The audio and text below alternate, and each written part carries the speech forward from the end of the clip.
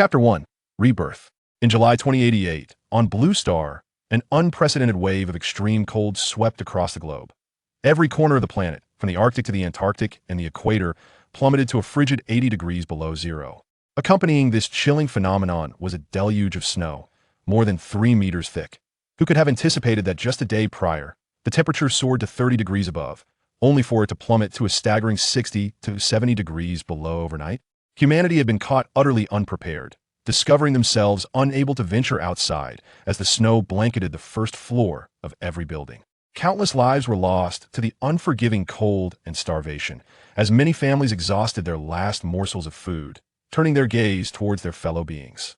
Sun Ran found himself tightly bound to a chair, helplessly witnessing the brutal dismemberment of the beautiful Su Ningming by his wife and her family, her body marred beyond recognition. Regret flooded his heart. He lamented his foolishness in trusting his wife and father-in-law, luring the long-legged beauty into this horrific scenario. Darling, don't move. Please, don't struggle. It won't hurt for long. See how obedient Su Ningming is, his wife taunted. Sis, stop wasting time with him. Let's finish this. Tonight, we'll have a human hot pot, just toss in some big bones, and it'll be delicious. Another voice chimed in. Right, daughter, if you can't do it, let me help. A third voice added that a month of life in this frozen apocalypse had birthed a demon within every surviving soul. No need, how could I harm this waste of space? Before I die, let me enlighten you. Sun Ran, the honest man, our son is not your blood, he belongs to Song Rensheng. You've been raising him for years, his wife cruelly revealed. Sun Ran, bound to the chair with a gag in his mouth, felt rage surge through him as his eyes bulged, veins popping at the revelation. Huh, finally found your courage, didn't you? Where was it before, you coward? Besides, young Master Song's favorite pastime is to offend husbands that you recall how you'd often fall asleep right after dinner a while back? Enough of this nonsense, go, keep Su Ningming company now.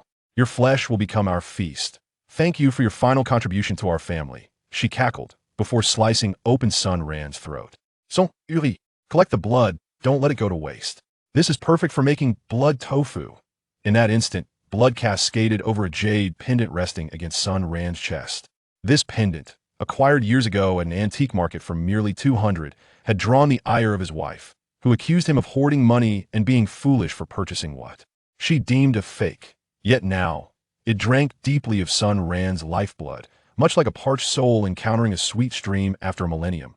Moments later, the jade glimmered with a radiant white light. Sun Ran instinctively raised his hand to shield his eyes from the brilliance, only to find himself before the community's garbage bin, clutching a bag of refuse, his complexion ashen and drenched in cold sweat. Sun? Sungo? Is that really you? A melodious voice interrupted his frantic actions. Su Ningming? At that moment, Sun Ran realized that a living person stood beside him. At this time, Su Ningming, like himself, was holding a bag of garbage, her complexion pale and her body trembling, as she incessantly examined herself. After a brief moment of mutual gaze, they both exclaimed in unison, "You have been reborn. You have been reborn. Have we been reborn? Have we been reborn?" Overwhelmed with joy, Su Ningming embraced Sun Ran, weeping as she lamented, "Why are your wife's family so wicked, slicing my flesh and drinking my blood? Are they even human?" Sun Ran slowly raised his arm and gently patted her back, saying nothing. After all, it was he who had followed his wife's instructions to lure Su Ningming out. "Brother Sun, before I died, I saw you being slain by that cruel woman. Why, after a brief moment, did a flash of white light occur, and we were reborn. If I am not mistaken, it should be the jade ornament I wore. Your blood had splattered on it before, but perhaps it was insufficient to activate it. Later, my blood was ample and directly activated it. Thus we were reborn." Sun Ran attempted to retrieve the jade ornament from his clothing, only to find it missing. Instead, a similar tattoo had appeared in its place. Su Ningming, quickly check if there's a tattoo on your chest. He spoke, about to pull aside her clothing for a closer look. When his hands brushed against the firm softness, he immediately withdrew. With an awkward smile, he said, "You can check for yourself, I was just anxious." Su Ningming's face flushed bright red.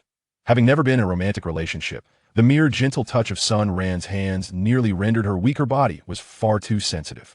Blushing, she turned around, lifted her snug workout attire, and indeed discovered a jade ornament pattern. Could it be that aside from being reborn, it possesses other functions? Sun Ran lowered his head, concentrating intently on the jade ornament pattern on his body. The more he stared, the more dizzy he became.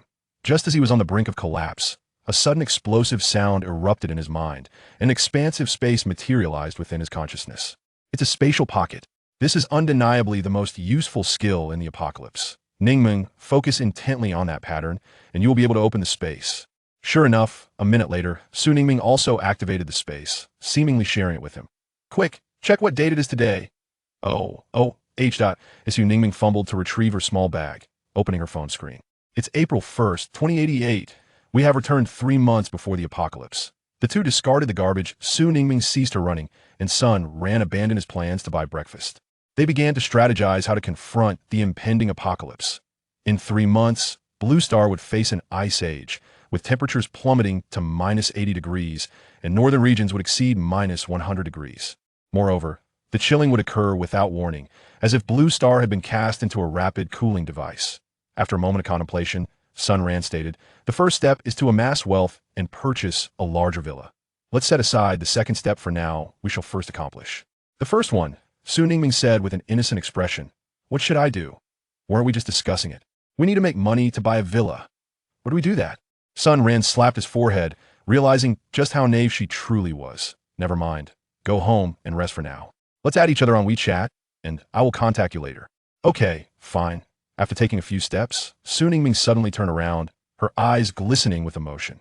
Brother Sun, I don't blame you for luring me out of my home, as you were unaware at the time. My only resentment lies with your wife and her family. I seek revenge. Sun Ran gritted his teeth, declaring, rest assured, Ningming, what they have done to us, I shall make them repay tenfold, if not 100-fold. Chapter 2. Resignation. Ningming, you should head home now.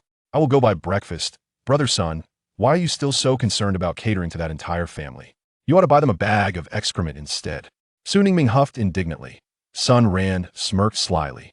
I have a plan, and if it succeeds, it will greatly expedite our quest for funds to purchase the villa. Plus, we might even earn some interest. One must endure minor discomfort to achieve grand ambitions. This will be the last time I buy breakfast for that bunch of ingrates. Just wait and see. All right, then I'll head home. I need to tidy up before heading to work. Brother Sun, do be cautious, they are capable of murder. Contact me via WeChat if anything arises. After parting ways, Sun Ran bought 10 fried dough sticks and 5 bowls of tofu pudding from a breakfast shop at the entrance of the community. As he opened the door, his father-in-law Zhao Iju remarked sarcastically, by the time you return with breakfast, the whole family will starve. Can't you be a bit more efficient? What time is it? Indeed, brother-in-law, I'm not pointing fingers, but look at the time. My girlfriend Xiaoli will soon be urging me to hurry. Let's get the breakfast on the table. Zhao Xiaozhu, his brother-in-law, unashamedly chimed in. Oh, by the way, brother-in-law, could you transfer me 500 yuan? I'm out of cash. Sun Ran remained silent, thinking, enjoy your arrogance while it lasts tomorrow. I shall make you all aware of my true prowess. Daddy, stinky daddy, there are no buns for breakfast. A voice filled with childlike innocence rang out. Sweetheart, don't worry. Grandma will buy you some buns on the way to kindergarten. Your useless daddy won't get you any, but Grandma will. Sun Ran's elegant mother-in-law, Song Shuzhen, quickly picked up a boy of about 5 years old and comforted him. Sun Ran felt utterly overwhelmed, questioning what kind of bizarre family he had married into, wondering how he had failed to notice their eccentricities after 5 arduous years of serving them. Mom, I won't be having breakfast at home. There's a meeting at the company today, and I'll grab something to eat on the way. A sophisticated woman emerged from the restroom, clad in a fitted white suit, a short skirt paired with black stockings, perfectly accentuating her figure. Her makeup was minimal, yet it outshone the ostentatious appearances of countless stars and influencers that on her fair and delicate visage, adorned with black-rimmed glasses, she embodies an intellect that captivates, igniting an irresistible desire for conquest within men. This is Sun Ran's lawful wife, Zhao Qian, with such a striking appearance, who in the neighborhood does not envy Sun Ran for sharing his life with such a beauty. Even if he endures indignities at home, what does it matter? Sun Ran glanced at Zhao Qian, memories flooding back like a burst dam. They were classmates in university, yet their backgrounds differed vastly. Sun Ran hailed from the countryside, while Zhao Qian was a local urbanite. One was an ordinary young man, while the other was a paragon among women, revered as the campus belle. Rewind to the night of their graduation, when the class gathered for a farewell party. With exceptional grades and a preemptive job offer from a top-tier company, Sun Ran became the star of the evening, with classmates eagerly toasting him, claiming he should look after his old friends once he entered society. Having devoted 4 years to his studies, Sun Ran was unaccustomed to such attention and succumbed to intoxication halfway through the night.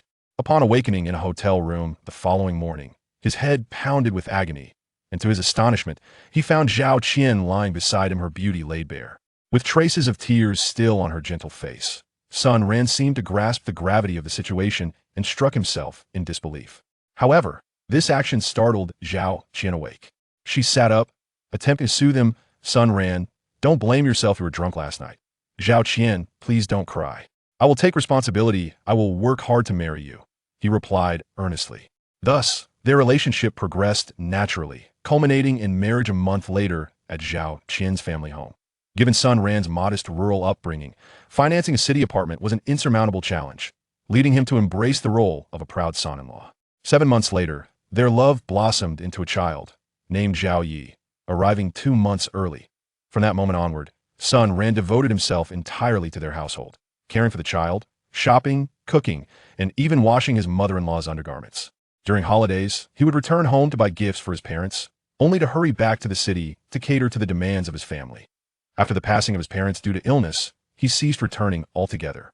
Upon graduation, Zhao Qian secured a position at a large publicly traded company, leaving her exceedingly busy, often returning home inebriated late at night. Sun Ran, feeling helpless, dedicated himself wholly to alleviating her burdens at home. For 5 years, he toiled tirelessly, believing he bore the consequences of having taken advantage of a virtuous young woman, leading to her pregnancy. Shaking his head, he cast these memories aside and surveyed the room, a sardonic smile forming as he turned to leave. What's wrong with Sun Ran this morning? He's as silent as a mute, muttered his brother-in-law, Zhao Xiaozhu, clutching a fried dough stick. Oh, never mind him. I'm leaving. You all enjoy yourselves. Goodbye, Xiaoya. Zhao Qian put on her shoes, grabbed her newly purchased LW bag, and swayed her alluring figure out the door. At this moment, Sun Ran had already arrived at the hardware market on his electric bike. Today marks the initiation of his revenge plan, aptly named the most challenging surgical operation in human history. Having departed the hardware market, his next destination was the largest electronics mall in the city center. After making a few purchases, he glanced at the time, 10 o'clock. At this hour, the house would undoubtedly be empty. His brother-in-law had long since gone out to have fun. The 2 elderly folks should be dancing in the square, and little Xiaoya was at kindergarten, conveniently facilitating Sun Ran's plan. Stealthily returning home, he followed the instructions to install the electronic miniature camera, connecting it to his phone. After a brief test, everything appeared flawless. He concealed the secret weapon he had acquired from the hardware market under the bed, a sinister smile creeping across his face. Suddenly, his phone rang. Sun Ran, do you even know what time it is? Why aren't you at work yet? Is the company your family's? Hurry up and get over here with the proposal. The voice on the other end, hoarse with anger, belonged to Sun Ran's immediate superior, the so-called Ice Queen, Lin Yao. Her face was perpetually cold, as if she were plagued by an unending bout of menstrual discomfort. I have some matters at home and running late, Sun Ran calmly explained. I don't care what's happening at home. Even if someone has died, you must deliver the proposal to my office immediately. You have 10 minutes. If you don't show up, you're fired. Damn it. I've been reborn. How can I let a woman like you bully me? Sun Ran smirked slyly. All right, just wait and see. In his previous life, Sun Ran had inadvertently stumbled upon Lin Yao and the company CEO playing cards in the office. Since that incident, she had targeted him relentlessly, finding ways to undermine him, deducting his salary under various pretenses and piling on tasks. Any minor mistake would lead to public humiliation in front of the entire company, all in a bid to get him fired. Yet for the sake of job security, Sun Ran had endured the torment in silence. Reflecting on these grievances, he resolved that it was high time to deal with this woman. Upon returning to the company, he drafted a resignation letter and marched straight into Lin Yao's office, pushing the door open without hesitation. Do you have any manners? Did you break your fingers? Can't you knock? Not for what? Sun Ran retorted fiercely. I am resigning. You need to approve it immediately and calculate my bonuses and performance pay for the past 6 months, along with the back pay for 6 months. Lin Yao laughed at his audacity, retorting, is this company your family's? Whether it's my family's or not is none of your business. But if you wish for the entire company to learn of your little affair with the chairman by tomorrow, then feel free to withhold my resignation. With that, Sun Ran tossed the resignation letter aside and turned to leave. Wait, come back. Do you have any idea what you're doing? You might get this money, but you may not live to spend it. Stop with the empty threats. Just tell me if you'll approve it or not. If not, we'll see what happens. Lin Yao stared blankly at Sun Ran, who met her gaze with unwavering determination. Ultimately, Lin Yao conceded, unwilling to gamble her future. She picked up her resignation letter, glanced at it briefly, and then firmly affixed her signature. Leave, and may you forever remain silent. Sun Ran's eyes traced the contours of Lin Yao's figure accentuated by her fitted sweater, as he remarked, Lin Yao, you must be aware that all the men in the company covet your physique, myself included. Since you are departing, let me indulge in a fleeting moment of reality. Is that request too excessive? You shall not. Sun Ran replied nonchalantly. Very well. If I cannot have you, I shall ruin you. Farewell. Lin Yao, now on the brink of despair, exclaimed, Come back. She then hastily approached the door, locking it firmly behind her. I offer you 200,000. Hurry and leave. Go to the foot-washing city to find a young one. Is that not acceptable? No, I want you. Just give me a straightforward answer. Lin Yao painfully closed her eyes. How can you ensure that once you are done with me, you won't spread tales everywhere? I am quite busy, with no time to concern myself with your trivial matters. Believe it or not, it matters little to me. Trust me, in my eyes. You are merely an object for release. I will not cling to you. You are not that significant. Lin Yao gazed into Sun Ran's eyes, sensing an absence of deceit, and silently turned away to remove her short skirt. You are treating this like a beggar's errand. Take it all off.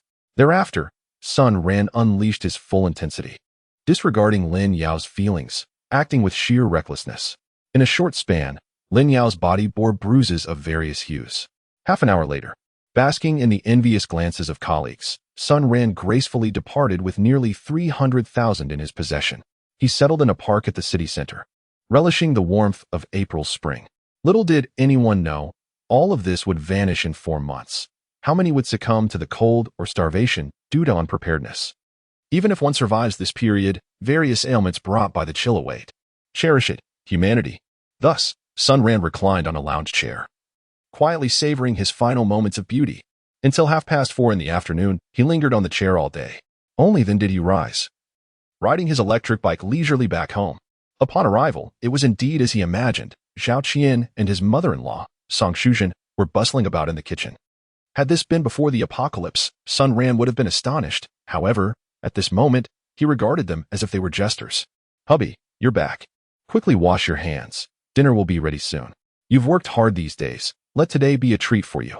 Zhao Qian, embodying the archetype of a virtuous wife and mother, carefully took his coat and handed him a pair of slippers. Thank you, Zhao Qian. I shall savor your culinary skill shortly. Sun Ran replied with a smile concealing his true intentions. At least for now, the atmosphere at home remained harmonious. Whether it continues to be so is for me, Sun Ran, to determine. Chapter 3. A successful plan soon, for small dishes were presented on the table, each a feast for the senses. Throughout the meal, Zhao Qian continuously served him, enveloping him in warmth he had never experienced before. Yet, Sun Ran understood that beneath this gentleness lay a profoundly twisted madness. Hubby, how are the dishes? Are they delicious? Delicious. Thank you for your efforts, Zhao Qian.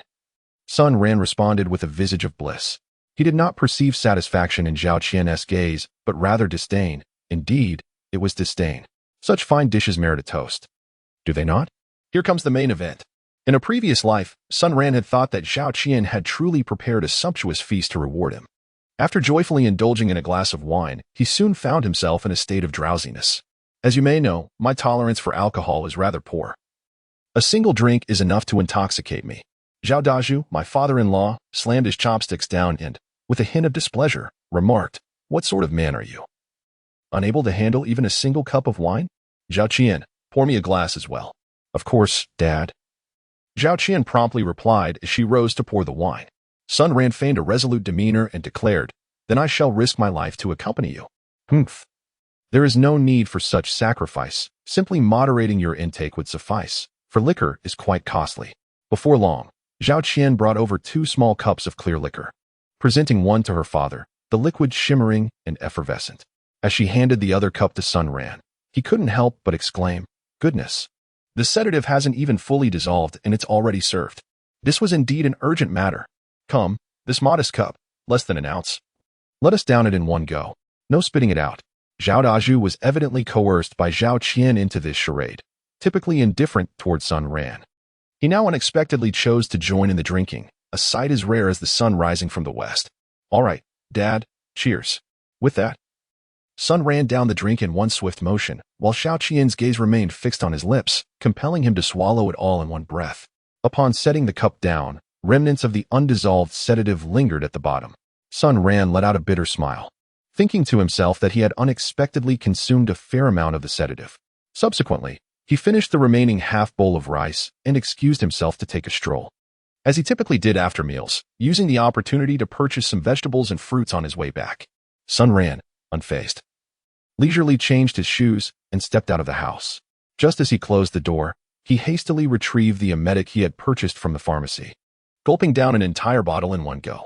He then rushed to the safety corridor's stairwell, where he produced a prepared plastic bag and began to retch violently, nearly expelling his bile. He mused to himself, those gluttonous food streamers online truly risk it all for a mere pittance. Just a single bout of vomiting could be utterly debilitating. Half an hour later, Sun Ran returned, carrying half a watermelon and several apples, which he placed in the kitchen. What was amiss today? Why did he feel so fatigued? I've bought the fruit. Xiao Qian, remember to eat it later. Zhao Qian, with a look of excitement, remarked, Darling, you might just be exhausted from your day's work. You should rest up. All right, Xiao Qian, he replied. Sun Ran feigned an air of profound fatigue as he returned to his chamber, reclined upon the bed, and ensconced himself beneath the covers, patiently awaiting the passage of time. 5 minutes hence, the door to his room swung open. Darling, awaken. I cannot find the knife for slicing the watermelon. Where have you placed it? Oh, dear Sun Ran. Zhao Qian, perhaps feeling a twinge of anxiety, delivered 2 sharp slaps, her own hand stinging from the force, yet Sun Ran remained in slumber. Hey, my love. You should ascend the stairs. This good-for-nothing has succumbed to a deep sleep.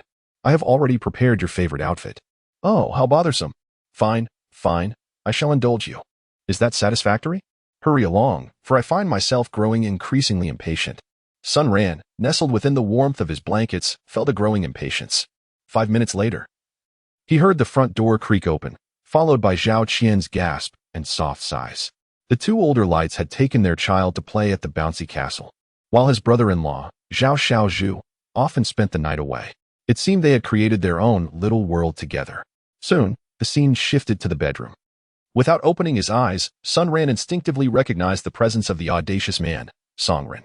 Though Song Ren and Sun Ran attended the same university, they were not in the same field of study.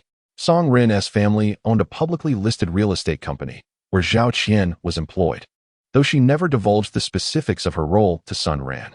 The community where Zhao Qian resided was developed and constructed by Song Ren's family company. Given Zhao Qian's academic caliber, it was astonishing that she had secured a position in a listed company immediately after graduation, driving a luxury car worth millions and flaunting handbags that cost several thousand. Come, step up. Pose by the wedding photos. Song Ren, assuming the demeanor of a renowned director, began directing the leading lady into character, allowing him to immerse himself in the moment. Alas, in his youth, having overindulged, he found that without a touch of risque excitement, his brain struggled to produce dopamine. Before long, the two became fully engaged, diving into the main act. The performers were so engrossed in their roles that they failed to notice Sun Ran, now with his eyes wide open, holding a large bottle of 502 superglue. This adhesive, at room temperature, could solidify in a mere 1 to 3 seconds, its effectiveness beyond question. Sun Ran brandished the glue, took aim, and unleashed a barrage of strikes, executing each action seamlessly and without hesitation. At first, Song Ran merely felt a chill, but in the next moment, he suddenly realized that his younger brother was immobilized, and a mere tug inflicted excruciating pain. Zhao Qian experienced a similar sensation, bewildered by the intense, searing discomfort. As they both glanced down, a horrifying realization struck them. Sun Ran had already risen to his feet. Startled, they quickly grasped the fact that Sun Ran had played a trick on them. What on earth did you just do to me, Sun Ran? Roared Song Ran. Sun Ran, unhurried and calm, approached the television wall and retrieved the camera, leisurely stating, During your engrossing performance, I added a touch of super adhesive. Is that too much to ask? Have you lost your mind, Sun Ran? Are you insane? Stop pulling, it hurts me. Zhao Qian exclaimed, her voice strained. The two stood on the bed, maintaining an exhilarating posture. Did you not give Sun Ran a sedative? I did. I witnessed him drink it with my own eyes. Sun Ran chuckled lightly and said, Indeed. I drank, but I subsequently vomited. So, tell me, how do you two intend to resolve this? Resolve what? Do you have any idea who I am? Do you dare to play these games with me? If I wanted to, a single phone call could spell your demise. Now, even in such a dire situation, you still dare to threaten me? You must understand that with every passing second, the chances of saving your brother diminish. I am not in a rush. Upon hearing that his younger brother was in peril, Song Rin immediately softened his stance, saying, "Name your price." "Haha, splendid. I want to extort you excessively. I have cared for your son for 5 years. While he may not have achieved much, my efforts cannot be overlooked. 1 million is hardly excessive, is it? My wife allowed you to enjoy 5 years of freedom. 500,000 is a modest request. In total, that amounts to 1,500,000. If you agree, transfer the funds immediately, and I shall summon an ambulance for you. If not, we shall remain at an impasse. Have you lost your mind? 1,500,000? 500,000 is the utmost I can offer."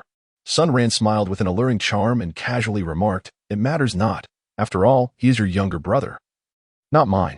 Moreover, I intend to upload this video online tomorrow, showcasing how the young heir of a certain real estate company has shattered another's family. I am confident many will be inclined to share it, and soon enough, your family's stock market will come to a halt. Sun Ran, I concede this time. Hand me your phone, and I shall transfer the funds to you. The sooner we conclude this matter, the sooner I can head to the hospital." Ensuring a mutually satisfactory outcome, Sun Ran cheerfully handed his phone to him. Perhaps due to the constraints of bank transfers, he completed the transaction in 3 attempts. "I know you have your ways, Song Rin. If this money gets frozen or scrutinized, or if I face any personal harm, the video will be uploaded online instantly." After a pause, he added, "All right, it's your turn, Zhao Qian. Tomorrow at 9 in the morning, we meet at the Civil Affairs Bureau for the divorce. I do not want the house, but I must receive compensation. I do not ask for much. Over the years, my entire salary has gone into this family, totaling 1.5 million plus 500,000 for emotional distress, making it a total of 2 million. Otherwise, we shall see each other in court." With that, Sun Ran placed his phone down and declared, "Call an ambulance yourselves." He then picked up his well-packed suitcase and left with an air of nonchalance. Chapter 4. Song Rin's wife, Tang Tian. When the ambulance arrived at Zhao Qian's residence, the paramedics were taken aback by the position of the 2 individuals, pondering if such benefits truly existed. If every scene were like this, working overtime would hardly matter, as long as I genuinely love this job. However, complications arose when they realized that the stretcher could not accommodate both individuals simultaneously, and they could not be separated. Thus, they had no choice but to assist them both in descending the stairs. Downstairs, an ambulance awaited, and soon a crowd gathered, including Zhao Qian's parents and child. "Hey, Lao Zhao, isn't this your building? Whose family is in trouble?" Zhao Daju shook his head and replied, "I haven't heard of anyone being ill. This wretched ambulance is blocking the way. It's quite distressing. They should hurry and leave." As he spoke, the doctors helped the 2 emerge. And upon recognizing his daughter and Song Rin, Zhao Daju's blood pressure spiked, prompting him and his wife to rush over. The onlookers quickly discerned something amiss in the couple's demeanor and, being seasoned in such matters, understood the underlying situation. They thought to themselves, "These young people certainly know how to have fun. It's like they're locked in together." While silently criticizing the Zhao family, they felt sympathy for Sun Ran. It is said that since its establishment, the Central Hospital has never performed a surgery as chaotic as this one. Due to the adhesive being completely dry and the complexity of the surgical site, it took a full 2 hours to separate the 2. Exhausted, both individuals leaned on one another. Song Shushan hurried over to support her daughter and whispered, "You 2 may play, but how can you harm your bodies like this?" With red-rimmed eyes, Zhao Qian replied, "Oh, Mom, it's not as you imagine. It's Sun Ran." She recounted the events of the evening in detail. "I wondered why this good-for-nothing seemed different today. Has someone told him something? Demanding a divorce and 2 million? How naive. Watch me call him. I will scold him thoroughly. Oh, wait. Let us discuss this when we return home. We've already brought shame to ourselves. How will we hold our heads high in the community now?" At this moment, Sun Ran finds himself in an upscale beauty salon owned by Tang Tian, the wife of Song Ran. Indeed, having taken his revenge on the 2 protagonists, Sun Ran's next target is to confront Song Ran's spouse. This is what one might call retribution in kind. "You dare to toy with my wife, and I shall ensure your head becomes a trophy upon the prairie." Sun Ran could only blame his past self for being excessively honest. In truth, he had already discerned that Zhao Qian harbored no affection for him, yet he remained unwilling to awaken from this dream, since he had been reborn. And with the impending apocalypse looming, coupled with the uncertainty of how long this ice age would endure, now is indeed the opportune moment for vengeance. "Miss Tang, there is a gentleman outside seeking you." He claims to have an important matter to discuss. At that moment, Tang Tiantian was in the office attending to a wealthy lady applying for a card. She lifted her gaze, revealing a flawlessly beautiful visage, a testament to her diligent skincare regimen. Her figure was equally remarkable, perfectly proportioned with alluring curves. She was in her late 20s, the peak of feminine allure, akin to a ripe, succulent peach. Please have him wait at the front desk. I will join him once I finish here. All right. After a brief interlude of 10 minutes, the affluent lady, under Tang Tiantian's persuasion, had procured a beauty and body treatment package worth 58,800, leaving contentedly for her pampering session. Tang Tiantian sashayed to the front desk. Who is looking for me? It is this gentleman. At this moment, Sun Ran rose to his feet and smiled, saying, Tang Tiantian. My name is Sun Ran. I possess something that I believe will pique your interest. Tang Tiantian furrowed her brows and replied, I do not know you, and I am not interested in what you have. Goodbye. Please do not be so hasty in your refusal. It pertains to your husband, Songren. Are you truly certain you do not wish to take a look? Tang Tiantian lifted her gaze to meet Sun Ran's, pondered for a few seconds, and then said, Come to my office. As she walked ahead of him, the fragrant scent of her presence was distinctly noticeable, and her curvaceous silhouette was unmistakably captivating. Sun Ran pondered. Such a beautiful wife, yet she still dares to sneak out. Is it true that the flowers at home pale in comparison to the wild blossoms? I shall give it a try as well. Upon arriving at the office, Tang Tiantian closed the door securely, crossed her arms over her chest, and coldly remarked, Speak. What is it? Sun Ran unlocked his phone and brought up the passionate video of the two from that evening, along with their conversation. Within mere seconds of viewing, Tang Tiantian's face turned as pale as a ghost. She had long suspected that Song Ren was seeing someone else, but she never anticipated such carelessness would lead to being recorded. The video was filmed in my home, and the leading lady is my wife. If I were to disseminate this video across the internet, you must comprehend the dire consequences that would ensue. Tang Tiantian gazed at Sun Ran with disdain, a cold smirk gracing her lips as she said, Name your price. I will purchase this video from you. Sun Ran was greatly irritated by her attitude. He stood up and said fiercely, Do you think a handful of filthy lucre makes you exceptional? Do I lack money? Damn it. With that attitude of yours. Just wait for the entire internet to spread this tomorrow. After finishing his words, Sun Ran opened the door and was about to leave. Tang Tiantian hurriedly rushed over, grasping Sun Ran's arm, and pleaded, I'm sorry, Mr. Sun, it was my fault. I didn't consider your feelings. Please tell me, how can we resolve this matter? Tang Tiantian did not wish for the situation to escalate. After all, it was better to thrive in the shade of a big tree. What Song Ren did outside was of no concern to her as long as she had money to spend. The beauty salon's premises belonged to the Song family, and she was merely using them for free. If her poor attitude were to bring this issue to light, she could not bear the consequences. Sun Ran nodded, an expression of understanding gracing his features as he remarked, The solution lies in your performance. Having encountered such glances far too often, Tang Tiantian immediately declined, saying, That's impossible. Please consider another option. While Song Ren might indulge in infidelity outside, he maintained an ironclad grip on Tang Tiantian, ensuring she returned home promptly after her beauty salon closed at 8 each evening. He frequently scrutinized her phone, not out of deep affection, but from a fear of being cuckolded. Thus, there was no room for negotiation. Very well. Farewell, she declared. Wait, I can offer you 5 million. What do you say? I've already stated that money is not my concern. My aim is revenge. He has been with my wife for 5 years, and that child is not even mine. I intend to reciprocate by playing with his wife. Sun Ran feigned a hysterical demeanor, yet deep within, he had long ceased to care. The impending apocalypse rendered such concerns trivial. Tang Tiantian wore an expression of distress as Sun Ran leisurely settled onto the sofa, igniting a cigarette and casually declaring, You have 5 minutes to ponder your decision. However, my patience is limited. As Tang Tiantian contemplated her current life of comfort and affluence, the thought of losing it filled her with dread. The prospect of toiling for money in the future was unappealing. Additionally, the fact that Song Ran had not touched her in 6 months while he was entangled with the wives of others stirred a sense of imbalance within her. If he could stray, then so could she. All right, I agree. But you must refrain from sharing the video. Rest assured, my dear. Let us commence. With the burdens of her heart cast aside and Sun Ran's striking handsomeness exuding a unique masculine vigor, Tang Tiantian suddenly perceived this venture as advantageous. The battle was about to begin. Suddenly, Sun Ran realized that his body seemed to have been enhanced by a mysterious jade ornament. After enduring 2 large-scale battles in a single day, he found himself growing stronger with each encounter, entirely devoid of fatigue. This was indeed perplexing.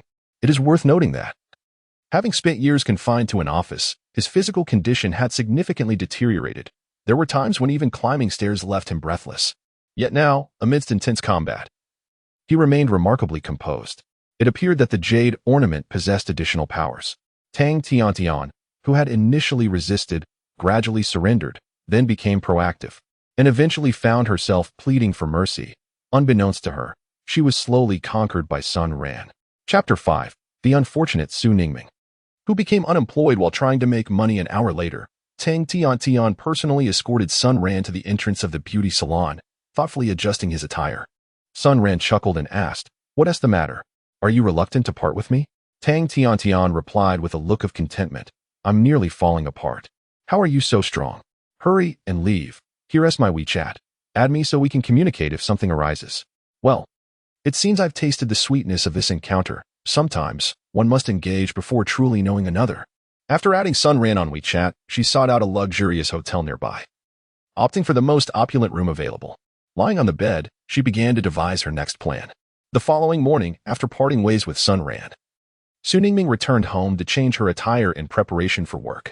Gazing into the mirror at her 30-60 figure, she clenched her tiny fists and resolutely declared, "In my past life, my frailty caused me to lose you 2 treasures. In this life, I vow to protect you both." The 2 treasures seemed to respond to her words, quivering slightly, leaving onlookers dizzy with admiration. Sun Ran was right. It was imperative to amass wealth. One must acquire riches to purchase countless resources and a villa. Today, earning money was essential. With over 300,000 in her bank account, a bequest from her parents, she typically spent her salary as soon as she earned it, leaving nothing behind. It appeared necessary to leverage her allure. Su Ningming clenched her fists and resolutely stated.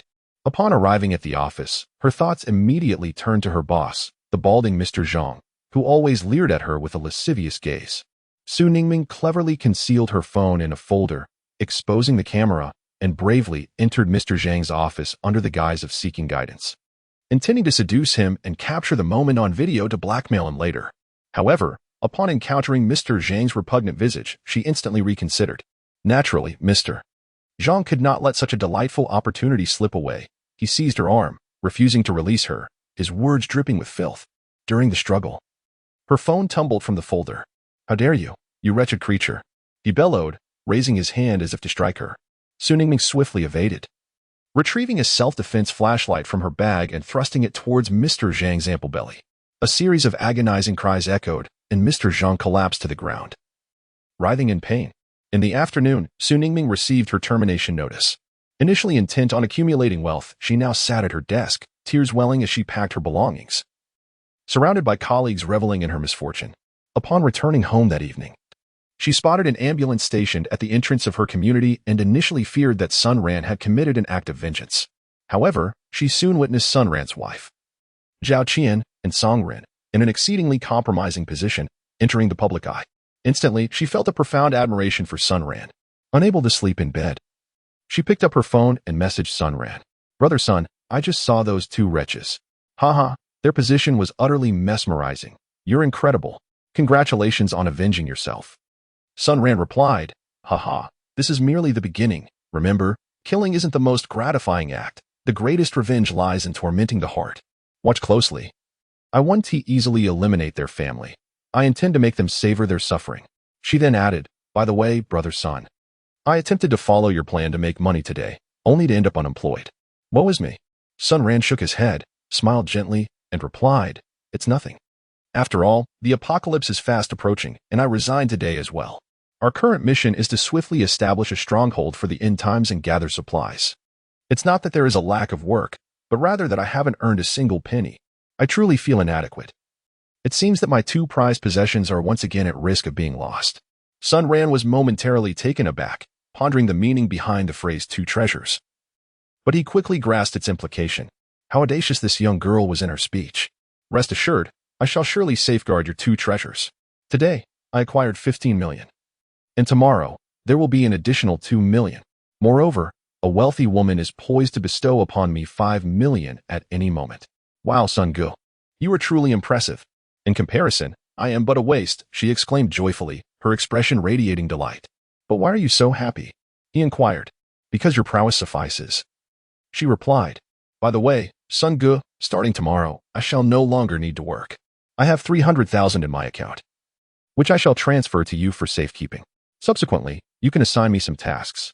Perhaps it was the bond forged through shared life and death experiences, as well as their mutual rebirth and the sharing of a mystical space that endowed Su Ningming with unwavering trust in Sun Ran. You need not transfer your funds to me just yet. Keep them for yourself, he suggested. How about this? Your task for tomorrow is to venture out and scout for a villa. It must be spacious, immensely so. Do not fret about the financial aspect. I will find a solution. Why procure such a large space?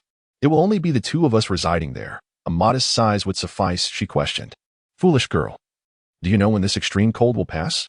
What if it lingers for years? Shall we confine ourselves to a small villa for that duration? We would surely go mad.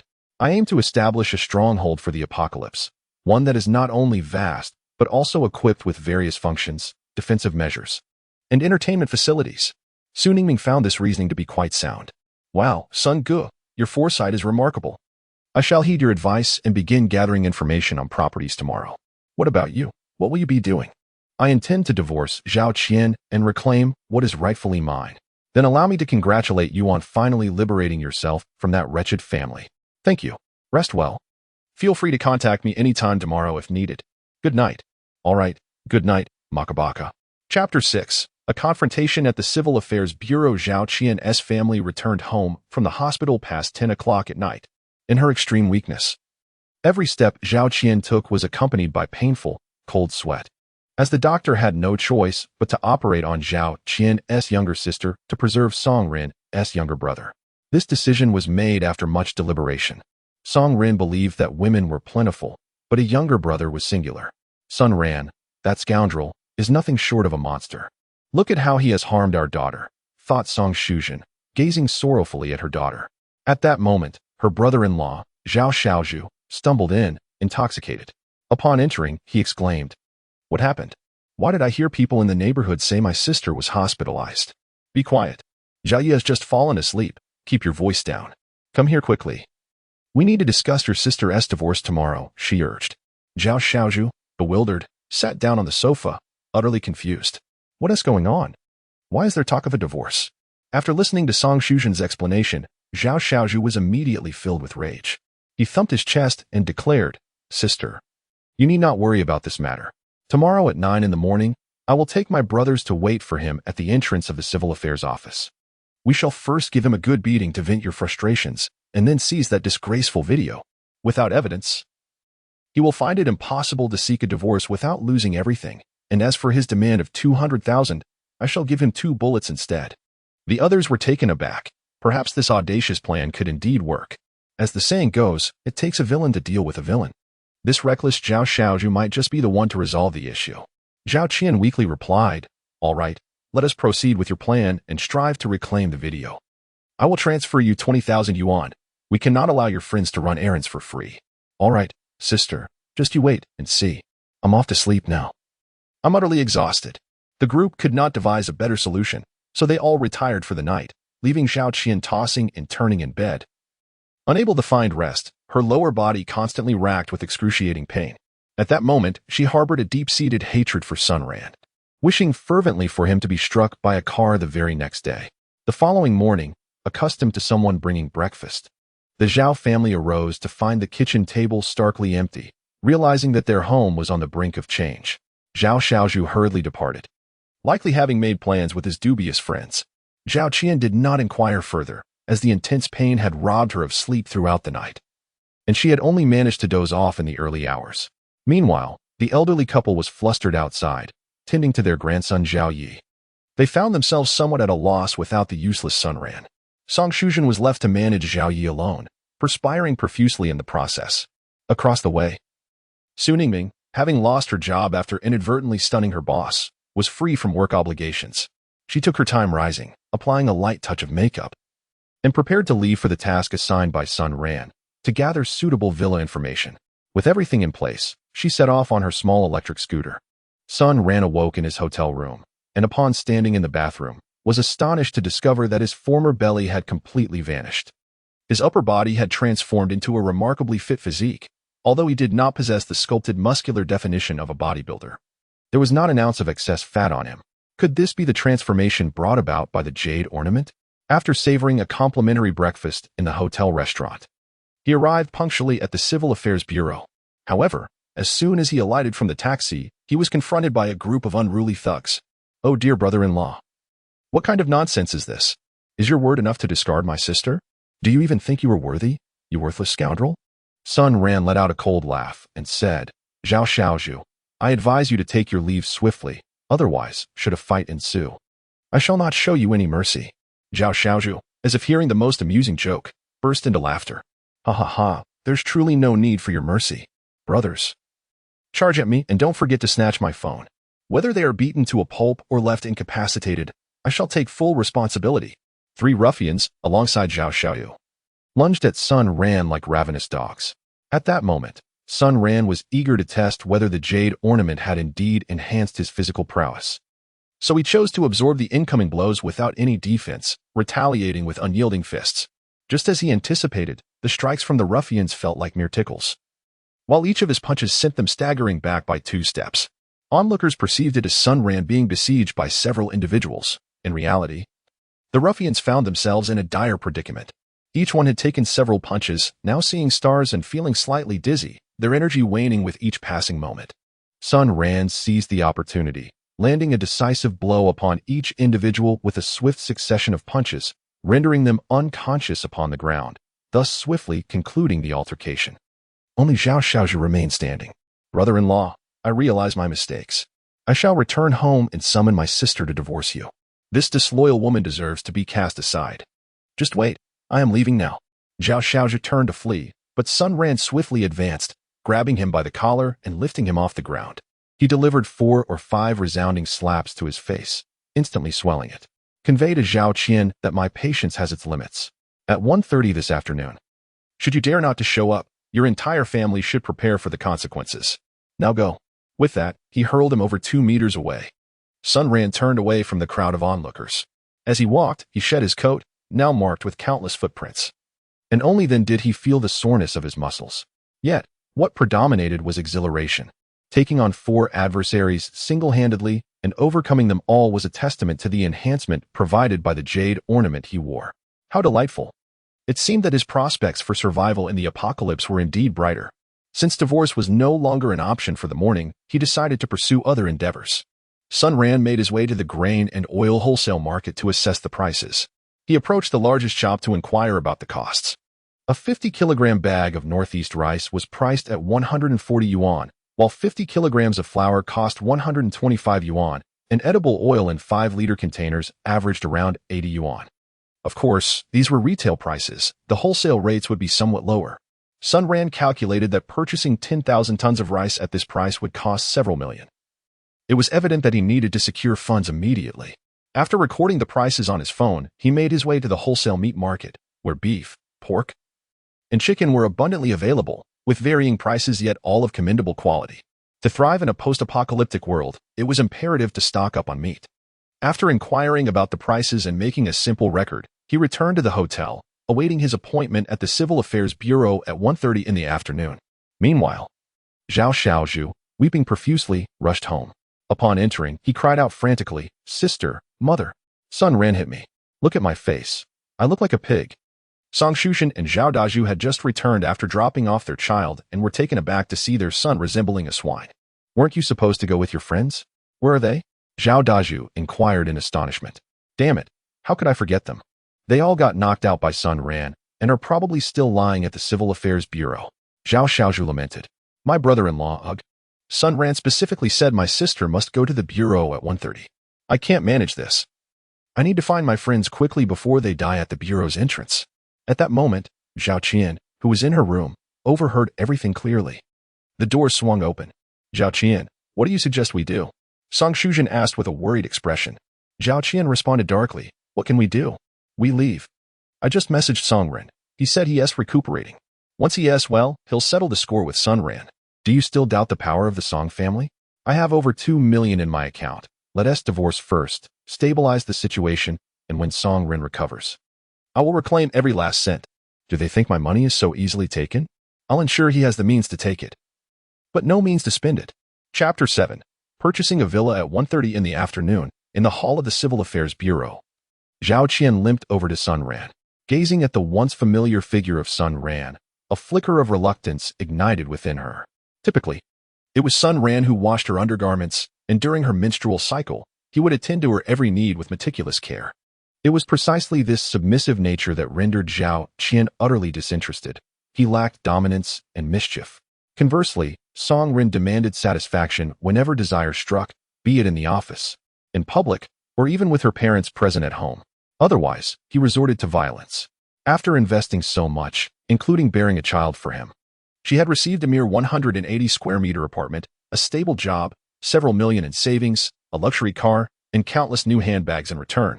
Upon reflection, it seemed that Song Rin offered a greater value. Next, Sun Ran. A voice called, "Come on, it's our turn." Sun Ran rose with an air of indifference and strode directly toward the divorce window. Zhao Qian, however, followed behind with great difficulty. The two no longer deliberated. "I notice that you both have a child in your records. For the sake of the child, there is no need for mediation. Let us proceed to the next round." "Thank you, I'm pressed for time." Sun Ran politely interrupted the mediator. "Very well, you may sign here, and that will conclude the matter. The marriage certificate will be retrieved." Upon signing, their legal status as husband and wife was officially terminated. "Let us proceed with the transfer." Sun Ran took out his phone and addressed Zhao Qian. "Certainly." Zhao Qian transferred 2 million to Sun Ran and then scoffed. "I hope you manage to spend this 2 million wisely and that nothing untoward occurs."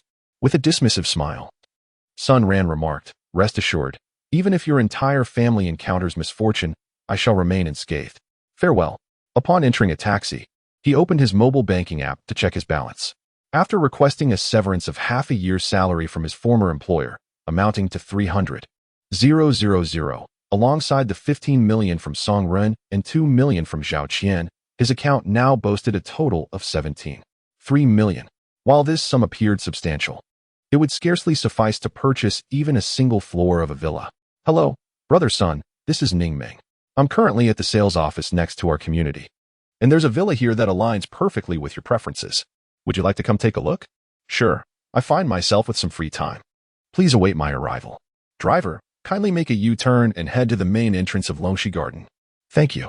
10 minutes later, at the Longxi Garden sales office, Su Ning Ming awaited Sun Ran, clutching a large cup of honey lemon water from Mishui City. Upon spotting Sun Ran alight from the taxi, she eagerly waved to catch his attention. Sun Ran paid for the fare and briskly crossed the street. "You must be anxious, right?" "Not at all. Here, this is the lemonade I bought for you." "Thank you. Then I shall not be polite. Later, I will treat you to a grand meal." "That sounds wonderful. Thank you, brother Sunday." The two entered the sales office in succession. "You have no idea. I've scoured several streets nearby without finding a suitable villa. Suddenly, I remembered that our community has villas. To my surprise, upon inquiring here, I discovered that one is indeed for sale. It's this one." As they spoke, they arrived at the model. At that moment, a saleswoman approached. Seeing the young lady who had inquired about the villa earlier return, accompanied by someone, she sensed genuine interest and patiently began her explanation. "Good day, sir. This villa is being sold on behalf of our client, as they are currently abroad and have entrusted us entirely with the sale. The villa features a basement floor of 3,000 square meters and 5 upper floors, each with a usable area of 2,000 square meters, totaling 13,000 square meters. The front yard spans over 4,000 square meters, and there is a private swimming pool at the back. The basement level provides direct access to the underground parking of the community, making parking and entry exceptionally convenient. The villa is fully furnished, essentially ready for immediate occupancy. The asking price is 800 million, with the option for installment payments, requiring only a 30% down payment. The specifications and size of the villa were particularly suitable for Sun Ran's subsequent renovation plans for a doomsday fortress. However, the price was indeed somewhat steep. "Is this the final price?" Sun Ran inquired, maintaining a calm demeanor. "My authority allows for a maximum of 780 million. If you are genuinely interested, I can consult with my manager." "Please do so." "Certainly, sir. Please hold on for a moment." Shortly thereafter, the saleswoman returned with a middle-aged man. who extended his hand warmly from a distance. Sun Ran politely reciprocated, exchanging a few pleasantries before getting straight to the point. 75 million is the lowest price, and currently, several executives are considering this villa. Several executives are interested? With such a high price, how many people would actually purchase it? It's bound to gather dust here. 700 million, I'll buy it. I can put down a 10 million deposit right now. If not, I will explore other options. The manager began to act as though he had endured countless internal struggles before arriving at the most challenging decision of his life. All right, sir, consider me a friend. Great. 30% of 700 million is 210 million, and I will handle the loan for the remainder. I will deposit 10 million now, and I'll gather the remaining 200 million within a week. Can I return to complete the process then? Absolutely. I will hand you the keys to the villa now, so you may begin preparations for an early move-in. Do not say that the manager's considerations are not thoughtful. Well, thank you. After taking the keys and leaving the sales office, Su Ningming still couldn't believe that in such a short span of time, Sun Ran had purchased a villa worth 700 million. Sun Ran, give me a slap. It feels as though I am dreaming. Haha, enough with the useless talk. Come, let me take you to explore our new villa community. Sun Ran mounted Su Ningming's petite electric scooter, with Su Ningming dutifully seated behind him. The awkwardness lay in the fact that her scooter was the smallest model available for women, forcing them to sit in close proximity, their chests pressed against each other's backs.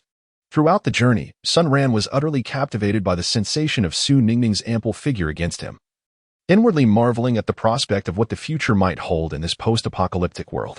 The little electric vehicle first navigated through the high-rise apartments of Longxi Garden Phase 1, the very area where Zhao Qian and Su Ningming resided, before progressing towards the villa district. Once past the charming houses, they arrived at the splendid villas. Each standalone villa boasted its own private garden, exuding beauty, and the residents were undoubtedly affluent individuals, the C'Armée de la C'Armée of society. After a series of left and right turns, they finally reached the villa they had purchased. Why don't you get out? Sun Ran urged.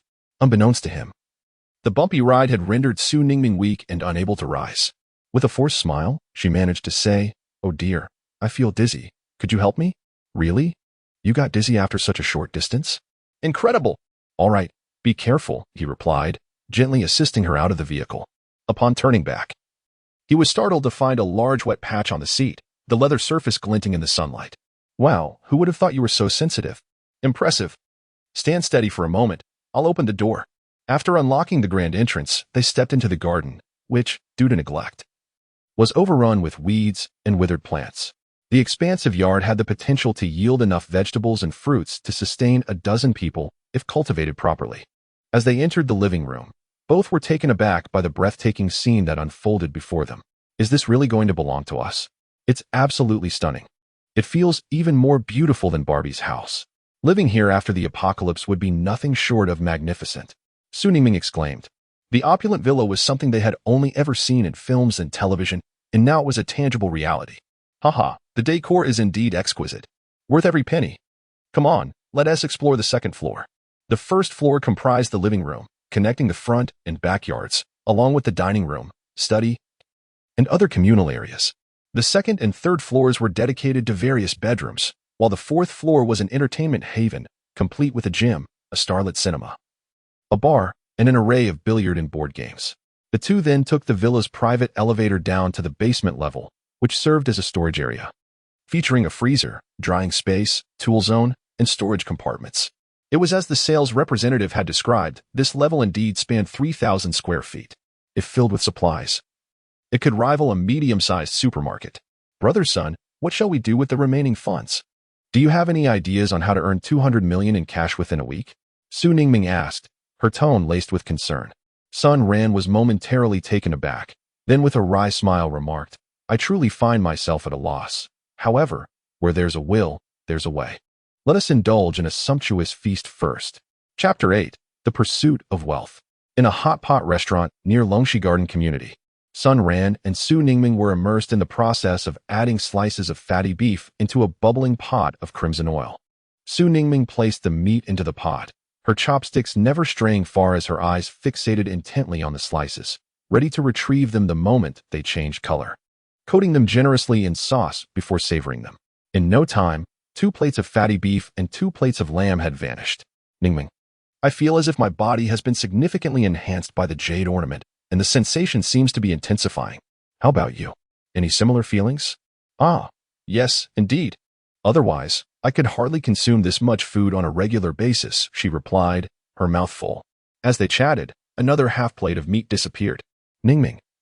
No one is competing with you. Simply take your time, Sunran said, somewhat speechless. Could it be that her enhancement pertained to her appetite? It's simply too delicious. Just as the two were enthusiastically devouring their meal, a shrill voice pierced the air. Well, if it isn't Sunran. Your wife is off amusing herself with other men at the hospital, and here you are, leisurely enjoying hot pot with another girl? Instantly. This juicy piece of gossip captured the attention of all the patrons on the first floor, who turned to gaze at Sunran. Some even standing on their chairs for a better view, unbothered by the risk of toppling into the hot pot. Sunran leisurely wiped his mouth and, with a disdainful smile, remarked, "What's the matter, Aunt Wang? Do you wish to be taken to the hospital by a man as well? I sense that you are unlikely to visit the hospital. If you were to go, it would surely be that man, who I suspect would be drained dry by you." Ha ha ha, my goodness, this young man's words are quite sharp. Ha ha, the elderly lady's face turned crimson as the onlookers erupted in hearty laughter. One Eye, as referred to by Sunran, shares the same neighborhood as Zhao Qian and is known as Wang Guizhi. She is a close friend of his former mother-in-law. In his previous life, Sunran frequently visited their home, often serving tea and water. Oh dear, let's go quickly and say fewer words, urged the young woman beside Wang Guizhi, her head bowed. Go. How dare you speak to me, you scoundrel? Do you possess any manners? Any decency? Wang Guizhi retorted fiercely. If I were addressing someone, I would certainly exhibit politeness and propriety. But speaking to a barking dog? What standards should I uphold? It's a miracle I haven't kicked you yet. I suggest you swiftly depart and not disturb my meal. Wang Guizhi suddenly realized that the usually taciturn Sunran had transformed dramatically. She found herself at a loss for words, utterly outmatched in this exchange. Just as she grappled with her inability to retort, her daughter-in-law, Dong Fong, interjected, Brother Sunran, I apologize. My mother means no harm. Please, enjoy your meal. We shall take our leave. Sunran glanced at Dong Fong, a girl from the countryside, who was not ill-natured and possessed a delicate beauty. Due to her exceptionally modest style of dress, her figure remained concealed until half a month after the apocalypse.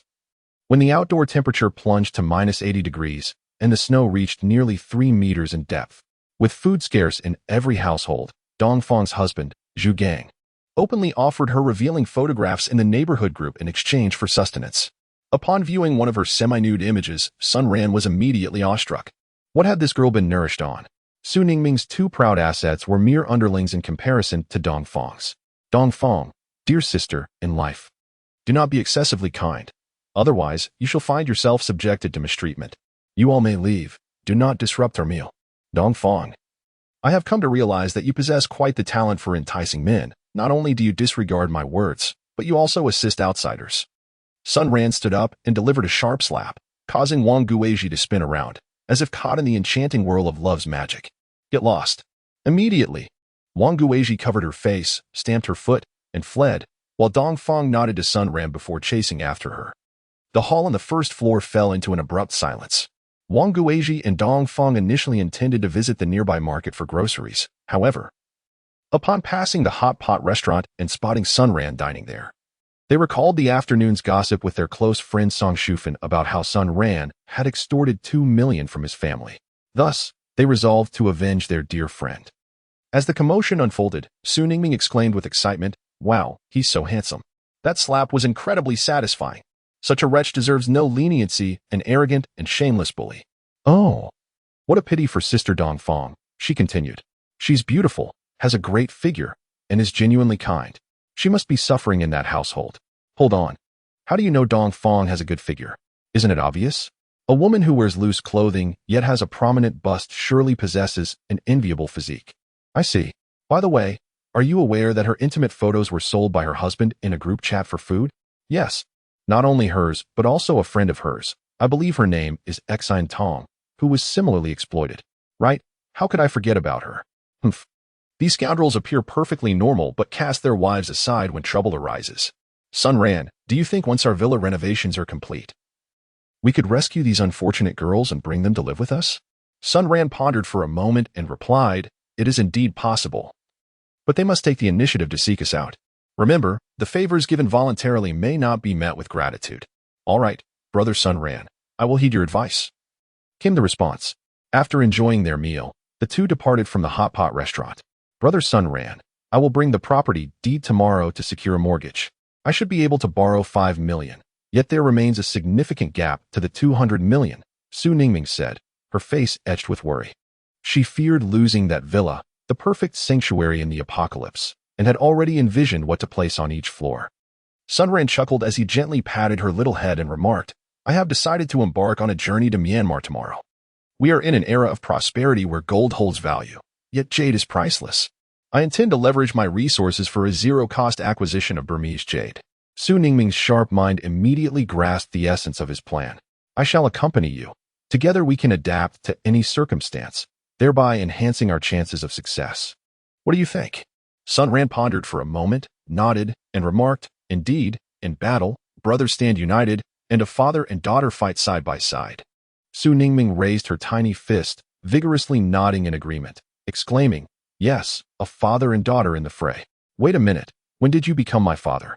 You're so mischievous, Sun Ran. With a laugh, she added, Just kidding. Quickly book the tickets and check the schedule for the next flight to Myanmar. All right, Su Ningming replied. As she opened her phone to look up the flight information, Sun Ran lit a cigarette beside him, his mind wandering through a myriad of potential occurrences and possible oversights. Brother Sun Ran, I found it. The flight to the capital departs at 10:45 p.m., followed by a transfer to Lingan City, and then directly to Naypyidaw, Myanmar. It is expected to arrive by 10 a.m. tomorrow. Excellent, there is still time. Please book 2 tickets. I will send you my personal information via mobile. I will return to the hotel to retrieve my passport and ID. See you in 10 minutes. All right, brother. The two hurried home to gather a change of clothes and their passports. 10 minutes later, they reconvened at the entrance of Lungshi Community, taking a taxi directly to the airport, where they arrived before 9 p.m. After completing the check-in process, they awaited their flight in the departure lounge. Is this your first time traveling abroad? Sun Ran inquired, glancing at Su Ningming. Indeed. I've had my passport for several years, but never had the chance to use it. What about you? This is my 3rd time. All previous trips were with my former company's leadership. As they engaged in light conversation, the boarding time arrived. At the moment the plane took off, Sun Ran noticed Su Ningming's evident anxiety. He gently grasped her hand, offering a reassuring smile. Don't worry. There might be a sensation of weightlessness during takeoff. But once we reach cruising altitude, it will be fine. I understand. It's my first flight, and I am a bit nervous. That's all right. You'll get accustomed to it shortly. After 2 hours of flight, they successfully arrived in the capital, transferred to Lingan City, and then connected to their final flight to Naypyidaw, Myanmar. Despite the night's travels, both felt invigorated, devoid of any fatigue. Brother Sun Ran, your jade ornament is truly remarkable. I feel as though I haven't lost a wink of sleep. Indeed. And I sense my body undergoing changes each day. Once we secure the funds this time, let us return and focus on fitness, striving to enhance our physical well-being. Upon reaching Naypyidaw, Sun Ran rented a vehicle from a local Chinese-operated rental company and hired a driver who also served as a translator to take them to Mandalay, the largest jade trading city in Myanmar. Mandalay was nearly 200 kilometers from Naypyidaw, and after more than 2 hours of travel, they finally arrived. Stepping out of the car, they were immediately enveloped by the rich jade culture of the city, with streets lined with shops selling jade raw stones, each one indistinguishable from the next in its authenticity. Dressed like tourists, they were soon approached by numerous locals eager to recommend their wares. Sun Ran decisively declined, and with the assistance of the driver and translator, they arrived at a medium-sized jade rough stone market. Due to the abundance of visitors, business was generally mediocre. Upon seeing the guests, the owner promptly rose to attend to them, providing explanations. In the backyard, the yard was filled with towering piles of jade rough stones. The driver, who also acted as a translator, accompanied Sun Ran and the others as they surveyed the stones, while the owner followed closely behind. Ready to note down the identification numbers of the stones Sun Ran expressed interest in. Brother, I'm going to check over there. I'll be back soon, she said, drawing the attention of everyone present. However, Su Ningming remained unfazed. Sun Ran smiled and replied, Go ahead, be careful. If you find something you like, let me know. All right. Brother. The others paid little attention to the young girl, focusing instead on Sun Ran, as it is rare for women to engage in the purchase of rough stones. a pursuit generally favored by men. At that moment, Su Ningming had already reached the innermost part of the warehouse, completely alone. This area was a blind spot for surveillance. The cameras were unable to capture her movements. Even if they could, who would suspect a young girl strolling about would attempt to steal rough stones? Yet, unbeknownst to them, Su Ningming was indeed pilfering stones. As she walked, she discreetly pocketed the stones she touched into her concealed space. With the immense piles of rough stones, a few hundred pieces missing would go unnoticed. 10 minutes later, Su Ningming returned to the group, feigning nonchalance. The driver and the owner merely cast a cursory glance at her before continuing their conversation with Sun Ran. Little did they know. Within the shared space between her and Sun Ran, over 300 various jade rough stones had already accumulated. Sun Ran casually selected several raw stones, totaling less than 100,000, before making the payment and departing for the next location. Chapter 9. The King of Raw Stones. Following the same routine, the duo traversed over 10 large and medium-sized jade raw stone markets, with Sun Ran spending around 80 to 100,000 at each venue to attract the attention of the proprietors. Su Ningming took responsibility for finding a secluded corner to conceal the raw stones within her spatial storage. Each market yielded only a modest collection, totaling around 200 to 300 pieces, as the risk of greed leading to peril was not worth the potential gain, particularly given the presence of armed guards at each establishment. Upon returning to the Nabaido Hotel that evening, the two were exuberantly vocal about their day's exploits. Their spatial storage now housed nearly 4,000 raw jade stones. Even if they were to sell these stones outright, they could easily fetch 200 to 300 million. If they were to uncover valuable jade within, the profits could multiply exponentially. However, Sun Ran desired more. His plan was to gather a substantial amount to sell back home, thus resolving their procurement costs in one fell swoop. The next day, they arrived in Myanmar's second-largest city for raw jade sales. Though this city was not as grand as the previous one, it was bustling with people, known for producing higher-quality stones, frequently yielding exquisite jade. The duo, now quite familiar with the process, headed straight to the largest raw stone market. Early in the morning, the crowds were already substantial, and the attendants were busily engaged. Noticing the trio's entrance, staff promptly approached to offer assistance. Seizing the opportunity, Su Ningming attempted to slip away, but the throngs made it challenging to act discreetly, compelling her to press deeper into the market. As she ventured further inside, the crowd thinned, but the stones grew more massive, some weighing 4 to 5 tons, with others reaching the colossal size of over 10 tons. Even Su Ningming, a novice in jade, sensed the immense potential within these gigantic stones. Steeling herself, she resolved to gather these larger stones quickly and return home, as collecting smaller ones would be a lengthy endeavor fraught with the risk of detection. Perhaps one of these massive stones could yield a fortune. With determination, she approached the stones, feigning to touch and inspect them. In an instant, the stone vanished, and she, feigning casual observation, scanned her surroundings. Noticing the absence of onlookers, she boldly seized 5 more of the large stones before departing with grace. Meanwhile, Sun Ran had completed his transactions and spotted Su Ningming approaching. They exchanged a glance, signaling that they had accomplished their mission and could leave. Once in the car, Su Ningming sent Sun Ran a message. "Brother, check the space." The phone chimed. "Wow, such massive stones. I think we have enough. Let us return home immediately. I feel this place is becoming unsafe." Sun Ran had read news about jadeite raw stones and had once entertained dreams of striking it rich overnight by purchasing such stones. A raw stone of this magnitude, without any windows to showcase its value, could fetch several hundred million, if not more. If it were to reveal its emerald hue, it would be worth a fortune. "I am booking a flight right away." Su Ningming immediately began to arrange her tickets. The initial plan to visit another raw stone market was promptly scrapped, instructing the driver to return directly to Neibi-do on the way. Su Ningming secured a ticket for a flight to Yunnan at noon.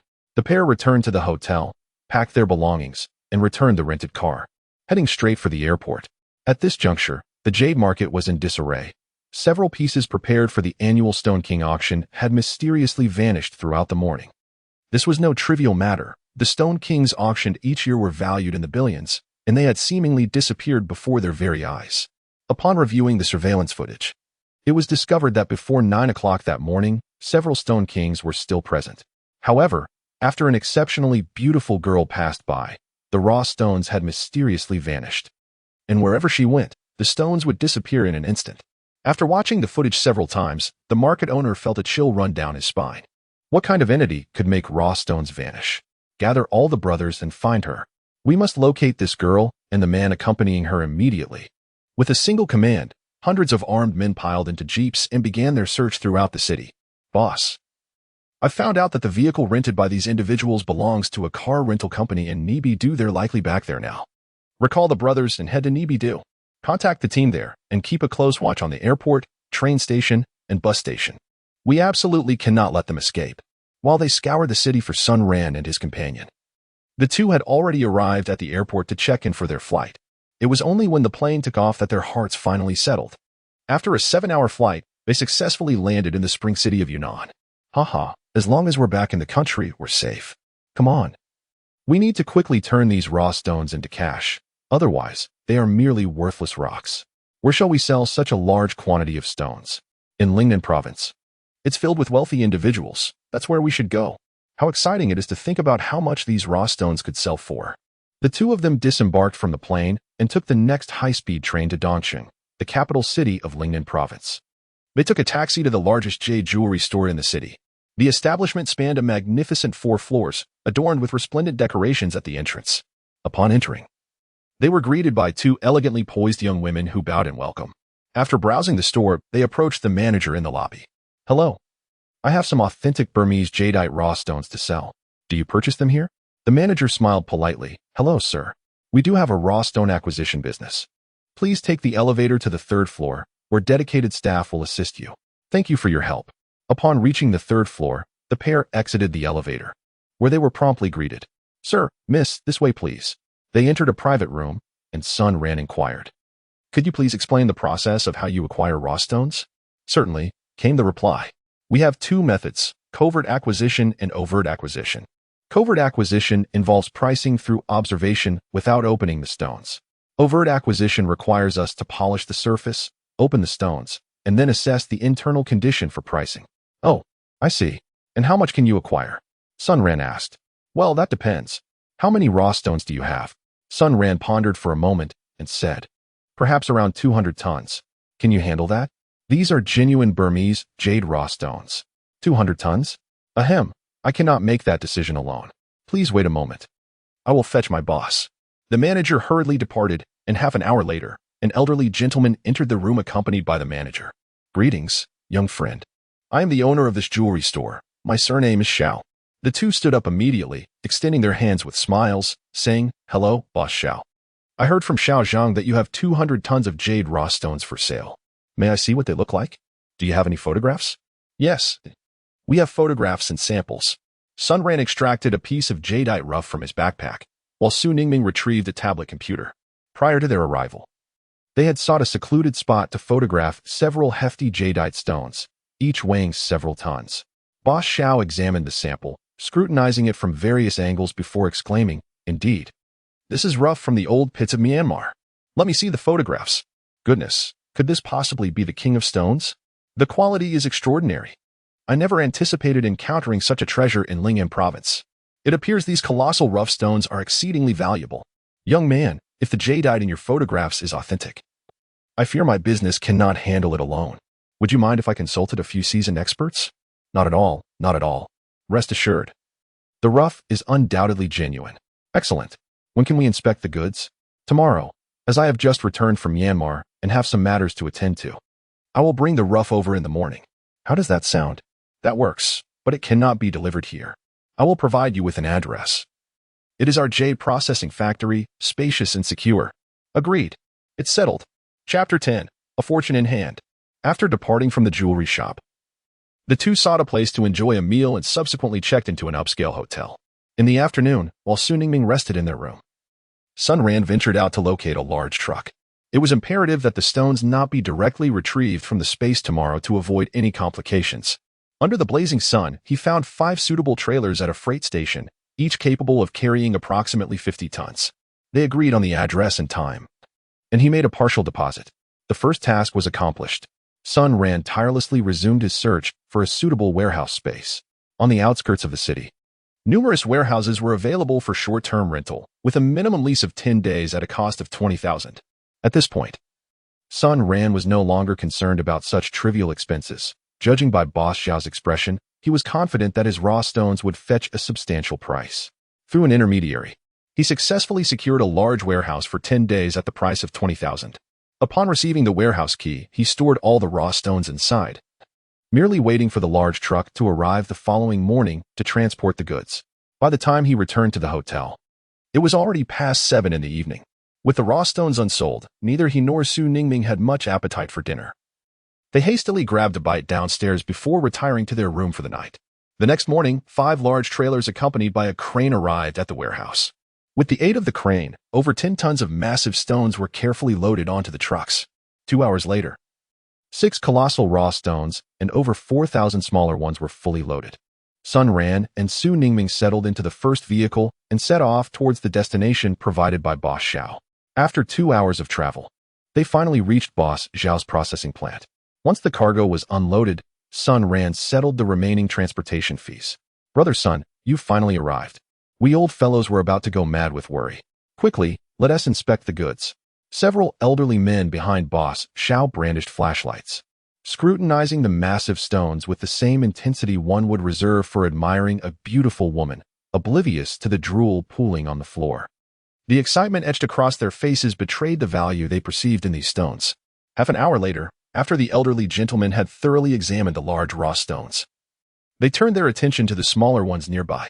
After a cursory inspection, they approached the area where Sun Ran was resting. "Young brother, what are your intentions regarding the sale?" Sun Ran had already discussed with Su Ningming yesterday about selling the stones tomorrow, specifically through an open window sale. After all, there was no cost involved.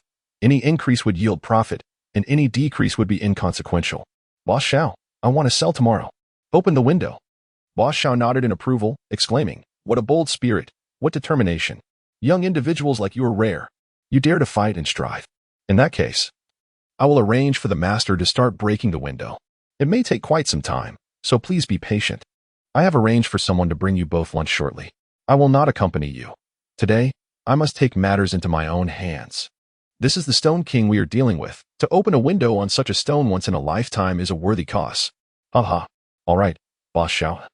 You go ahead and busy yourself. You needn't worry about us." Before long, the workshop erupted with deafening sounds of machinery and flowing water, as over 50 cutting masters began their work with remarkable efficiency. "Oh my, it has increased. Boss, this one has risen. It's a great green." A startled exclamation drew the attention of several elder gentlemen, who shone their spotlights to confirm the exceptional quality. Nearby, personnel were tasked with recording and numbering for easy settlement later. However, with every rise comes the possibility of a fall. This was inevitable. Yet, since it was all fortuitous, Sun Ran felt no remorse. It would indeed be peculiar if every piece turned out green. Finally, it was time for the 6 stones referred to by Boss Xiao as the Stone King. Several individuals gathered around the stone to deliberate on the best angle for the window, ensuring no damage to its appearance while still revealing its interior. After reaching a consensus, Boss Xiao took the knife into his own hands. "One cut brings poverty, another wealth, as the saying goes. If this stone were purchased in Myanmar, it would cost at least several 100 million yuan. If nothing valuable emerged, it would indeed be a significant loss." Hence, Boss Xiao had just remarked on Sun Ran's audacity. As the cutting machine gradually sliced through the stone's exterior, a faint bluish hue began to emerge, suggesting a rich quality within. As the window expanded, Boss Xiao suddenly exclaimed in excitement, "It has risen! A tremendous increase." The second stone was then cut by the technician, and it too showed an increase. The third, fourth, fifth, and sixth stones followed suit, all without exception rising, albeit to varying degrees. Essentially, these Stone Kings were all of excellent quality. The only question was how much they would increase. Boss Xiao, accompanied by several elder gentlemen, approached Sun Ran with enthusiasm, smiling as he said, "Congratulations, Sun Ran. Your stones have risen significantly with minimal decline. We have discussed the pricing among ourselves. What do you think? If agreeable, we shall purchase them all." Sun Ran smiled as he accepted the quotation, but inwardly he gasped in astonishment. Yet, on the surface, he maintained an expression of indifference, as if this sum was merely pocket money for the month. The price for the 6 colossal Stone Kings was set at 12.5 billion, while the total value of the other raw stones amounted to 1.8 billion. In total, the sum reached 143 billion. Sun Ran handed over the accounts to Boss Xiao, smiling as he said, "Boss Xiao, you are aware that I have my costs. This price is 14.5 billion. What do you think, my young friend? Consider it a gesture of friendship. Next time I have such fine goods, I shall take them all. As Sun Ran contemplated the situation, he figured it was all free. So a rough estimate would suffice. The crux of the matter was that he lacked an understanding of pricing. He nodded and said, all right, let it be 14. 5 billion. Subsequently, he produced his bank card and remarked, this is my account. Please transfer the funds here, Mr. Xiao. No problem. He then turned to the elderly gentleman and stated, I will make the initial payment, and you can simply hand me the money for whichever stone you desire. How does that sound? The affluent gentleman, unconcerned, replied, all right. Old Xiao will follow your lead. 10 minutes later, a notification arrived on his phone confirming the deposit of 14.5 billion. Mr. Xiao, it has been a pleasure collaborating with you. We shan't linger here long. I hope for future opportunities to work together. After exchanging a few pleasantries, Sun Ran returned to the city center and booked the next flight back to Chaoshi. That evening, the two of them arrived back in Chaoshi. The moment the plane touched down, they both exhaled in relief. After 3 days of strenuous travel, they had secured a staggering sum of 14.5 billion, which would suffice for the time being. Let us go. I will escort you back to your neighborhood. I shall return to the hotel afterward. It is quite late. Tomorrow, we shall celebrate properly. Su Ningming alighted from the plane, her smile unwavering, a silly grin plastered across her face. Ah, all right, brother. It suddenly feels surreal. 14.5 billion. I can hardly believe we truly succeeded. Indeed, we have triumphed. Your contribution was paramount. Were it not for your decisive choice to acquire several large stones, we could not have amassed such wealth. Thus, your 2 precious treasures are now secured. How annoying. The two joyfully returned to the neighborhood. It was already past 11 o'clock at night, and the streets were eerily quiet. Just as they were about to part ways, a black commercial vehicle suddenly screeched to a halt beside them. The door swung open, and 7 or 8 burly men emerged, wielding baseball bats. The last to exit was none other than Song Ren. Chapter 11. The Shattered Egg, plotting the safe house. Ah, where have you two been? I've been waiting for you both for an entire day and night. Where have you been gallivanting? Song Ren declared arrogantly, brandishing a large baseball bat. Sun Ran chuckled. Isn't this young Master Song? How is my little brother? Can he stand up? Just mentioning this caused Song Ren to lose his composure immediately. These past few days had been tormenting for him. He woke up each morning in pain, as his little brother's morning glory repeatedly tore at his wounds, inflicting a most exquisite agony. For several days, he had refrained from even gazing at beautiful women, let alone touching his wife. Only yesterday did he begin to feel some relief, and he brought his gang to lurk at the entrance of the community, intent on exacting vengeance on Sun Ran by breaking his 3rd leg. Damn it, Sun Ran. I am having an affair with your wife to show you respect. This time, let's see how you can continue to act so arrogantly. Brothers, first break his legs, then throw him into the car. What about this woman? Just in time for my little brother to recover. Let's have some fun with her today. Sun Ran exchanged a glance with Su Ningming and said, Ningming, when you see me strike at someone, you must do the same to protect yourself. Su Ningming replied confidently, rest assured, brother. These few little rascals are of no concern to me. Sun Ran suddenly struck, landing a punch squarely on the face of the nearest man. A cry of anguish erupted as the man's nose was shattered, blood gushing forth. Seizing the moment, Sun Ran snatched the baseball bat. No one anticipated that he would act first and with such decisiveness. The other burly men charged forward, wielding their bats. One man swung his bat towards Sun Ran's head. But Su Ningming, keenly observing the situation, seized the opportunity to deliver a swift kick to the man's underling. Oh, the blow incapacitated him, leaving him kneeling on the ground, devoid of fighting spirit. Su Ningming hastily picked up a baseball bat, and with their weapons in hand, the duo surged forward, engaging in a fierce melee with the remaining adversaries. Essentially, if Sun Ran and Su Ningming landed a hit, it was hardly a concern for them. However, if struck by either of them, one was likely to be rendered unconscious. Both of them had their bodies enhanced by a mysterious jade ornament, endowing them with extraordinary reflexes, and they barely sustained any blows, while the 7 or 8 men opposing them were now mostly on the ground. Young Master Song, it's your turn now. Come on. Fight like a man. Brother Sun, I was wrong. I will never trouble you again. Is that so? Su Ningming lifted her leg and delivered a kick that struck Song Ren's underling, sending a shiver down Sun Ran's spine. As he realized this girl possessed a propensity for violence, the kick obliterated Song Ren's most sensitive area. Song Ren writhed on the ground, howling in agony, his cries echoing for miles. Oh my! Su Ningming raised the baseball bat and swung it at his thigh with ferocity. And you thought you could take advantage of me? Another strike followed, rendering Song Ren unconscious. Sun Ren addressed the group of thugs sprawled on the ground, urging them to swiftly escort their boss away. If he dares to show up again, I shall make sure he meets his demise. The individuals hastily rose to their feet, dragging the unconscious Song Ren into their vehicle, their earlier bravado now replaced by utter disarray. Are you all right? Did they harm you? Sun Ren inquired with genuine concern. Huh. These feeble cowards strike no harder than a mere tickle. It hardly hurt at all. But you, standing in front of me to shield against their assault, did it cause you pain? Not at all. I never anticipated your courage. If you're unscathed, return home and rest early. It has been quite the ordeal these past few days. Until tomorrow, brave heroine. After parting ways, Sun Ren returned to the hotel, indulged in a warm bath, and then opened his laptop to search for companies specializing in the construction of doomsday safe houses. With the increasing number of affluent individuals comes a heightened sense of security, leading many to seek a sanctuary of absolute safety. Where there is demand, there is a market. And thus, corresponding service companies emerge. Numerous such firms have recently established themselves in the market. However, several companies appeared somewhat dubious, lacking credibility. The Panchur Renovation Company, known for its involvement in the design and construction of the Antarctic Research Station, specializes in the design, renovation, and decoration of various types of safe houses. This one seems quite reliable. I shall pay them a visit tomorrow. He noted down the address and contact number, preparing for his visit to their office. Early the next morning, he was jolted awake by the ringtone of his mobile phone. Brother, are you awake? Hurry up. I'm already downstairs at your hotel, and I can hardly wait to start shopping. Come down quickly. Su Ningming exclaimed excitedly over the phone. With a resigned smile, Sun Ren replied, All right, just a moment. I shall head downstairs. After a quick splash of water on his face and brushing his teeth, he donned a garment and descended. There, he spotted Su Ningming, bubbling with excitement, pacing back and forth at the hotel entrance, her lips moving as if in conversation with herself. Hey, what are you mumbling about? He inquired. Oh, you startled me.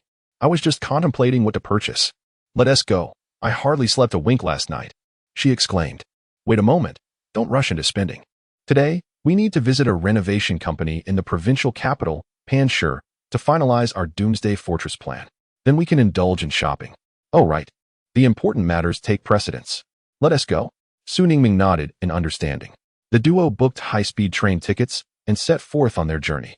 2 hours later, they arrived in the provincial capital and promptly took a taxi to the Panchur company. Indeed, it was one of the premier renovation firms in the country, as evidenced by the grandeur of its office building. Upon entering the company and passing through the reception, they located the department responsible for designing safe houses. The department manager, surnamed Wu, was a robust man standing over 6 feet tall. Hello, Manager Wu. I wish to create a safe house. My villa boasts 5 stories above ground and 1 below, alongside a yard exceeding 4,000 square meters. My stipulations include transforming the yard into a sunroom with a sloped roof, so that snow does not accumulate. The material should consist of 20 centimeters thick double-layer bulletproof glass. The entire villa requires the installation of the most advanced insulation layer, exceeding 2 meters in thickness, capable of withstanding temperatures below -100 degrees Celsius. All external doors must be replaced with the highest-grade blast-proof doors, and I would like to incorporate some mechanisms. The entire setup should integrate a smart management system, a state-of-the-art water circulation system, and the installation of generators, both gasoline and solar-powered.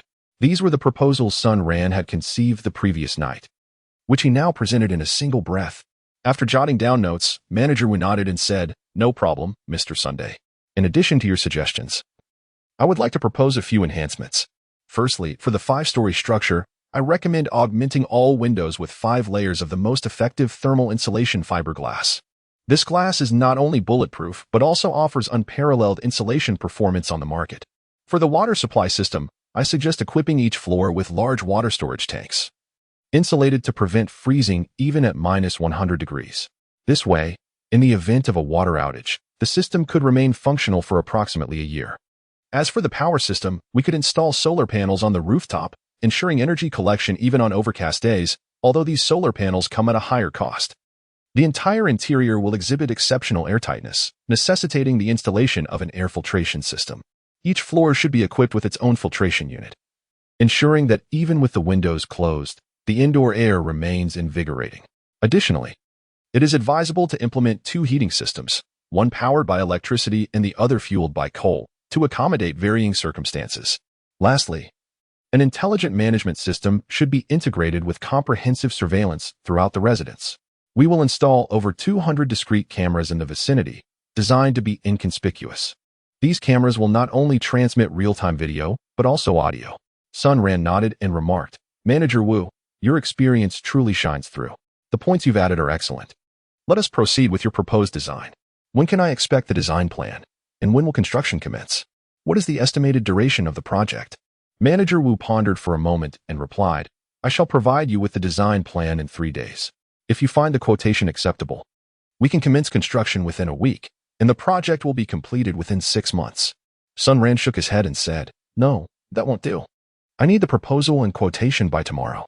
If feasible, construction must commence within 3 days and be completed within 3 months. Money is not an issue. I can offer more. Manager Wu nodded in agreement as his thoughts aligned closely with Sun Ran's. For someone capable of affording such a grand mansion, financial constraints were hardly a concern. Rising to his feet, Manager Wu smiled and assured, Rest assured, Mr. Sun, even if I must forego sleep tonight, I will deliver the proposal and quotation. Thank you for your trust. That will be quite a task, Manager Wu. Chapter 12. Experiencing wealth after departing from the Pancher Company. The two ventured to the largest Yida shopping mall in the provincial capital, embarking on a shopping spree with wild abandon. Regardless of what caught their eye, they inquired not about the prices, but simply collected their selections, discreetly stowing them away in a secluded spot. They reveled in the thrill of affluence. Brother, we should stock up on down jackets and the like. They will certainly come in handy when the cold sets in. Sun Ran chuckled and remarked, Ordinary down jackets are certainly incapable of withstanding temperatures as frigid as -80 or 90 degrees. For specialized frost-resistant gear, one must procure it from professional outlets. Today, we can indulge in whatever we fancy. As for professional cold-resistant attire, I shall find a way to acquire it. How delightful. Having purchased so many items for just a few million, having ample money truly is a blessing. Ha ha ha. Our goal today is to spend an entire 100 million. If we cannot spend it all, we are not permitted to return home. Subsequently, the two strolled through the floors, buying anything that caught their fancy, until they became numb to the excitement. Eventually, they arrived at the supermarket on the ground floor, pushing shopping carts filled to the brim with snacks, pickles, instant noodles, and frozen foods. The seafood section was entirely cleared of king crabs, lobsters, and abalone. When they approached the checkout, the total came to less than 300,000. They found a secluded spot to stow away all their purchases. After leaving Yida Shopping Mall, they hailed a cab to the most extravagant buffet restaurant in the provincial capital, reveling in a lavish feast of top-tier seafood. Each meal cost 3,999 yuan, featuring unlimited king crab and lobster. The two devoured their food voraciously, astonishing the waitstaff. The last time they had witnessed such an insatiable eater was when a particular streamer had vanished. If these two continued at this pace, it would be quite the spectacle. After satisfying their hunger, they took a train back to Chaoshi, awaiting news from the Pancher Company. Su Ningming returned home to sleep, while Sun Ran found himself bored and suddenly thought of Song Rin's wife, Tang Tian. Damn it, he had just been ambushed by Song Rin yesterday, and that frustration had yet to be released. He needed to collect some interest. Meanwhile, Song Rin lay at home, unable to get out of bed. His recently healed subordinate had suffered another blow. Both of his testicles had been crushed by Su Ningming's kick. The doctor had recommended complete bed rest, coupled with medication, and had contacted a foreign hospital for a possible transplant if suitable testicles could be found. This was akin to a death sentence for Song Rin. He was seething with hatred towards Sun Ran. Noticing the time, he realized it was already 8 o'clock. Where was Tang Tian? He picked up the phone and dialed her number. A few seconds later, the call connected. Ah, hello, husband. What's wrong? Tang Tian's tone immediately alerted Song Rin to something amiss. Where are you? Tang Tian attempted to steady her breath as she replied, I'm at the store. Just finished some yoga. I'll be back shortly. Is there something you need? Nothing much, but don't you see what time it is? Hurry back. I haven't eaten yet. Bring me some seafood rice. Okay, understood. After hanging up, Lin Yo cast a resentful glance at Sun Ran. It's all your fault for being mischievous. I almost got discovered. You're incorrigible. Hee hee. Even if you did find out, it wouldn't matter. From now on, Song Rin will essentially be useless. What is the point of living with someone like that? Remember, If you encounter any difficulties, come find me at Villa 32. Villa 32? Did you really purchase that 5-story villa? Indeed, I have been preparing for a renovation in the coming days, should circumstances become untenable. Feel free to seek me out at any time. Oh, I never anticipated your affluence. Come on, let's rally our efforts. For I still need to return and bring lunch to that good-for-nothing. Very well. Half an hour later, Sun Ran departed the beauty salon, thoroughly satisfied. Tang Tian tidied up and drove home to deliver a meal to Song Ren. The following morning at 8 o'clock, Manager Wu from Pansher Company sent a video message. Good morning, Mr. Sunday. I hope I am not disturbing you. In the video, Manager Wu appeared with dark circles under his eyes, clearly having endured a sleepless night. No disturbance at all. I appreciate your hard work, Manager Wu. With a wry smile, Manager Wu replied, what can I say? Your urgency leaves me no choice. Here's the design plan and the quotation. Please take a look. If all is satisfactory, I will bring a team for an on-site assessment today. We should be able to commence work by tomorrow. All right, I shall review the proposal and respond within 10 minutes. After terminating the video call, he opened the document sent by Manager Wu. After a cursory glance, he noted that it largely met his requirements. As for the quotation, should the project be completed within 3 months, it would amount to 350 million. Sun Ran was uncertain about the market prices. However, adhering to the principle that one gets what one pays for, he reopened the video and informed Manager Wu that he was entirely satisfied with both the proposal and the quotation. He expressed his hope that the other party would visit the site at their earliest convenience. Manager Wu replied, all right. I will bring my team to the market now and will call you upon arrival. After hanging up, Sun Ran reclined on his bed and lit a cigarette. Pondering silently, the first step to amassing wealth is nearly complete, and the second step, establishing a doomsday fortress, is also well underway. The third step involves securing supplies, which is rather complicated and requires careful deliberation. At that moment, his phone rang again. It was the manager from the sales office. Hello, Mr. Sunday. Regarding the remaining balance for the villa, when would it be convenient for you to come in and complete the transaction? Sun Ran suddenly remembered that he still owed the sales department 200 million for the property. He hurriedly said, oh dear, I apologize for the oversight. I got so caught up in my work that I forgot. I will make a trip over shortly. Please forgive me. It's quite all right, the other replied. As someone who conducts significant business, it's only natural that you would be busy. I completely understand, so I won't keep you any longer. See you shortly. Sun Ran dressed himself and descended to the ground floor to partake in a modest breakfast, just as Su Ningming arrived to seek him out. Brother, what are we up to today? Have you eaten? If not, let us dine together. Later, we will head to the sales office to settle the final payment for the villa, and then the design team from Pansher Company will be visiting. I haven't eaten yet. I indulged too much in seafood yesterday, and my stomach is a bit upset this morning, he chuckled. Who told you to devour 10 king crabs in one go? A mere upset stomach is a mild consequence. After finishing breakfast, they proceeded to the sales office where Sun Ran transferred 200 million as the down payment and arranged for an installment plan.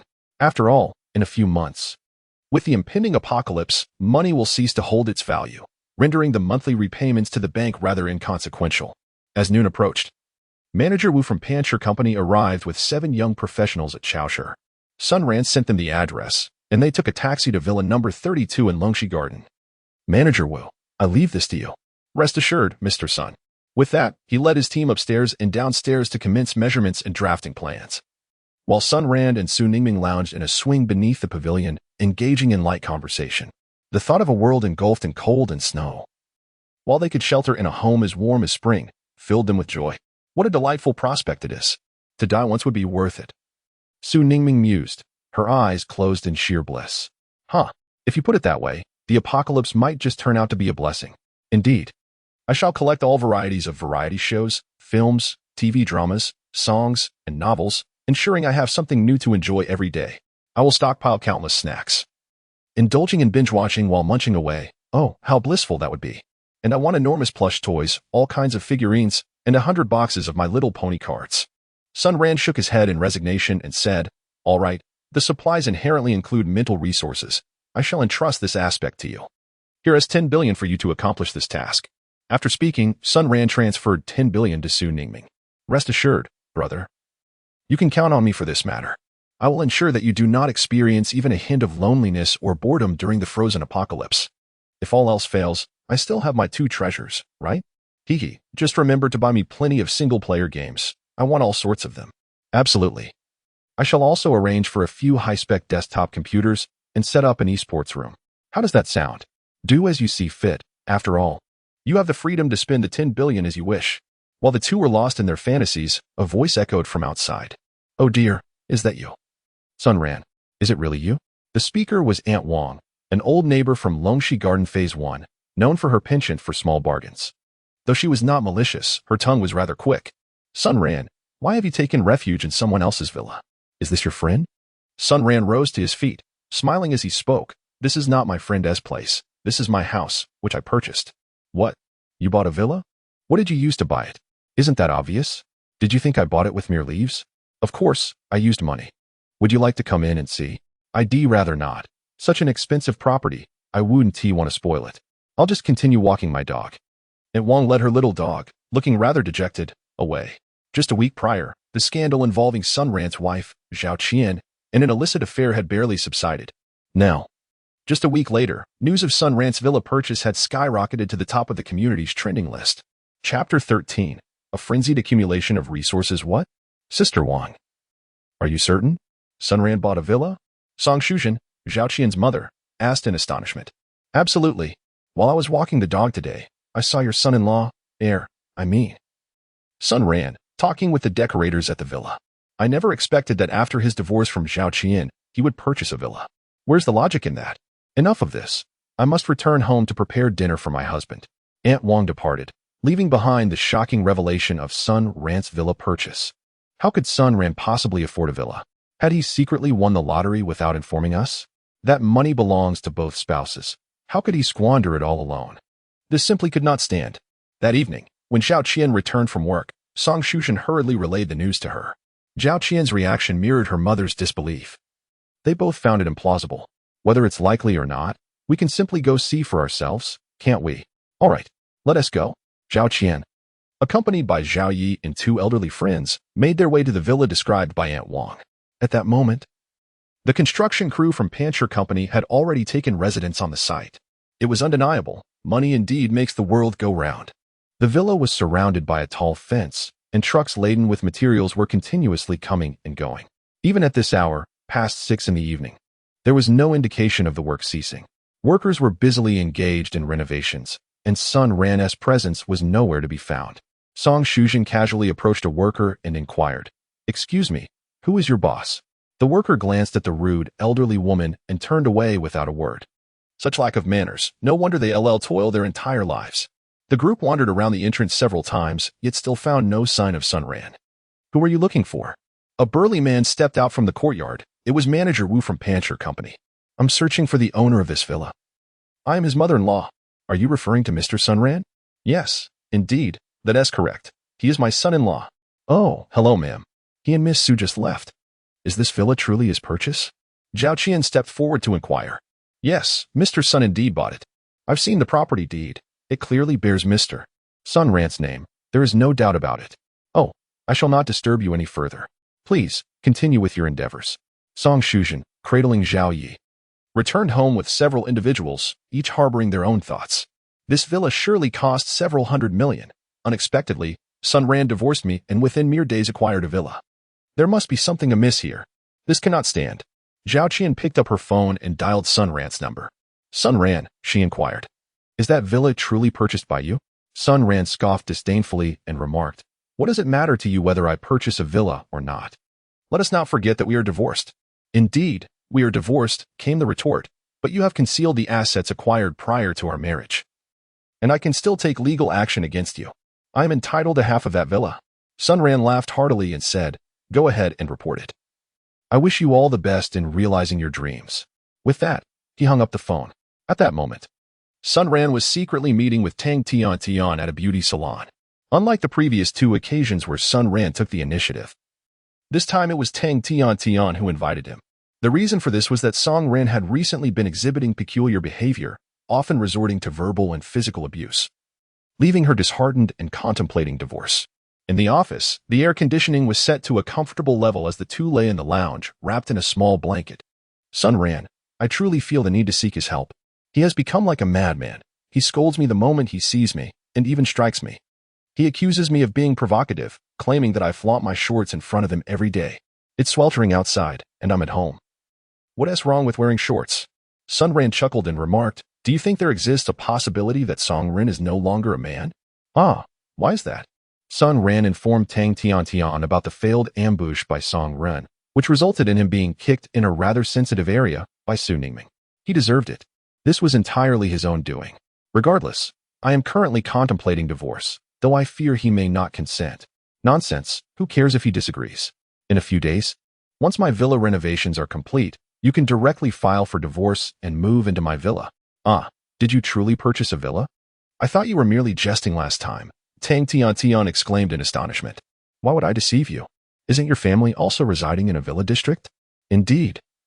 We live in villa number 1. Very well, endure for a little longer, and I shall come to fetch you. Songren wouldn't dare to make a fuss. Ah, but how long must I wait? I cannot tolerate this pervert for even a single day. Unlike your bravery, my legs are still trembling. Hee, at most 3 months. Rest assured. After indulging in their conversation for a while, Tang Tiantian tidied up and left work, while Sun Ran returned to the hotel. The following day, Su Ningming arrived on her electric scooter to meet Sun Ran. Their task for the day was to procure supplies. It would be far too slow to buy a little at the supermarket. First stop, the grain and oil wholesale market. They located the largest grain and oil wholesaler and placed an order worth 500 million yuan for Northeast rice, various types of flour, cooking oils, and coarse grains. The transaction amounted to over 10,000 tons. Even if they consumed them for 500 years, they would not finish. If there is excess, they could simply store it. As their finances were ample, the second stop was the fresh produce wholesale market. They directly approached the owner and placed another 500 million yuan order for whole pigs, cows, sheep, chickens, ducks, and a variety of cuts such as chicken wings, pig trotters, pork knuckles, duck necks, and chicken legs.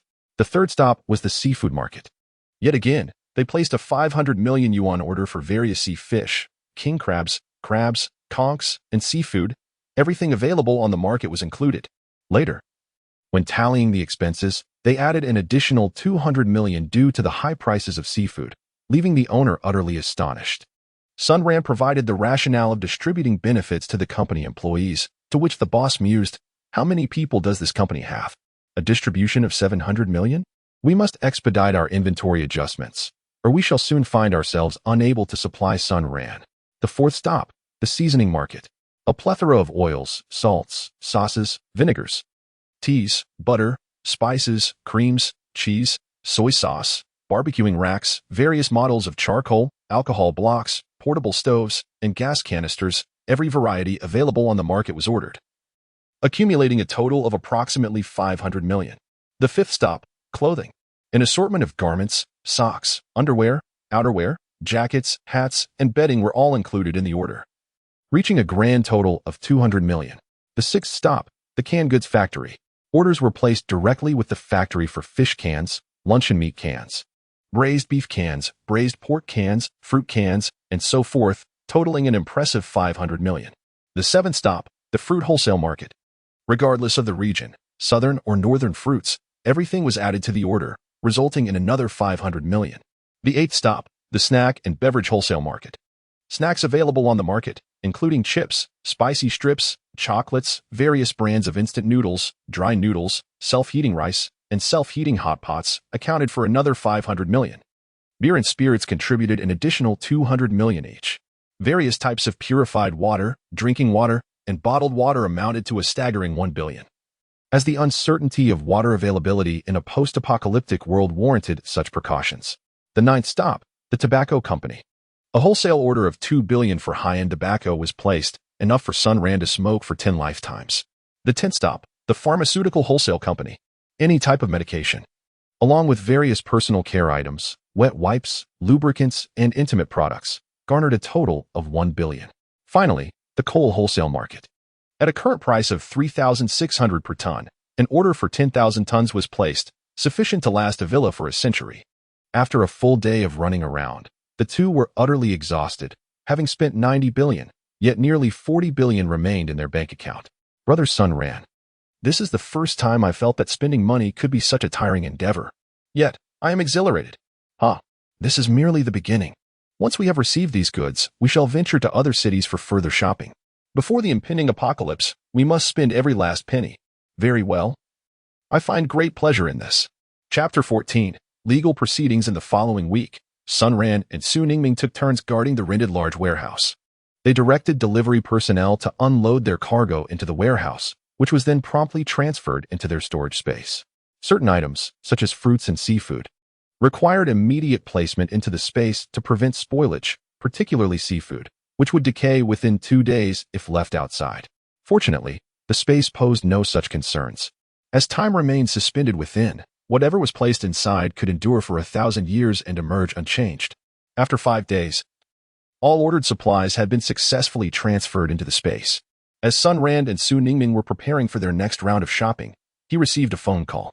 Hello, Mr. Sun Ran. This is the Intermediate People's Court of Chaoshi. In light of your ex-wife Zhao Qian's lawsuit, I would like to verify some details with you. Is this a convenient time? Sun Ran pondered for a moment and replied, Very well, please specify a time and place.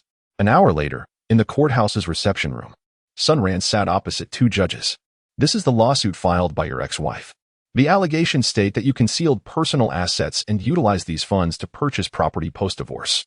Therefore, we seek to ascertain whether your personal assets were acquired before or after the marriage. Sun Ran calmly retrieved several receipts from his bag and remarked, These are the plane tickets to Myanmar, accompanied by the invoices for purchasing jade raw stones in Myanmar. Here is the receipt for selling jade raw stones in Dongshi, Lingnan Province. Additionally, I have the proof of my bank transactions. All the dates on these receipts pertain to my activities post-divorce. Thus, these funds are entirely my earnings after marriage. The 2 judges meticulously examined the receipts, cross-referencing them, and subsequently contacted the bank as well as Mr. Xiao, the jeweler from Lingnan Province, for verification. They discovered that Sun Ran's statements were entirely accurate. Every transaction could be traced back correspondingly. Thank you for your cooperation, Mr. Sun Ran. No need for thanks. I am curious about the outcome of this lawsuit. The evidence is irrefutable. All these assets are your income acquired after marriage, bearing no relation to the period prior. Consequently, the only possible outcome is that Zhao Qian's side will withdraw the lawsuit. Very well, thank you. As Sun Ran emerged from the courthouse, he fortuitously encountered Zhao Qian and her family, their heads bowed in shame as they departed. At that moment, an overwhelming sense of regret enveloped them. Who could have foreseen that the typically unassuming Sun Ran would venture to Myanmar to engage in the lucrative trade of raw gemstones, amassing over 10 billion in a single stroke? Is this justifiable? Zhao Qian, upon spotting Sun Ran, hurriedly approached him, grasping his arm and pressing it against her chest. To let a bargain slip away is to be a fool, she exclaimed, her desperation palpable. Husband, I was wrong. Can you find it in your heart to forgive me? I shall send Zhao Yu to the Song family immediately, and then we can lead a harmonious life together. You cherish children. I will bear you another. What do you say? This time, it shall surely be yours. We shall take no precautions, and prior to the child's arrival, I shall not leave our home. Surely, you can trust me now. Sun Ran chuckled and said, You are not at fault. It is I who have erred. My mistake lies in not having divorced you sooner. Release my arm. I have no interest in your second-hand charms. Zhao Qian's face flushed with anger. This sycophant had suddenly developed a backbone. However, upon recalling his immense fortune of over 100 billion, she forcefully suppressed her indignation. Darling, I truly regret my actions. After all, a day as husband and wife brings 100 days of grace. We have been together for 5 years. Enough. What are those 5 years? How many times have we actually been intimate? Twice, or perhaps thrice, averaging once every 2.5 years. And you dare speak of 100 days of grace? Hurry and leave. Go seek your brother Song Ran.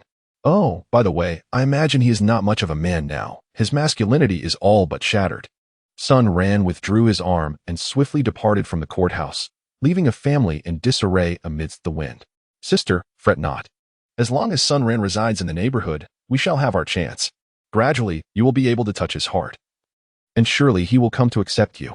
After all, isn't he your most devoted admirer? It's different this time. It truly is. What have I missed? The Zhao family is engulfed in chaos. The illegitimate child, Zhao Yi, is incessantly wailing at home, creating a tumultuous atmosphere, with no one to attend to him.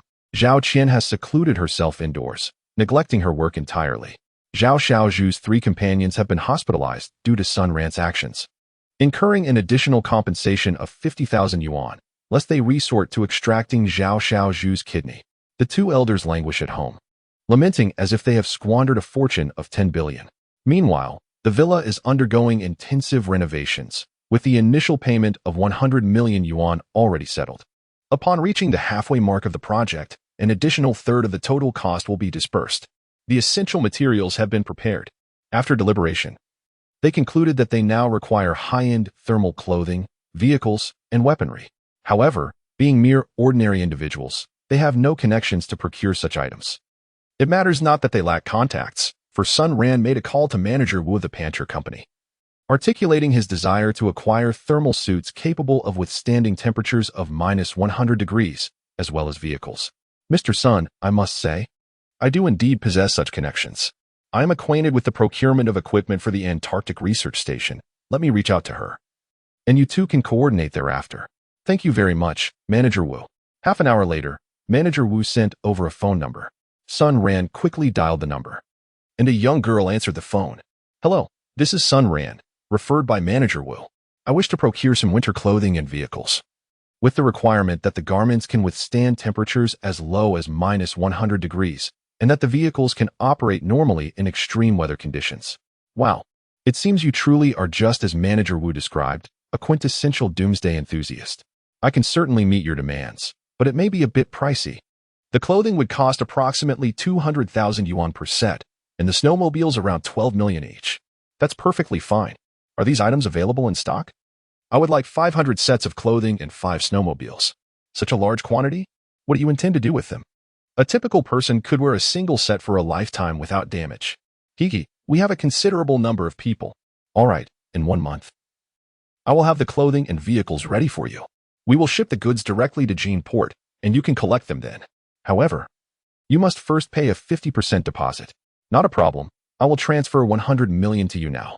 Upon receiving the goods, I will send the remaining balance. Agreed. Please provide your bank card details. Sun Ran swiftly transferred the deposit, ensuring that in a month, he could simply collect the items. Now, there remained one final item to procure: firearms. In the frozen apocalypse, people had become exceedingly irritable due to the lack of food. Possessing a weapon would completely alter the situation. However, where could one acquire guns? Gazing at the balance in his bank account, he suddenly remembered that there were still over 2 months left, ample time for a trip to Bear Country.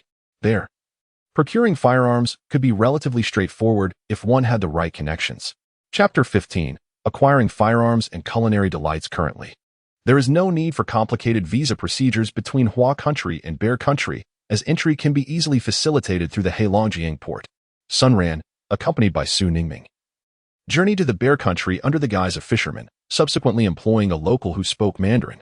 Both had never set foot in Bear Country before, and initially reveled in several delightful days of exploration. The weather was neither too hot nor too cold, making it an ideal time for fishing.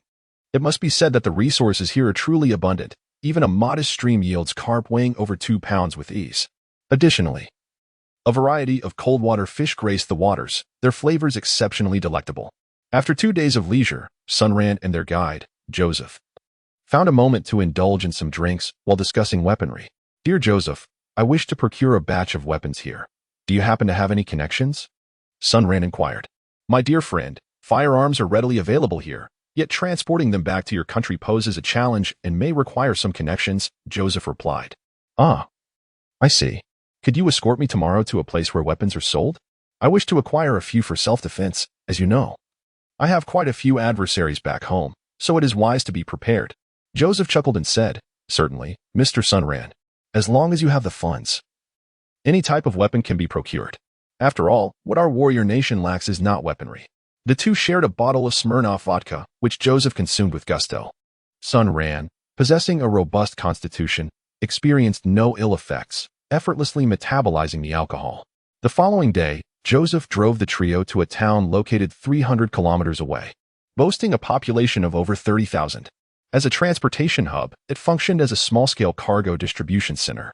Joseph guided them to a hardware store, which offered a variety of tools, but most importantly, firearms.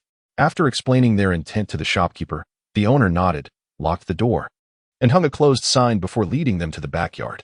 Dear friends from the Hua Nation, the firearms sold outside must adhere strictly to official procedures. requiring personal firearm permits, which can be rather cumbersome. Hence, these weapons are more suitable for you. You need only select what you desire and make the payment. I can assist you with the transportation arrangements.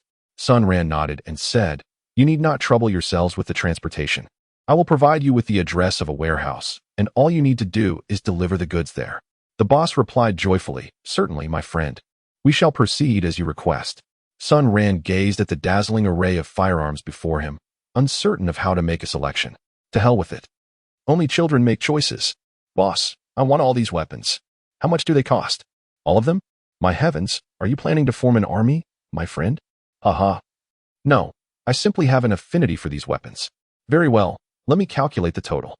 You have 120 handguns at 80 each, 200 automatic rifles at 250, 15 sniper rifles at 400, and 50 submachine guns at 450.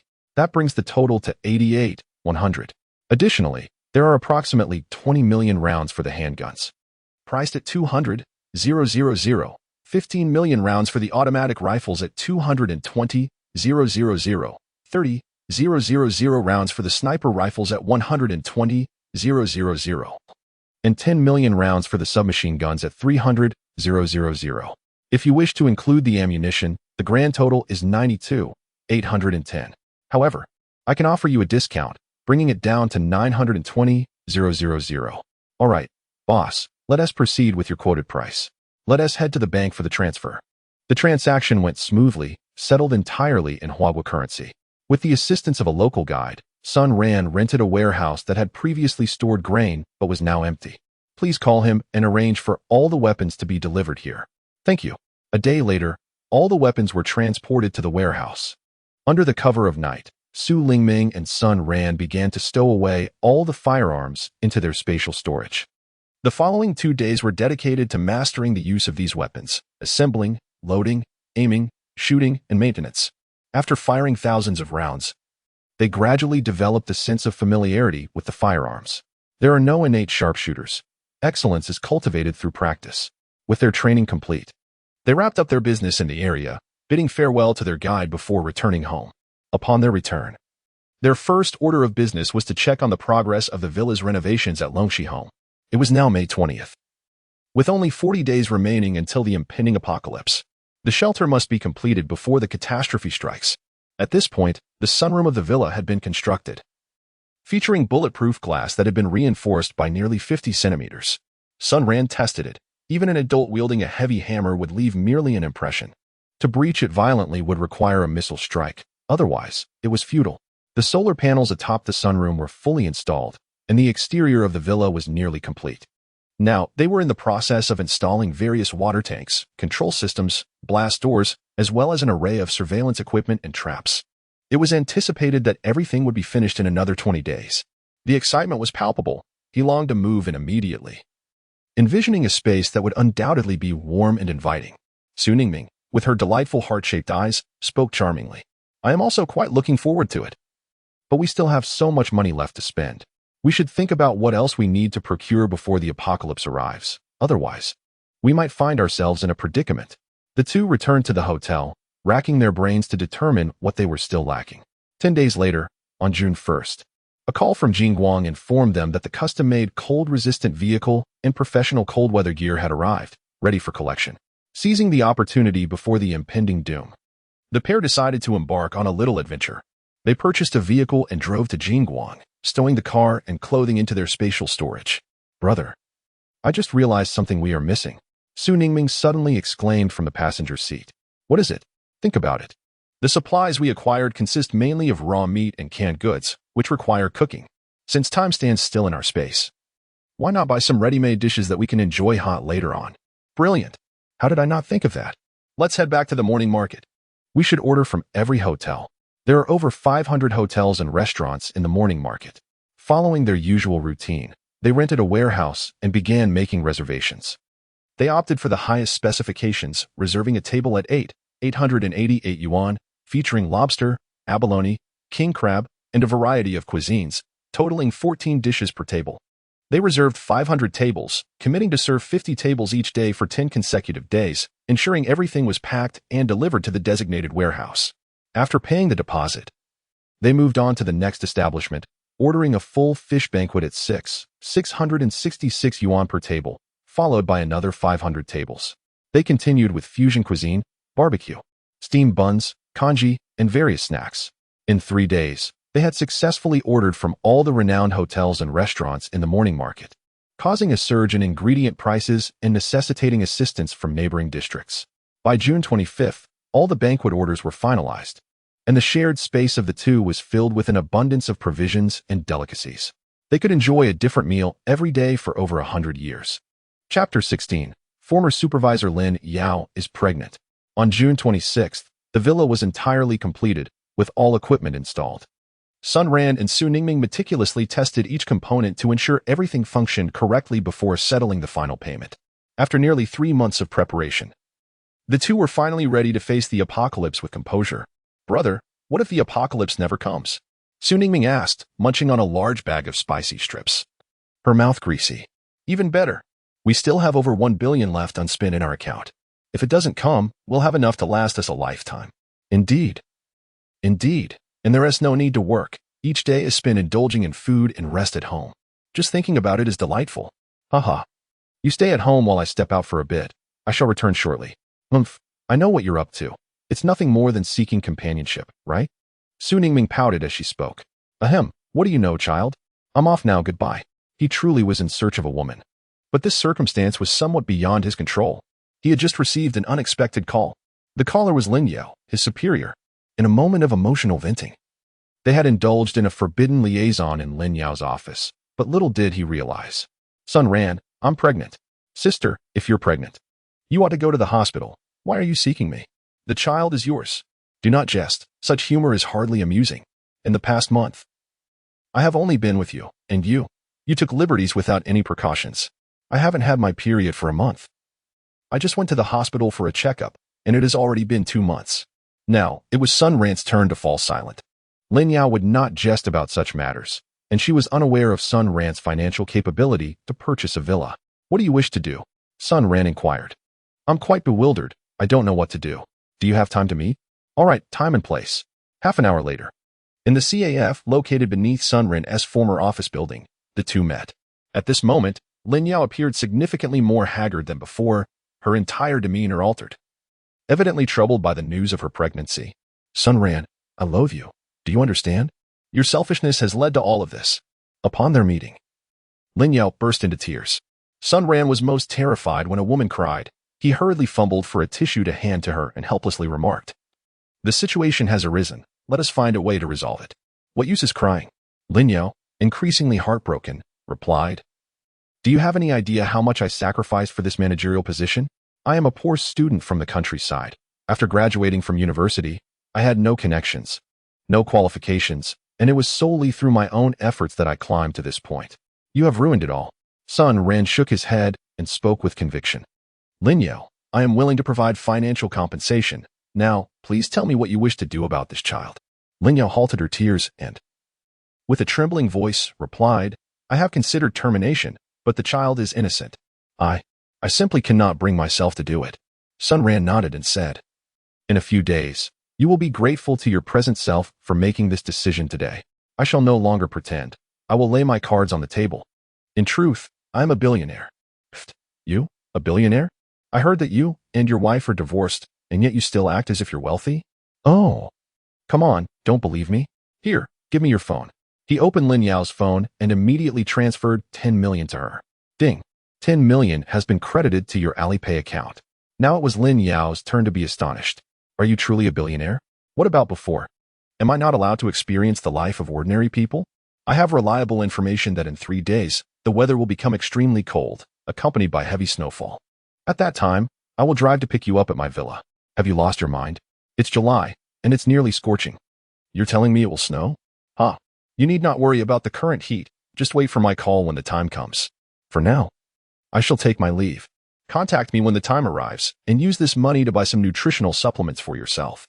Sun Ran stood up and departed, as he realized that the supplies he had procured did not include any baby products.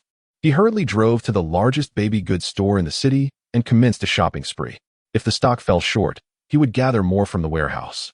He cleared out an array of brands and categories of infant formula, baby clothing, bathing essentials, nutritional supplements, snacks, and complimentary foods.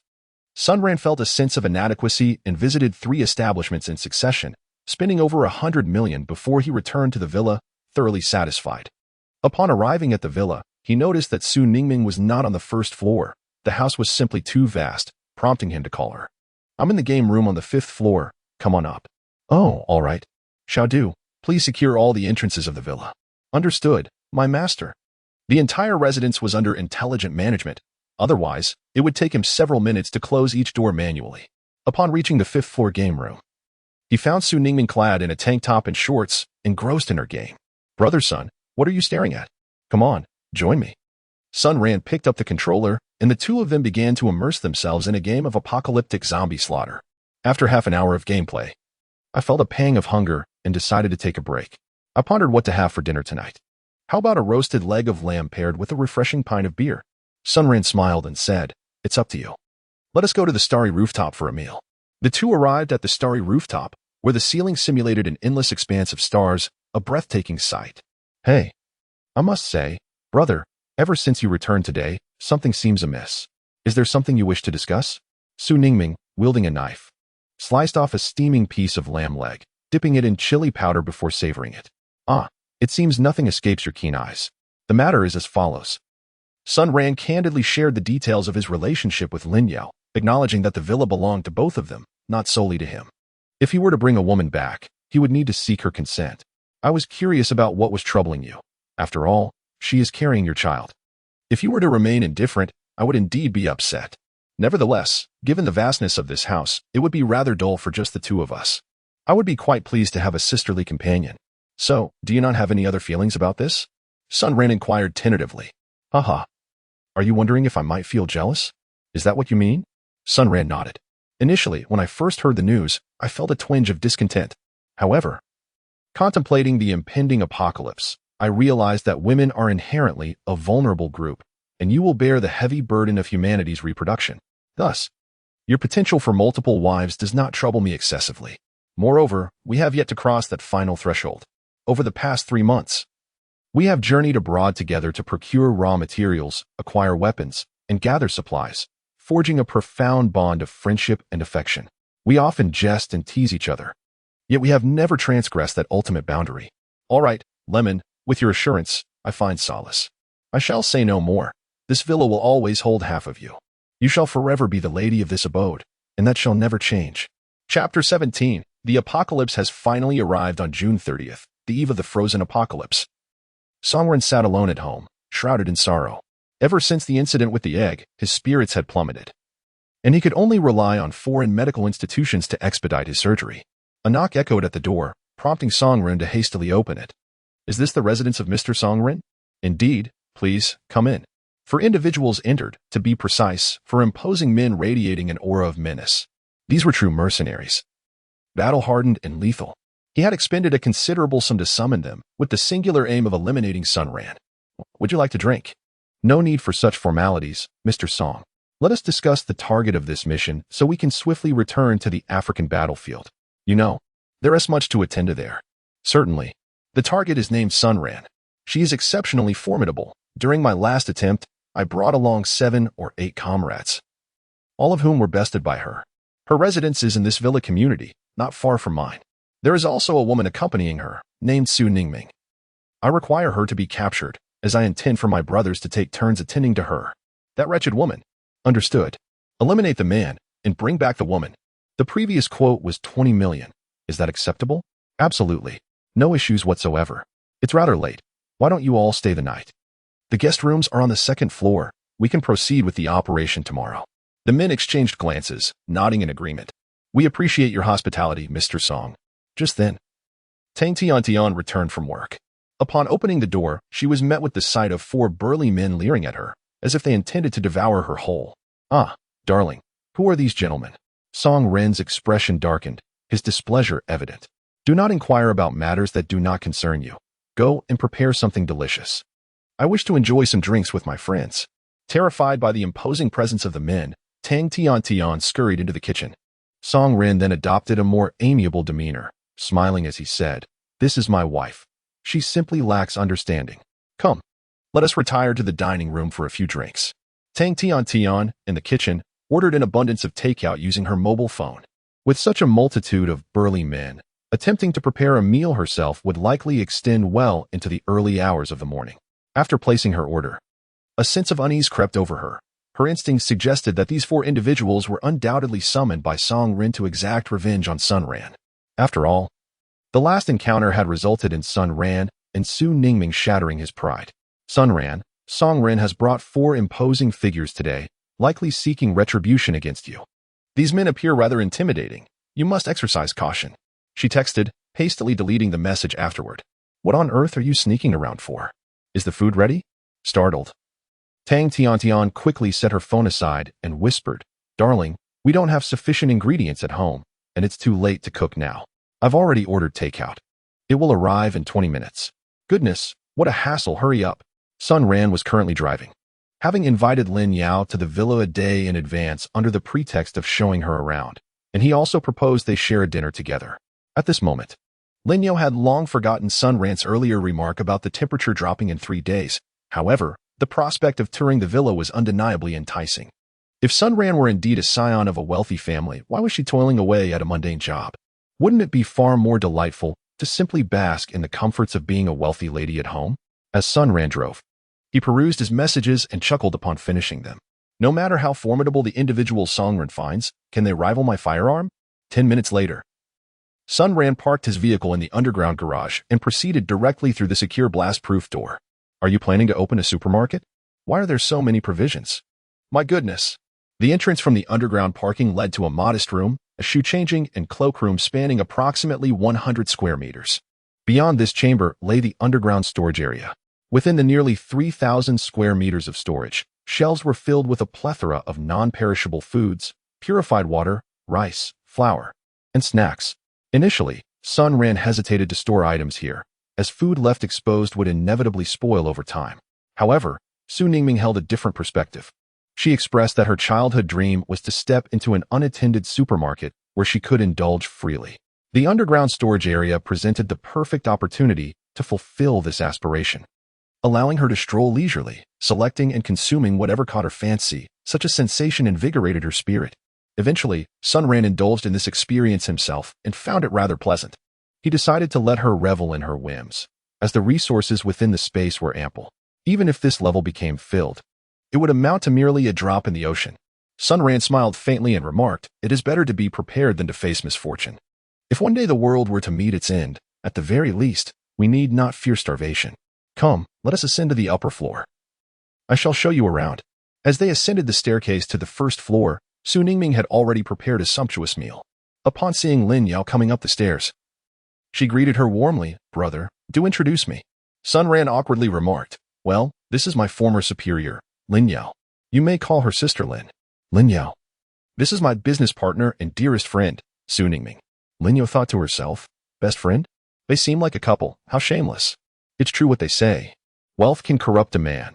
He keeps such a beautiful young woman at home. Yet, her expression remained unchanged. After all, she claimed they were merely friends. Perhaps I should observe for a while. If Sun Ran truly possesses wealth, I wouldn't mind being the other woman. Sister Lin, the meal is ready. Let us dine first. And afterward, my brother can show you around, Su Ningming cheerfully suggested. Lin Yao smiled. Thank you, dear sister. Let us indulge in a feast. I am eager to savor your culinary skills. As they gathered at the dining table, for exquisite dishes, rich in color, aroma, and flavor, graced the surface. Lin Yao picked up her chopsticks, took a bite, and her eyes widened in surprise. Sister, did you prepare this? It's remarkable. I believe it rivals the finest restaurant in our city. Su Ningming burst into laughter. Sister Lin, your praise is truly flattering, but I cannot take credit. This is from the most upscale restaurant in our city. Lin Yao chuckled as well, feeling an unexpected fondness for this straightforward, kind-hearted, and lively young woman, who was both beautiful and well-proportioned. The meal extended for over half an hour. Due to her pregnancy, Lin Yao had a hearty appetite, consuming 2 bowls of rice before finally setting her chopsticks down. She leaned back in her chair, gently caressing her belly, and smiled shyly at Sun Ran. I may have overindulged. The dishes were simply too delectable. Ever since I became pregnant, my appetite has grown tremendously. Sister Lin, It's essential to eat well for the baby, Su Ningming encouraged. Don't worry, we have an abundance of food and drink at our villa, so indulge freely. Thank you, dear sister. However, it is getting late. I should be heading back now. Sunran rose and said, we haven't yet toured the villa. Let's not return today. After we finish exploring the villa, let Lemon take you for a bath. You can rest here tonight and head back tomorrow. As for the company, it can wait for now. Lin Yao gazed at the resolute Sunran and then at the spacious, luminous villa. Her mind already made up to cling tightly to Sunran's support. As for the company, those who wish to go can do so.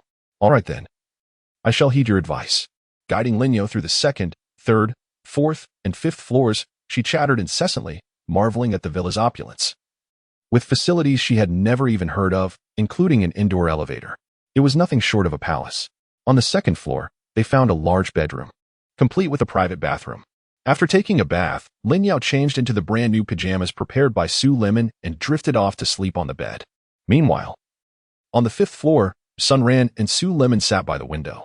One smoked continuously while the other sipped coffee, occasionally glancing at the time and thermometer. At last, the clock struck 12, and the sky began to snow. The temperature plummeted rapidly, descending from 28 degrees to 18, 8, 0, -10, -20, -30, -40. Finally settling at -50 degrees. Shadu, activate the electric heating system. In an instant, the villa's heating system sprang to life. Powerful electric heaters emanating warmth from every corner of the residence. The indoor temperature remained around 26 degrees. Lin Yao, sleeping in the second-floor bedroom, felt nothing amiss. Meanwhile, the entire Longxi garden had descended into chaos. Some exclaimed how romantic it was, exclaiming, it's snowing. Others pulled out their phones to take various photos, posting on social media with the caption, I suffer more than Doi. In any case, the entire community was awakened by the cold, and despite closing the windows, it was futile. They rummaged for all the thick blankets and clothing they could find, barely managing to stop their bodies from shivering. The snow fell like goose feathers, transforming the outside world into a realm of white. Sunran and Su Ningming exchanged a glance, sharing a smile. The frozen apocalypse has indeed arrived. Chapter 18 Day 1 On the morning of the second day, Sunran unlocked his phone and found the homeowners group chat in utter chaos. Oh my goodness. I almost froze to death yesterday. What kind of weather is this? Indeed, my fish in the aquarium have sadly perished. Fortunately, I managed to wake up in time to close the window. Outside, the snow had accumulated to more than a meter, nearly reaching my balcony. What shall we do? It seems that the snowfall will likely cease today. Such extreme weather typically does not last long. The discussions in the group were varied, yet no one mentioned food shortages. As most households had stocked up on supplies, and gas and electricity had remained uninterrupted, everyone simply treated it as an opportunity to relax at home. After scrolling through videos showcasing blizzards and temperature drops from various regions, he turned on the television to catch the news. Experts reported that this phenomenon was triggered by a high-energy particle beam from deep space, directly affecting solar activity, resulting in global cooling and significant snowfall.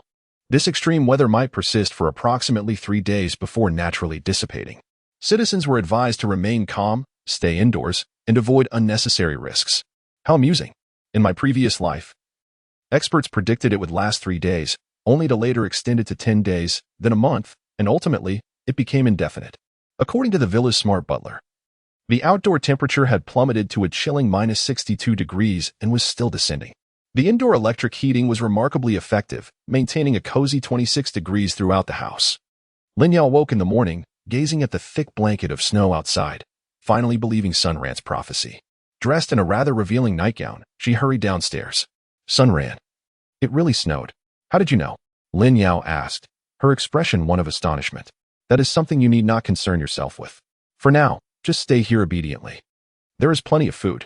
As he beheld Lin Yao's alluring figure, Sunran found himself momentarily overwhelmed. It dawned on Lin Yao that her attire was rather provocative. Yet she quickly reassured herself, considering that the man before her was the father of her child, there was no need for embarrassment. Did you sleep well last night? Yes. I slept quite comfortably. However, I am feeling a bit hungry. Sunran stood up, approached Lin Yao, embraced her tenderly, and planted a gentle kiss on her lips. Why don't you relax on the sofa and watch some television? I shall prepare dinner, he suggested. Lin Yao suddenly felt as if she were in love. Despite his initial coercion, he did not turn out to be as dreadful as she had imagined during their gradual acquaintance. Could it be the allure of the affluent? Nodding obediently, Lin Yao reciprocated with a kiss on Sun Ran's cheek. Her face flushed as she whispered, "Thank you, my husband." Upon hearing the term husband, Sun Ran was momentarily taken aback. Breakfast was simple yet delightful: rice porridge, salted duck eggs, accompanied by steaming meat buns. Renowned throughout the city as the famous dog don't care buns, each priced at 5 yuan. At this moment, Su Ningming sleepily descended the stairs for breakfast, clad in an outfit so scant that it was almost as if she were bare. "You two, hurry up and freshen up. It's time to eat," she called out. During the meal, Sun Ran's eyes were thoroughly captivated. The food was simply exquisite. "Ah, these buns are utterly delicious," exclaimed Lin Yao, devouring 4 in quick succession. "At this rate, I shall surely become quite overweight." Su Ningming chuckled. "No worries, Lin Jie. We shall head to the gym on the 5th floor shortly. Though you're pregnant now, moderate exercise is beneficial for the baby." Yes, that sounds great. "Thank you, dear sister," Lin Yao replied. After finishing their meal, the 3 of them took a leisurely stroll before ascending to the gym on the 5th floor to commence their workout. Sun Ran's fitness goal is to strengthen his body. He can sense the subtle fortification of his entire being each day, and he believes that combining this with exercise would yield even greater results. Thus, fitness has become an indispensable routine for both Sun Ran and Su Ningming. "Zhao Qian, I recall there are still a few bags of instant noodles at home. Have you seen them?" Zhao Qian's mother, Song Shushan, is searching the house for instant noodles. Previously, Sun Ran was responsible for purchasing rice, flour, oil, and vegetables, while the others merely had the task of consuming ready-made meals. Now that Sun Ran is no longer present, the household is left in disarray. Unaware of the dwindling food supply, breakfast necessitated a trip outside for provisions, and lunch consisted of hasty bites away from home. In the evening, whoever felt hunger would be responsible for boiling instant noodles or hanging noodles. Given the current circumstances, no one could venture outside, and it became apparent that only half a bag of rice and half a bag of flour remained, with absolutely no vegetables in sight. The refrigerator still contained some frozen meat, which had been procured by Sun Ran previously. In a pale visage, Zhao Qian emerged from her bedroom. The once vibrant Zhao Qian now lacked her former allure, and Song Ran no longer paid her any attention, while Sun Ran had ascended to affluence. She suddenly felt that the root of her misfortunes lay with her greedy family, who had instilled in her from a young age the necessity of marrying a wealthy man. Yet now, she found herself bereft of both wealth and prospects. With only 5 bags of instant noodles remaining, that would suffice for 1 meal, while lunch would consist solely of rice porridge. Fortunately, experts claimed it would only last 3 days. Otherwise, they would truly face starvation. At that moment, Zhao Yi dashed out from the room, shouting, "I don't want instant noodles. I want buns, meat buns." He then threw himself on the floor, rolling and wailing. Witnessing Zhao Yi's tantrum, Zhao Qian's last shred of rationality dissipated, and an uncontrollable fury erupted within her. Grabbing Zhao Yi, she struck his small face with 2 sharp slaps. "You insolent child, if you refuse to eat, then starve. I might as well let you perish, just like your foolish father, who is inept at everything and never has enough to eat." The more she spoke, the angrier she became, landing another 2 stinging slaps. This was the first time Zhao Yi had seen his mother so enraged, and he immediately ceased his cries. Song Shufan hurried over, snatching the child away and admonishing, "Even if you are angry, do not unleash it upon the child. Look at his little face, it's swollen." For breakfast, the 4 members of Zhao Qian's family, including Zhao Yi, consumed 5 bags of instant noodles, leaving not a drop of broth behind. For their next meal, they would have to collectively settle for rice porridge. The 4 mercenaries awoke promptly at the onset of the sudden drop in temperature last night. They swiftly closed the windows and sought the thickest quilt in Song Ren's residence, huddling together for warmth in their undress. Although the sight was somewhat distressing, it proved to be the most effective method of combating the chill. Come morning, Song Ren hastily provided them with several thick garments. Albeit due to their robust physiques, the 4 men could only manage to don them with great difficulty, resulting in a rather comical appearance. Breakfast was prepared by Tang Tian, consisting of a large pot of vegetable noodles accompanied by 10 boiled eggs. The household's provisions were rather scarce, yet it was imperative that everyone was well fed. Fortunately, the previous night's generous takeout order had left behind a considerable amount of meat skewers, which, after a brief stint in the microwave, rendered the breakfast quite sumptuous. However, Tang Tian found herself increasingly uncomfortable under the mercenaries' aggressive gazes. After merely finishing a small bowl of noodles, she declared herself full and retreated to her room. At the dining table, the lead mercenary spoke. Mr. Song, the weather today is decidedly unsuitable for mission execution. I just checked the news, and experts predict that this extreme weather will not relent for another 3 days. Therefore, I propose that I lead my team to carry out the mission post-haste once the weather improves. Would that be agreeable? Songren, already feeling frail, shivered in the frigid air that hovered around 20 degrees below zero inside the house. Sure, no problem. This wretched weather is quite intolerable. The second mercenary interjected, Boss, Mr. Song, the external temperature has plummeted to over 60 degrees below zero, with snow accumulation exceeding 1 meter. We are unable to return to the hotel at present. Not to worry, you all may stay at my residence for the next 3 days. I have ample rooms, Songren replied. I apologize for the inconvenience, Mr. Song. Thus commenced the first day of the frozen apocalypse, amidst a swirl of curiosity, excitement, and confusion. Chapter 19. One cannot trust the experts' claims of 3 days or 10 the second day of the apocalypse. In the homeowners group of Longshi Garden, does anyone have extra rice or flour? I would like to purchase some, thank you. Dear neighbor, I have 2 bags of 20 pounds of rice. I can sell you 1 bag. After all, with 2 days to go, this extreme weather should pass soon. I cannot consume this much. Thank you. Which building are you in? I will come directly from the underground parking lot to find you. Why is the temperature still dropping? I read online that such weather could last for 3 days without a chance of recovery. Is that true? One must trust the experts, dear. 3 days, just 3 days. Let us persevere and trust the experts. On the second day, the atmosphere amongst everyone remained quite pleasant. There was no shortage of food, even though it was cold. Bundled up in thick clothing at home made it manageable. Zhao Qian's family had already consumed 3 meals of rice porridge. Song Shuzhen took some frozen meat from the refrigerator, sliced it into strips, added a hint of soy sauce and salt, and stir-fried the entire batch. Even the notoriously picky Zhao Yi found the meat strips delectable.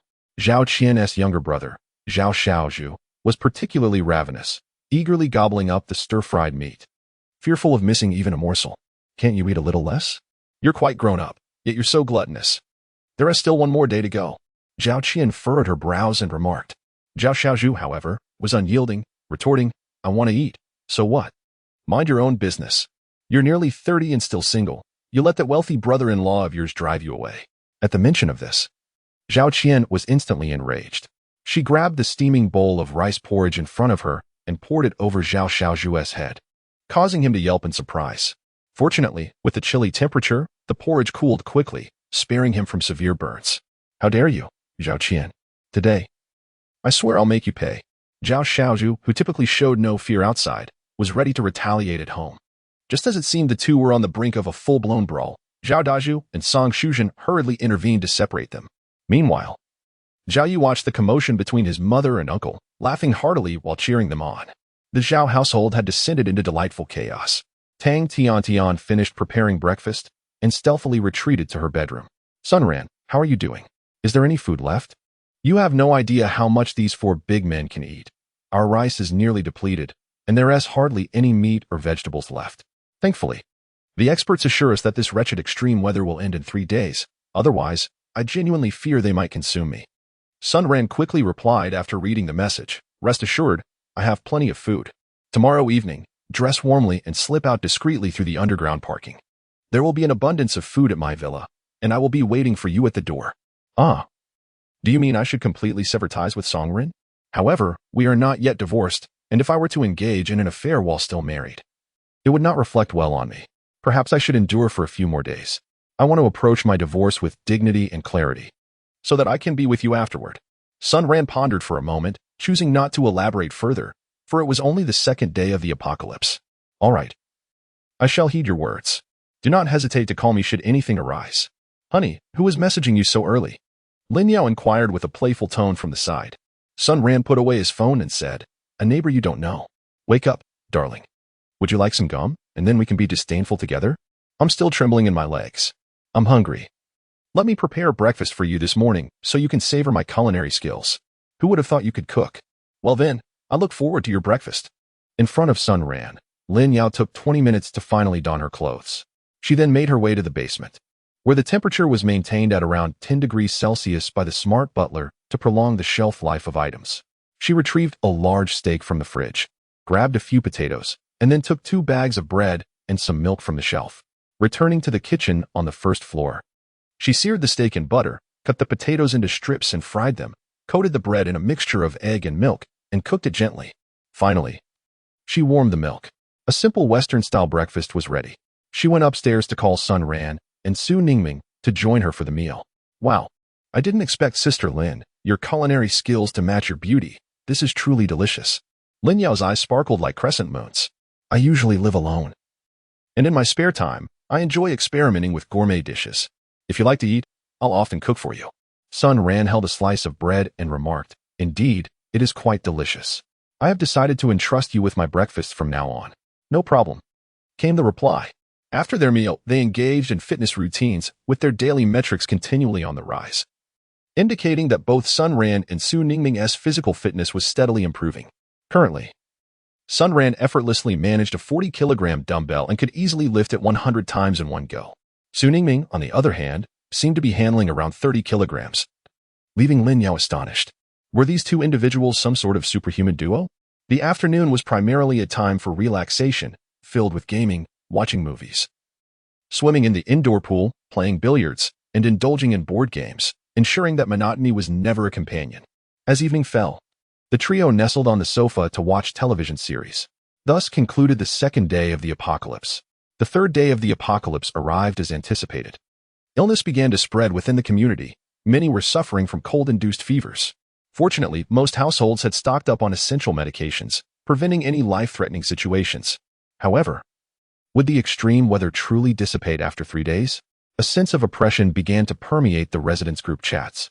The outdoor temperature plummeted to a chilling -70 degrees, while experts on television continued to boast that this extreme weather would soon pass.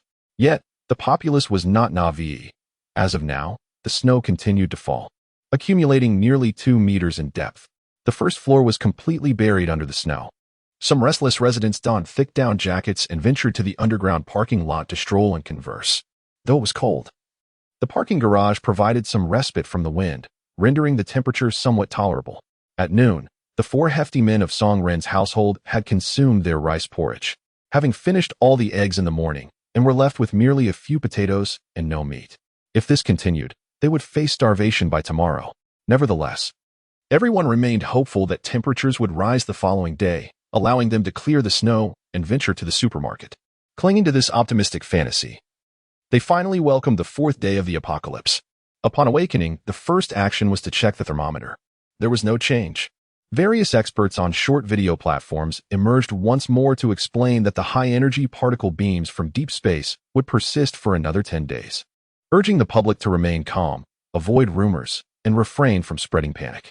They encouraged neighbors to assist one another in overcoming the day's challenges, believing that the extreme weather would soon be behind them. The comments section was rife with criticism.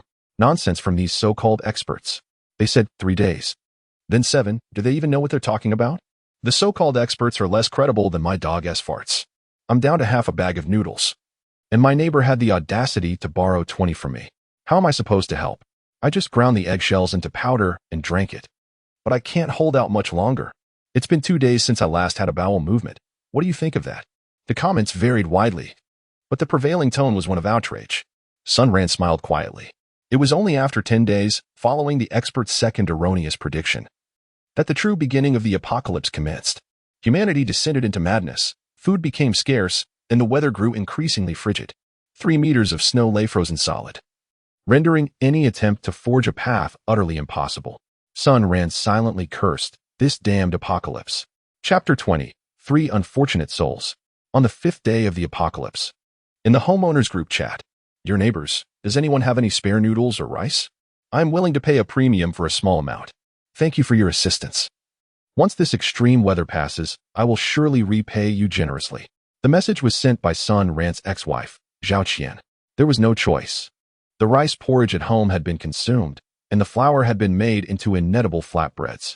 Now, the entire family had only half a bag of salt left. And that morning, each person had to make do with a cup of salt water to stave off hunger.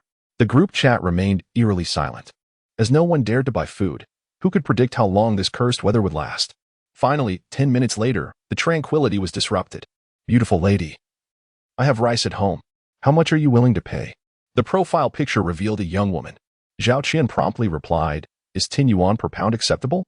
Sun Ran happened to see this message in the group and smirked insidiously, saying, "Dear friend in the group, with this extreme weather, who knows how long it will last? It's best to keep some food on hand." Zhao Qian, upon reading Sun Ran's message, was infuriated. "What do you mean, Sun Ran? We should support each other and weather this storm together. What concern is it of yours? Can you truly guarantee that you will not face a shortage of food?" Sun Ran glanced at the message from Zhao Qian and casually sent a photograph of his breakfast. The image depicted a bowl of century egg and lean meat congee, 3 steamer baskets of Hangzhou dumplings, 3 cups of milk, a salted duck egg, and a platter of meticulously sliced roasted duck. This breakfast, even in normal weather, would be considered exceedingly lavish. Upon sharing the photo in the group chat, everyone was taken aback, with temperatures plummeting close to -80 degrees. Who had the luxury to post about steaming buns? What kind of household was this? The homeowners in the group were informed by experts that the weather would return to normal in 10 days. However, no one dared to make any guarantees. They advised everyone to manage their food supplies wisely and refrain from selling indiscriminately. After Sun Ran sent out this message, the young girl who had just intended to sell Zhao Qian rice quickly replied, "I'm sorry, I just realized that there isn't much rice left at home, so I won't be selling it after all. My apologies." Zhao Qian, holding her phone at home, was infuriated to the point of nearly grinding her teeth to dust. The pantry was completely bare, leaving Song Shuzhen with no choice but to don several layers of clothing and knock on doors in their unit. After 2 hours, she managed to procure 5 jin of rice and 4 nearly sprouted potatoes, spending 300 yuan in total. How could Sun Ran be so despicable? She had food, yet refused to let others sell to them. What a nuisance. Song Shuzhen gazed at their meager rations, cursing vehemently. If they rationed these supplies, they might last 2 more days. However, the Song family was teetering on the brink of collapse. With 4 burly men and the duo of Song Ren and Tang Tian, they were truly at their wits' end. When Song Ren saw Sun Ran's message in the group chat, his mouth watered uncontrollably. This was hot. Roasted duck and soup dumplings. Before the apocalypse, he had scorned such lowly, greasy fare, insisting on seafood at every meal. But now he would gladly call it daddy for just 1 bite. With a glint in his eye, a plan formed in his mind. "Brother one, take a look at the person who sent this image. He is our target. His villa must be stocked with food. Why don't we break into his villa tonight? Eliminate him and seize his provisions? What do you think?" Brother one had not eaten breakfast that morning and was in a foul mood from hunger. Taking Song Ren's phone, he enlarged the image. The picture appeared genuine, not photoshopped. "Mr. Song, please wait a moment while I discuss this with my brothers." Back in their room, Mercenary 1 and his 3 comrades began to plot. Brother 2, Brother 3, dress warmly and scout the underground garage to assess the type of security door they have. Brother 4, make sure to check for surveillance equipment at their entrance. We must ensure everything is perfect. Understood, brother. The 3 men, preparing for their mission, were given the last flatbread by Tang Tian, which they devoured with a cup of salt water. Clad in ill-fitting down jackets, they cautiously made their way from the underground garage to the entrance of Sun Ran's villa. "Hold on before rushing to the door. Let me check for cameras first." Brother 4 produced a night vision binocular, an essential tool for their tasks, and scrutinized the area around the security door, finding no telltale red dots of surveillance cameras. Damn, Sun Ran is indeed a country bumpkin. With such wealth, he can't even afford a camera. He deserves to be dealt with by us. Brother 4 stowed away the binoculars, speaking with disdain. Brothers 2 and 3 rose. With no cameras in sight, they approached the security door directly. Wow, this door is quite impressive. It appears to be a military-grade blast-proof door. Number 3, can you see if you can open it? Number 3 specializes in bomb disposal, lockpicking, and the meticulous task of safe cracking. After scrutinizing it for a while, he furrowed his brow and stated, "It will take approximately an hour, and I will need to employ a small precision detonation." So complicated? Number 3 crouched down again, observing closely for a moment before saying, "There's no way around it. This Sun Ran hasn't installed any surveillance. Yet this door is exceptionally sophisticated. What a devious trickster." The 3 of them squatted beneath the door, engaged in discussion, completely oblivious to the sudden emergence of 4 water spray devices atop the blast-proof door. In the next instant, the 4 spray devices unleashed a torrent of icy water, akin to high-pressure hoses, directed at the trio of men. The temperature in the underground parking lot plummeted to an astonishing -50 degrees, while the outdoor temperature reached -80 degrees. The concept of -50 degrees might be somewhat foreign to many. It is essentially the temperature at which water freezes upon contact. Before the three men could comprehend the situation, they were instantly drenched in icy water. Their heads and clothes soaked, freezing solid within mere seconds. They screamed in terror, desperately rolling and crawling to escape the spray zone. Yet the four devices seemed to possess a mind of their own, relentlessly pursuing them with their jets. Thanks to years of rigorous training as mercenaries, their physical prowess allowed them to support one another as they finally escaped the spray zone, stumbling towards Villa Number 1. The areas of their trousers that had become wet were now rigid, making each step an arduous endeavor. Fortunately, they had consumed some food before setting out, enabling their bodies to generate sufficient heat. Otherwise, this day would have marked their end. Sun Ran sat in his room, fixated on the screen, watching the three individuals flee in disarray, laughing heartily. In truth, the moment they approached within 300 meters of his residence, the Xiaodu smart assistant had already alerted him. 200 concealed cameras were strategically positioned within that radius. Not only could he clearly see their appearances, but he could also hear their conversations distinctly. When the trio gathered, Sun Ran commanded Xiaodu to activate the water trap. This time, it dispensed merely regular water. Had he infused the mechanism with a sedative, it would have incapacitated them within seconds. Given the current outside temperature, it could very well lead to their demise from the cold. However, Sun Ran had no intention of taking lives just yet. After all, the apocalypse had only just begun, and such actions would not align with the present circumstances. Rather, he aimed to diminish the bravado of these mercenaries first. Chapter 21. Seeking provisions at Villa Number 2 at Song Ren's residence, upon witnessing his three subordinates return. Resembling popsicles and utterly disheveled, he erupted in fury. Could it be that Sun Ran had foreseen the impending extreme weather and prepared accordingly? Who, in their right mind, would install a water-spraying device at their own doorstep? Nevertheless, there was no time to dwell on Sun Ran's tactics. The trio was on the brink of freezing to death.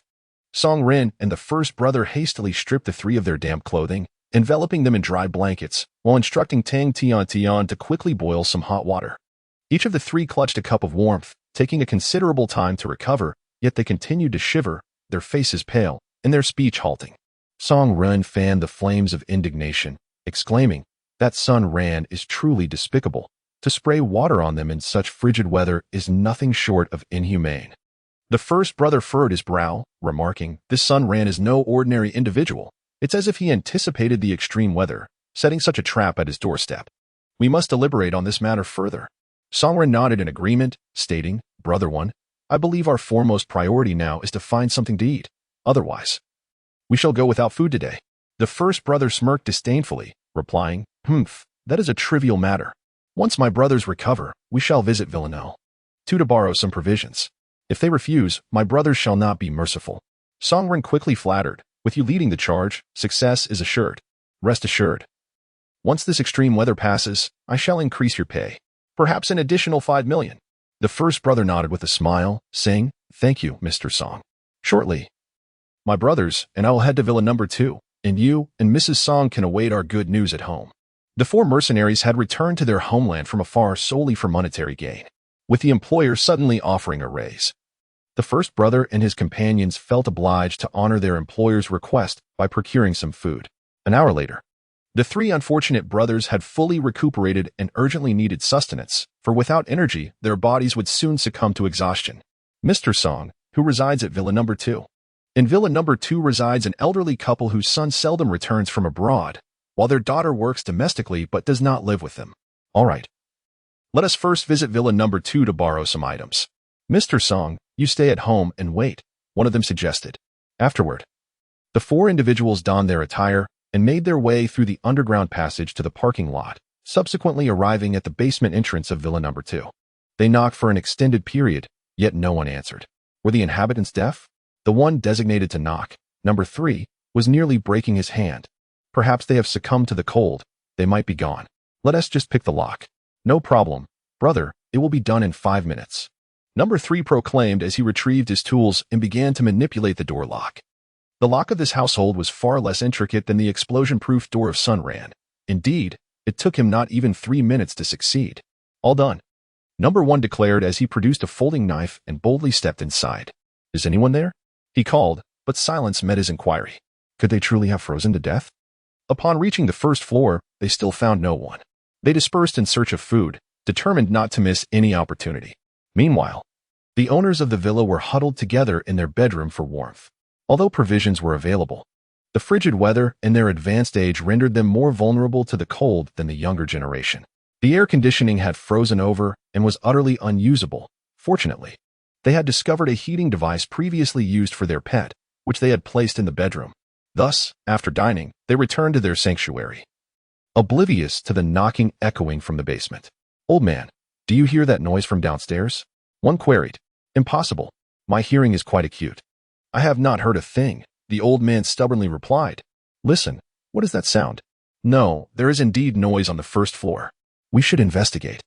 What if someone has entered and is stealing our food?" The old man listened intently and seemed to discern a sound as well. They threw off the covers, donned their clothing, and armed themselves with a badminton racket before cautiously descending the stairs. "What are you doing, you lot? Put that down," they exclaimed. Indeed, halfway down the stairs, they spotted 4 burly men rummaging through their belongings in search of food. The shout startled the 4 intruders. Turning to see the elderly couple, Number 1 forced a congenial smile and, with a pleasant demeanor, said, "Uncle, Auntie, we are your neighbors. We knocked earlier but received no response. So I assumed you were not home. Since you are here, that simplifies matters. My brothers and I have run out of food and would like to purchase some from you, if you please." One should not rebuff a smiling face. The old man lowered his badminton racket, looking troubled as he replied, "We too have very little food left. I truly cannot sell anything to you. Please, you should depart and inquire elsewhere." Number 2, a ruthless individual, brandished a 50-kilogram bag of rice and menacingly declared, "What do you mean you have no food? Don't provoke us." Number 1 did not intervene. Instead, he continued to grin at the old man, for someone always had to play the antagonist. The old man, observing the imposing figures of the 4 men, thought to himself that if he failed to part with some goods today, they would likely not relent. "Ah, how forgetful I am. I shall offer you this sack of rice for a mere 200 yuan. Number 1 nodded and cheerfully replied, "Very well, Number 2. Hand over the money, and also take the potatoes and meat from the refrigerator. We shall make it 500. "All right, brother." The 2 elderly individuals could only watch helplessly as their provisions were taken away. With this bag of rice, they could manage to stretch their rations for about 5 more days. They hoped that, as the experts had predicted, the temperature would rise and the extreme weather conditions would dissipate after those 5 days. Once the 4 hulking men had departed, the 2 elders sat on the staircase, exhaling in relief. Fortunately, they had the habit of storing food, and the basement still held 2 sacks of rice, 2 bags of flour, some cured meat, and pickled vegetables. Within 10 minutes, Number 1 returned with a sack of rice, a dozen potatoes, and frozen meat. Songren was overjoyed and immediately called for Tang Tian to prepare a meal. The 4 men stared at Tang Tian's curvaceous figure like famished wolves. And Songren inwardly lamented, "Damn this weather. It had better improve soon, or I shall surely find myself wearing a green hat." As the morning dawned, Lin Yao had already prepared a sumptuous breakfast for Sun Ran. Due to the rigorous intensity of the daily workouts that Sun Ran and Su Ningming engaged in, a greater intake of protein was necessary to sustain their energy levels. Thus, the breakfast featured 4 sizzling steaks, freshly squeezed orange juice, golden fried potato wedges, and several delectable cheese meatballs. These were not pre-packaged items purchased from a restaurant. Rather, Lin Yao had meticulously crafted the beef herself, having retrieved it from the refrigerator on the lower level. Su Ningming, having already completed a vigorous 5-kilometer aerobic run that morning, was now ravenously hungry, eagerly devouring the steak with great enthusiasm.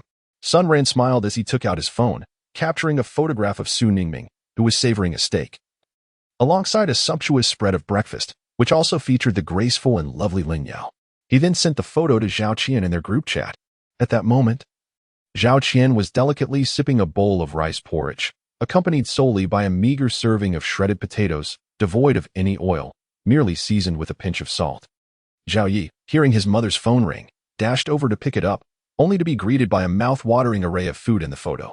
Instantly, he was overcome with hunger, crying out, "I want fries and ketchup. I don't want rice porridge."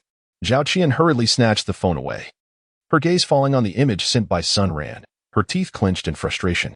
Such an extravagant breakfast, along with 2 stunning beauties, was clearly intended to provoke her. But wait, why would he want to irritate her? Was he trying to capture her attention? Surely, he aimed to incite her jealousy. It must be so. Subsequently, Zhao Qian dialed Sun Ran's number. Chapter 22. Experts predict extreme weather will persist for another month. As Sun Ran enjoyed his meal, he received Zhao Qian's call. Upon answering, both sides fell into silence. Sun Ran, primarily preoccupied with his food, and Zhao Qian, attempting to maintain her composure. 10 seconds elapsed before Sun Ran, growing impatient, hung up. What was the point of the silence? Zhao Qian stared incredulously at the terminated call, thinking it must have been an accidental misclick. She redialed. This time, she adopted a softer tone, saying, "Darling, I stop right there. No more darling. We are no longer in a marital relationship.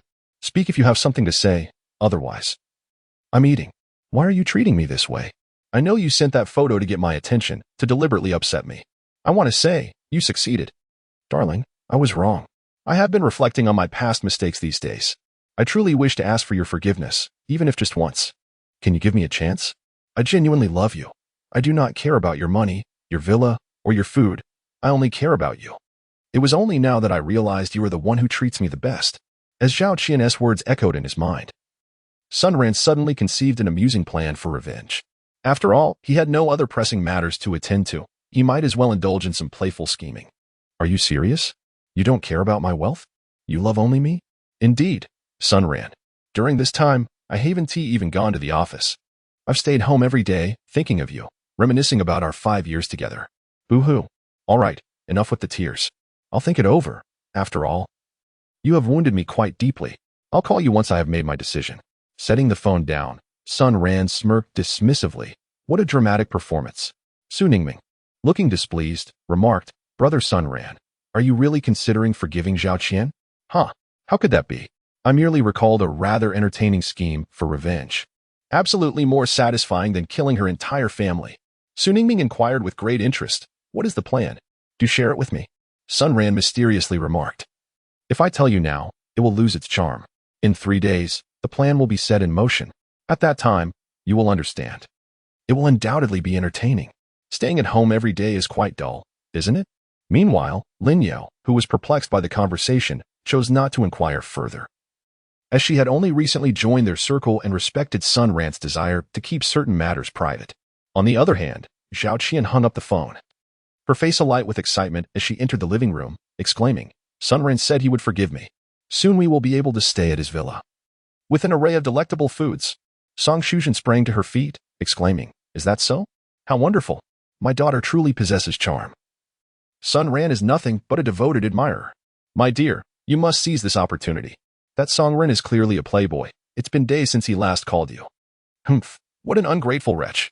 Zhao Xiaozhu approached sheepishly and said, Sister, I was wrong a couple of days ago. Please don't take it to heart. I shouldn't have said that to you. Zhao Qian graciously replied, It's all right, Xiaozhu. You are my brother, and I can truly hold a grudge against you. Thank you, sister. Soon we will be wealthy. I will treat my brother-in-law with utmost respect. The family, buoyed by their delightful aspirations, enjoyed their bowls of rice porridge. In the community group chat, messages regarding the purchase of supplies surfaced daily. However, ever since Sun Ran advised against selling food in the group, there had been a significant decline in altruistic offers. This led to a growing resentment towards Sun Ran from those without food, especially since he frequently shared images of various delicacies, which only fueled their frustration. Those in need of sustenance were left with no choice but to approach their neighbors, paying exorbitant prices for provisions. On the 9th day of the apocalypse, Zhao Qian pondered, Has Sun Ran not called you yet? What does he mean? Did he not say he forgave you? Why is he still hesitating? Having subsisted on rice porridge for days, she felt utterly drained, and the rice purchased from the neighbor was nearly gone. Mom, why are you so anxious? He is likely in a dilemma as well. After all, the children are not his. We must be understanding, Zhao Qian replied. I suppose I should send him another message to check in. With that, Zhao Qian picked up her phone and swiftly typed, Dear, have you made a decision? I genuinely wish to change for the better. I promise to bear you a healthy baby, and we shall name him Sun Debao. How does that sound? He will carry your surname, for he is your flesh and blood. What do you think, dear? The message was sent. Sun Ran gazed at the message, truly defeated by this woman's shamelessness. Zhao Qian, grant me just one more day. I shall provide you with a response by tomorrow. Do not press me too hard. I am merely deeply wounded. Upon sensing an opportunity, Zhao Qian immediately sent a sultry photograph of herself. Despite trembling from the cold, she endured it all in hopes of securing her position. Sun Ran opened the photo and couldn't help but acknowledge that Zhao Qian truly possesses remarkable attributes. Her beauty and figure are undeniably exceptional, befitting her status as a campus belle. In comparison, Lin Yao's attractiveness seems slightly overshadowed, yet her physique is certainly on par with Zhao Qian's. In terms of beauty, only Su Ningming can rival her. Sun Ran did not respond to the message. Instead, she opened a short video application, the period mentioned by the expert, suggesting a return to normal weather within 7 to 10 days is fast approaching. The temperature outside has plummeted to a chilling -85 degrees, showing no signs of recovery. Many residents in the community have already succumbed to colds and fevers, and with the scarcity of clothing and food, it is only a matter of days before tragic incidents of freezing and starvation occur. Various so-called experts, clad in thick down jackets, sit comfortably at home, confidently proclaiming that the weather will undoubtedly improve tomorrow or the day after. Observations indicate that the sun has regained its vigor, and temperatures in certain regions of the earth have risen by 3 to 5 degrees. Sun Ran chuckled lightly, remarking on the absurdity of boasting amidst a frigid temperature plummeting below -80 degrees. In a bid for views and likes, it seems some had entirely forsaken their dignity. On the 10th day of the apocalypse, authoritative news broadcasts unveiled the latest updates. According to reports from meteorological stations and astronomical observatories, the reach and duration of this high-energy particle beam was unprecedented. This cold wave was expected to persist for approximately a month, if not longer, with temperatures continuing to decline. Due to the severe weather, the military and government were currently unable to organize effective rescue efforts, urging citizens to self-organize for survival. It was hoped that everyone would remain steadfast in their belief that human determination could triumph over nature. The news spread rapidly across various short video platforms, plunging humanity into despair. Many residents of Longxi Home sincerely expressed their gratitude to Sun Ran for organizing those with supplies to refrain from selling them, while others harbored intense resentment towards him, lamenting their utter lack of resources and wondering how they would survive. Furthermore, experts on the television warned that the harsh conditions might last for a month or even longer, with no definitive end in sight. Were they truly destined to perish from starvation? A palpable sense of hopelessness enveloped the entire blue planet. Was humanity truly facing extinction? Chapter 23. Zhao Qian's family moves into the villa on the 11th day of the apocalypse. Sun Ran rose early, demonstrating remarkable discipline as he made his way to the gym. At that moment, the 40-kilogram dumbbells were no longer a challenge for his strength. He increased the weight to 60 kilograms. With effortless grace, he maneuvered the 60-kilogram weights as if they were mere leaves in his hands, weightless and unencumbered. After 1,000 repetitions, he transitioned to the treadmill, setting the speed to its maximum, embarking on a fasted aerobic run of 10 kilometers. He completed this feat in a mere 15 minutes, a remarkable achievement considering that a typical 10-kilometer run usually required at least 45 minutes or more. Sun Ran reduced his speed to 1/3 before stepping off the treadmill, only to commence a series of high-intensity exercises. Su Ningming, refusing to be outdone, executed various strenuous routines with impeccable form. Her strength training now effortlessly reached a single-handed lift of 45 kilograms. After an hour of rigorous training, the two made their way to the dining hall. "Brother Sun Ran, how is your revenge plan coming along? I can hardly contain my curiosity. Haha. Today we shall put it into action. The plan is as follows. Zhao Qian, I have made up my mind. I have decided to forgive you. Over the past few months, I have realized that you have always held a place in my heart. However, you must promise never to contact Songren again." Upon receiving the message, Zhao Qian leaped for joy, her excitement palpable as she eagerly typed a response. "Darling, rest assured, I will never reach out to Songren again. From now on, I will wholeheartedly serve and attend to you. When do you think we can move into your villa? And who are that Su Ningming and the other woman?" Sun Ran smiled slightly, and the trap was set. "They are my partners. And the funds for my purchase of raw stones in Myanmar came from them." "Oh, are you suggesting that they own half of the villa?" "Indeed. It's no trouble at all. Your entire family is welcome to move in. The space is ample, and there will be enough food for you, albeit not extravagant, but certainly sufficient." Zhao Qian thought to herself, after all, they are just two women. When the time comes, we can simply evict these two little enchantresses. Competing with me, Zhao Qian, for a man? They are still too inexperienced. "Mom, Dad, little brother, hurry with the kids. We are heading to Sun Ran's villa right now. He has already forgiven me." "That's wonderful, sister. When the time comes, do mention to brother-in-law that after Nana and I get married, I wish to occupy the third floor. Of course, that's quite simple. Your brother-in-law is still my devoted admirer, so rest assured. Zhao Yu was uncertain about their destination, but upon hearing devoted admirer, he immediately jumped up, exclaiming, "Devoted admirer, daddy! Devoted admirer, daddy!" Zhao Qian chuckled softly, choosing not to respond. There was little to gather. Just a few changes of clothes and toiletries. She bundled herself up warmly, and they set out. After traversing the underground parking lot for nearly 15 minutes, they finally arrived at the bomb-proof door of Sun Ran's villa. Sun Ran, open the door. We have arrived. Outside, Zhao Qian's family shivered in the cold. The bomb-proof door opened automatically, and as they stepped into the changing room on the basement level, they were instantly enveloped in warmth. While her family was on the verge of freezing, Zhao Qian wondered how Sun Ran's villa could be so warm, and if the basement was this cozy. How much warmer must the upper floors be? Sun Ran descended wearing only a tank top and shorts, creating a stark contrast with their attire. Zhao Qian, Dad, Mom. You have arrived. Just leave your clothes off and come inside to warm up with me. The group, shedding their usual arrogance, obediently removed their outer garments.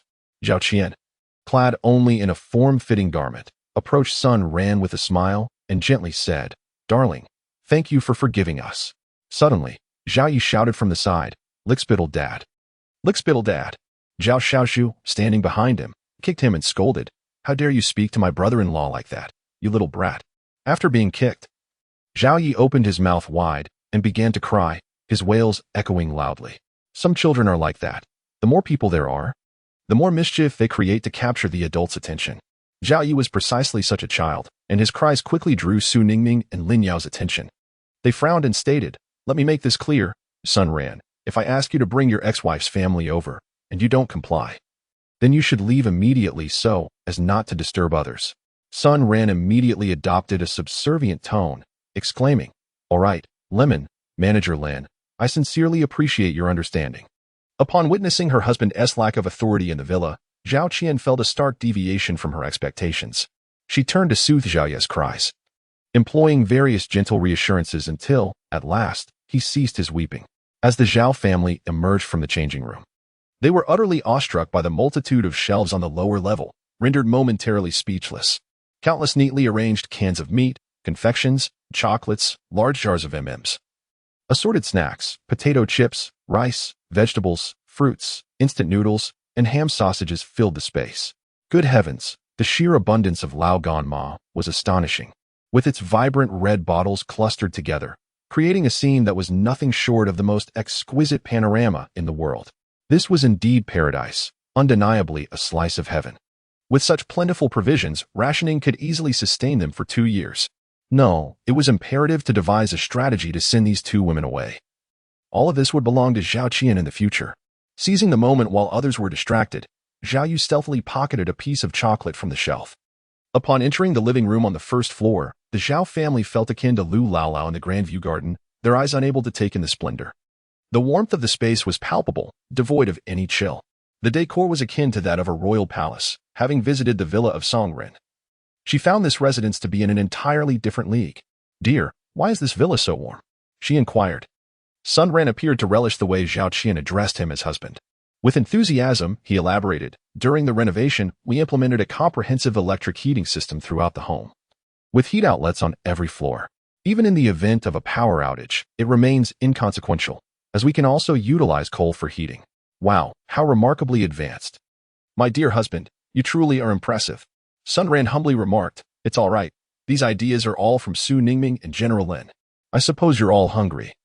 I've prepared some food for you. This is the kitchen." Upon entering the kitchen, they were greeted by a large bowl of rice porridge, a few boiled potatoes, and several bags of pickled vegetables, nothing more. Zhao Qian expressed her dissatisfaction, saying, "Darling, we eat rice porridge every day at home. Can't we have something different?" Before Sun Ran could respond, Su Ningming abruptly interjected, her tone laced with sarcasm, "Everything in this villa, including food and supplies, belongs to the two of us. Sun Ran has no authority to distribute the food. It's quite sufficient to have something to eat. Must you be so picky?" Sun Ran suddenly became agitated, exclaiming loudly, "Enough. My wife's family has just arrived. Surely we should prepare some meat. Do I not even possess this small right?" Su Ningming let out a cold laugh and replied, "Sun Ran, I advise you to recognize your position. There is a bit of leftover meat in the refrigerator. Consider it a gesture of pity for your ex-wife's family." With that, she ascended the stairs.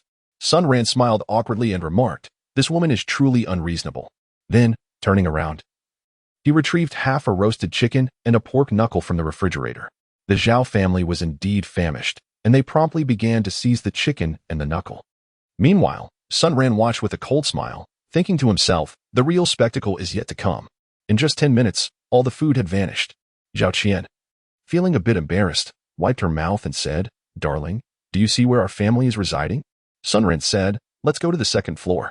Upon reaching the innermost part of the second floor, he opened a large door and declared, "This is the place." After a prolonged silence, Song Shuzhen, visibly displeased, remarked, "Sun Ran, do you mean to suggest that our entire family should squeeze into one room?" Sun Ran nodded helplessly and remarked, "Indeed, I find myself quite powerless. After all, my words hold no weight." Zhao Qian thought to herself, as expected, he remains as ineffectual as ever. However, outwardly, Zhao Qian concealed her disdain for Sun Ran. Maintaining a cheerful demeanor as she said, "This place is quite nice, there's food and drink, and it's not cold. Once the extreme weather passes, my dear, we shall move out. At that time, you can use the money from selling your jade to purchase a small villa." "Dreaming, indeed." Sun Ran chuckled and said, "I have no money left to purchase a villa. The funds I received were entirely spent on this property. I had intended to resell it for a profit. But who could have anticipated such extreme weather would strike so suddenly? Now, I find myself completely broke." Zhao Qian, with a flash of inspiration, replied, "Don't be disheartened. My dear, this extreme weather will likely pass soon, and when it does, selling the villa will yield us the same financial return." Sun Ran smiled bitterly and said, "Zhao Qian, in order to allow your family to move in, I have transferred all my shares in this house to them. Otherwise, they would never have agreed to your entry. In other words, I am left with nothing." "What? Are you truly speaking the truth?" Zhao Qian's expression changed instantly, moments ago. She had been filled with flattery and adoration, but now, all that remained was anger and despair. Sun Ran nodded honestly. Upon realizing Sun Ran's admission, Zhao Qian felt a wave of darkness envelop her. After all the commotion, she discovered that her residence in the villa was secured through Sun Ran's exchange of his shares in the property. This foolish man was, in fact, nothing more than a penniless wretch. Chapter 24. Zhao Qian, who was expelled after just one day. Sun Ran returned to his room with an expression of regret, leaving the Zhao family to process their emotions alone. Meanwhile, Su Ningming and Lin Yao were waiting for him in the room. "How did we perform?" "I believe we did quite well, didn't we?" Sun Ran laughed heartily. "Indeed, with our lineup, if we were to shoot a short drama, it would undoubtedly be a sensation. I never realized you possessed such talent before." Su Ningming replied with pride, "Of course, if I were to debut, I would certainly shine as a brilliant star in the entertainment industry. Now, do tell me, what was their expression upon discovering you were financially challenged?" Sun Ran reminisced thoughtfully and remarked, "Well, how should I put it? It was quite spectacular, transitioning from surprise to disbelief to despair, and yes, even disdain. In summary, I believe the expressions of Zhao Qian's family could be immortalized in a performance textbook, serving as a model for students at Beijing Film Academy. Ha ha ha, absolutely brilliant. Now, let us proceed according to plan." All right. That evening, Su Ningming and Lin Yao dined on steak, fries, and hamburgers at the table, while Sun Ran and Zhao Qian's family squeezed around a small table in the living room, consuming rice porridge accompanied by steamed buns. The stark contrast was particularly irksome for Zhao Qian, especially upon learning that Sun Ran had relinquished shares of real estate worth over 100 million to ensure her family could move into a villa without suffering from hunger or cold, which only heightened her distress. She was torn between feeling touched and wanting to scold him. A cold laugh escaped Zhao Qian's heart. Feeling touched was out of the question for this useless man who couldn't even manage 2 women. Indeed, 2 women. Here, she had her brother and father, along with Sun Ran. 3 men, unable to prevail against merely 2 women? As the meal concluded, Su Ningming rose, her face darkened, and said, "Once you all have finished, please return to your rooms. We wish to watch television in the living room." Sun Ran cautiously remarked, "Lemon, look, it's barely 7 o'clock. There's nothing to do so early in the room. Why not let them watch television for a while?" "Absolutely not. Allowing them to enter is already a great act of kindness. If they refuse to comply, they can leave." Song Shuzhen stood up, hands on her hips, admonishing, "I must say, you 2 young ladies are pushing your luck. Our presence here is thanks to my son-in-law Sun Ran transferring his shares of the property deal. We essentially paid to reside here. Why should we heed your demands? Su Ningming chuckled instead of showing anger. Oh, how amusing. Indeed. Sun Ran did transfer the property shares to us in exchange for your right to reside here. However, your daily food expenses amount to 3,000 yuan. Once the extreme weather subsides, Sun Ran is obliged to reimburse us for this, as all the provisions were purchased by Manager Lin and me. With Sun Ran contributing not a single penny, Zhao Qian's face paled instantly. Sun Ran, that good-for-nothing, was hiding so many matters from them. If they were to stay for a month, it would amount to nearly 100,000 yuan. Sun Ran hung his head in silence. Embodying the image of a pitiful figure, Zhao Qian pulled the argumentative Song Shuzhen and Zhao Daju back into the room, where they began to conspire. Relying on the inept Sun Ran was clearly futile. It seemed they would have to depend on their own resources. As two young girls, they could not match the strength of their father and brother, who were both robust men. Tomorrow, they would seize the opportunity to procure a rolling pin or a kitchen knife as weapons, and then they would storm the villa, taking it by force. In that scenario, the two women and the brother would be entirely at their disposal. Forget about that little na of yours. These two women are quite attractive and well-formed. Upon hearing this, Zhao Xiaozhu eagerly nodded, exclaiming, Sister, your plan is astute. These two women are indeed exceptional. I could easily have two wives. And a grand villa. What a pinnacle of life. Zhao Daju, however, was not pleased, his face stern as he interjected, Xiaozhu, are you not concerned about your own limits? I want it on this too. Song Shuzhen immediately grew agitated, retorting, You old codger, you can't even satisfy me, yet you have your eyes on other women. I'll scratch your eyes out. Zhao Daju quickly dodged, saying, It's not the same. I want to partake. Otherwise, let Zhao Xiaozhu do all the work tomorrow while I enjoy the spectacle. Zhao Qian swiftly intervened as a peacemaker, advising, Enough, mother. As long as we have food, drink, and a warm place to stay. The matters between men and women are trivial. How about this? From Monday to Friday, the two women entertain Xiaozhu, and on the weekends, let father indulge. Song Shuzhen could only nod resignedly, yet she added, Zhao Qian, this is illegal. What if, after the extreme weather passes, they accuse us of breaking and entering? Zhao Qian, with confidence, replied, I isn't either Sun Ran. He is eager to be my lapdog. We'll just say it was his doing and let him take the fall. We will deny everything. Upon hearing Zhao Qian's words, the others were intrigued. This was a grand villa filled with provisions. It was worth the risk. Unbeknownst to them, every word exchanged in the room was transmitted to Sun Ran's phone via hidden cameras, and the three of them listened intently. They exchanged knowing smiles. Fully in control of the situation. At 9 o'clock in the evening, Zhao Qian's family had merely a bit of porridge for dinner, and the hard buns were nearly inedible, leaving them ravenous and unable to sleep. Suddenly, a knock echoed, Zhao Qian, I'm coming in. It was Sun Ran, bearing 2 roasted chickens and 2 pig trotters. I figured you might not have had enough to eat tonight. I noticed they were asleep, so I swiped some food for you. Hurry and eat. The group, unusually subdued, accepted the food with indifference, offering no words of thanks, their faces betraying a cold demeanor. Sun Ran feigned an attempt to draw closer to Zhao Qian, only to have her retreat as if fleeing from a plague, denying him any opportunity to approach her. Sun Ran feigned pity and said, Zhao Qian, we had previously agreed that if I forgave you, you would be willing to bear my children. How about we move to the next room today? Once this extreme weather passes, we can remarry. Zhao Qian replied with a cold smile, Sun Ran, you are aware that we are currently experiencing extreme weather. I am not in the right frame of mind for such matters. Perhaps we can revisit this after some time. It is getting late. You should return home and rest. Sun Ran left with a look of deep disappointment.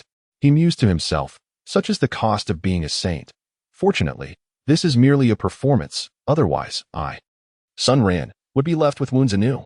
The following morning, Zhao Xiaozhu and Zhao Daju arose at the break of dawn, around 5 o'clock, and descended to the living room in search of suitable weapons to conceal, intent on inciting a coup. After a prolonged search, they found no rolling pins or kitchen knives. Reflecting, these two women are quite cautious, having hidden everything away. With no other options, they resorted to dismantling a stool, stowing away the now useless remnants. Soon, Su Ningming and Lin Yao descended the stairs to prepare breakfast. In a short while, the duo had crafted a sumptuous morning feast. Sun Ran, you should prepare your own breakfast. Remember, it must consist solely of rice porridge accompanied by steamed buns. Sun Ran obediently entered the kitchen to commence the preparations for the meal. Meanwhile, Zhao Xiaozhu and Zhao Dezhu exchanged knowing glances before stepping into the kitchen together. "Brother-in-law, I shall assist you," he proclaimed, leaning closer to Su Ningming. In an instant, Zhao Xiaozhu swiftly drew a leg from a stool concealed within his clothing and aimed a strike at Su Ningming's head. Just as it seemed that Su Ningming was destined for injury, she miraculously evaded the fatal blow with a casual twist of her upper body, pivoting to stand upright and delivering a powerful kick to Zhao Xiaozhu's solar plexus. He was propelled backward, soaring more than 3 meters. Observing the unfolding chaos, Zhao Dezhu abandoned any pretense and swung the stool leg toward her. Yet, to Su Ningming, these movements appeared to unfold in slow motion. Effortlessly, she sidestepped the attack, seized a plate from behind her, and hurled it at Zhao Dezhu's face. The plate shattered, and alongside it fell several of Zhao Dezhu's prominent teeth. "Oh no, my teeth!" he exclaimed in dismay. At this moment, Sun Ran feigned realization, embracing Su Ningming in a dramatic manner, and exclaimed, "Why are you hitting people?" Su Ningming executed a shoulder throw, sending Sun Ran crashing to the ground. And with one foot planted firmly on his chest, she burst into laughter, declaring, "With just the few of you, do you dare to assault me? How laughable! I hereby announce that you must vacate my villa immediately. Otherwise, I shall break all your limbs." At this juncture, Zhao Xiaozhu had already succumbed to unconsciousness, while Zhao Dazhu was bloodied and moaning in agony nearby. Sun Ran lay immobilized beneath her foot. Zhao Qian and Song Shuzhen were left agape, astonished and intimidated, unable to advance. Was this woman truly so formidable? 1 girl against 3 men. Sun Ran exclaimed, "If you must go, then go. However, you must provide us with a bag of rice." Su Ningming replied with a smile, "Very well, consider it as feeding the dogs. I shall forego the meal expenses for these past few days. Now, you all hurry and leave." Sun Ran exerted himself to stand up, aiding Zhao Xiaozhu, while Zhao Qian and Song Shuzhen supported Zhao Dazhu. At this moment, Zhao Yi, gripped by fear, dared not utter a word and silently trailed behind them. As they passed through the storage room on the basement level, their eyes widened at the sight of supplies as abundant as those in a grand supermarket, their eyes glistening with emotion. Yet, only Sun Ran quietly hoisted a 50-pound sack of rice onto his shoulder. In the changing room, he donned a thick down jacket, leaving in a state of disarray. The instant the blast door closed, Zhao Qian was once more struck by the biting cold, her heart crumbling under the weight of despair. She paid no heed to her unconscious brother or the bloody Zhao Dazhu, desperately making her way home. Chapter 25. Unraveling the Mystery, the Distressed Family. Sun Ran effortlessly lifted the unconscious Zhao Xiaozhu, yet feigned great exertion, while dragging a sack of rice in his hands. Song Shuzhen cast a disapproving glance at Sun Ran and snorted disdainfully, leading Zhao Dazhu ahead. As the group moved farther away, Sun Ran delivered a sharp slap to Zhao Xiaozhu's face. Zhao Xiaozhu exhibited no reaction. It seemed that Su Ningming's earlier kick had been rather forceful, leaving him still incapacitated. Truly a useless fellow. After more than 10 minutes, the group, shivering from the cold, finally returned to Zhao Qian's home. The familiar door, the known arrangement, the accustomed chill, how bitterly cold it was. At this moment, Zhao Xiao had awakened, spotting his ineffectual brother-in-law Sun Ran supporting him. He immediately shrugged off Sun Ran's hand and strode into the house unceremoniously. Sun Ran was about to enter the house with a bag of rice when Zhao Qian approached, abruptly taking the rice from him and coldly stating, "Sun Ran, I'm sorry, but my home does not have any extra space for you to stay. Please leave." Sun Ran exclaimed in astonishment, "Zhao Qian, why? I have already forgiven you. Did you not promise to bear my child?" Zhao Qian replied with a cold sneer, "Please, do not be so naive. Back then, you were wealthy, with a villa and ample resources. Of course, I would consider bearing your child. But what do you possess now? You have become nothing but a destitute fool. Depart at once. I do not wish to lay eyes on you." Sun Ran feigned disbelief, painfully declaring, "I relinquished my shares in the villa to ensure your residence in it. Are you truly unaware that my feelings for you remain? What is love worth? It pales in comparison to this sack of rice. Now, be gone. Your presence disgusts me, you worthless fool." Zhao Qian retorted, shoving Sun Ran while shutting the door. Sun Ran was knocking loudly at the door, attracting the attention of the neighbors who came to investigate. Ultimately, he could only leave with his head hung low. This good for nothing. Having lost everything, even dared to think he could take advantage of me. How naive. Song Shuzhen carried a 50-kilogram bag of rice into the kitchen and remarked, "We must ration this. It should last us about 20 days. I hope the extreme weather passes soon." As she spoke, she opened the bag of rice. "Oh, what is this? A letter?" she exclaimed, unfolding the note as Zhao Qian and others gathered around to read the letter that had come from the rice bag. Hello. Zhao Qian. Colorful Rue 4, what the heck? However, I sincerely hope you do not read this letter. For when you do, it signifies that you have failed my test. I have been deceiving you. This villa is mine, and Su Ningming and Lin Yao are my women. All the supplies in this villa were purchased with my money. Moreover, I have several billion in my bank account. The test was rather simple. When you learned that I was exchanging shares of the villa for your right to reside here, you were supposed to express immense gratitude and appreciation for me. Only then would you pass my test. Yet, at that moment, your face was filled with disbelief, regret, anger, and disdain. Thus, you failed the first round. But fear not, for I set up a second test. Last night, when I secretly delivered roast chicken and pig trotters to you, I proposed that you accompany me to the adjacent room. If you had merely agreed, even for a chat, you would have passed the second test. Your family would have secured permanent residency and an abundance of food and a warm home. However, upon discovering my financial situation and the fact that I owed them 3,000 yuan daily for meals, what did your family do? You audaciously attempted to claim my 2 women and allowed Zhao Xiaozhu to play from Monday to Friday, while your old lecherous father played on weekends. I must say, your thoughts are a blend of greed and foolishness. Since your arrival at the villa, every action of yours has been under surveillance. Therefore, I can only say, Zhao Qian, your family truly deserves this fate. Farewell. I shall return to the villa to continue enjoying myself. I wish for you to perish from freezing or hunger soon. Having finished reading the letter, Zhao Qian's face turned pale, and she was rendered speechless for a long while. Zhao Xiaozhu, standing nearby, remarked, crap, he must be boasting. How could that villa possibly belong to him? Just then, Zhao Qian's phone rang. It was a video call from Sun Ran. She immediately answered. Sun Ran. What do you mean? Explain yourself. In the video, Sun Ran had changed into shorts and a short-sleeved shirt, his muscles straining against the fabric. The table before him was laden with a variety of delicacies, including a massive king crab, cheese-baked lobster, and braised ribs, all steaming hot. It's quite simple. The letter explains everything. Oh, and to prove it to you, let me show you this. Sun Ran produced the property certificate, revealing that he was the sole legal owner. Behold, this villa belongs to me, he proclaimed. And look closely at this. He then retrieved his phone, opened his online banking app, and held it before the camera. This is the balance of my bank card, 1,532,000,000. Zhao Qian, you have been given an opportunity, yet you proved to be utterly useless. Had you managed to pass even a single test, it would be your family indulging in these exquisite delicacies here today. Alas, it is a pity you shall not partake. Su Ningming, clad in a snug short-sleeved top and ultra-short shorts, exuded an alluring charm as she plopped down on his Sun Ran's lap, wrapping her arms around his neck. Zhao Qian, with your brother and father being such inept individuals, I could take on 10 of them single-handedly. Ha ha, how audacious of them to attempt a sneak attack. That I did not eliminate them is a testament to my kindness, wouldn't you agree, my love? Sun Ran placed her hand in a peculiar position and smiled, remarking, who invited their insatiable greed, attempting to seize you, and Lin Yao? How heartless they are. The expressions of Zhao Qian's family on the other end of the video were a spectacle to behold, filled with remorse, anger, and shock. Only Zhao Yi, lurking in the background, cautiously indulged in the chocolate he had pilfered from the basement of the villa. Enough said, it's time for us to dine, Zhao Qian declared. I hope you refrain from asking me for forgiveness in the future. There will be no opportunity for that. With that, she abruptly ended the video call. Sun Ran chuckled and remarked, Zhao Qian's family must be livid right now.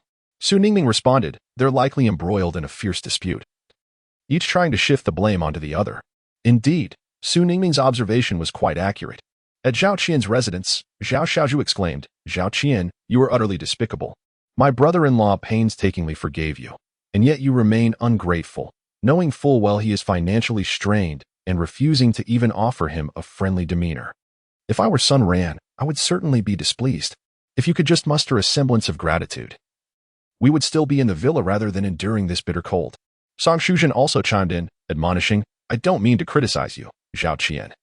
But if you're going to put on a facade, at least do it convincingly. Your snobbery is intolerable. At that moment, Zhao Qian ignored their words.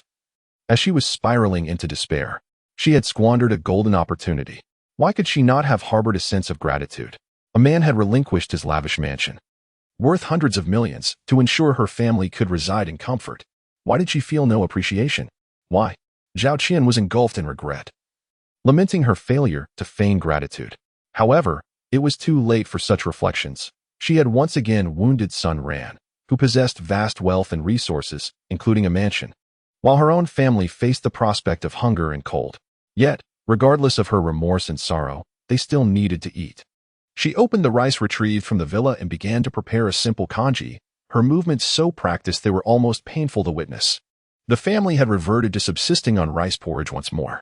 After consuming the steaming congee, it was too long before they collectively felt their stomachs rumbling ominously. An overwhelming wave of discomfort hitting them. Zhao Xiaozhu, relying on his youthful agility, dashed to the bathroom and did not emerge. This left Zhao Qian and the others in dire straits, unable to hold back any longer, fearing an imminent explosion. The temperature in the room was well below freezing. If they had to remove their only warm clothing, washing it would be impossible. Ultimately, they resorted to using basins for washing clothes and soaking feet, each taking one. Squatting in the living room to relieve themselves. The stench was unbearable. After a chaotic episode, the group collectively sighed in relief, though the sight of the yellowish liquid nearly made them retch. Before they could even take the basins to the bathroom for cleaning, another wave of discomfort surged. Wait. This bag of rice Sun Ran gave us must be tainted. Just then, Zhao Qian's phone rang. Sun Ran was initiating a video call. As Zhao Qian squatted in discomfort, she answered the call. Oh, Zhao Qian, I almost forgot to mention, I put laxatives in that bag of rice. It was meant to catch rats. But I accidentally grabbed the wrong one. Please, do not eat it. Sun Ran, you. Just as Zhao Qian was about to unleash her fury, Sun Ran had already ended the call. Meanwhile, Zhao Qian's home was engulfed in a noxious stench, with the unfortunate events continuing unabated. Within a single day, a family of 5 succumbed to an overwhelming bout of diarrhea, excreting over 20 times, to the extent that their bile was expelled. Coupled with the frigid temperatures, the family's vitality had diminished significantly. Chapter 26, Extreme Weather on the Horizon, Organizing Self-Help Groups. The 20th day of the apocalypse. Zhao Qian had blocked Sun Ran's friend, as Sun Ran persistently sent her images of his meals thrice daily to provoke her envy. With the block in place, Sun Ran resorted to sharing these photos in the community owners group, each time enticing Zhao Qian, who, despite herself, could not resist clicking to view. Growing increasingly envious and regretful with each glance. Following the last episode of diarrhea, which nearly cost them their lives, the family required 3 days to regain their strength. Due to their condition, they had emaciated significantly, and their neighbors, witnessing their plight, sold them some noodles and rice at exorbitant prices to prevent the family from starving. Greetings. I am a meteorological expert, and I regret to inform you that the impact of the high-energy particle beams from deep space has far surpassed our expectations. This extreme weather is likely to persist for an extended period. Everyone must prepare for a prolonged battle against the cold. I encourage you to form self-help groups to assist one another in overcoming this crisis.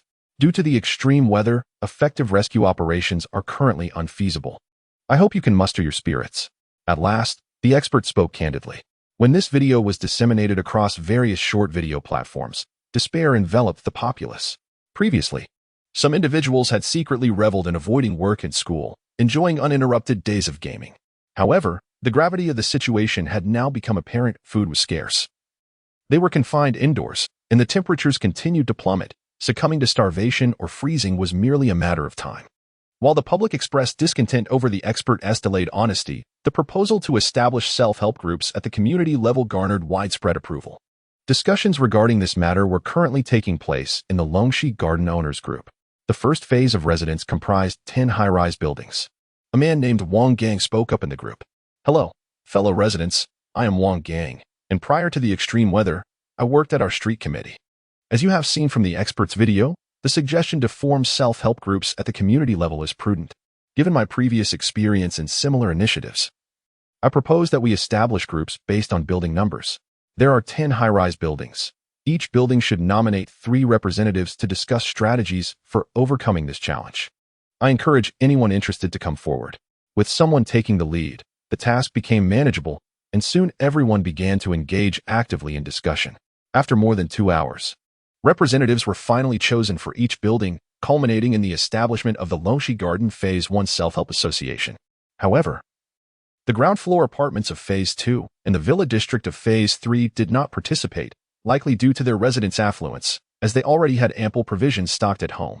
In Zhao Qian's building, largely inhabited by younger individuals. No one was willing to step forward, leading to Song Shujin's unexpected election as a representative.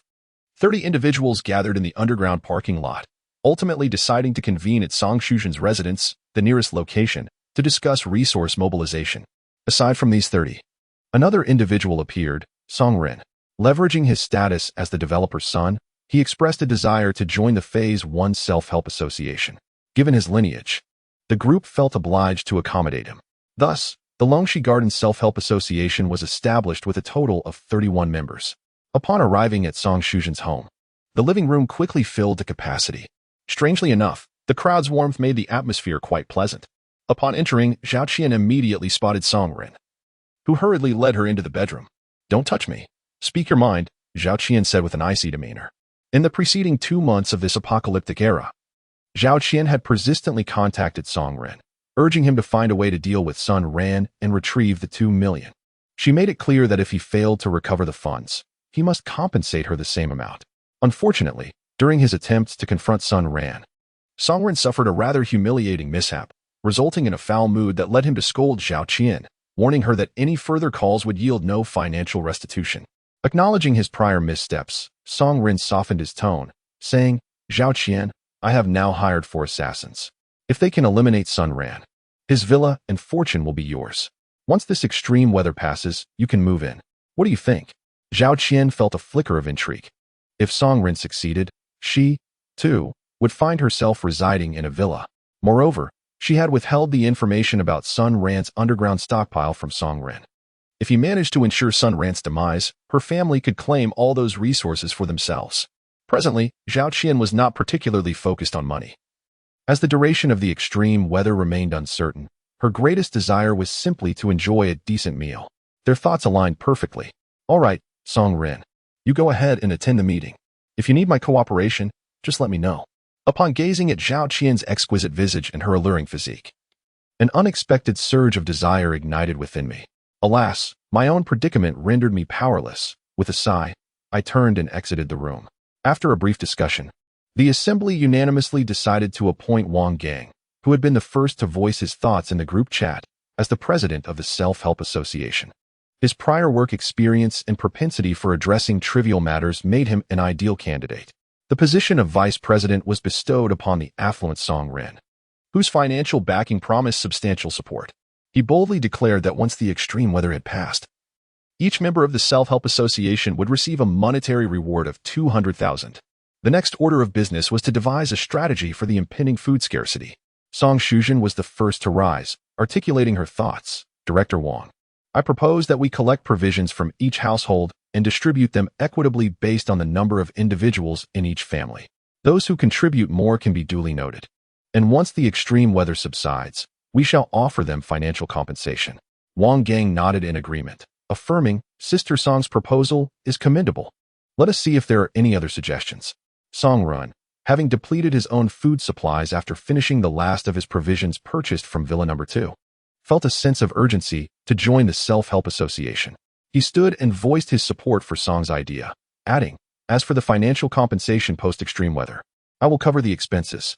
The group's perception of Song Rin shifted, recognizing that this seemingly reckless young man possessed a sense of responsibility. With no objections raised, we resolved to proceed with Sister Song's plan. I typed slowly, "So Xiao Song, please take it upon yourself to inform everyone in the group. It would be wise to add a note that any household unwilling to cooperate should not seek assistance from our Self-Help Association in times of food shortages." "Absolutely. I will take care of it right away. Greetings, fellow residents. I am the newly appointed Vice President of the Longxi Garden Self-Help Association. I would like to share the resolutions we reached during our recent meeting. First, the Self-Help Association will collect provisions from each household for unified management and distribution based on the number of residents. Second, families contributing an abundance of supplies will receive cash compensation from me personally after the extreme weather, with a minimum of 50,000 and no upper limit.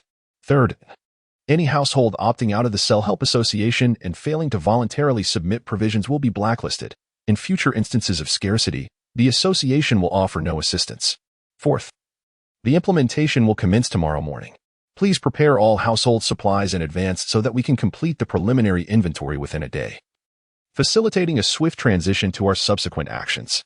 I sincerely hope for everyone's cooperation as we navigate this challenging period together. Chapter 27. Do not question why. Simply understand that I possess the genes of a cunning rogue. Sun Ran gazed at the pinned announcement in the group, unable to suppress a chuckle. With 10 buildings, each boasting 30 stories and 3 households per floor, that amounts to 900 households. One cannot even begin to fathom the quantity of food.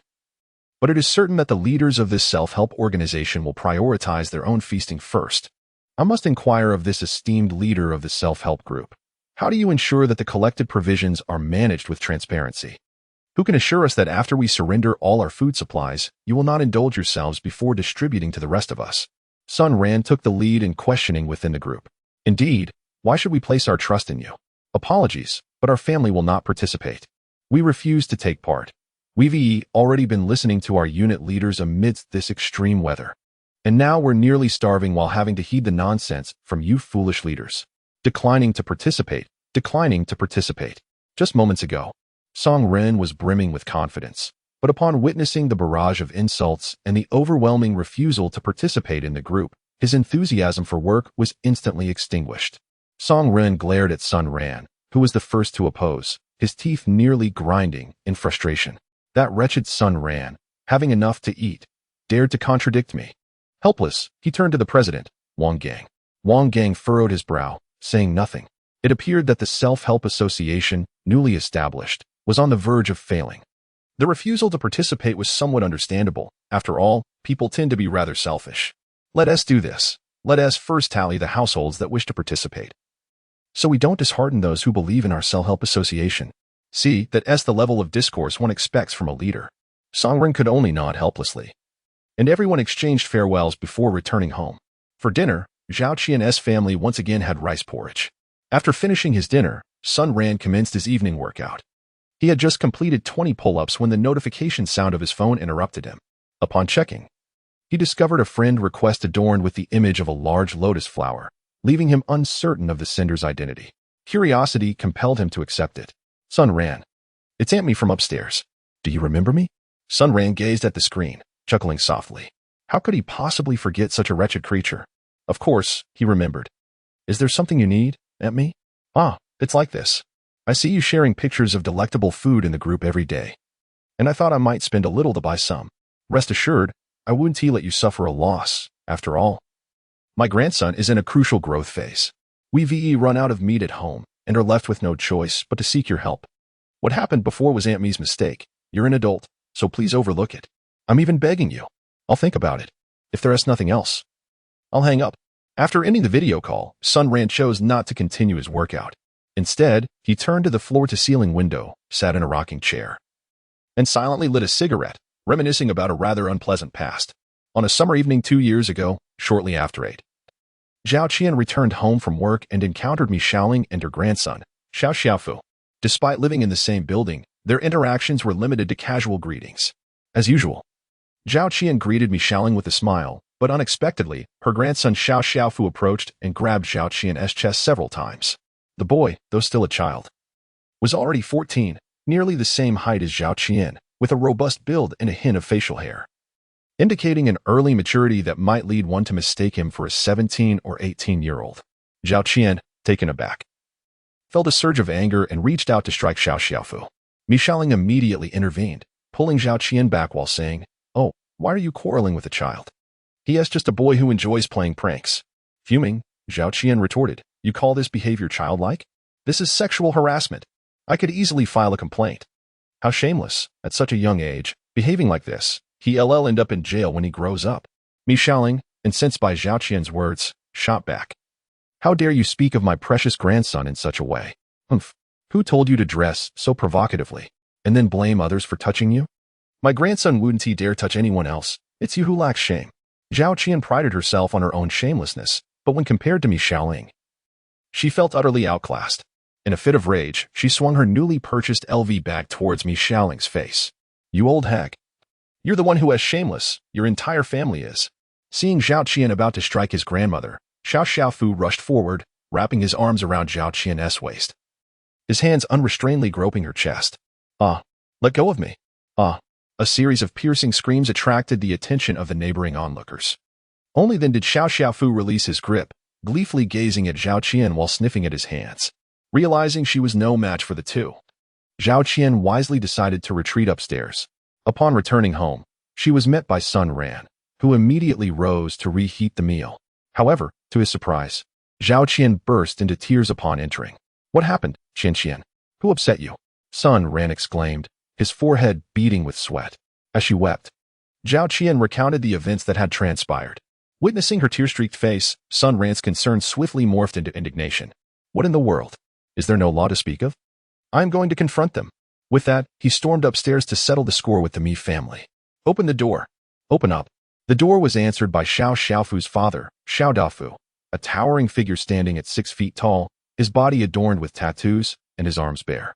"What do you want? Are you in such a hurry to meet your demise? Your son has harassed my wife. What do you suggest we do about it?" At that moment, Xiao Xiaofu appeared, making a face at Sun Ran. Well, son, looks like you're outdoing your old man. Haha. To tell me how you went about harassing her?" Sun Ran was seething with rage, feeling an overwhelming sense of helplessness in the face of his family's existence. "If you maintain this attitude, I will have no choice but to report you," she declared. In response, Xiao Dafu erupted in a fit of aggression, delivering a brutal kick to Sun Ran's abdomen, boasting, "Go ahead and report me. I fear nothing. At worst, I'll spend a few days inside, and then come out to block your family's doorway every day." The blow struck Sun Ran's stomach, almost making her regurgitate her dinner, leaving her gasping for breath. "How dare you defy me?" she thought, as another slap landed, forcing her head against the wall. Sun Ran, an ordinary and honest office worker, had never engaged in a fight. Just this altercation had brought him to the brink of unconsciousness. At that moment, Xiao Dafu's wife rushed out, quickly separating the two and assisting Sun Ran to his feet. She shouted at Xiao Dafu, "What happened to your promise? Didn't you say there would be no fighting?" It seemed that the Xiao family still had one rational person among them. Irritated, Xiao Dafu retorted, "Damn it, he came to our home to slander my son. How could I not retaliate? You know well what kind of person your son is. Hurry and take him to the hospital." Sun Ran struggled to rise and declared, "There is no need for you to accompany me. I shall go to the hospital on my own. I will certainly report this incident." With that, he limped down the stairs. Upon returning home, his disheveled appearance failed to elicit any sympathy from Zhao Qian. Instead, she mocked him, calling him useless. Later, as Sun Ran leaned against the sofa, he was beset by dizziness and nausea, likely a result of a concussion. He had no choice but to take a taxi to the hospital alone. After an examination, the doctor recommended hospitalization. That night, he was admitted. Although he contemplated filing a report, he hesitated, fearing that the situation would escalate and tarnish Zhao Qian's reputation. After all, it would not reflect well on her to be harassed by a mere child. Moreover, he dreaded the thought of Xiao Dafu incessantly troubling them at home, leading him to silently swallow his indignation. After 2 days in the hospital, not a single member of Zhao Qian's family visited him. Upon his discharge, Song Shuzhen remarked, "You've finally returned. The dishes remain unwashed, there's no food prepared, and the laundry is untouched. Take your time, I'm off to dance downstairs." Seeing that Sun Ran had not reported him, Xiao Dafu intensified his harassment of their family. For instance, Xiao Xiaofu would run up and down the stairs daily, creating a cacophony. Whenever he encountered Zhao Qian in the elevator, he would extend his hands in mockery, pretending to grab her. Additionally, he would toss garbage at their doorstep. Zhao Qian's family dared not confront Xiao Dafu, instead turning their frustration towards Sun Ran, chastising him for being useless. They lamented that not only had he endured a beating without taking action, but now they were suffering even greater indignities at the hands of their tormentor. Sun Ran found himself in a predicament, unable to defend himself against the relentless bullying. Reporting the matter to the authorities seemed futile, as the police would eventually depart, leaving him vulnerable once more. Eventually, Zhao Qian could no longer tolerate the situation and confided in Song Ren about the ordeal. In a commendable act, Song Ren rallied a group of individuals from the streets and confronted Xiao Dafu, reportedly inflicting a severe injury that left his leg broken. Following this encounter, Xiao Dafu exhibited markedly improved behavior. Subsequently, Sun Ran inadvertently discovered that Xiao Dafu's wife, Qian Xiaoya, was not his legitimate spouse, and that Xiao Xiaofu was not her biological son, but rather the offspring of Xiao Dafu's former wife. Sun Ran suddenly realized why Qian Xiaoya was the only sane person in her family. Xiao Dafu had an immense affection for his second wife, Qian Xiaoya. When Qian Xiaoya's father fell gravely ill and no one would lend her money, it was Xiao Dafu who offered her 200,000, albeit with the condition that she marry him, in order to finance her father's surgery. The young and beautiful Qian Xiaoya had no choice but to agree with tears in her eyes. Indeed, Qian Xiaoya possessed a striking beauty, but not of the flamboyant sort like Zhao Qian. Rather, she embodied the gentle elegance of an ideal wife and mother. As for her figure, she often donned loose-fitting tops. Yet given her height, she must have been quite alluring.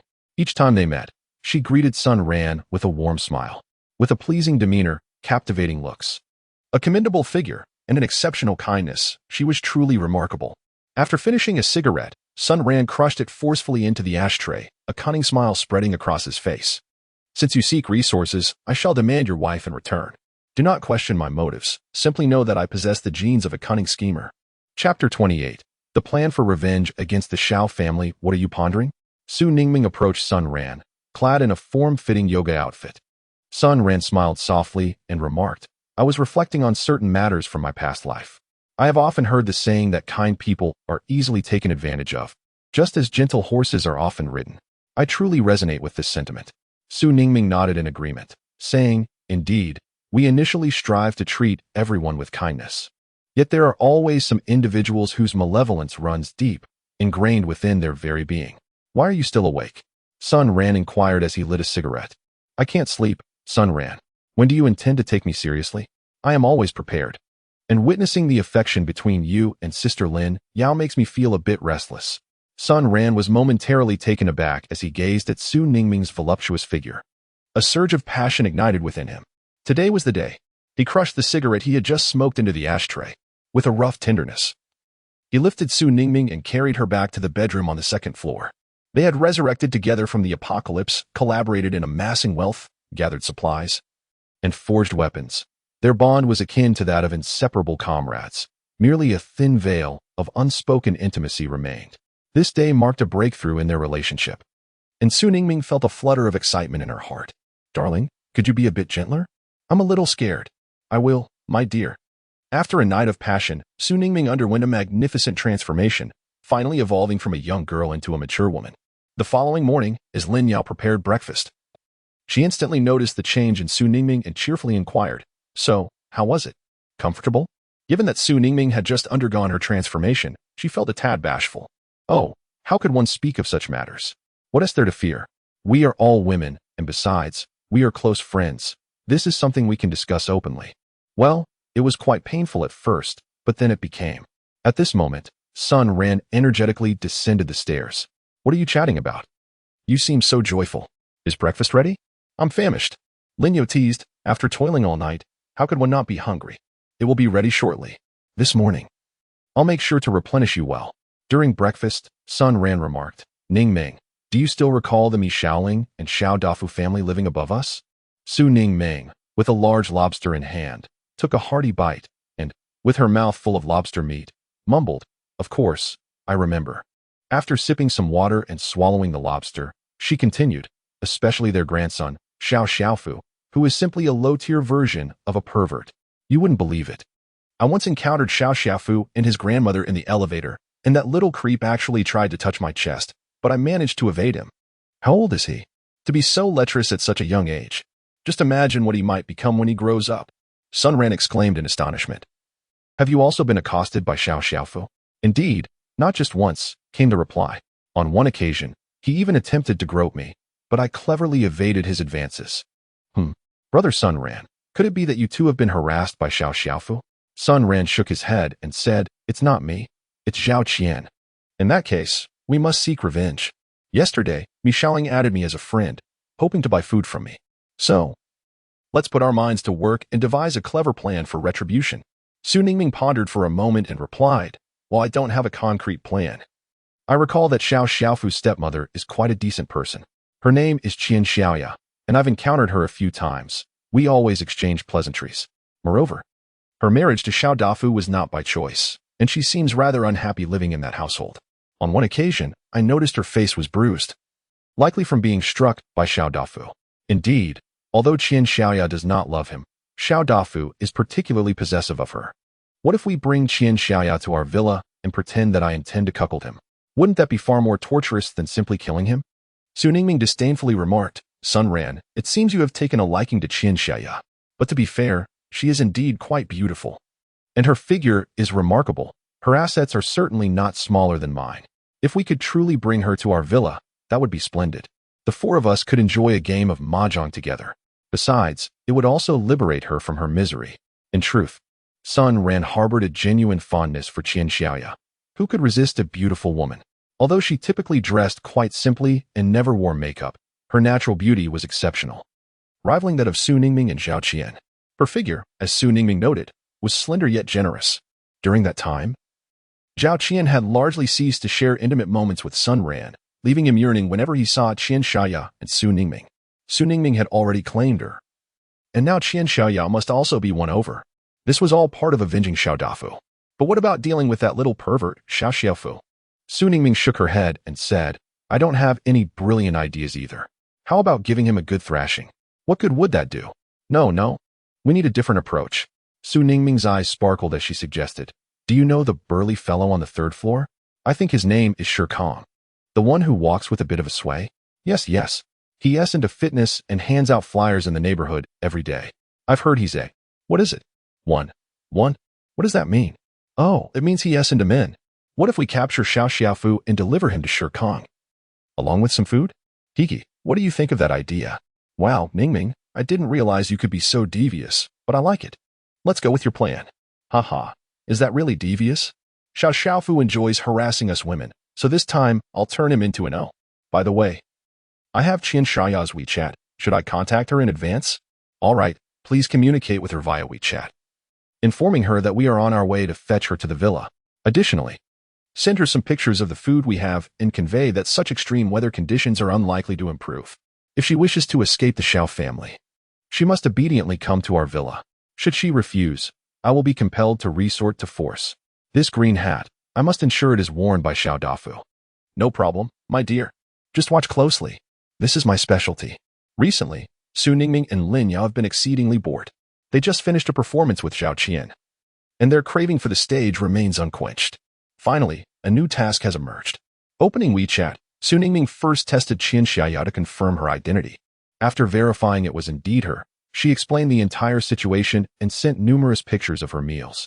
Upon seeing the images, Qian Xiaoya was utterly astonished, as she had not been in the owner-s group and had not seen the pictures posted by Sun Ran. Moreover, she could not bear to remain in that household for even a second longer, primarily due to Xiao Xiaofu. Daily, he would bellow at Qian Xiaoya for food.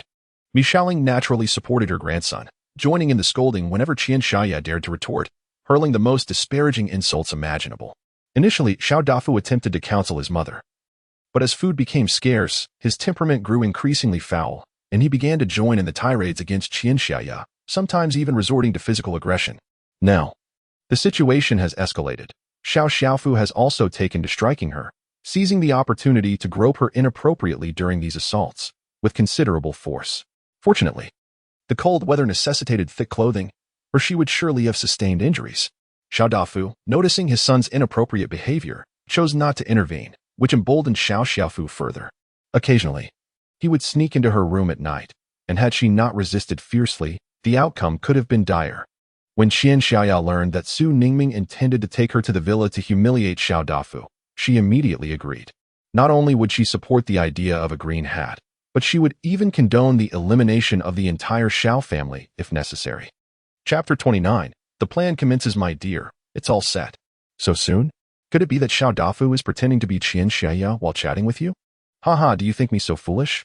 You have no idea what kind of life Qian Xiaoya has been enduring this past month.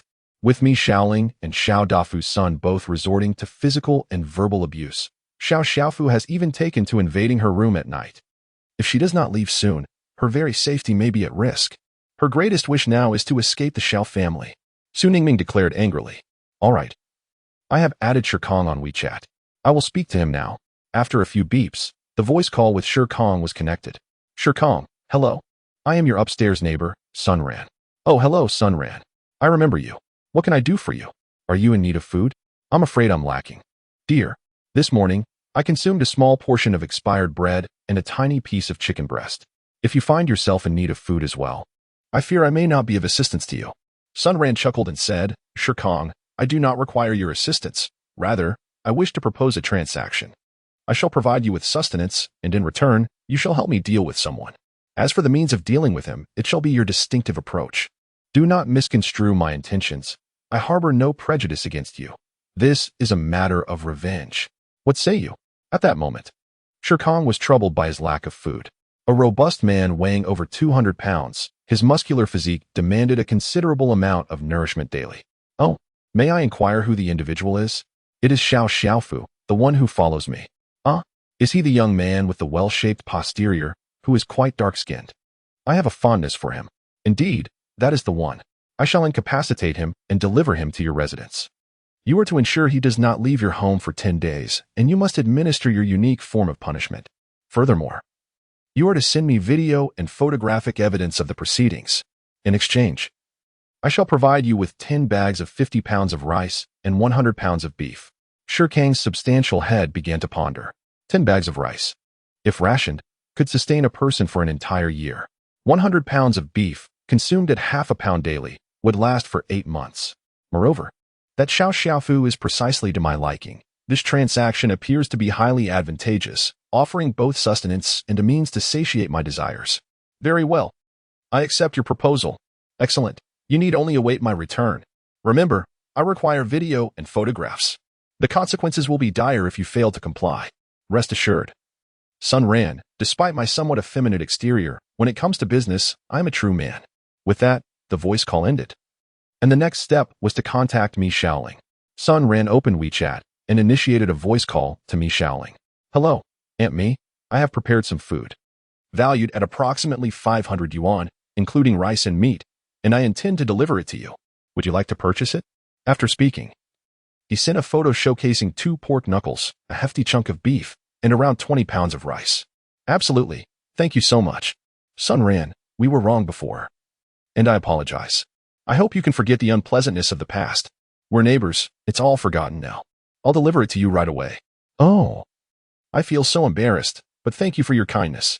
Sun Ran thought to himself, what an unabashed person, always eager to seize a bargain. However, this situation conveniently aided Sun Ran and Su Ningming's plan for revenge. "Lin Yao, you need not accompany us. It's sufficient for Lemon and me to go." Lin Yao nodded obediently, cautioning, "You both must be careful and return early." Su Ningming, carefree and brimming with confidence, replied, "Don't worry. Even without our husbands, I can take on 7 or 8 strong men by myself." It was not mere boasting. She indeed possessed that capability. Ever since the Jade Talisman enhanced their physiques, their strength, agility, reflexes, and endurance had all multiplied, with each day bringing silent improvements. Su Ningming now began her weight training with a minimum of 40 kilograms, often progressing to 50 kilograms. With such standards, even a fitness instructor would be rendered inferior.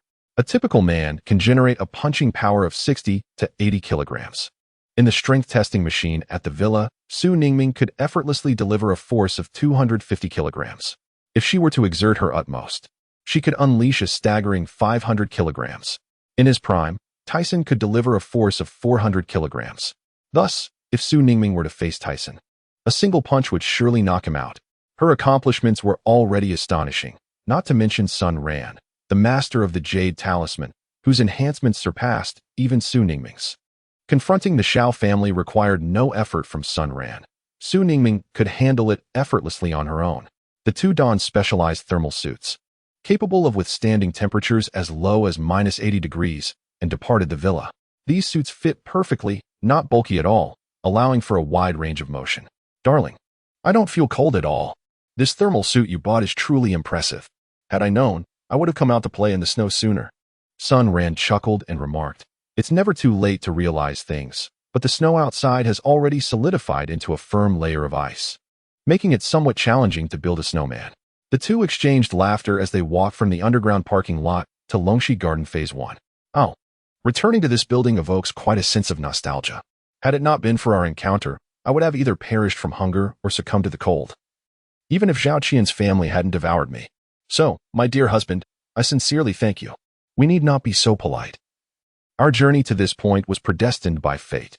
It was meant for us to be together and to exact a swift vengeance upon those scoundrels. Indeed, darling, you are truly wonderful. It is Zhao Qian, that wretched woman, who is blind to your worth.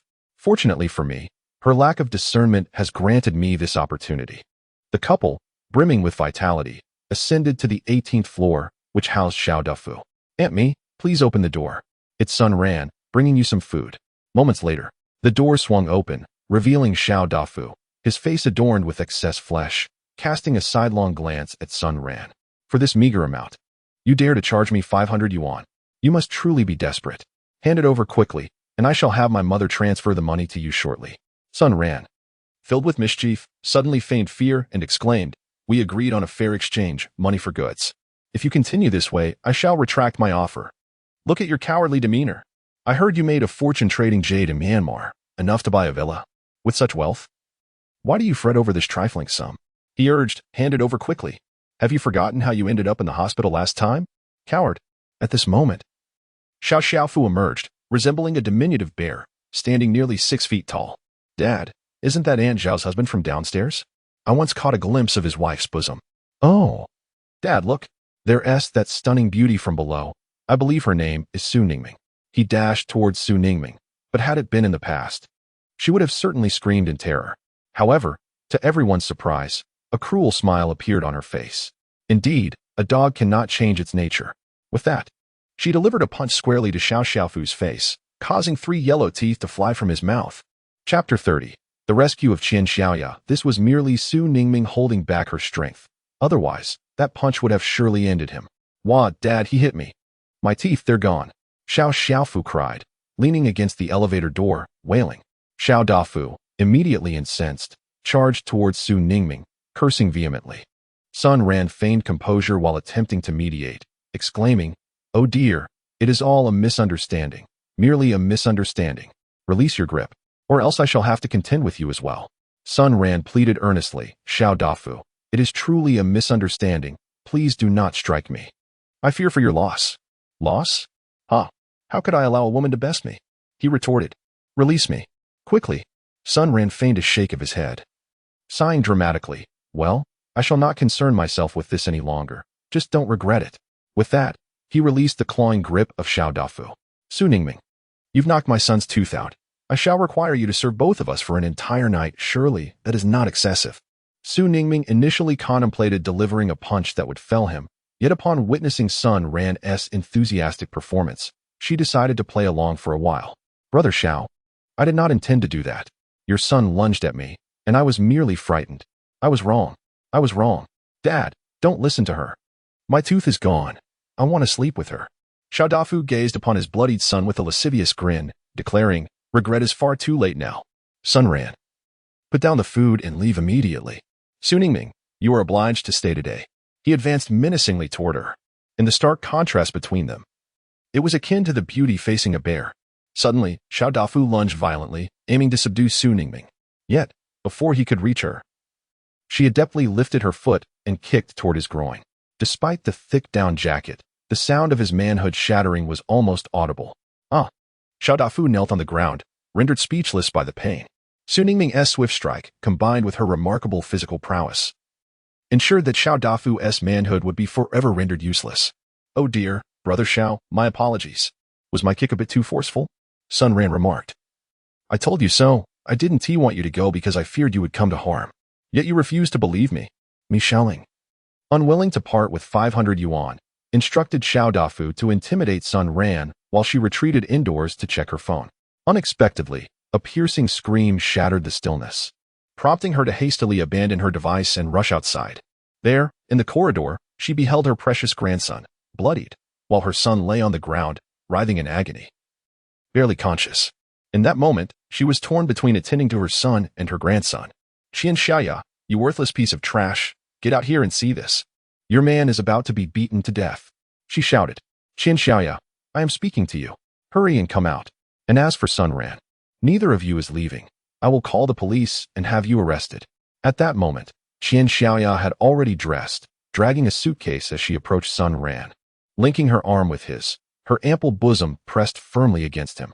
Despite the layers of clothing, Sun Ran could still perceive the firmness and softness of her figure. Mi Xiaoling, Xiao Dafu, I apologize, but I am now devoted to Sun Ran. Regarding divorce, we shall proceed to the courthouse once the extreme weather has passed. If it doesn't, then so be it.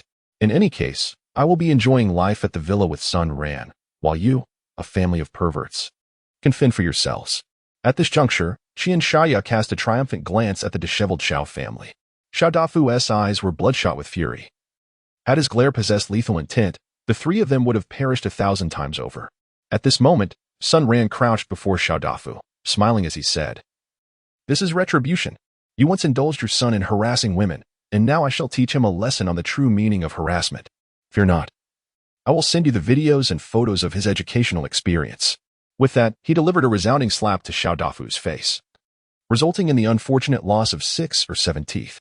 Mi Xiaoling, in a fit of madness, lunged at Sun Ran, crying out, "You struck my son. You shall not escape." Before Sun Ran and Su Ningming could react, Qian Shaya kicked her to the ground and ruthlessly assaulted her head and body. "You wicked old demon! Your son hit me, your grandson harassed me, and you insulted me. Now, this is your just punishment. You deserve this." After several blows, the elderly woman curled up on the ground, trembling in fear, too terrified to utter another word. Su Ningming stepped forward to embrace Qian Shaya, gently whispering, "Xiaoya, it's all over now, it's all behind us. Let us go." Qian Shaya clung to her and began to weep, finally liberated from her torment. Sun Ran forcefully yanked Xiao Xiaofu, who was leaning against the elevator door, and began to descend the stairs. At that moment, Xiao Dafu had already been rendered unconscious by a slap from Sun Ran. Meanwhile, Mi Xiaoling, clutching her head, was too frightened to utter a word. "Let go of me. Sun Ran, how dare you? Let go of me." The sound of slaps echoed. Sun Ran ruthlessly transformed his face into a grotesque visage. "Speak another word, and I shall end you." 160 pounds of Xiao Xiaofu was dragged along by Sun Ran like a lifeless dog to Shi Kang's residence. Each encounter with Shi Kang left Sun Ran with an overwhelming sense of discomfort, standing at 6 feet 3 inches and weighing over 200 pounds. He walked with a swagger and spoke with an exaggerated flourish. The stark contrast was further amplified by his exceptionally well-developed musculature. Upon meeting Shi Kang, Sun Ran wasted no time with pleasantries, declaring bluntly, "Shi Kang, this is your charge for the next 10 days.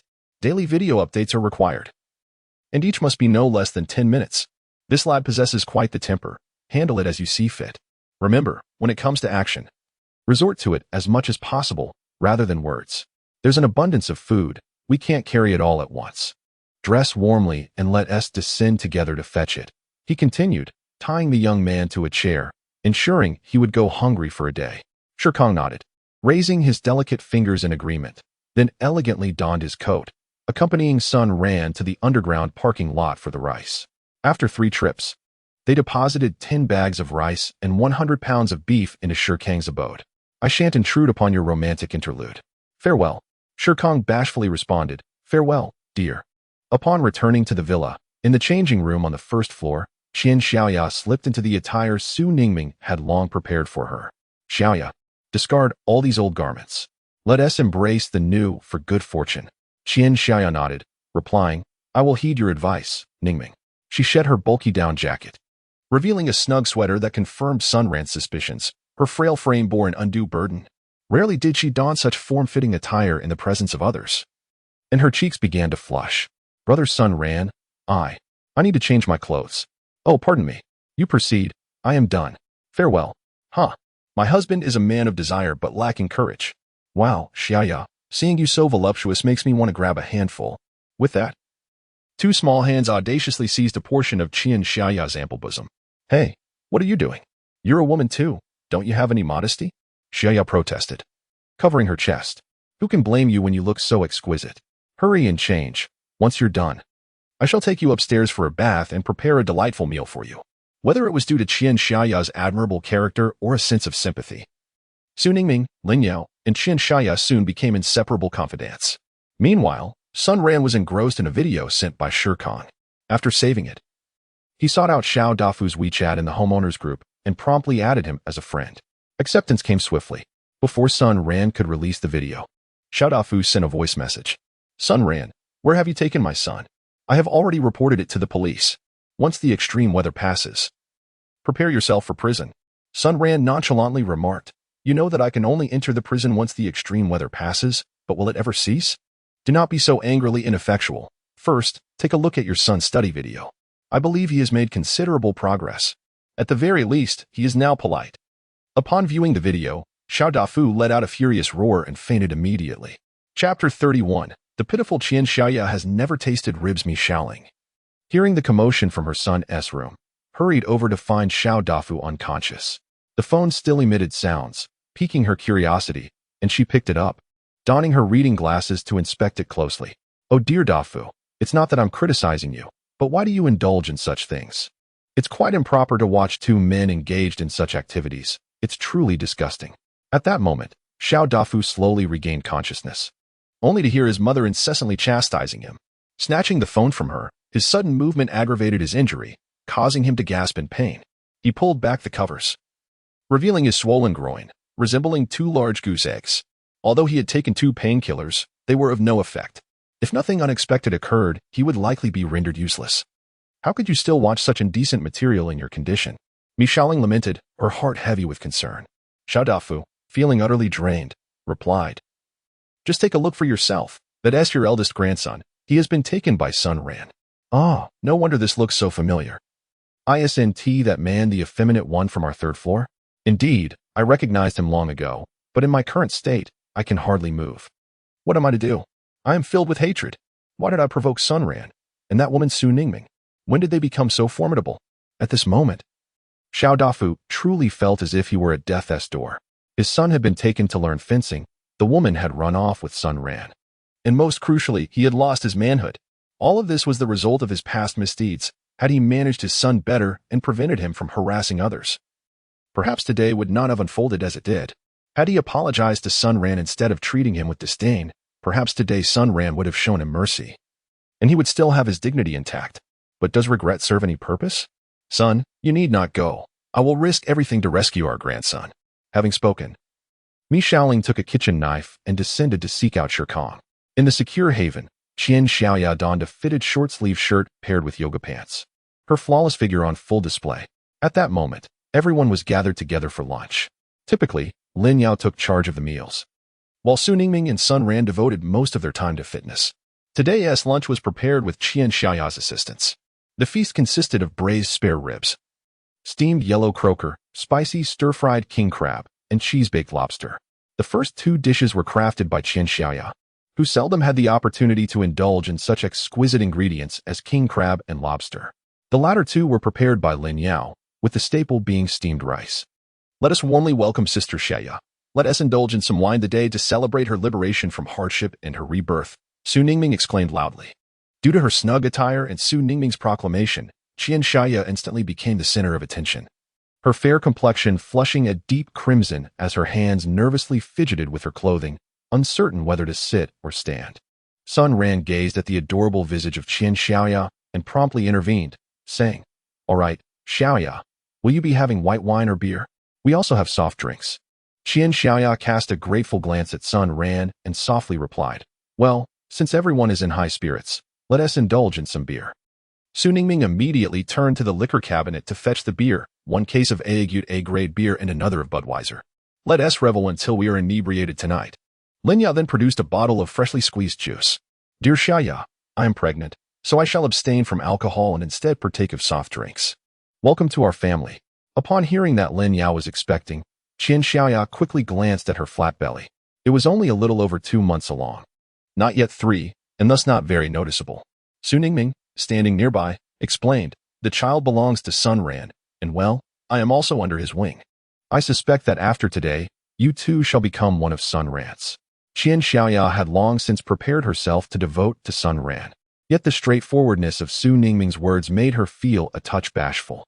Sun Ran stepped forward to mediate, stating, All right, let us pour the drinks. Firstly, let us celebrate the arrival of our dear sister, Qian Xiaoya, into our family. Secondly, let us rejoice in the long-awaited vengeance I have taken against Su Ningming. Lastly, may we find joy in this accursed frozen apocalypse. Cheers. With that, he downed his beer in 1 gulp, while Lin Yao, opting for a soft drink, followed suit and finished half her glass in a single breath. As the meal commenced, Qian Xiaoya appeared somewhat bashful about serving herself, ultimately selecting a small piece of fish before bowing her head and devouring her rice with gusto. Sun Ran delicately placed the finest spare ribs onto her plate, then thoughtfully pried open the legs of the king crab, extracting the succulent meat and offering it to her bowl. Xiaoya, you need not feel embarrassed to eat. From now on, we are family. I cannot guarantee much, but there will always be plenty to eat, Sun Ran gently remarked. Oh dear, Sister Xiaoya. Why are you crying? You mustn't weep during meals. It is detrimental to your health. Su Ningming observed that Qian Xiaoya was shedding tears while consuming her rice. I shall not cry anymore. I am merely a bit moved. Ever since marrying into the Xiao family, I have not experienced a decent meal. In this extreme weather, I can only manage a thin porridge each day. Having tasted such delightful dishes just now, I cannot help but feel overwhelmed. A profound silence enveloped the three of them. Regardless of their circumstances before the apocalypse, they could at least savor a good meal occasionally. How much suffering must Qian Xiaoya have endured in the Xiao household to be brought to tears over a mere piece of spare rib? Lin Yao found Qian Xiaoya's words somewhat exaggerated and inquired, Sister Xiaoya, have you truly not consumed a single piece of spare rib in these 2 years since marrying into the Xiao family? Qian Xiaoya nodded, saying, every time Xiao Dafu's mother prepares spare ribs, she forbids me from eating them, insisting that they be reserved for her son and grandson, claiming that one needs to work and the other needs to grow, both requiring nourishment. I am left to subsist on vegetable soup. Upon hearing this, everyone was rendered speechless. Sun Ran grasped Qian Xiaoya's hand and said, it's all in the past. Here, you can indulge yourself. Eat as much as you desire. Yes, Sister Xiaoya. Take this plate of ribs. I shall suffice with just the lobster. Lin Yao quietly assisted her in picking out crab meat. During the meal, which lasted over half an hour, Qian Xiaoya gradually began to engage in cheerful conversation, and with the passage of time, her introverted and shy nature was destined to transform. After the meal, Sun Ran's phone rang. Sun Ran, Xiao Xiaofu's grandmother is outside banging on the door, demanding I release him. What should I do? Just give her a kick and tell her to scram. Tomorrow, you can come to my villa to collect 20 pounds of pork. Goodness, she is wielding a kitchen knife. I'm a bit frightened. What are you afraid of? She is just an old lady. Would she dare to actually harm you? Here is the plan. Through the door. Tell her to let Xiao Xiaofu stay with you for a few days, and offer her a bag of rice along with 20 pounds of beef. Later, come to my villa, and I'll compensate you double. All right, brother. I'll go and say it now. The video call remained active as Shirkong, from behind the door, raised his voice with a strained tone. Auntie, please stop banging. I'd like Xiao Xiaofu to stay and play with me for a few days. If you agree, I can give you a 50-pound bag of rice, plus 20 pounds of beef. How does that sound? Chapter 32. Selling out a grandson for food. The sweetness of Love Me Xiaoling was initially furious, but upon hearing the offer of rice and beef, she immediately fell silent. Why? Because there was nothing left to eat at home, and her son was currently suffering from severe injuries. His condition was so dire that his swollen condition was hardly contained. This was precisely the time when nourishment was of utmost importance. Weighing her options, one being the rice and beef, the other her beloved grandson, what choice should she make? To hell with the grandson. That little rascal had been precocious since childhood, harassing attractive women in the neighborhood from a young age. Had he not gotten into trouble by groping Zhao Qian, would they be in this predicament today? With that thought in mind, Mi Xiaoling resolutely declared, all right, Shirkong. I agree. You can keep Xiao Xiaofu at your place to play, but you must keep your word and provide me with food. Shirkong swiftly went to the kitchen, retrieved 2 bags of rice and a chunk of beef weighing around 20 pounds. Then, he opened the door, placed the items outside, and quickly shut the door, fearing that Mi Xiaoling might retaliate with her knife. Auntie, take your time carrying it upstairs. I need to study fencing with Xiao Xiaofu now. Goodbye. At that moment, Xiao Xiaofu, bound to a chair in the living room, was filled with frustration, having cursed his grandmother's ancestors 100 times over. Sun Ran remarked in the video, you can come to my villa now. I've left rice and beef at the door for you to take. All right, thank you, Sun Ran. Do come over to my place to play sometime. After ending the call, Shirkong approached Xiao Xiaofu with a broad smile. To Xiao Xiaofu, Shirkong appeared as a devil incarnate at that moment. Yet, standing before the 200+ pounds of muscle that was Shirkong, he felt utterly powerless to resist. He was as feeble as a chick, reduced to a mere shadow of his former self.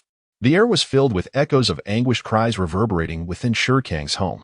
After lunch, the 3 of them were responsible for clearing the table, while Sun Ran took the elevator up to the 5th floor, where she elegantly lit a slender cigarette and began to exhale wisps of smoke. Concerned about disturbing the already pregnant Lin Yao with smoke on the 1st floor, Sun Ran had made it a habit to retreat to the 5th floor for her indulgence. The view here was splendid, allowing her to gaze out at the world beyond. The apocalypse had lingered for nearly a month, with snow intermittently falling and completely blanketing the 1st floor. The entire world was a vast expanse of white, reminiscent of a winter afternoon. Little did one know that it was only August, the hottest month of the year, and the temperature outside had plummeted to a staggering -85 degrees. The accumulated snow had frozen solid, rendering any attempts at shoveling futile. Sun Ran, what are you thinking about? At some point, Qian Xiaoyu had quietly positioned herself behind him, perhaps too engrossed in the external scenery to notice her approach. Oh, I wasn't thinking about much, just enjoying a smoke here. I hope you don't mind.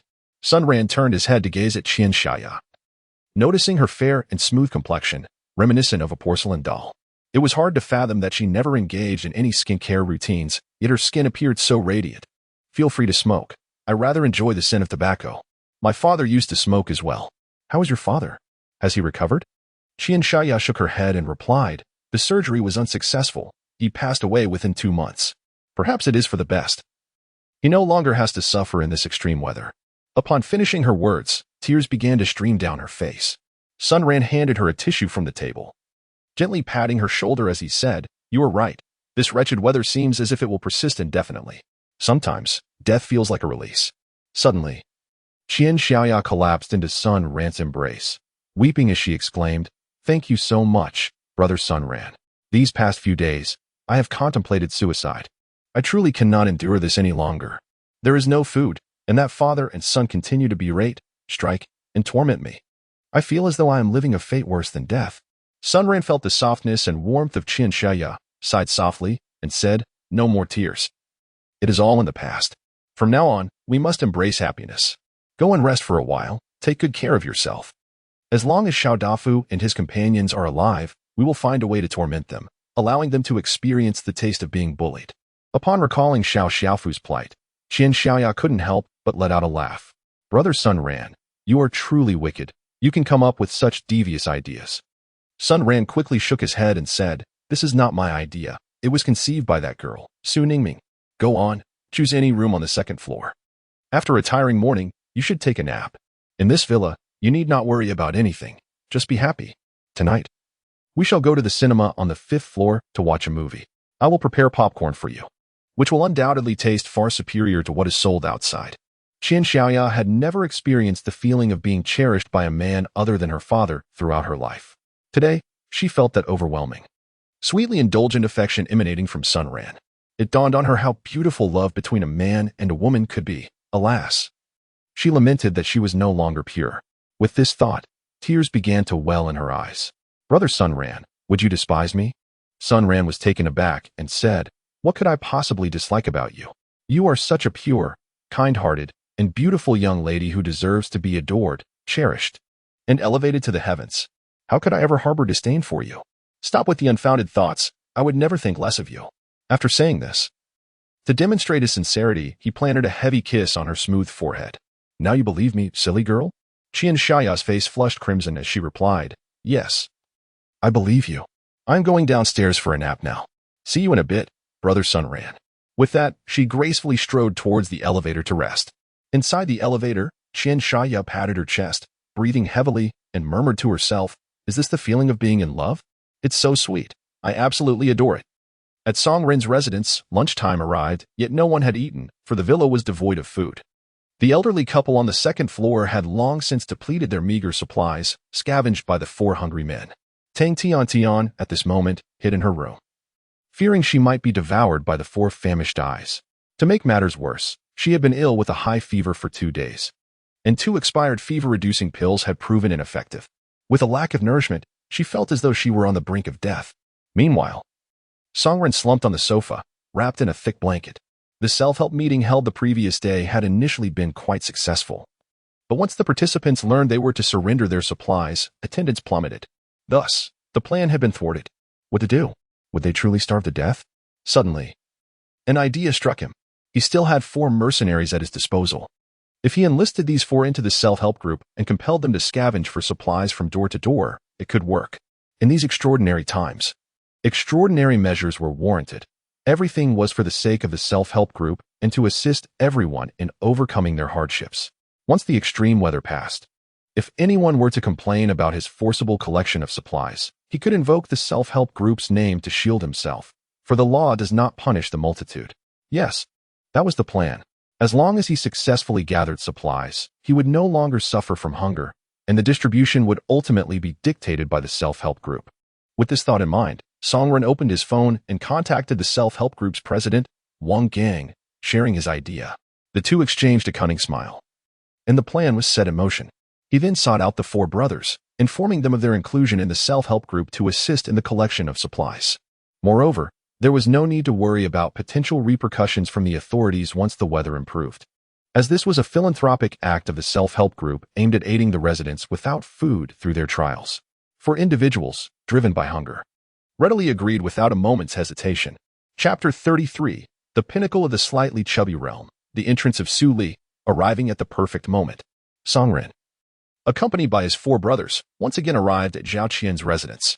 At this juncture, Wang Gang had also arrived, along with Song Shuzhen and several enthusiastic members of the self-help group. The group convened a meeting. Upon noticing the four imposing figures behind Song Ren, Wang Gang felt assured of the success of their endeavor. Excitedly, he addressed the four men, saying, "On behalf of the self-help group, I extend a warm welcome to your esteemed presence." Number 1, though irked by his hunger, maintained basic decorum, nodding with a smile. President Wang, let us first discuss the matter of food collection. Wang Gang promptly responded, "Indeed, I propose we execute this under the name of the Neighborhood Committee. Should anyone oppose, they shall be seen as opposing the authorities. After the extreme weather passes, we will settle accounts." Song Ren raised his thumb in admiration, exclaiming, "That's why you're the president. Wang, your experience at the Neighborhood Committee truly shines. Wang Ge, I suggest you send out a notification in the group right now. We will commence this afternoon." Wang Gang produced his mobile device and began disseminating the notice within the group. As many recognized him as a member of the Neighborhood Committee, his announcement carried additional weight. "Attention all residents. In accordance with the latest directives, please prepare all supplies at home. This afternoon, members of the self-help group will be collecting from door to door for unified distribution. This is a mandatory directive. Any obstruction to the self-help group's efforts will be regarded as an obstruction of public duty, with severe consequences for those who resist, including immediate detention for grave offenses. Execution begins at 1 o'clock this afternoon." Wang Gang's notification roused those lurking in the group. "On what grounds?" protested Su Li, a widow who ran a small grocery store on the first floor of building number 2 after her divorce, living alone above her store. She spent her days managing the business and filming short videos to showcase her figure, gaining a considerable following who affectionately referred to her as Dumpling, playfully stating they wanted to eat her cooking. In the group, Su Li voiced her concerns. "With the weather as it is, who knows when things will return to normal? If we hand over our supplies, what will become of us? Indeed, what if you do not distribute anything?" Unlike previous discussions, there was a noticeable shift in sentiment towards the self-help group this time, as many found themselves devoid of food, contributing what little they had promised the prospect of receiving something in return, a tempting proposition not to be dismissed lightly. "Su boss, how can you be so selfish? You, with your grocery store, are unlikely to go hungry, but what about those of us without food? Can you not lend a helping hand? You have benefited from our support in your business. Are you serious, Wang Lauer? Were you truly here to assist my business? Every time I purchase a bag of 50-cent pickled vegetables, you stare at my chest with such intensity, thinking I am oblivious to it? Such unfounded remarks are unacceptable. What of it if I have a fondness for pickled vegetables?" Sun Ran stood before the floor-to-ceiling window on the 5th floor, indulging in a cigarette and tea, nearly bursting into laughter. He was well acquainted with Su Li, having developed a close rapport with her over time. Most of the household necessities were procured by Sun Ran, who frequented the 3 supermarkets in their community, as well as the 5 or 6 others near the entrance. Yet, he consistently chose to shop at Su Li's place, primarily due to her undeniable beauty and her curvaceous figure, which often left him apprehensive about her attire. Furthermore, he empathized with her solitary existence, recognizing the challenges she faced. Consequently, he bought everything from cigarettes and alcohol to tea and condiments from her store, fostering a familiarity between them. Su Li embodied the bold and straightforward demeanor characteristic of women from northeast China. She was generous and forthright, ready to open her heart to those who treated her kindly. Their relationship had always been amicable, and Sun Ran kept a watchful eye on her in their group chat. He knew that with her supermarket, she would never go hungry. However, should anyone dare to bully her, he would not hesitate to lend a helping hand. At that moment, voices in the group chat began to attack Su Li once more. In these extraordinary times, when the Self-Service Association had promised economic compensation post-extreme weather, what was there to fear? After all, the value of her small supermarket's inventory was negligible. By providing aid to the community, she could save many lives, and once the funds were reimbursed, she might even profit significantly, far more than from those frivolous videos she was known to make. Zhang Laosan interjected. Do you still have the audacity to speak here? You're always the first to like my videos. In the comments section, you're the most vulgar. Don't think I'm unaware. You come running to my shop daily. How many times has your wife scolded you over this? Furthermore, to whom I sell my goods is my prerogative. I do not seek compensation. If anyone attempts to coerce me, I shall wield a cleaver against them. Su Li, I never realized how selfish you are. Now that you are needed, you hesitate and make excuses. Once the extreme weather passes, we shall collectively boycott your supermarket. Let us see how you fare then. Su Li remained silent, realizing her solitary voice could not contend against the entire community's dissent. Just as she contemplated yielding, Sun Ran's message illuminated the group chat. Everyone, Su Li is my woman. I dare anyone to attempt to seize supplies from her. Upon reading the message, tears welled in Su Li's eyes. In this harsh weather, she had been living cautiously, yearning for a strong man by her side to shield her from the storms. To her astonishment, while others reveled in her misfortune, it was this younger brother, merely 2 years her junior, who stood up for her. How could she not be moved? Song Ran scoffed. Sun Ran, are you delusional? Calling her your woman, why not refer to her as your mother?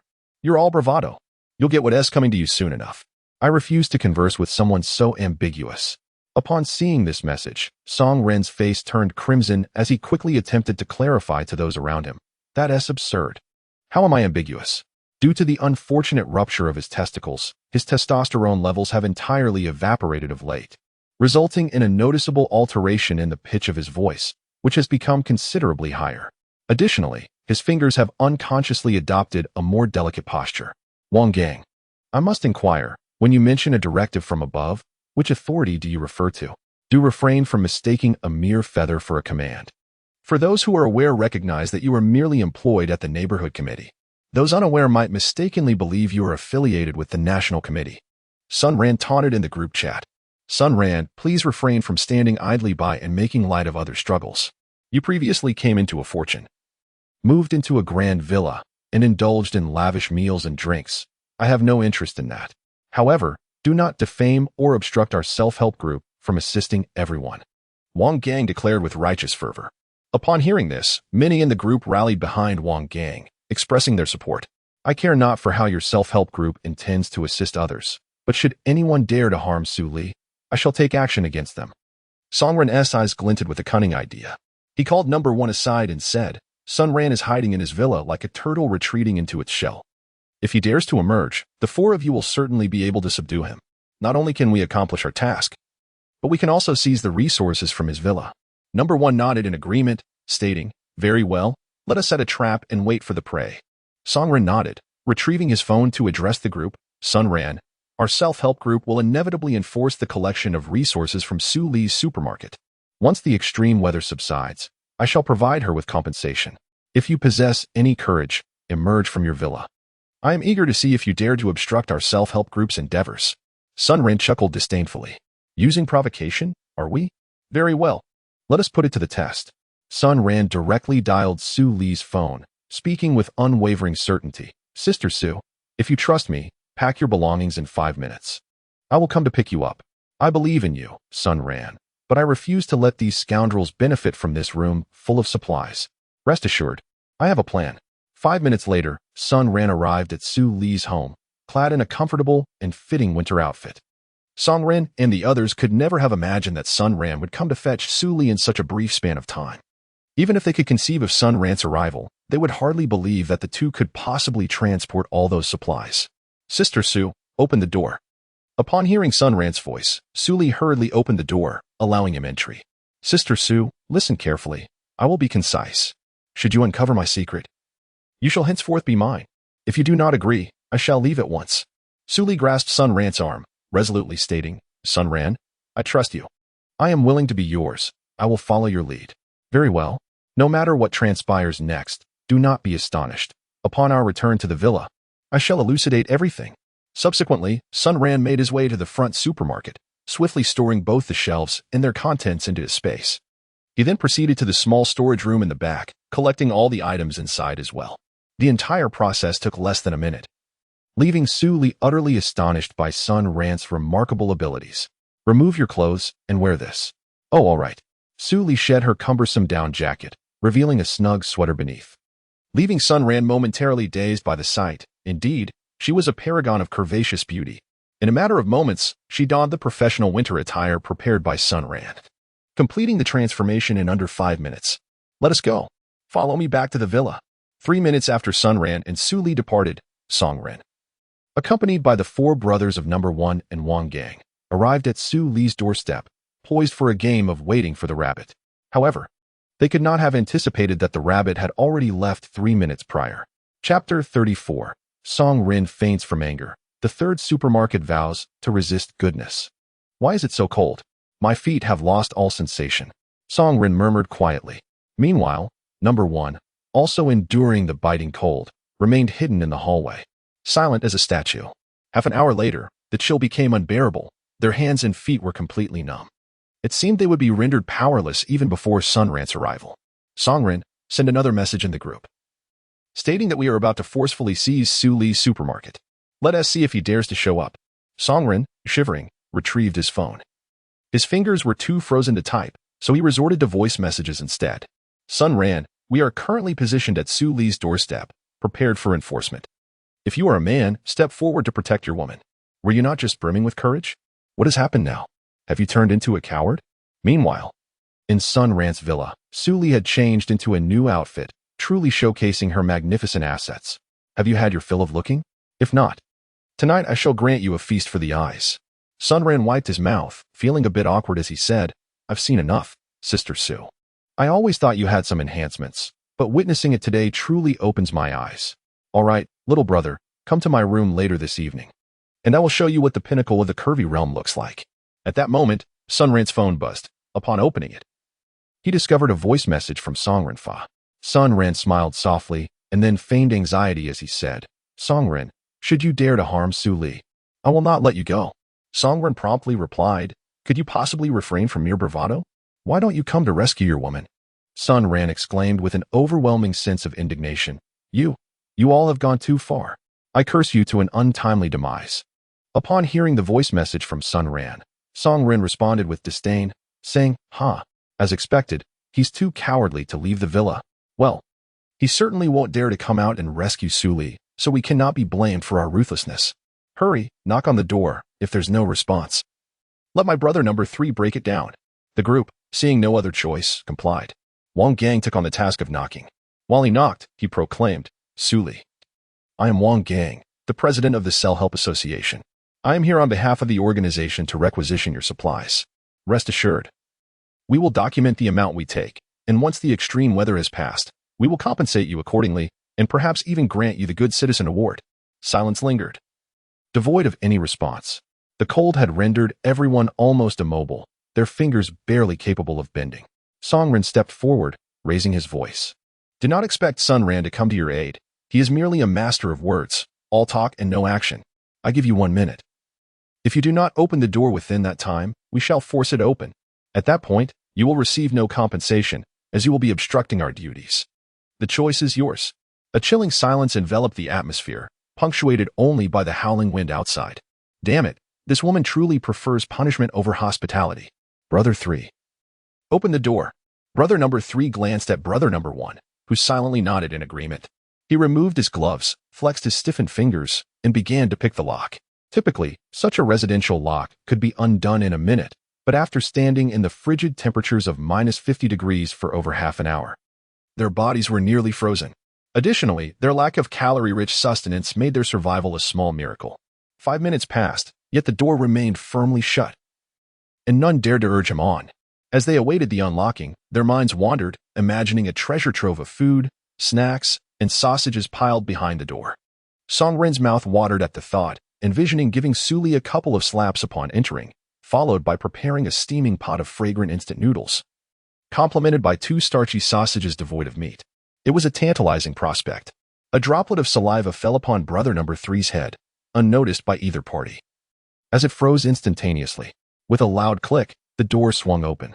Brother number 3's hands had turned a deep purple from the cold, and he quickly donned his gloves as everyone surged into the room. What the hell? Sunran, may you meet your doom. To their dismay, Suli's small supermarket and storage were utterly barren, devoid of any supplies. No food, not even a scrap of packaging. Songren, with his fingers elegantly poised, brandished his phone and unleashed a torrent of invective against Sunran in the group chat. Sunran said nothing in response, merely sharing a photograph of himself with Suli. In the image, Suli, clad in a snug short-sleeve shirt, radiated joy as she embraced Sunran's arm. The force of her grip had distorted certain areas. The men in the group silently magnified a particular section of the image, their curiosity piqued. It mattered little whether their observations were genuine or not. Merely feasting their eyes was a pleasure in itself. Songren had been lying in ambush outside for nearly an hour. Was it cool out? Ha ha ha, a pack of foolish hounds. At this moment, Songren, beset by hunger, anger, and low blood sugar, had succumbed to unconsciousness. Witnessing this, Wang Gang had no choice but to carry him home, where he utilized the last remnants of rice to concoct porridge, which was then shared amongst several strong men. After all, they still depended on Songren and these burly fellows for the procurement of supplies that afternoon. Zhao Qian felt an overwhelming sense of discomfort upon seeing Suli settle into Sunran's villa. How splendid it would be if that person were her instead. The villa, warm as spring, possessed an entire basement brimming with provisions. Just the thought was delightful. Yet, the reality that she would never have the opportunity to reside in such a place plunged her into despair. When would this wretched weather finally pass? In the afternoon, the self-help group commenced its operations. Besides Suli's family supermarket, there were 2 other supermarkets within the 10 buildings. Thus, the core members of the self-help group, along with the 4 brothers, convened and resolved to begin with these 2 supermarkets. The risk of being thwarted by Sunran was simply too dire. The first supermarket offered no resistance, promptly opening its doors to allow the self-help group to transport supplies. As for whether the owner had any hidden stock, Wang Gang and his companions chose not to inquire, given that the proprietor had willingly surrendered all inventory. After several trips, they successfully relocated all supplies to Wang Gang's residence on the first floor. As they departed, Songren warmly shook hands with the owner, assuring him that after the extreme weather had passed, he would compensate him with 500,000 in cash and had even prepared a receipt. The owner, visibly pleased, remarked, "It is my greatest honor to assist the residents of our community. Whether I receive that 500,000 is of little consequence. Yes, young Master Song. A bank transfer will suffice. Cash can be somewhat cumbersome." Songren smiled. No problem. It was a promising start, and they proceeded to the second supermarket. However, the owner of this establishment had locked the doors and barricaded them with sofas and tables, vowing to deny the self-help group entry. The proprietor thought to himself, "I'm not short of money, I simply lack food. With 6 mouths to feed, 2 elderly, 2 children, and their parents, I cannot afford to let the self-help group in. Should these scoundrels take the supplies without sharing, it would surely spell starvation for my family." Old Zhang opened the door. "I am Wang Gang, the president of the self-help group. You can leave. I will not open the door. My son and I are armed with kitchen knives. If you dare to force your way in, we will not hesitate to defend ourselves." Songren sneered ominously and said, "Uncle Zhang, rest assured, I will compensate you. Just open the door, and I will ensure you receive ample food. You will reap the rewards of wealth, sustenance, and reputation. Stop spouting nonsense. All I know is that without this food, my family of 6 will starve. Now leave quickly." Wang Gang sighed and remarked to the members of the self-help group behind him, "How can this old comrade be so oblivious? If he refuses to cooperate, we must resort to force. Brother 3, I appreciate your efforts." Brother 3 had just consumed 2 sausages and a substantial piece of cocoa butter-laden chocolate, which had provided him with warmth. Seeing everyone eagerly gaze upon him, he nodded emphatically and proclaimed, "Comrades, watch closely." It seemed that the apocalypse could indeed transform a person. Even mercenaries known for their ruthlessness were now displaying selflessness, which was truly remarkable. Chapter 35. The retribution of Song Ren and the frustration of the four brothers. The door of Zhang's supermarket was effortlessly opened by Brother 3. Although the sofa at the entrance initially hindered their advance, it was merely a temporary obstruction. The four mercenaries swiftly cleared the obstacle and subdued the Zhang father and son, who were armed with a kitchen knife. Only 2 women and 2 children remained hidden in the bedroom, trembling in fear and too frightened to emerge. Wang Gang, elated, led the core members of the self-help group into the premises to begin gathering supplies. However, he was abruptly halted by Brother 1.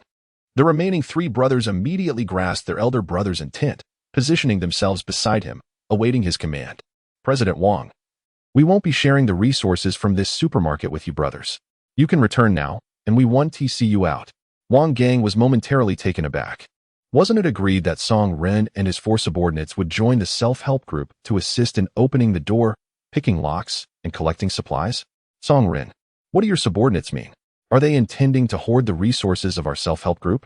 Song Ren was equally perplexed by Brother 1's intentions. Turning to him, he whispered, Brother 1, what do you mean?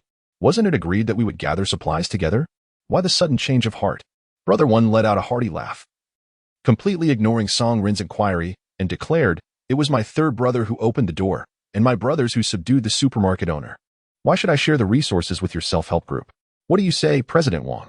If you feel dissatisfied, we can settle this matter in a more direct manner.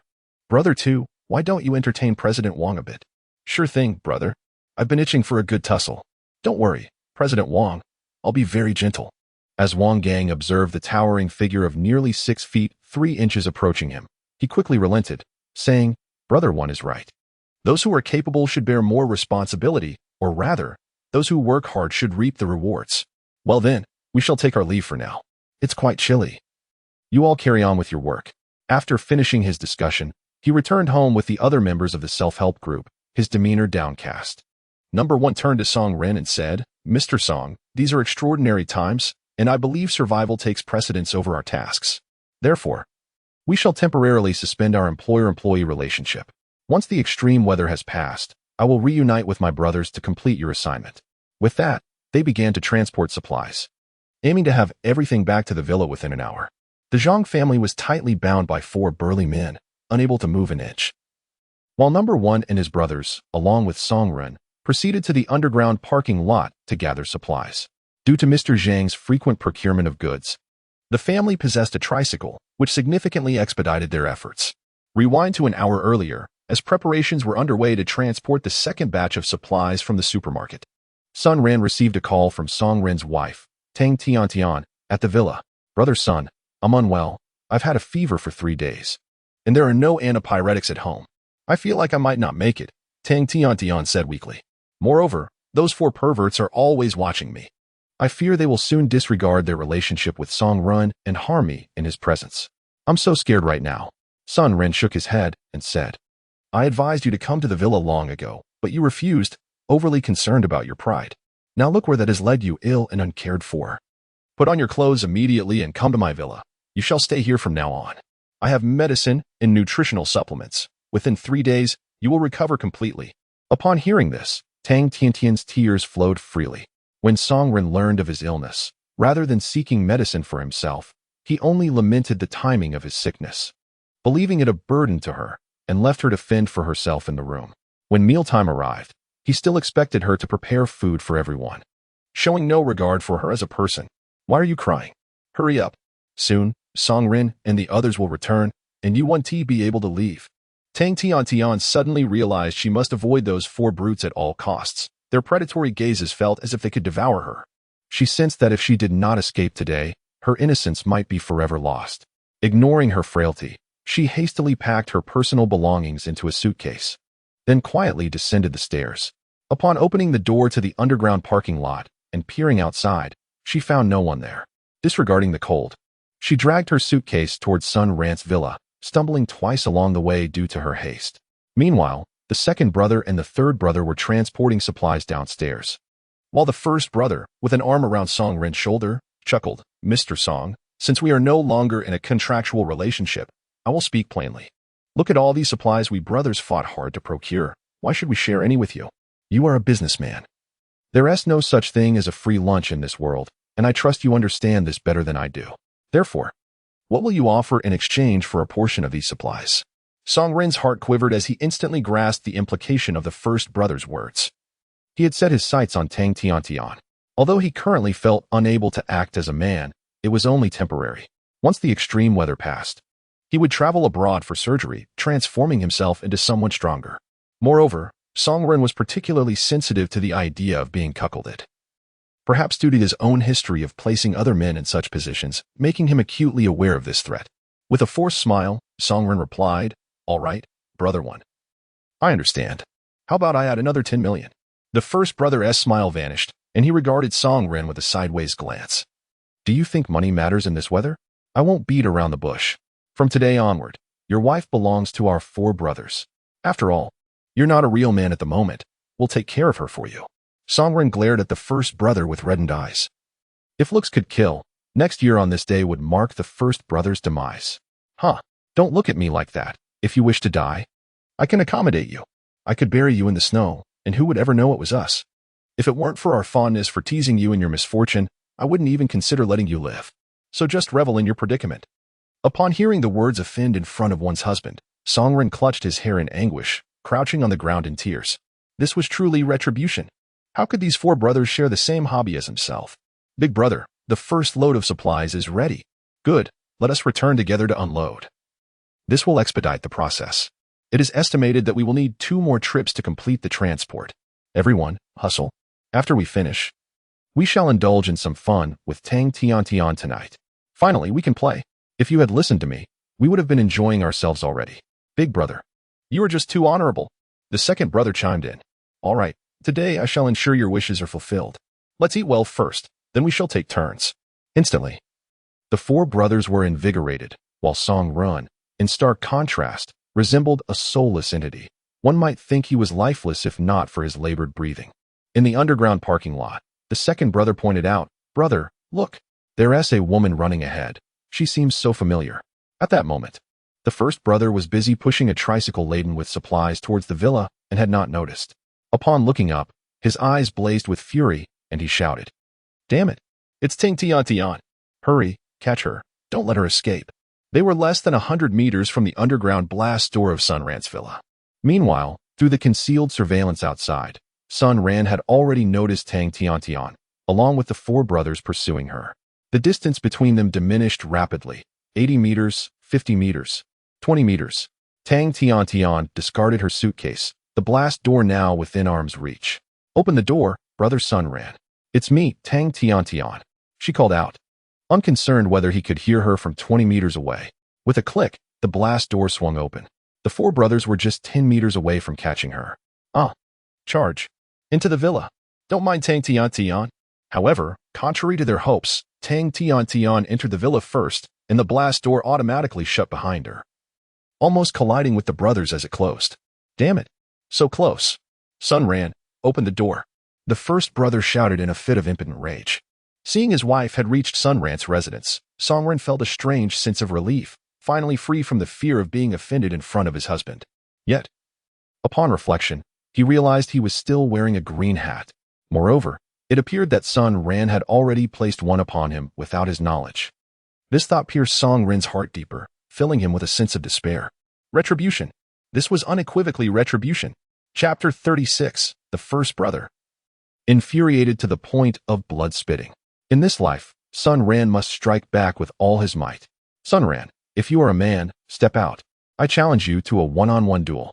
At this moment, the second brother had succumbed to madness, relentlessly pounding on the villa's blast-proof door. Among the 4 siblings, he was the first to covet Tang Tiantian, had it not been for the first brother's presence to restrain him. The second brother would have likely executed Tang Tiantian on the spot. Witnessing a prize so nearly within reach slip away, how could he not be driven to frenzy? Sun Ran observed the frenzied expressions of the 4 brothers on the surveillance screen, a broad smile spreading across his face. Little do. Activate the spray mode and unleash a torrent. Hidden mechanisms above the blast-proof door revealed 4 high-pressure water guns, unleashing a deluge upon the unsuspecting quartet outside. Run for it. The fury of the 4 momentarily eclipsed their awareness of the spraying contraptions. The high-pressure jets drenched them instantaneously. And coupled with the nearly -60 degrees in the underground garage, their clothes froze almost instantaneously. At that moment, they could scarcely think of the supplies and the tricycle parked in the lot. All they could do was sprint towards Song Rin's villa, desperate to shed their soaked garments lest their skin succumb to frostbite. Meanwhile, Tang Tiantian found herself in the changing room on the lower level, her heart racing. Mere meters from potential capture. If seized, her fate would undoubtedly be dire. Just then, Sun Ran descended the stairs, carrying several articles of clothing. Tiantian, discard these old clothes. I'll take you upstairs for a shower. These are new outfits. I'm unsure if they will fit, but please try them on for now. Su Ningming will help you find something more suitable once she awakens from her nap. A shower? Are you jesting? In this frigid weather, a shower? Sun Ran smiled and said, let us go. There is plenty of hot water. The two ascended to the second floor, where Su Li had already completed her bath and changed into fresh attire. Clad in a fitted short-sleeve top and a petite skirt, she indeed epitomized the pinnacle of curvaceous beauty, complemented by her striking appearance that could easily earn a score of 95. She was undeniably a mature woman who exuded familiarity and allure from every angle. Who is this enchanting lady, Sun Ran? Is she yet another one of your rescues? This is Tang Tiantian, the wife of Song Rin from the self-help group. If I hadn't intervened, the 4 assassins under Song Rin's command would have targeted her. What a bunch of brutes. How have they not perished in the cold? Perfect timing, Su Jie. Please escort her to the bathroom while I await you both in the living room. Su Li led Tang Tiantian to wash up, while Sun Ran activated the surveillance. Observing a 3-wheeled vehicle parked in the lot, laden with supplies. It was evident that this was pilfered by the notorious 4 brothers from one of the 3 supermarkets.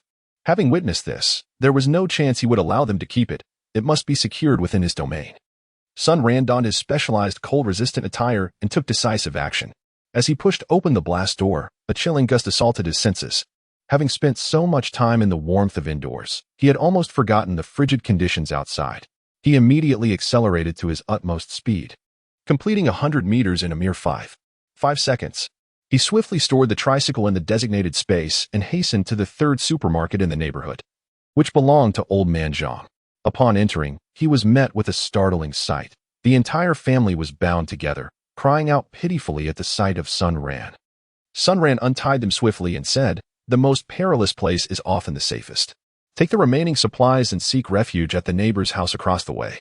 Song Rin and the others will arrive shortly. As for your means of communication, that is your concern. But be quick. This is as far as I can assist you. Sun Rin turned and left this place. Grandpa Zhang, observing that nearly half of the house remained unoccupied, immediately made a decision.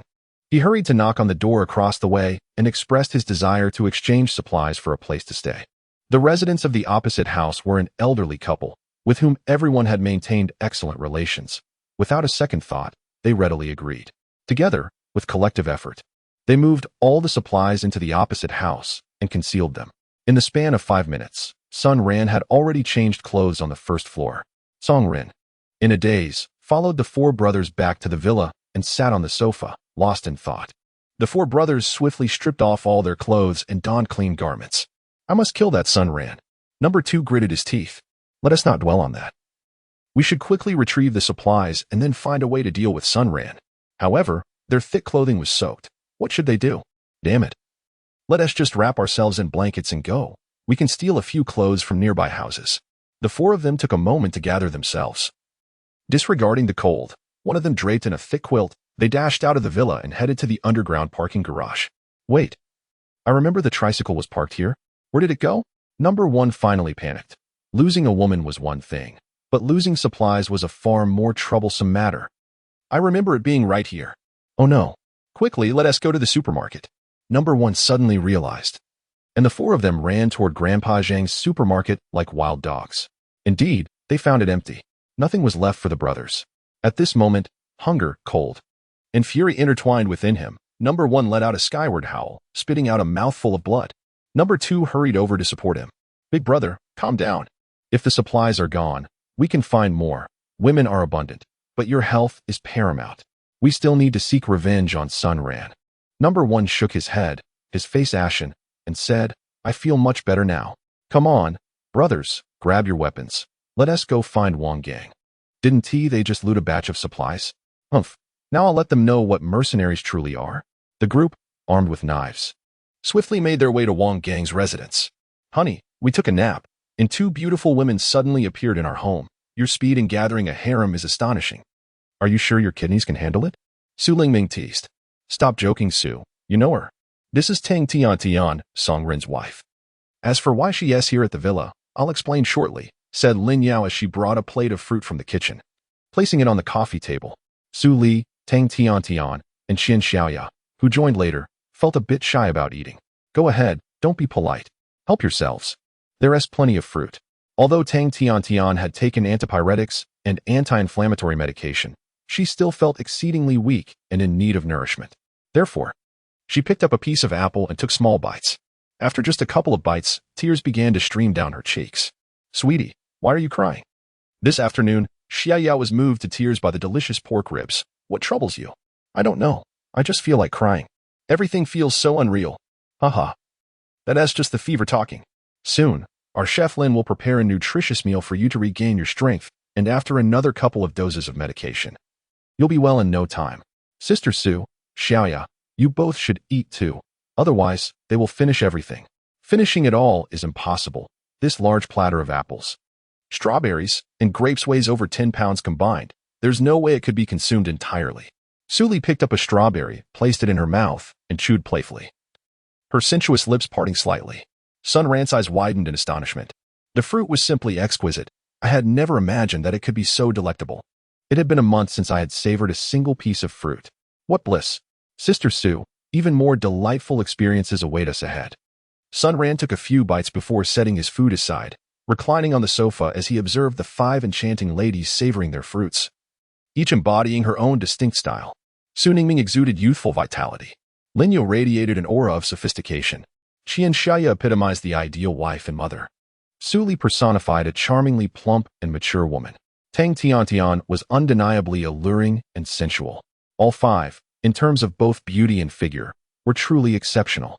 Sun Ran took out his phone and captured a photograph of 5 beautiful women, which he quietly shared in the group chat.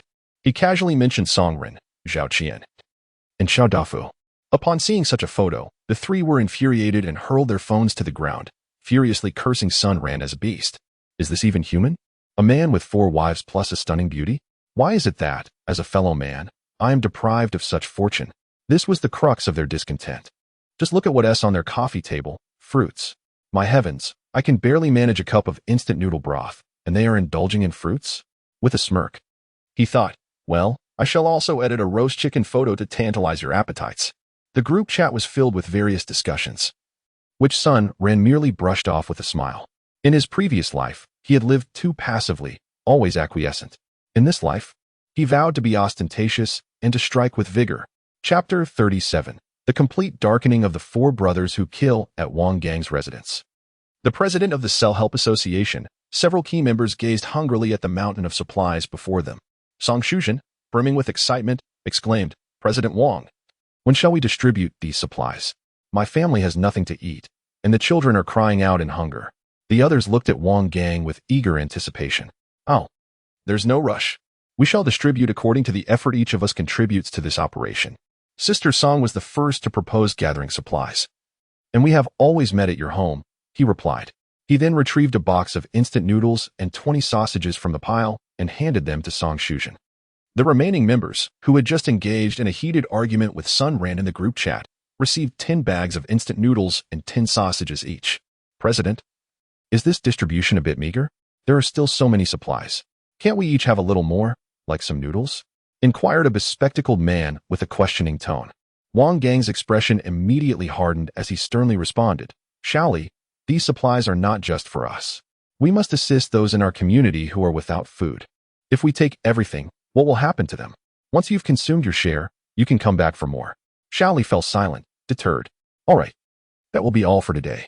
Now that Song Ren and his 4 bodyguards are no longer part of our self-help association, we will have to rely on ourselves for future supply collections. Keep an eye out for talented individuals in our midst, those skilled in lock-picking or adept at fighting. Let's strive to recruit them all into our association. I refuse to believe that without Song Ren's 4 bodyguards, we cannot gather supplies. Just as Wang Gang was distributing the goods, a knock echoed through the room. He quickly stood up and peered through the peephole, his expression shifting dramatically. Open the door. President Wang, I know you are inside. You are aware of my brother's lock-picking skills. I will count to 3, and if you do not open up, we will enter ourselves. The ones knocking at the door were none other than the notorious quartet. At that moment, the 4 of them, wrapped in thick blankets, stood outside with a menacing demeanor. Wang Gang weighed the pros and cons before ultimately deciding to open the door. Brother 1, come in quickly. It's freezing outside. Brother 1, with a faint smile that betrayed a sinister intent, replied, we want to enter the house. We merely need to sort through the supplies. My brothers and I will take what we need. Wang Gang's heart sank in alarm, and he feigned distress. Brother 1, this is quite unjust. Old Zhang has already relinquished an entire supermarket's worth of supplies to you. Why do you still covet our meager provisions? Little Li also rose, raising his voice in protest. Indeed, with so many of us, we barely receive a fraction of the supplies. What right do you have to seize what little we possess? At that moment, Brother 2's eyes glowed with fury, fueled by the memory of Tang Tiantian's escape and the loss of an entire supermarket's resources. He slowly approached Little Li, whispering menacingly, what gives you the right to keep your supplies? Just this. A flash of steel illuminated the air, and a crimson line appeared across Little Li's neck. Blood erupting like a fountain, splattering across Brother 2's body and face. Within moments, Little Li collapsed, blood pooling across the floor. Ah, a murder! Song Shujin screamed before fainting. Brother 2 licked the blood from his blade, gazing at the others with a devilish glare. My elder brother has commanded you to gather the supplies. Do you understand? Wang Gang, trembling and feeling the warmth of his fear, nodded vigorously. I understand. I understand. He turned to rally the others to gather all the supplies previously distributed, then retreated several steps, trembling in fear. Remove your down jackets, cotton coats, and padded trousers. The group hastily shed their winter attire, tossing it onto the growing pile of supplies. Brother 2, you 3 change clothes and transport the supplies. I will stay here with President Wang for a while. The 3 brothers swiftly changed and began moving the supplies. Half an hour later, Brother 1 surveyed the empty living room and addressed Wang Gang. I apologize. For us to survive, someone must perish. If you seek vengeance, come to Villa 1. With that, he donned his down jacket and departed with his 3 brothers, leaving Wang Gang's home. As the door closed behind them, several key members of the self-help group collapsed to the floor, the blood of Little Li already frozen into crimson ice. It was at that moment that they truly comprehended the grim reality. The apocalypse had indeed arrived. In a room where the temperature remained a steady 26 degrees Celsius, Tang Tiantian had finished her shower, consumed some nutritious porridge, and taken fever-reducing and anti-inflammatory medication half an hour later. Now, nestled in her warm blankets, she drifted into a sweet slumber, still clutching Sun Ran's hand tightly, as if releasing it would cause everything to vanish in an instant. Sun Ran gently caressed Tang Tiantian's smooth forehead, reflecting on the journey from coercion to conquest, and ultimately to the blossoming of mutual affection. It was indeed an intriguing path. Not only did he gain a voluptuous and beautiful married woman, but he also managed to place a green hat on Song Ran, achieving a remarkable array of benefits in one fell swoop. Upon witnessing her deep slumber, Sun Ran gently withdrew her hand and made her way to the living room on the first floor. At that moment, several women were seated on the sofa, engaged in lively conversation, as if there were an endless array of topics to discuss. Even the typically reserved Qian Xiaoya was frequently contributing to the dialogue, occasionally erupting into laughter. Indeed, humanity is inherently a social species. What could be the source of such merriment? Sun Ran plopped down between Su Ningming and Qian Xiaoya, immediately sensing the softness and warmth of Qian Xiaoya's body. Her cheeks flushed a deep crimson. Initially, she contemplated shifting slightly away. However, considering that Sun Ran was the sole man in this household, she realized that it was imperative to win his favor. Thus, she subtly leaned forward, ensuring that her body was snug against his arm. Who says that an introverted and kind-hearted young woman cannot possess a cunning mind? Sun Ran sensed an unusual sensation in his arm and turned to her with a smile, after which his arm moved restlessly a few times. This made Qian Xiaoya's expression even brighter. Fortunately, no one paid attention to their subtle actions. Su Ningming immediately wrapped her arms around Sun Ran's, chuckling as she said, I was just telling them about your revenge on Song Ren and Xiao Qian, how it turned them into conjoined twins. Sun Ran smiled faintly and said, all right. You all continue your conversation. I shall prepare some popcorn. Tonight we will watch a film at the cinema on the 5th floor. Yay. What movie shall we see? How about Lust, Caution? It carries significant educational value. Pfft. Are you really watching it for the educational aspect? You must have some awareness of your own intentions. Then what do you suggest I am watching it for? Su Ningming suddenly found herself at a loss for words. Blushing as she playfully hit Sun Ran's arm and turned her head away, ignoring him. Unexpectedly, Su Li, the slightly plump yet fierce woman, interjected, I know. I've seen that movie. It's primarily about the intimate affairs between men and women. What's there to be embarrassed about? Sister Su, you truly are a role model for our generation. Let's watch it together tonight. Oh, if you have any thoughts after watching, feel free to reach out to me. If Su Li's fans were to discover that Sun Ran had such a privilege, they would surely be overwhelmed with emotion. She is, after all, the goddess of the slightly plump in their hearts. Song Shujin trembled as she returned home. The scene of Xiao Li's murder had terrified her, and her heart continued to race. Mom, why hasn't the supply team sent you any provisions? Our entire family is counting on you to bring back food. Zhao Yi had succumbed to hunger and was nearly unconscious. Zhao Xiaozhu, clad in a thick cotton coat and with disheveled hair, exclaimed loudly, What provisions? Your mother nearly didn't make it back. She then recounted the fragmented details of how Xiaoli was killed by the second assailant. What? Song Ren's subordinates actually committed murder? Aren't they afraid of being caught by the authorities once the extreme weather passes? How would I know? I was nearly scared to death. Did you not see how Xiaoli's blood sprayed out like a faucet? Zhao Qian, after listening to the entire account, immediately retreated to her room to call Song Ren. It took quite some time for someone to answer. Song Ren, are you aware that the 4 individuals you hired have committed murder? At that moment, Song Ren was in the kitchen, wearing an apron while preparing a meal for the 4 large men. I know. The first one returned and informed me. I have now become their servant. Tang Tiantian ran off with Sun Ran. Now, I am rendered useless. I still have 200 million in my account, but I can't spend it. Why am I so unfortunate? Suddenly, another man's voice erupted from the phone. Song Ren, quit your whining and hurry up with the cooking. Be careful, or you might lose your dignity. The call was abruptly ended. Zhao Qian stared at the disconnected phone, speechless. Who on earth devised this script?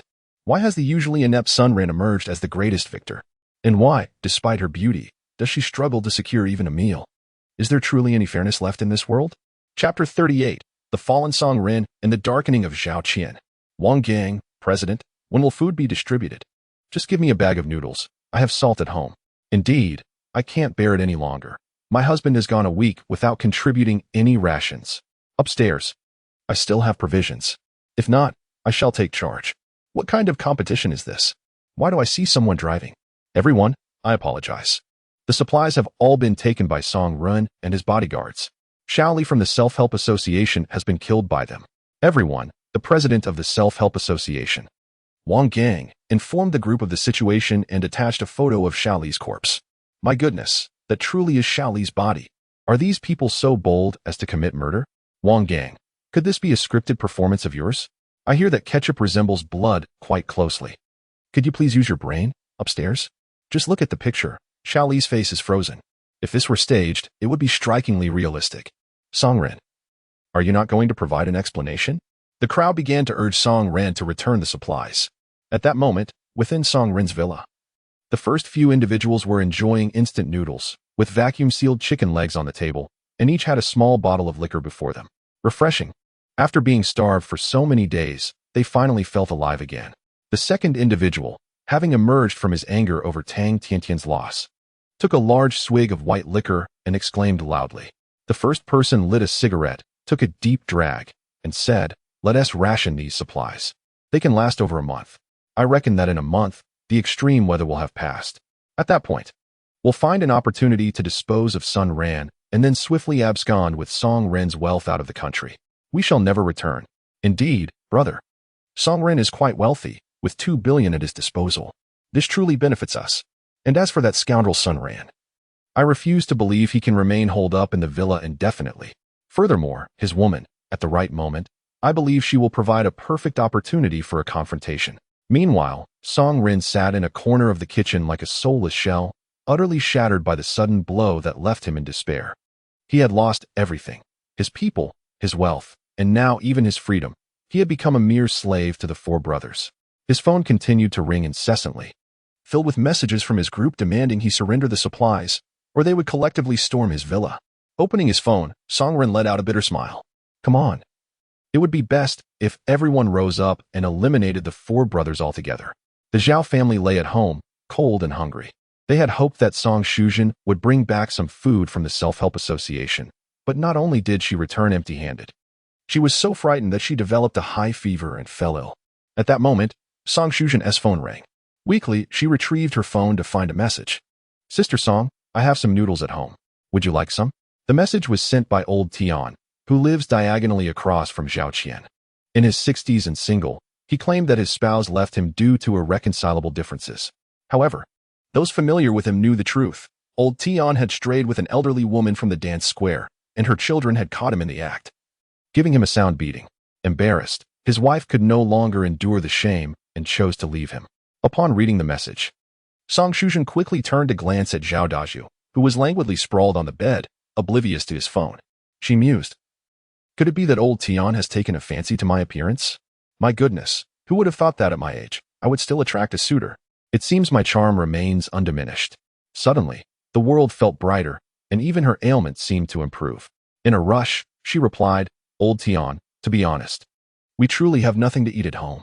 If you have any noodles, I can purchase some at a premium." Old Tian responded, "Sister Song, I live alone. With a retirement pension, I am not lacking in funds. Do you understand my meaning?" Song Shuzhen felt her face flush. Did she not comprehend his intentions? Yet, given the circumstances, she decided to be straightforward.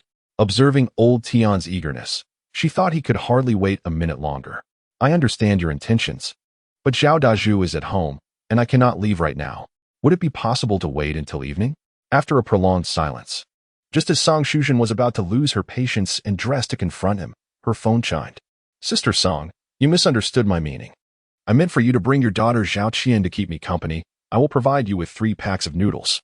I often live alone and like to stockpile food. If you think that is insufficient, I can add more." Upon reading the text, Song Shuzhen's face turned pale. It dawned on her that she was the one being foolish, not old Tian. "Old Tian, how old are you, still thinking of my daughter? How outrageous."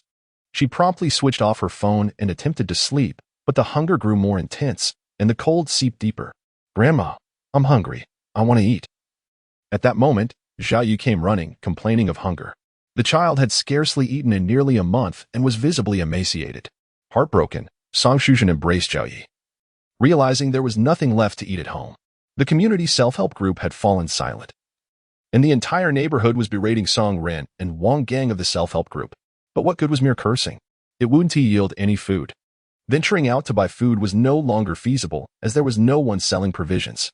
Gritting her teeth, she resolved to approach Zhao Qian regarding old Tian's predicament for the sake of her child. "Be a good boy, Xiao Yi. I'll bring back some food soon. Just hold on a little longer." She turned and entered Zhao Qian's room. Zhao Qian had just mentioned to Lao Tian next door that she was willing to give us 3 packets of noodles, but it required your input. Suddenly, Zhao Qian sat up, her face a mask of disbelief as she gazed at Song Shuzhen. Neither spoke. Song Shuzhen thought to herself, "Dear girl, I truly wish to take your place, but they simply do not want me." After a pause, Zhao Qian broke into a smile and said, "Mom, I will go. You all stay home and wait for me. Please step out. I need to change into some fresh underwear, as I haven't changed in days, and it is rather soiled." Song Shuzhen felt a pang of sympathy, reluctantly nodded, turned, and closed the door behind her. Zhao Qian sat at her vanity, murmuring to herself, "Since fate has turned a blind eye, I shall engage in some wicked deeds. I doubt the heavens can see." After a brief period of grooming, Zhao Qian ventured into the kitchen, resolved, and boldly knocked on the door of Lao Tian's apartment across the hall. Upon seeing Zhao Qian through the peephole, Lao Tian's heart raced. She was clearly made up, and his heart fluttered uncontrollably. Everyone in the neighborhood knew Zhao Qian's beauty was second to none, and Lao Tian had long been daydreaming about her. To his astonishment, his wish had come true. He hastily opened the door, stammering, "Come in, it's a bit warm." "Oh, I mean, it's quite cold." Zhao Qian chuckled, her smile causing Lao Tian's heart to skip a beat. "Uncle Tian, I heard from my mom that you want to give us 3 packets of noodles. I can't let you do that for free from now on. I am yours to command. You may do as you please." With that, she disregarded the cold and shed her down jacket, revealing a snug pink sweater that accentuated her figure. Lao Tian's mouth began to water at the sight. With trembling hands, he slowly reached out towards her. "Come now. Uncle Tian, do not be shy. It's all yours," Zhao Qian urged, leaning forward enticingly. At that moment, Lao Tian's hands finally made contact, and tears welled in his eyes as he thought to himself, it would be worth dying for. However, concealed behind her back was a sharp watermelon knife. Taking advantage of Lao Tian's distraction, Zhao Qian swiftly drew it and plunged it into his neck. Ah! Lao Tian cried out in agony. Zhao Qian's eyes glimmered with a fierce intensity as she swiftly withdrew the knife and thrust it down again. Though Lao Tian was older, he was still a man. While the two stab wounds were deep, they were not immediately fatal. He clutched his neck, desperately trying to retreat while searching for something to defend himself against Zhao Qian.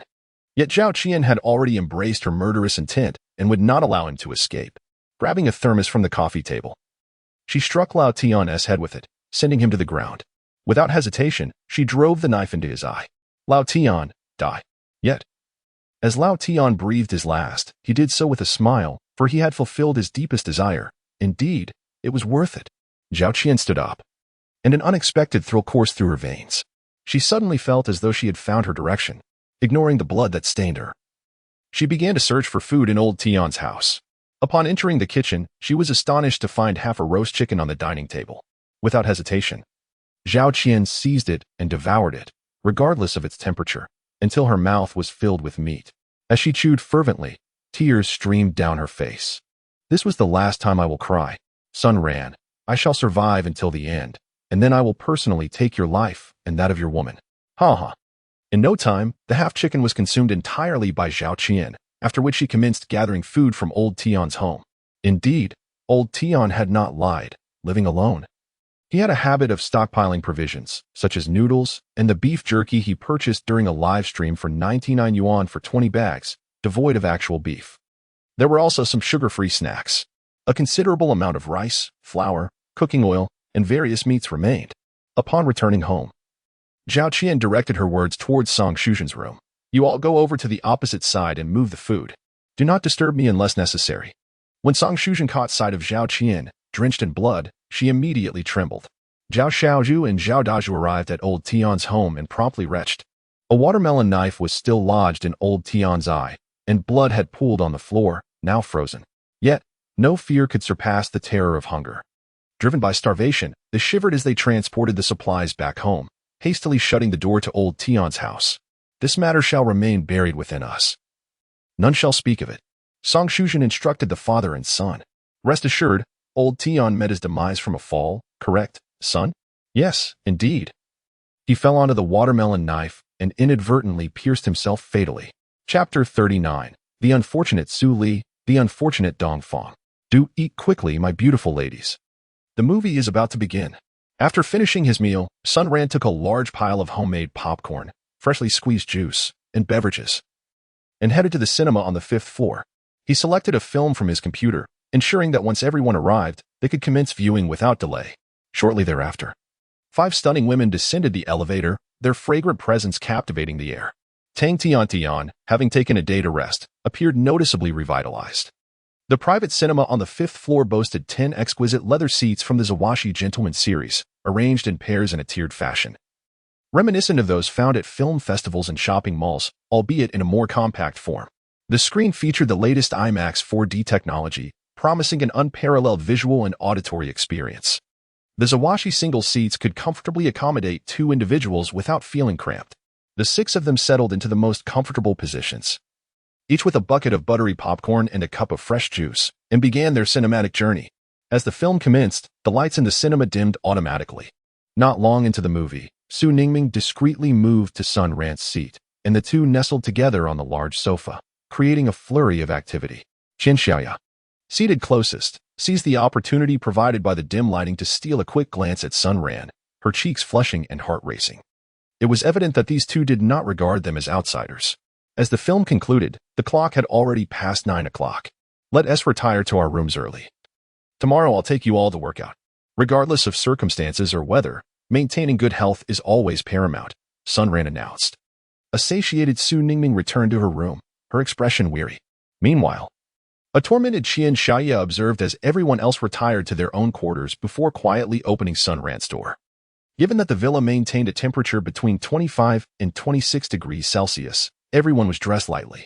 At that moment, Qian Xiaoya was clad only in a delicate camisole. Xiaoya, what brings you here? Is there something you need? Sun Ran inquired. Qian Xiaoya, a normal woman, had just experienced a considerable jolt, leaving her feeling as though her heart was being clawed by a restless cat.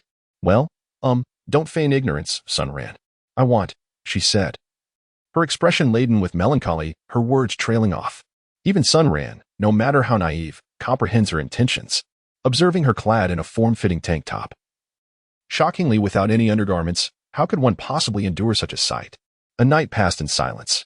On the 40th day of the apocalypse, the running water had entirely ceased. The low temperatures had not significantly impacted the electricity supply, thus power remained uninterrupted thus far. With no access to water, people braved the biting cold to venture downstairs, collecting snow to boil for drinking. The group chat had grown increasingly quiet, particularly since the self-help meeting had been robbed by the infamous four brothers last time. At the break of dawn, the desolate chat finally witnessed some activity. A message read, selling photos of wives, 10 pictures in exchange for a pack of noodles. 20 pictures for 10 packs of instant noodles, 30 pictures for 20 pounds of rice. Interested parties, please message me privately. For all. The first image will be of someone clothed for everyone to see. If you wish to purchase, be sure to contact me privately. The images are absolutely tantalizing. Fair and square. Goodness, this is truly a photo of Dongfang. Who would have thought this usually unassuming person would be so generous? Remarked one participant.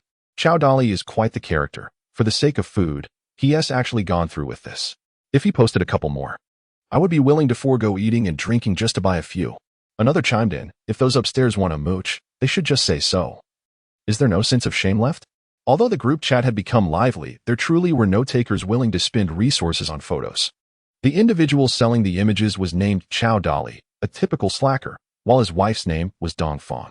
A crucial figure in this narrative is Chow Dali's mother, Wang Guizhi, who happens to be a close friend of Zhao Qian's mother, Song Shuzhen. After Sun Ran and Su Ningming were reborn, they achieved financial success and purchased a villa. While celebrating at a restaurant, they encountered trouble from Chow Dali's mother, Wang Guizhi. Ultimately, she was unable to contend with Sun Ran and was pulled away by her daughter-in-law, Dongfang. In the villa of Sun Ran, Su Ningming rushed over with her phone, exclaiming, "Husband, look, Chow Dali is selling photos of Dongfang. It seems to be a few days earlier than in the last life. In her previous life, during the apocalypse, it took Chow Dali nearly 2 months to sell photos in the group, but this time he has done so prematurely, likely due to the depletion of supplies in the 3 supermarkets, resulting in Chow Dali's home running out of food." Before Sun Ran could respond, Suli interjected eagerly. "Are you talking about Chow Dali?" "Yes, Sister Suli, do you know him?" With gritted teeth, Suli replied, "How could I not know him? One of the reasons I divorced my ex-husband was because of this scoundrel." Upon hearing the juicy gossip, everyone immediately set aside their tasks, gathered on the sofa, and began to indulge in sunflower seeds and fruits, eager to hear more. Suli, unreserved, began her narrative. "My ex-husband was originally a humble elementary school teacher. When we first got married, he worked while I ran a supermarket. Although we weren't wealthy, we had enough to live comfortably and were quite happy. One day, Chow Dali came to my supermarket for the first time to buy cigarettes, and he immediately took a fancy to me. From that day on, he would come to my supermarket every day, using the pretext of buying cigarettes to linger for hours. At that time, he was not yet married to Dongfang, so he would flirt with me incessantly. Sometimes, even when my ex-husband had days off from school, Chow Dali would still hang around my store. My ex-husband was timid and wouldn't say anything, merely enduring the situation. Later, Chow Dali spread rumors in the community, claiming I was flirtatious and had seduced him, even suggesting we had been intimate. Upon hearing this, instead of confronting Chow Dali, my ex-husband took out his frustrations on me, giving me the cold shoulder daily. Eventually, when Chow Dali came to my supermarket again, I chased him out with a kitchen knife. Surprisingly, he escalated the situation by maligning my character further. To my astonishment, my ex-husband believed him, and after a few drinks, he attempted to hit me, accusing me of cheating. Enraged, I retaliated by striking him with a bottle, which landed him in the hospital. Following his discharge, we divorced. Upon concluding her tale, the others raised their thumbs in admiration, acknowledging her fierce spirit. When Chow Dali saw I had divorced, he audaciously attempted to impose himself on me, but I swiftly delivered a kick to his groin and knocked him down with a bottle. Since that day, he no longer dared to trouble me. I later heard he was introduced to Dongfang, a woman from the countryside, and they married last year. Su Ningming, filled with indignation, remarked, "Sister Su Li, I had no idea you endured so much alone. With a wry smile, Su Li replied, the phrase "a beautiful woman brings disaster" applies to someone like me. My ex-husband was weak, and a petty thug harassed me. Had I not been a bit tougher, I might have lost my integrity long ago. Everyone nodded in agreement, recognizing the harsh realities of society where the good are often taken advantage of. Tang Tian, holding her phone, zoomed in on a photo of Dong Fong, commenting, "Husband, look at how great Dong Fong's figure is. She is quite beautiful. What do you think? Are you feeling a flutter of emotions?" Observing Dong Fong, "I can't help but feel a twinge of pity," Su Li continued. "Indeed, Dong Fong is truly a good girl, possessing remarkable beauty. She has visited my supermarket several times before and is always quite polite in conversation. I suggest you rescue her and bring her into your harem.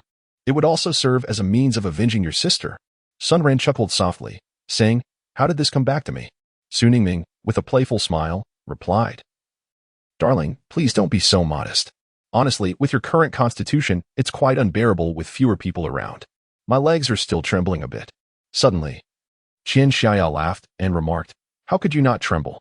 You two were quite occupied during that 2-hour movie yesterday." Su Ningming's face flushed crimson, and she immediately pounced on Qian Xiaoya, playfully pinching her ample chest while grinning mischievously. "Oh, you, Sister Xiaoya, you were spying. What a naughty girl you are." The two erupted into a delightful commotion, and everyone watched their playful banter with amused smiles. Lin Yao interjected, "I believe if we want to save Dong Fong, we must act swiftly. Otherwise, if someone purchases her revealing photos, it will be our husband who suffers the consequences." Her words jolted everyone awake. Indeed. Hold on, darling.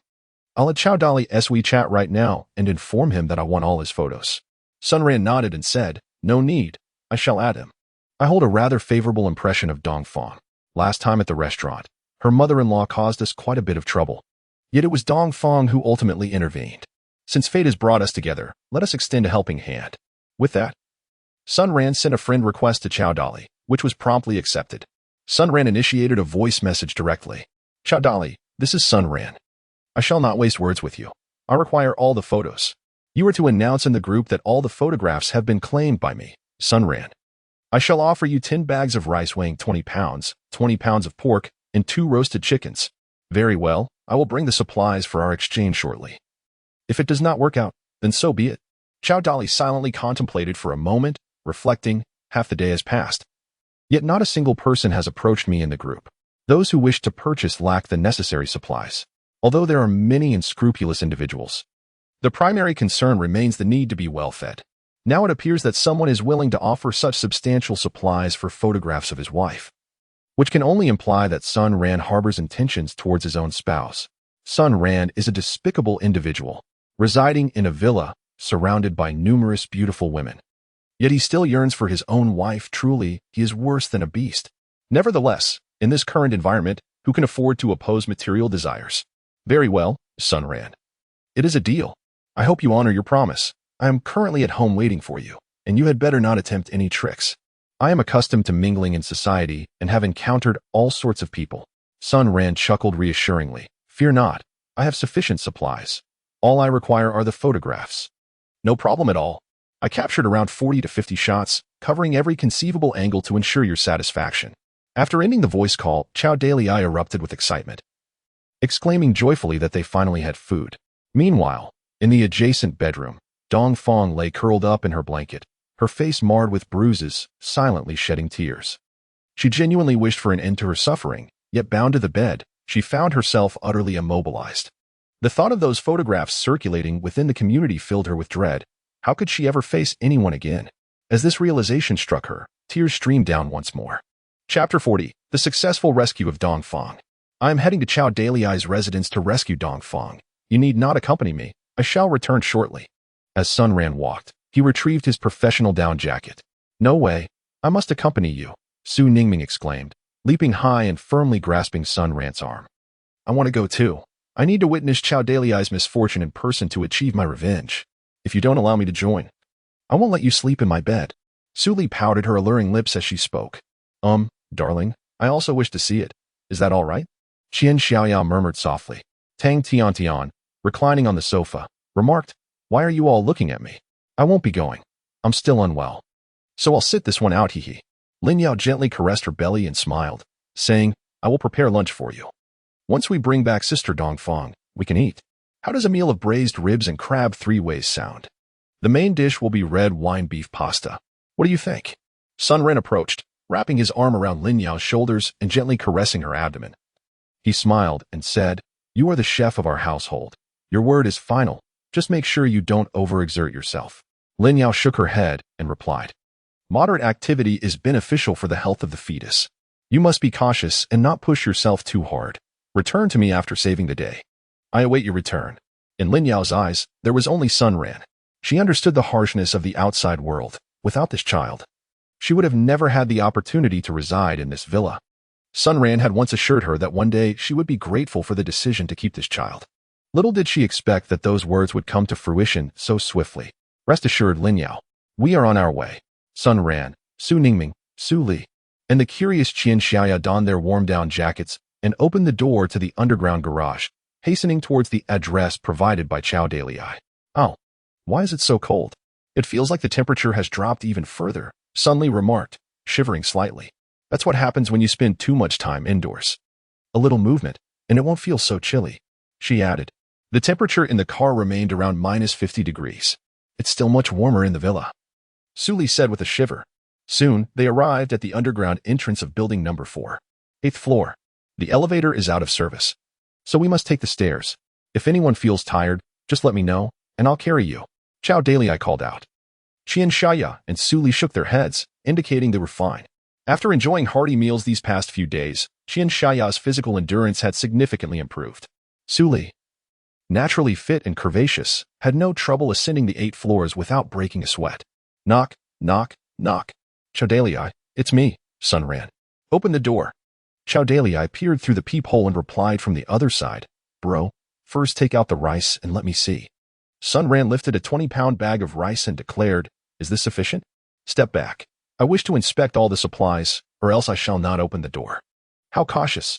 With no other options, Sun Ran could only retrieve 10 bags of rice and some pork from within the space, placing them at a distance.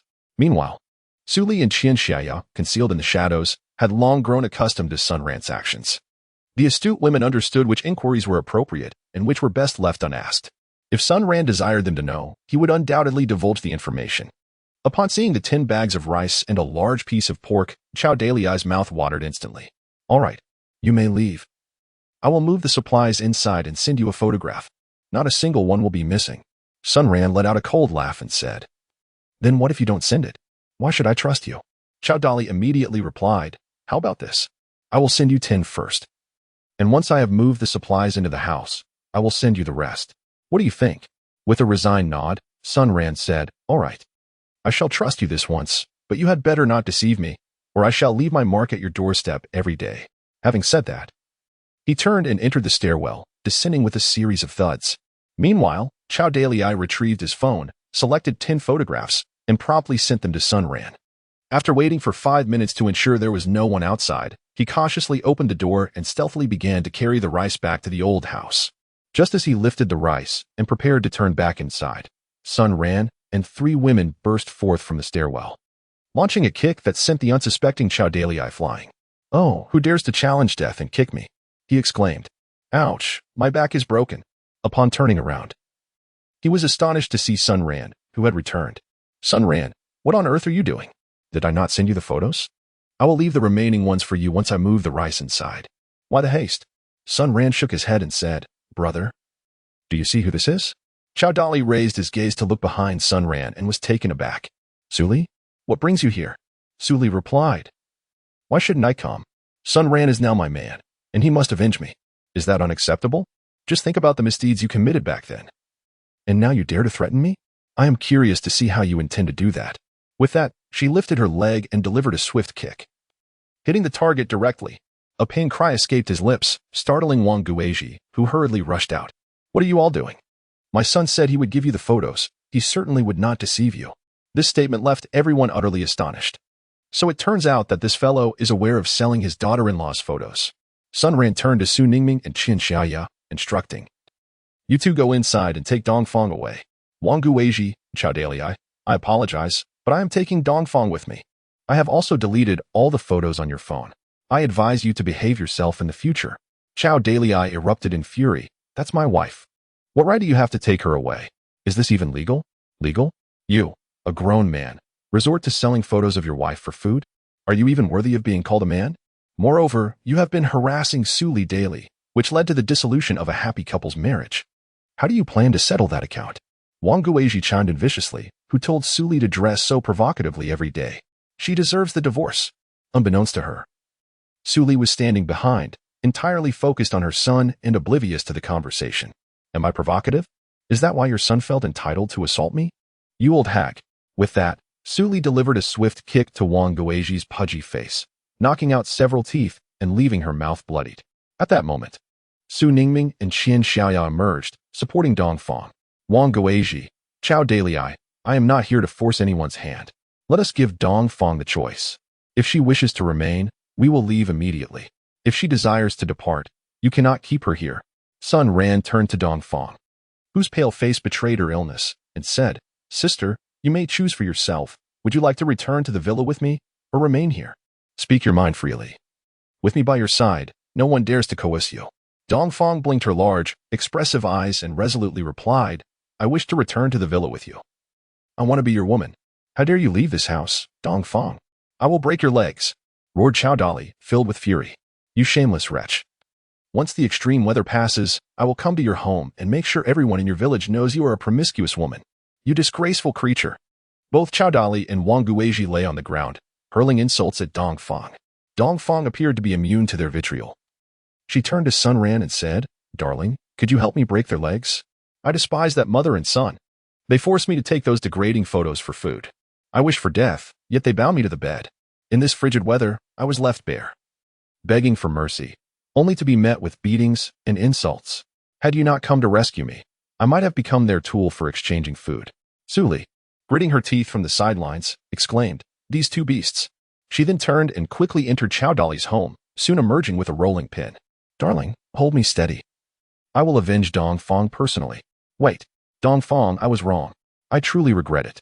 I will treat you well from now on. I will never hit you again. Please, he pleaded, terror-stricken. My legs. Without hesitation, Su Li struck Chao Dalei's knee, and one blow was not enough. She continued to rain down blows until she ensured the kneecap was shattered. Wang Guizhi, paralyzed with fear, quickly begged, Sun Ran, my dear. Your mother-in-law and I are close friends. For her sake, please spare me. Sun Ran smiled and remarked, It would have been better if you hadn't brought this up. Now that you have, there's nothing more to discuss. Let's take action. With a chilling scream, Sun Ran returned to the villa accompanied by the four women. The moment Dongfang stepped into the villa, it felt as though she had transcended from hell to heaven. The tension that had gripped her nerves finally dissipated, and she fainted in Sun Ran's embrace, utterly exhausted. Chapter 41. Dongfang's Revenge. The darkening of Zhao Qian and Zhao Xiaoju's infatuation. Wang Guizhi opened her eyes to discover that her leg was unbroken. Yet Sun Ran and his companions had already departed. Su Li had refrained from delivering the final blow, considering her opponent was an unarmed, elderly woman. However, her son's leg was indeed shattered. How long could an old woman survive without sustenance?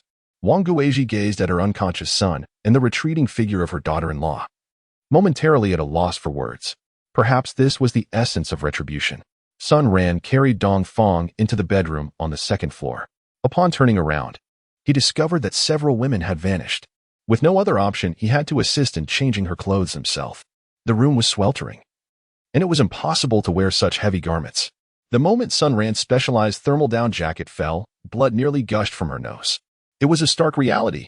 Just moments ago, at Chao Dalei's residence, when Su Ningming and Qian Xiaoya rushed to her rescue, Dongfang was found bound and exposed on the bed. In a bid to hasten her escape from this predicament, Su Ningming swiftly produced a professional thermal down jacket and clad her in it. Alas, this was merely an act of salvation. Dear sister, do not misconstrue my intentions. Sun Ran retrieved a clean outfit from the wardrobe and, while supporting the unconscious Dongfang, assisted her in changing clothes. The process was inevitably awkward, yet there was no alternative. As Dongfang lay in a stupor, she sensed someone helping her dress, gradually awakening to find Sun Ran clumsily assisting her. Instantly, she felt a wave of embarrassment wash over her, rendering her speechless, her heart racing uncontrollably. Overwhelmed by shyness, she chose to feign unconsciousness, allowing him to continue his task. Fortunately, Sun Ran was a man of integrity, refraining from any inappropriate actions. Wiping the sweat from his brow, he muttered to himself, "This woman's attire is indeed troublesome, far too intricate." Dongfang couldn't help but chuckle at his remark. "Oh dear, Dongfang, you're awake. How splendid!" Sun Ran exclaimed. Instantly, Dongfang's cheeks flushed a deep crimson as she softly replied, "I just woke up. I know nothing." "Well then," he responded, "isn't this a case of not wanting to reveal the truth?" Sun Ran stood up, smiling as he said, "You are suffering from malnutrition. Come, I shall take you downstairs for a meal. A few days of proper nourishment will suffice." Dongfang suddenly grasped Sun Ran's hand, exclaiming, "Thank you, brother Sun Ran. Thank you for saving me," Sun Ran teasingly remarked, "Still calling me big brother?" Dongfang's face flushed crimson. Earlier, at the doorstep of Chao Daliai's residence, she had deliberately provoked the mother and son by addressing Sun Ran as her husband. Now, when it was time to formally address him, she suddenly felt a wave of shyness. Sun Ran laughed heartily and said, "Just teasing you. Let us go have a meal." Unexpectedly, Dongfang stood up, wrapped her arms around Sun Ran, pressing her front closely against his back, and sweetly exclaimed, "Naughty husband." Sun Ran felt as if her very soul had been enchanted by the sweet timbre of that youthful voice. She mused to herself, "Yet another little sprite. Just moments ago, while assisting with the change of clothes, this little enchantress's figure was certainly on par with Su Ningming's. It seems she is destined for great happiness in the days to come." The dining table was already adorned with an array of exquisite dishes. A grand platter of king crab legs, a generous serving of crab shell egg custard, and a large pot of ribs simmered with green beans were all present, accompanied by a ring of thick pancakes, a true representation of northeastern culinary tradition. Additionally, there was a black-bone chicken soup, specifically prepared to nourish Dongfang and Tang Tian Tian. Each person had a plate of beef pasta, lavishly topped with tender chunks of beef, ideal for savoring the meat alongside the noodles. Sun Ran raised her glass and addressed the gathering. "Come, let us all toast to welcome Dongfang into our midst. Cheers." The women joyfully lifted their glasses, exchanging heartfelt blessings. As Dongfang cautiously savored a piece of beef, tears of joy cascaded down her cheeks. She thought to herself, "Not only am I alive, but I have unexpectedly found such a wonderful man and a fulfilling life. I must show Chao Daliai just how happy I can be without him." Dongfang took out her phone and captured a beautiful selfie. In the photograph, her fair and smooth visage bore no trace of wrinkles. She donned a fitted yellow camisole, which, though slightly low-cut, accentuated her figure exquisitely. She snapped several photos of her meal and sent them directly to Chao Daliai. At that moment, Wang Guizhi struggled immensely to lift Chao Daliai onto the sofa, causing him to sweat profusely from the pain. He thought to himself that his leg was essentially rendered useless. Given the current weather, a trip to the hospital was out of the question. He could only wait at home, feeling despondent. Suddenly, his phone chimed. Upon opening it, he discovered photos sent by Dongfang. As he clicked through, he found her selfie, alongside a lavish spread of food. Dongfang, in her new attire, appeared stunning and voluptuous, a stark contrast to the image of her at home donning a thick coat and heavy trousers. In that moment, Chao Daliai felt as if his heart shattered. This beautiful, curvaceous woman was no longer his. Overwhelmed, he felt a rush of blood and collapsed into unconsciousness. Meanwhile, Zhao Qian's family was living quite comfortably, enjoying daily servings of noodles, rice porridge, pickled vegetables, and beef jerky devoid of actual beef. Although they had grown weary of these foods, they were infinitely better than enduring hunger. Yet, no matter how plentiful the food, it would eventually run out. Zhao Qian's dark transformation had gradually shifted her family's mindset. The most significant change was seen in Zhao Xiaoyu. The reason was simple. Now that he was well-fed, he began to ponder matters of romance. "Sister, do you remember Xian Tong who lives on the 6th floor? Do you think her family has supplies?" Zhao Qian was seated at her vanity, meticulously applying makeup. She turned with a chilling smile and remarked, "Are you interested in supplies? Or in Xian Tong?" Her smile nearly scared Zhao Xiaoyu into submission. Zhao Qian was indeed frightening, resembling a ghost, her pallid complexion infused with an eerie undertone. "Oh, sister, I was just rambling. I merely thought our supplies were running low and wanted to brainstorm." Zhao Qian continued her makeup application, stating, "If you're interested in women, just say so. Tomorrow, I'll take you downstairs. We can eliminate her husband, and the woman will be yours, while the supplies will belong to us." Zhao Xiaoju eagerly nodded. "That sounds splendid." "Thank you, sister." The reason for Zhao Xiaoju's keen interest in Xian Tong was rooted in a backstory. Xian Tong had been his high school English teacher, In her final year of high school, Xian Tong graduated and became an English teacher at the same secondary school as Zhao Xiaozhu. Before long, Xian Tong captivated her students with her stunning beauty and affable personality, winning the affection of all. At this tender age of awakening emotions, Zhao Xiaozhu was instantly smitten by the young teacher, yet the boundaries of their roles, student and teacher, rendered any romantic aspirations impossible. After graduating, Zhao Xiaozhu found himself at the bottom of his class, becoming an unemployed drifter. However, he did not perceive it this way. He believed he had transitioned from student to member of society, emboldened to pursue Xian Tong openly.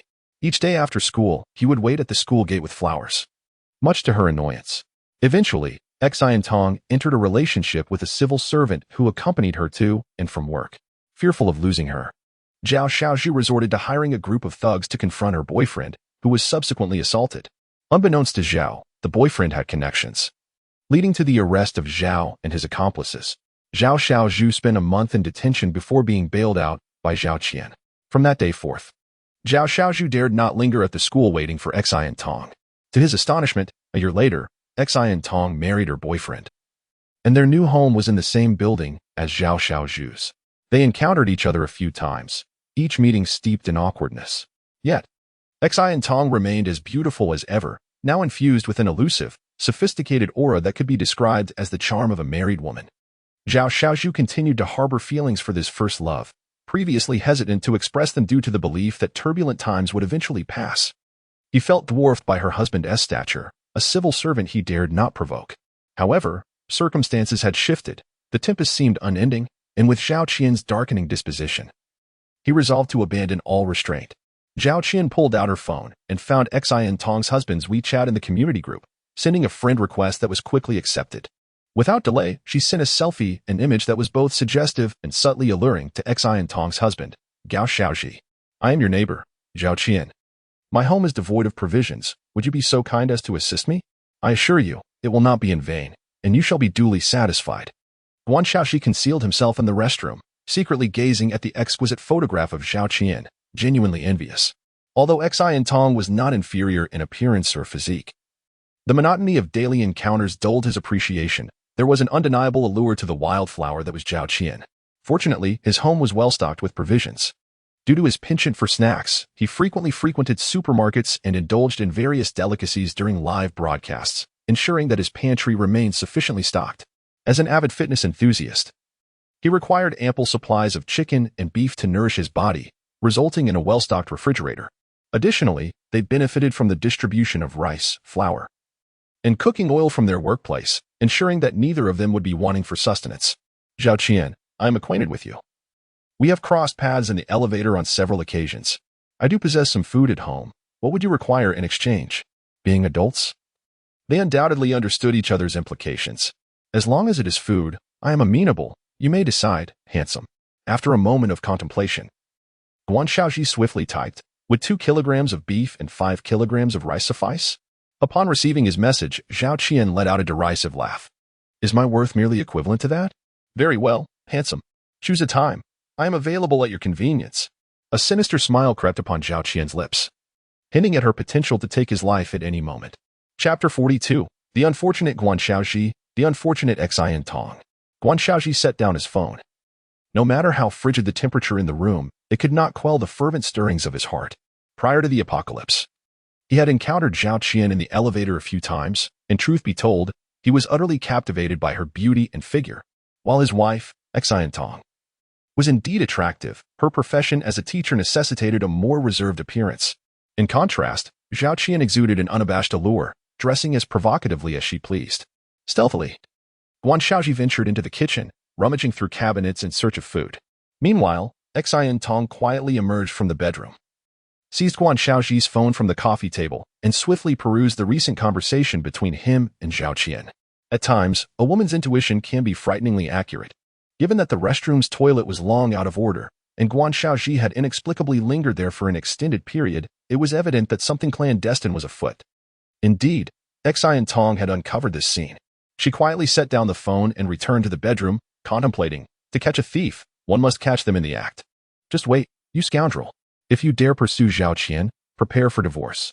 Meanwhile, Guan Xiaoxi prepared the food, stuffing it into his thick down jacket, and called out to Xin Tong in the bedroom, "Wife, I'm going downstairs to fetch some snow to heat water. We're out of water. Go ahead. I'm going to sleep."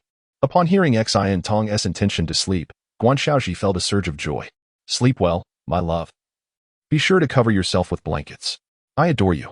Xin Tong had donned her down jacket and was concealed under the covers, seething with rage, nearly grinding her teeth to dust. "What a wretch! A wretch! Do you love me, darling? Ugh, disgusting dog." Meanwhile, Guan Xiaozhi had just stepped outside and began contacting Zhao Qian.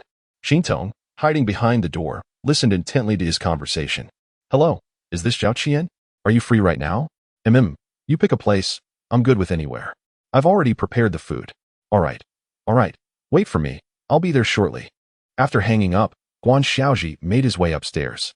Xin Tong stealthily exited and followed closely behind him, ascending to Zhao Qian's floor. By this time, the two had already met. "You look even better than in the pictures, Zhao Qian." "Oh, not at all. It's freezing. I haven't even put on makeup, and I'm dressed lightly. Feeling a bit chilly."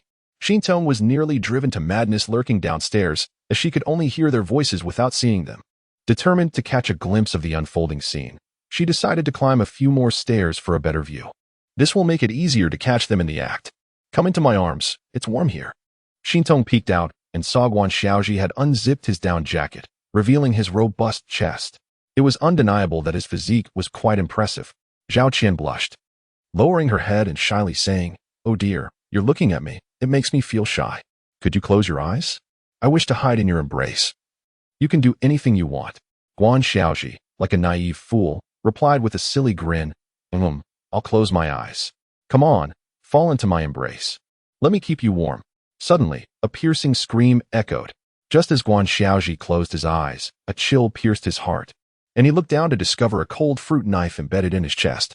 Xin Tong witnessed this horrific scene, quickly covering her mouth and trembling as she hurried downstairs, accidentally bumping into the staircase railing, creating a noticeable clatter.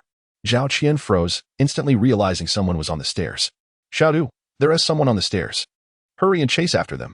With that, she yanked the fruit knife from Guan Xiaozhi's body, disregarding his fate, and dashed out of the hallway with Zhao Xiaozhi. Poor Guan Xiaozhi, from beginning to end, had not even touched Zhao Qian, collapsing lifelessly in the hallway. "Sister, hurry. I see her. It's Xin Tong. Ha. I'm going to catch her." By now, Xin Tong was in a complete panic. Her husband had been murdered by Zhao Qian, and she was relentlessly pursued by Zhao Xiaozhi. If captured, her fate would surely be dire. Run. She must run. Fortunately, Xin Tong had been exercising regularly and had ample food during this period, allowing her to sprint rapidly. They were still about 1.5 flights of stairs apart. Summoning all her strength, she raced downwards. 9th floor, 8th floor, 7th floor. Finally, she arrived. Thankfully, it was a fingerprint lock. In an instant, she opened the door and hurriedly shut it behind her. 3 seconds later, a frantic banging on the door erupted. "You wretched creature, open the door at once, or I shall force it open, and you shall suffer dearly." Xin Tong exerted every ounce of strength to barricade the entrance with the coffee table and sofa, clutching a kitchen knife, her gaze fixated on the door with anxiety. Moments later, voices emerged from outside. "Is Xin Tong in there? This wretched creature is remarkably swift in her escape.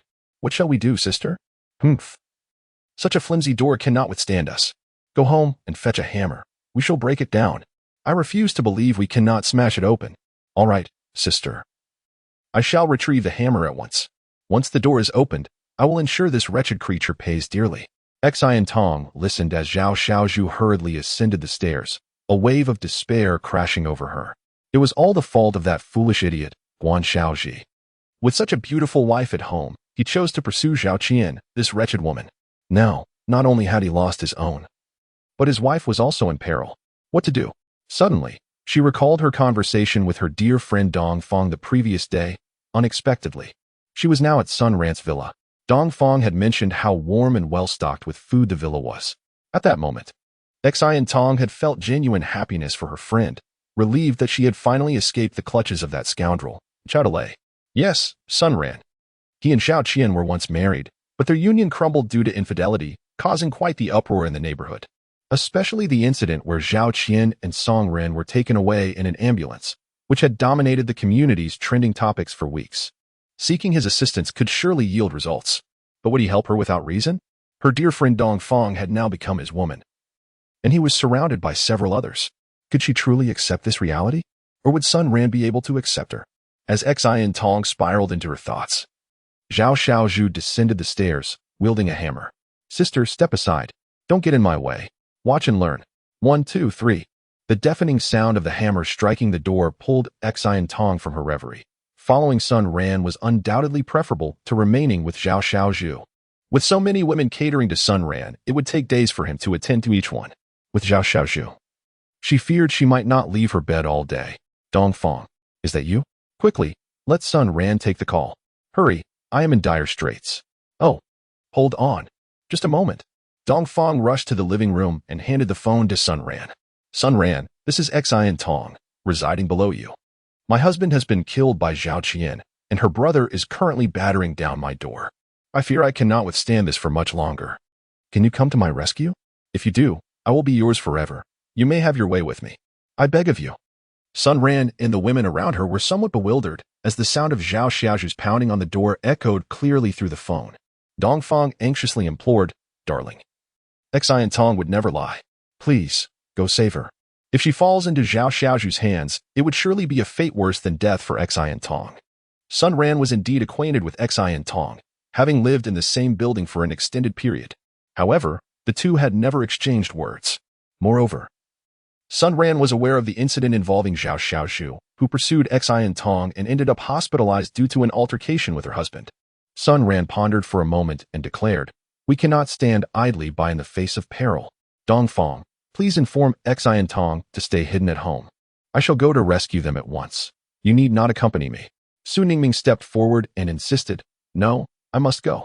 This time, let us settle both our new grievances and old resentments together. Sun Ran certainly comprehended Su Ningming's intentions, and with a nod, he replied, All right, let us go together. The two swiftly donned their garments and hastened from the underground parking lot to Xian Tong's residence. Hey, what are you two young ones up to? Is there no law left? Be careful, or I shall call the police. The speaker was an elderly neighbor of Xian Tong, who, upon witnessing Zhao Xiaozhu relentlessly pounding on the door, decided to intervene, hoping to restore peace. Zhao Xiaozhu brandished a hammer, his voice dripping with menace, You old fool. If you wish to meet your end, just say the word, and I shall gladly oblige. With that, he raised the hammer, preparing to strike, which prompted the old man to hastily shut his door in fear. Ha ha ha, coward. Still wish to meddle? Bah. 80.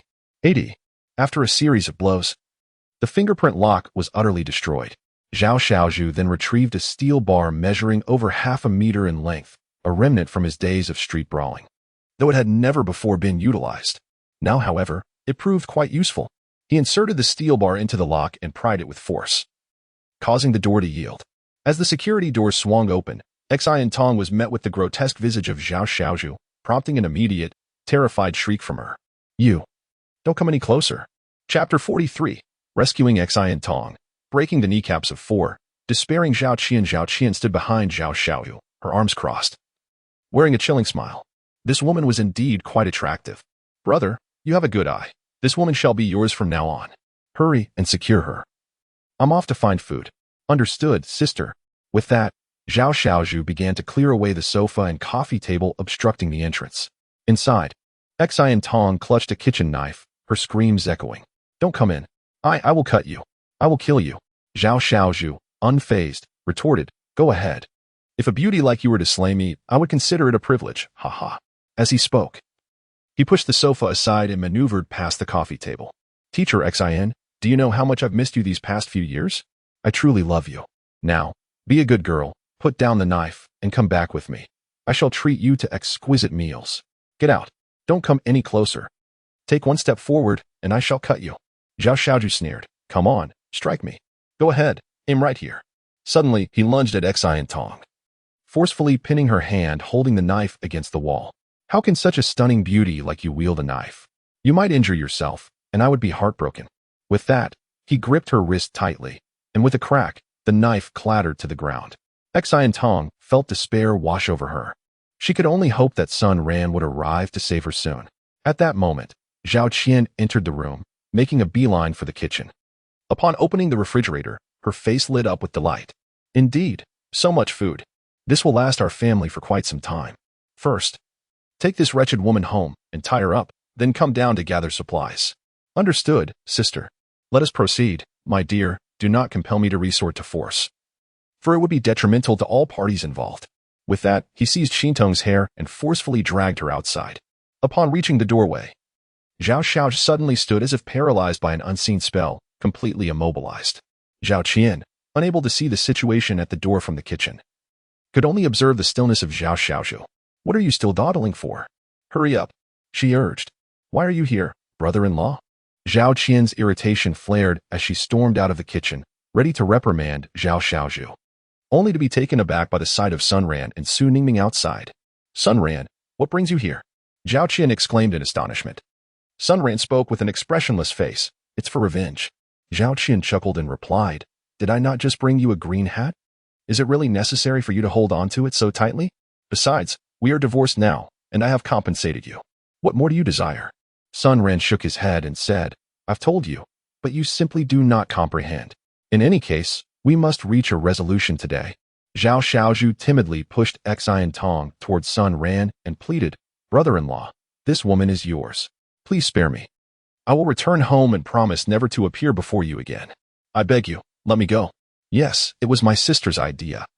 She was the one who killed Guan Xiaozhi, and I had no involvement whatsoever. If anything, I merely assisted, yet I did nothing. To be honest, Zhao Xiaozhu was not afraid of Sun Ran, but he was genuinely terrified of Su Ningming, who stood behind him. The beating he received last time had left a profound psychological scar. Silence, Zhao Xiao. You spineless wretch. How is it that I have such a brother like you? Come now, Sun Ran. Do as you wish. If I utter a peep, then you may claim me as your own. With that, Zhao Qian closed her eyes, embodying an air of righteous defiance. Sun Ran gazed at Zhao Xiaozhu, who was kneeling on the ground, and Zhao Qian, who lay with her eyes closed, awaiting her demise. A cold smile creeping across his face. Stop pretending. I am aware of your little tricks. Surely, Song Ren and his 4 subordinates must be on their way now. Did you really think your discreet call to Song Ren could elude my notice? Heh, today shall be the day I resolve this all at once, saving me the trouble of running back and forth. Indeed, no sooner had he spoken than the sound of hurried footsteps echoed from the staircase.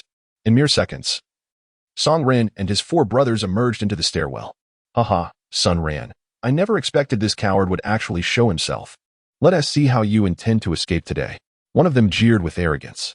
Song Ren added, Sun Ran, today is your last day. Shortly, I shall invade your villa and reclaim your women, allowing my brothers to have their turn with them. Haha. Indeed, the first brother possessed every reason to be boastful. He was entirely confident in his ability to subdue Sun Ran without weapons, especially with the support of his 3 companions. Sun Ran scoffed, Do not rejoice too soon. Now that everyone is present, let us settle both new grievances and old scores. With that, he drew a black gun from his pocket and aimed it at number 1. Huh, who do you think that toy gun intimidates? Just you. Bang. A shot rang out, striking number 1 in the knee. Ah, my leg. The remaining 3 brothers, seasoned mercenaries, understood that if they did not engage in close combat, they would surely fall victim to Sun Ran's assault. At that moment, they realized they had no chance of turning the tide. In perfect unison, the 3 brothers split into 3 directions, charging towards Sun Ran. Sun Ran did not hesitate and raised his hand to fire. The sound of 3 gunshots echoed, and the 3 brothers staggered as bullets struck their knees. They had miscalculated. They never expected such an ordinary individual as Sun Ran to possess such remarkable marksmanship. At that moment, Su Ningming fired a shot nearby, startling Sun Shaoxing. It turned out that Zhao Xiaozhu had attempted to launch a sneak attack from behind, while Sun Ran's attention was diverted to the first group's actions. However, he was struck in the groin by a bullet from Su Ningming. Oh, my. Zhao Xiaozhu let out a wretched scream and fell unconscious. Meanwhile, in the staircase, the 4 brothers were clutching their knees, their faces pale as they silently regarded Sun Ran, while Song Ren had long since vanished without a trace. Inside the room, Zhao Xiao lay unconscious, blood pooling around him. Zhao Qian gazed at Sun Ran with a ghostly pallor. I know begging for mercy is futile. Just kill me, for I have lived long enough. In this wretched extreme weather, you, a worthless being, have somehow risen above all. I am truly unwilling to accept this. Su Ningming interjected. My husband is not worthless. He is merely foolishly in love with you, investing all his energy in you. As for you, I believe you are the truly worthless one. To guard such a remarkable man and not cherish him, but instead willingly become someone else's plaything, Who is the real waste? My husband, and I will not kill you. That would soil our hands. We intend to watch you perish from hunger, freeze to death, and slowly succumb to despair. Wretched creature. With that, Su Ningming turned to enter Xian Tong's home, pretending to assist in tidying up clothes while surreptitiously collecting all the food into her space. Then, she departed with Xian Tong. After their exit, Zhao Qian did not feel relief for having narrowly escaped. Instead, she was deeply moved by Su Ningming's words. To die from hunger, to freeze, to perish in despair, how excruciating that must be. She had once had the chance to reside in a villa, but due to her greed, she lost that opportunity. Now, she was neither human nor ghost, merely a shell of her former self. In the staircase, the four brothers supported each other as they limped away. Meanwhile, Zhao Xiaozhu remained unconscious. Zhao Qian returned home like a soulless being. Noticing her solitary return, Song Shuzhen hurriedly inquired, "Where is Xiaozhu? Why hasn't he returned?" It was then that Zhao Qian remembered that Zhao Xiaozhu was still downstairs. The three rushed back to the 6th floor, carrying the barely breathing Zhao Xiaozhu back upstairs. The good news was that the bullet had not lodged inside. The bad news was that Zhao Xiaozhu had lost his manhood along with the bullet. The four brothers limped back to the villa, assisting each other in extracting the bullets and performing rudimentary bandaging. They exchanged glances filled with despair, tears unshed. None of them had anticipated that an ordinary man like Sun Ran would possess a gun, and his marksmanship was astonishingly accurate. A single shot had shattered their knees. In the future, when they boarded a bus, they would undoubtedly receive offers for seats, for they were now destined to be disabled. Sun Ran and her companions returned to the villa. After changing their clothes on the lower level, Dong Feng and Xian Tong embraced each other, weeping bitterly. The two had been close friends since their university days. The distinction between them lay in their circumstances. Xian Tong came from a well-off family, endowed with resources that secured her a job immediately upon graduation. In contrast, Dong Feng was not as fortunate. After graduating, she struggled to find work until she was introduced to Chao Delay. However, regardless of their pasts, their fates and identities had converged, both now being women of Sun Ran. At this moment, Lin Yao had prepared a sumptuous dinner, and Xian Tong gazed in disbelief at the lavish spread before her. Finally convinced that her dear friend Dong Feng had spoken the truth, there were 4 dishes and a soup, all generously portioned. After the meal, the women settled on the sofa, indulging in fruit and engaging in lively conversation, creating an atmosphere of warmth and camaraderie. Sun Ran ascended to the 5th floor alone in the elevator, seeking solace in a smoke. Seated at the bar on the 5th floor, he gazed out the window, igniting a slender Chinese cigarette and inhaling deeply, feeling a wave of comfort wash over him. "Darling, I truly find myself unable to proceed today, without needing to turn around." He was already aware that the person behind him was Su Ningming. Sun Ran turned around, gazing at Su Ningming, who was clad in a refreshing outfit, and smiled as he said, "This is precisely the distinction between us and the beasts. There is no need for self-recrimination. To be honest, it was my first time firing a gun today, and I felt quite anxious myself." Although Zhao Qian had not perished, her fate in this merciless apocalypse would undoubtedly be grim. Let the desolation of this world gradually extinguish her.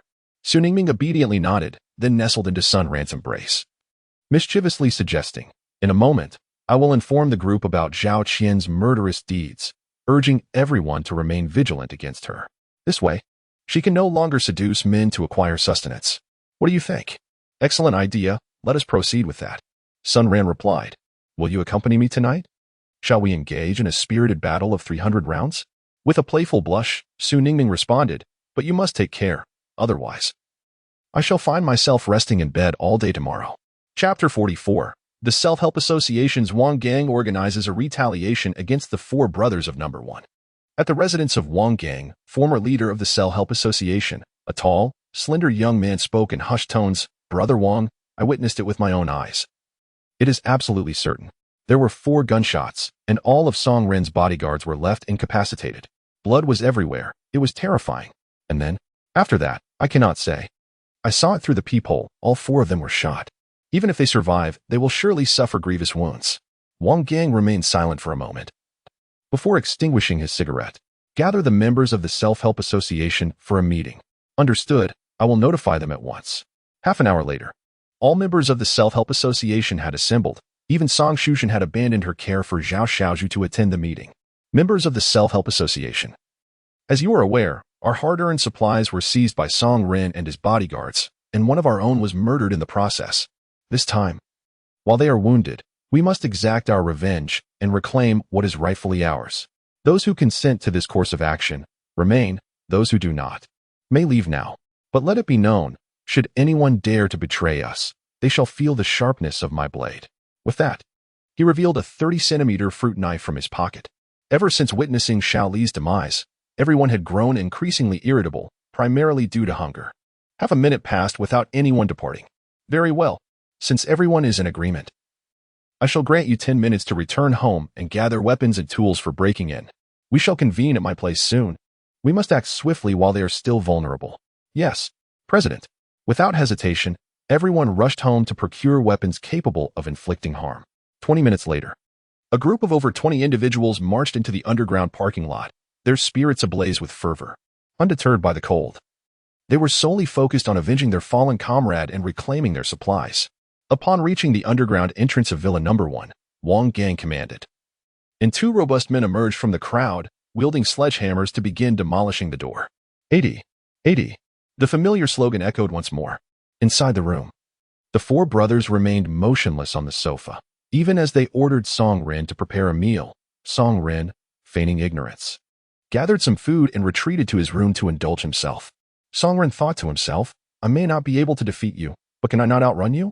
At that moment, a loud banging reverberated from downstairs, startling the four brothers. Their greatest fear had finally materialized.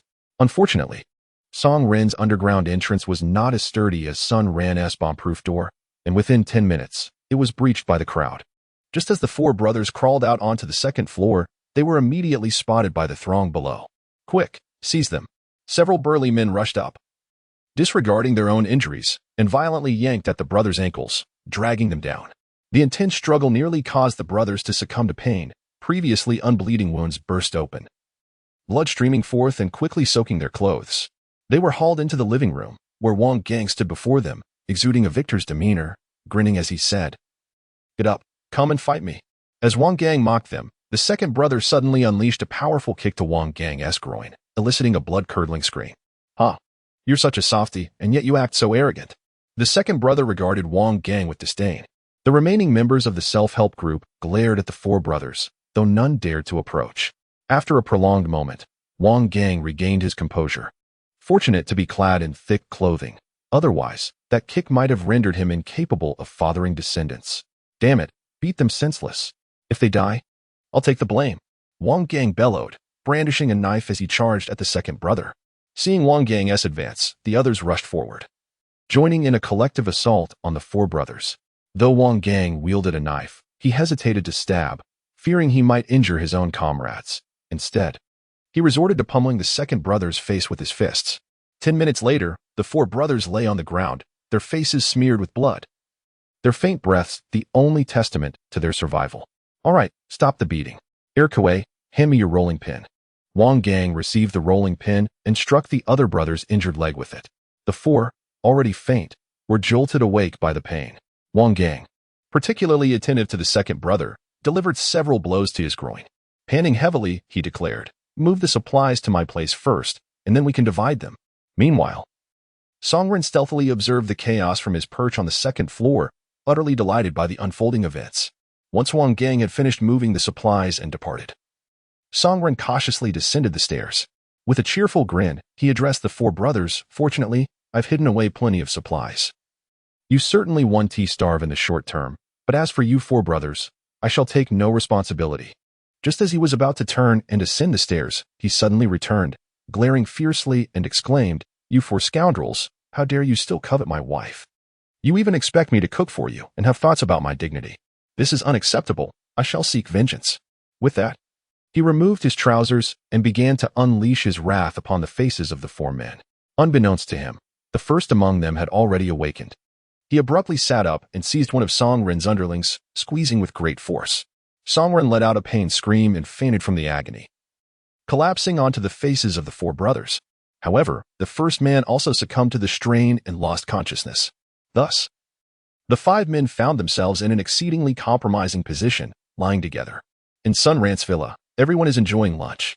Excluding Sun Ran, there are already 7 women, all fluttering around him like a chorus of birds, filling the room with the intoxicating fragrance of femininity. Sun Ran reveled in the abundance of pleasures at his disposal. As familiarity among the group blossomed into a carefree camaraderie, they had reached a level of intimacy where both risque jokes and physical contact were readily embraced, particularly among the four women who had shared intimate moments with him, who were notably uninhibited. Only Dong Fang and Xian Tong, having joined later, exhibited a certain restraint. The midday feast consisted entirely of seafood: steamed king crab, garlic oysters, Boston lobster, Matsuba crab sashimi, sea urchin rice, and tuna sashimi. Had this banquet taken place before the apocalypse, it would have easily cost a fortune. Yet within Sun Ran's realm, countless seafood delicacies were available, even with daily indulgence. They could feast without fear of depletion, regardless of the risk of gout. Sun Ran was responsible for indulging in the feast, while several women assisted by peeling shells beside him. "You should eat too. Don't just focus on me," he remarked. Xian Tong chuckled and replied, "In our household, you are the only man. We must ensure you are well fed before we, the little ladies, partake." Dong Fang then offered a meticulously peeled leg of the king crab to Sun Ran's lips, adding, "Indeed, you are the backbone of our family. You truly need to replenish your strength, or I fear you may struggle to keep up." Upon hearing this, Sun Ran became displeased, feigning anger as he declared, "You think I cannot handle it? Very well. After we finish our meal, no one is to take an afternoon nap. Each of you will come to my room one by one to witness my prowess."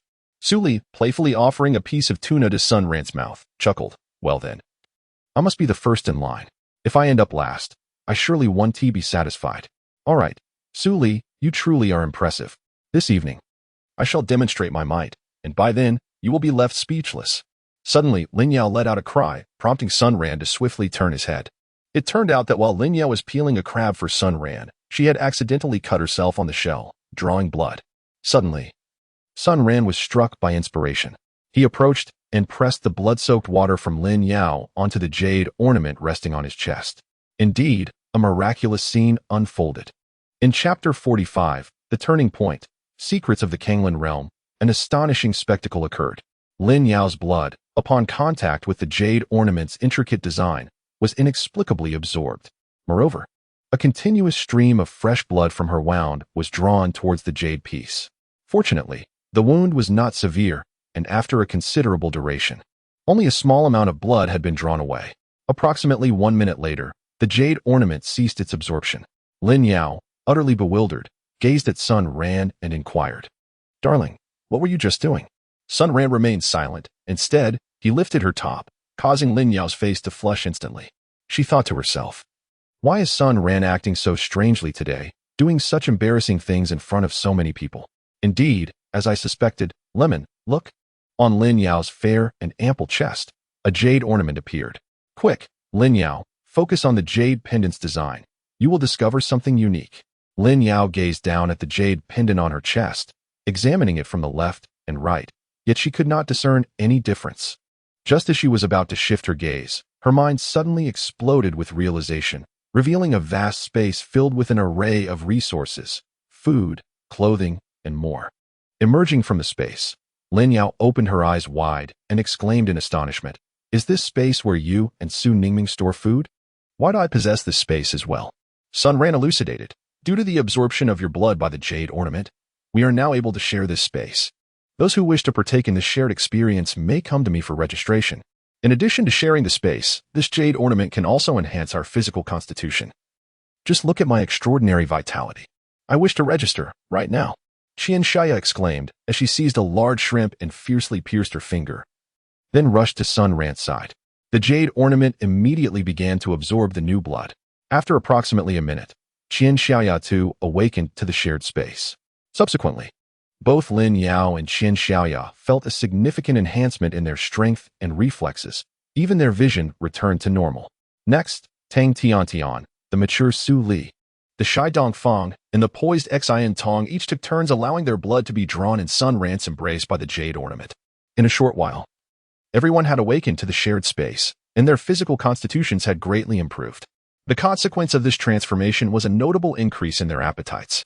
After finishing their meal, the group ascended to the 5th-floor gym to commence their workout.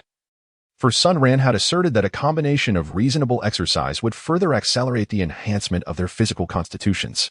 Sun Ran transformed into a fitness instructor, meticulously guiding everyone on the proper use of gym equipment and the correct execution of exercises to prevent injury. This process was undeniably captivating. Even Su Li, who typically indulged in both savory and sweet without reservation, found herself blushing and flustered under Sun Ran's guidance. It was only natural for her to react strongly. Having been devoid of male proximity for an extended period, after completing the training session, it was time for an afternoon nap. Outside, the temperature plummeted to over -80 degrees, while indoors it felt as warm as spring. After a refreshing shower, lying in the cozy embrace of the blankets for over an hour was truly exquisite. Sun Ran reclined alone on the sofa, a cigarette in hand, engrossed in a novel on his tablet.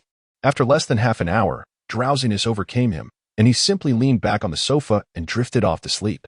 HM? Where am I?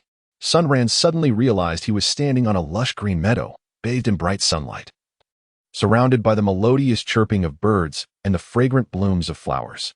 This was in stark contrast to the frigid, sub-zero temperatures outside. Is anyone there? He called out, but his voice echoed back in silence. Suddenly, a book descended from the sky, an ancient tome with pages aged to a brittle yellow, landing gently before him. Sun Ran immediately picked it up and opened the first page. My brother has returned to life. Greetings, kindred spirit. I am Roy. 150 million years ago, my brother Hao Yin was born. This was a momentous occasion for our family, as we had not welcomed a new life for over a millennium. However, this also marked the inception of our family's nightmare. Shortly after his birth, my mother passed away. Subsequently, each year, a beloved family member would meet their demise. Yet, no one suspected that my brother was the cause, for at that time, he was so kind and innocent. It was not until 1 year that my father, the clan leader, inexplicably died, plunging the family into chaos. All accusations were directed at my brother, claiming he was the reincarnation of the Ghost Emperor, destined to bring ruin to our kin and demanding his immediate execution. He was merely 20 years old then. He cowered behind me, silent. How could I believe that my own brother was a demon? Until the fateful moment when the entire family sought to eliminate my brother, a transformation occurred. A sinister black mist erupted from his mouth, and all who came into contact with it were instantaneously rendered as mindless, soulless husks. Only I remained unscathed. My brother, laughing heartily, exuded an endless stream of this dark essence. As the number of these wretched beings grew, so too did the power of Hao Yin, and the black mist proliferated. Soon, the formidable experts from the prominent families within the city were alerted. They united to contain the dark mist, thwarting its expansion, and endeavored to eliminate Hao Yin. Yet, no matter the method employed, they could not vanquish him. Ultimately, they resorted to sealing him away, thus averting a catastrophe. I believe this to be the conclusion of our ordeal. However, the remaining members of the family, intent on eradicating all traces, brought Hao Yin's wife and their infant child to the site of his seal for execution. Their justification was that the child, being of my brother's bloodline, could not be permitted to live. When the blood of both splattered upon the sealing stone, a horrifying event transpired. Hao Yin was resurrected. None could fathom what Hao Yin had become. He appeared as an ancient demon, with a colossal form and a grotesque visage. I could scarcely believe this was my brother. An unending black mist enveloped the city, transforming all humanity into mere corpses. The few who survived fled the main planet, returning to their family-owned celestial bodies, while the once magnificent main planet was reduced to a hellish realm. For many ensuing years, Hao Yin unleashed his army of the undead upon human territories. It was not until 100 million years later that the 12 great emperors of the Kanglan realm joined forces to seal Hao Yin once more. The Jialan Emperor proclaimed that Hao Yin did not belong to this realm. His existence would only bring slaughter and death. Had he not been provoked and deprived of his wife and child, perhaps he would have faded into oblivion on his own. Yet, at that moment, Hao Yin was consumed by boundless resentment and obsession, making him virtually immortal. Moreover, the seal would inevitably be broken after 100 million years, at which point it was feared that no one would stand as a match for him. The Kanglan realm faced the threat of annihilation. Subsequently, the 12 emperors collectively relocated the main planet to a lower dimensional plane, distancing it from the Kanglan realm. As for me, Hao Yin's elder sister, I became the sole human capable of withstanding the black mist he generated. I could not bear the thought of the Kanglan realm's demise in 100 million years. So I left behind my legacy, hoping that a worthy successor might inherit it and save our realm. To confront Hao Yin, 9 distinct pure powers must be combined. Perhaps this method could purify Houghton's dark essence and ultimately bring about his end. Alas, my life has reached its twilight. I can no longer pursue further research. This tome encapsulates my life's work, 9 distinct spells corresponding to the elements of metal, wood, water, fire, earth, light, darkness, space, and lightning. It requires 9 individuals with a profound affinity for these elements to master. Moreover, those who cultivate these 9 human spells should ideally be intimate lovers. For only then can they unite to vanquish Houghton and rescue the Kanglen realm. In this mortal world, there exists no absolute right or wrong. Rather, it is the profound sentiment of love that remains insurmountable. The fact that the jade ornament has chosen you signifies that you are a person of flesh and blood, imbued with emotion and loyalty.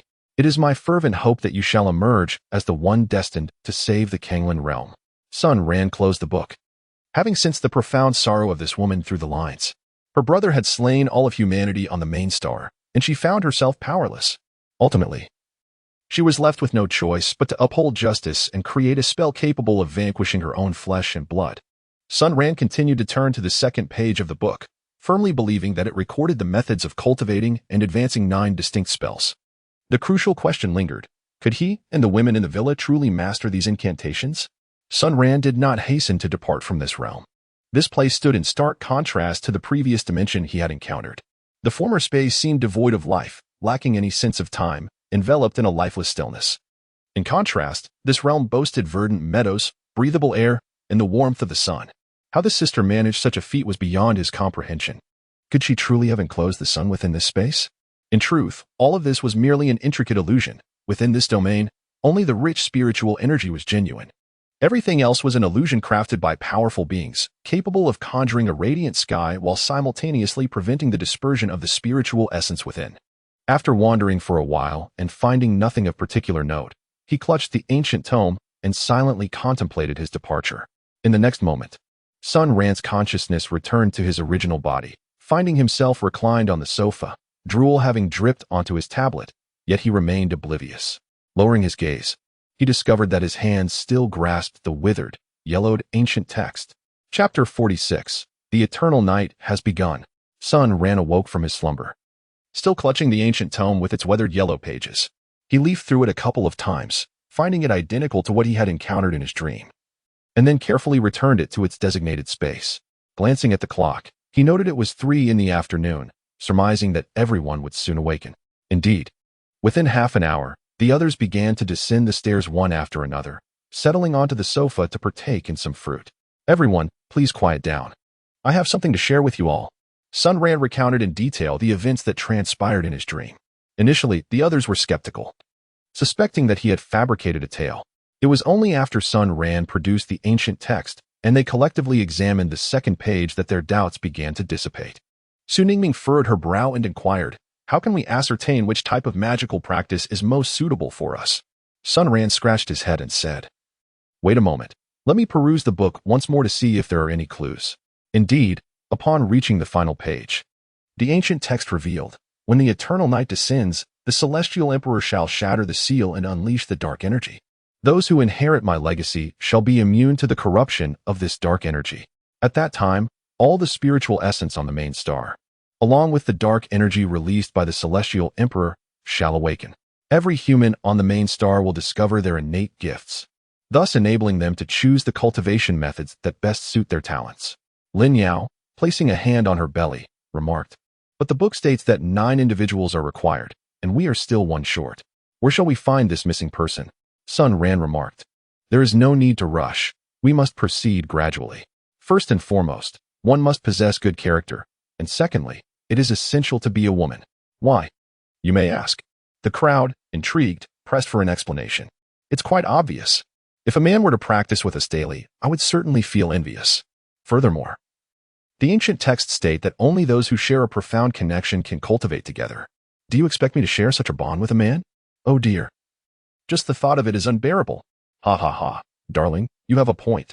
We have adorned ourselves so beautifully, yet we reserve our charms solely for you," Tang Tian said, swaying her alluring waist as she approached, wrapping her arms around Sun Ran's. "All right, this is not something that can be achieved in a day or 2. Let us head upstairs to work out, and later we shall sing together to celebrate our new beginning." The women cheered in unison. rushing to their rooms to change into their form-fitting workout attire, yoga pants, and joining Sun Ran upstairs for their exercise. 60 days into the apocalypse, in a previous life. Both Sun Ran and Su Ningming had not survived to this point, having met their demise prematurely. The remaining survivors in the community had all but lost hope. On the 20th day without water, the power grid finally succumbed to the strain and ceased entirely. With the absence of electricity, the internet vanished as well, leaving people bereft of the Wi-Fi they had relied upon for survival. This plunge into despair shattered the last vestiges of hope among the populace. With no food and the loss of even spiritual sustenance, they were left to await their inevitable fate. After being ambushed by Number 1, Song Ren had been rendered incapacitated, clinging to the scant supplies left in his home. Miraculously, the 4 brothers of Number 1 had managed to survive, lacking food and water. They were resigned to a state of waiting for death. Meanwhile, Zhao Qian's family had managed to scavenge food from the self-service center and were desperately hanging on. The entire community was enveloped in silence, and the city itself appeared frozen in time, devoid of any signs of life. In the villa district of Longxi Garden, at Villa Number 12, a woman gazed mournfully at her 2 emaciated silver tabby cats, tears welling in her eyes. Starting today, there was no food left in the house. She and her 2 cats curled up in the cold blankets, quietly awaiting death. With the water and electricity cut off during the dark nights, it was these 2 cats that provided her with companionship. A voice within her whispered the harrowing thought of consuming her cats, so she would not perish from hunger. Yet, she could not bring herself to do so. She would rather starve than harm them. Time to sleep, perhaps if I fall asleep. I will not awaken to hunger again, honey. Wake up. Why is it already 8:30 in the morning and still dark outside? Su Li urged, shaking the still slumbering Sun Ran. Her voice tinged with panic. Sun Ran, weary from the previous night's exertions, mumbled groggily, "Could it be that you misread the time? How could that be? Both my phone and the clock on the wall indicate it is indeed 8:30. Look outside. The sky remains shrouded in darkness, devoid of any light." Sun Ran rubbed his eyes, realizing that something seemed amiss. In his previous life, he had not lasted long before meeting his demise, and he was now oblivious to the current circumstances. Sitting up, he hastily donned a garment and unlocked his phone, only to discover that it was indeed 8:30 in the morning. Yet, outside, darkness still enveloped the world. At that moment, Su Ningming pushed the door open and entered. "Darling, it seems as though the sun has vanished today," Sun Ran quietly remarked. "Could it be that the eternal night spoken of in the ancient texts has begun? Is Hao Tian on the verge of resurrection?" The group, seated at the dining table, took a casual bite of breakfast before moving to the window to gaze outside. Although the city had plunged into darkness, the villa was equipped with a generator and an abundance of diesel, sufficient to sustain both power and heating within its confines. Thus, they remained unaffected. "Do you sense anything unusual?" Sun Ran inquired. Su Ningming furrowed her brow and replied, "I feel as though there is a peculiar energy permeating the air. Yet it seems to emanate a certain hostility towards us." Sun Ran nodded and remarked, "I share the same sentiment. They linger in the air, attempting to infiltrate our bodies, yet simultaneously repelling us." Lin Yao interjected, "Indeed, as described in the book, have we now developed immunity to this dark energy?" Sun Ran felt a sudden jolt of shock. Every event described in the book had now come to fruition. Was this extreme weather merely the prelude to Hao Tian's resurrection, rather than the result of cosmic high-energy particle beams? Could it be that the eternal night marked the inception of this calamity? If this dark energy infiltrated our bodies, what transformations would we undergo? Su Li gently patted her ample bosom and whispered, "I do not know. Perhaps we shall have answers in a few days." Qian Xiaoya grasped Sun Ran's hand and remarked, "Had we not activated the jade ornament space together yesterday and received its inheritance, this dark energy might have already penetrated our bodies by today." Qian Xiaoya's words left everyone momentarily stunned. Indeed, had Lin Yao not pricked her finger and Sun Ran inadvertently helped her activate the space, today could have unfolded quite differently. In Songrenjia, the 4 brothers of Number 1 lay quietly on the sofa, barely sustaining themselves with a meager sip of water for days on end. They now appeared as skeletal figures, a haunting sight. Suddenly, the body of Number 1 stirred. He realized he was no longer hungry, nor did he feel any pain. Gradually, he managed to sit up.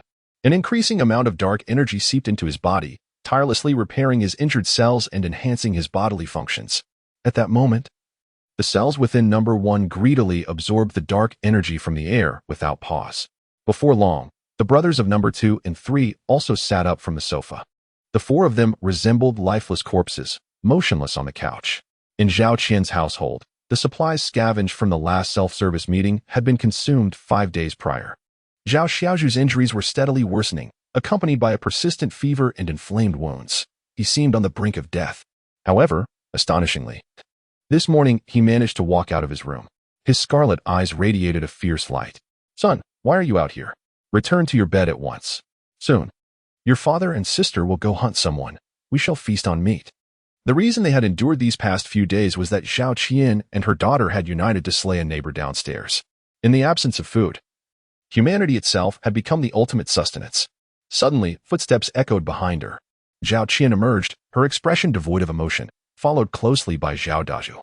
The three of them appeared as if they had risen from the depths of hell, their faces pale and unmoving. Song Shuzhen was struck with fear and hurried back to her room. Before she could close the door, a figure burst in. Upon closer inspection, it was Zhao Yi. He stood there, fixated on Song Shuzhen, as if ready to devour her at any moment. The calamity of this world had finally begun. Chapter 47. Zhao Qian awakens her innate skills. In Villa Number 12, a woman lay in a state of near demise, flanked by two emaciated silver tabby cats. Upon closer inspection, one might mistake them for three lifeless bodies, for their breaths were barely perceptible. Suddenly, one of the cats, trembling, rose to its feet and cautiously approached the woman, gently licking her cheek with its delicate pink tongue, as if attempting to rouse her from her slumber. Before long, the other cat also stood up, joining in the tender act of affection towards their caretaker. Gradually, the woman's breaths became stronger and more rhythmic, until at last, she opened her eyes. Before her stood the two adorable felines. Though the darkness obscured their distinct features, the sensation of their softness and fluffiness was unmistakable. With a resurgence of strength, she slowly propped herself up and, summoning all her might, embraced the two cats tightly. Silent tears cascaded down her cheeks as she pondered the inexplicable return to life, feeling an overwhelming surge of vitality coursing through her.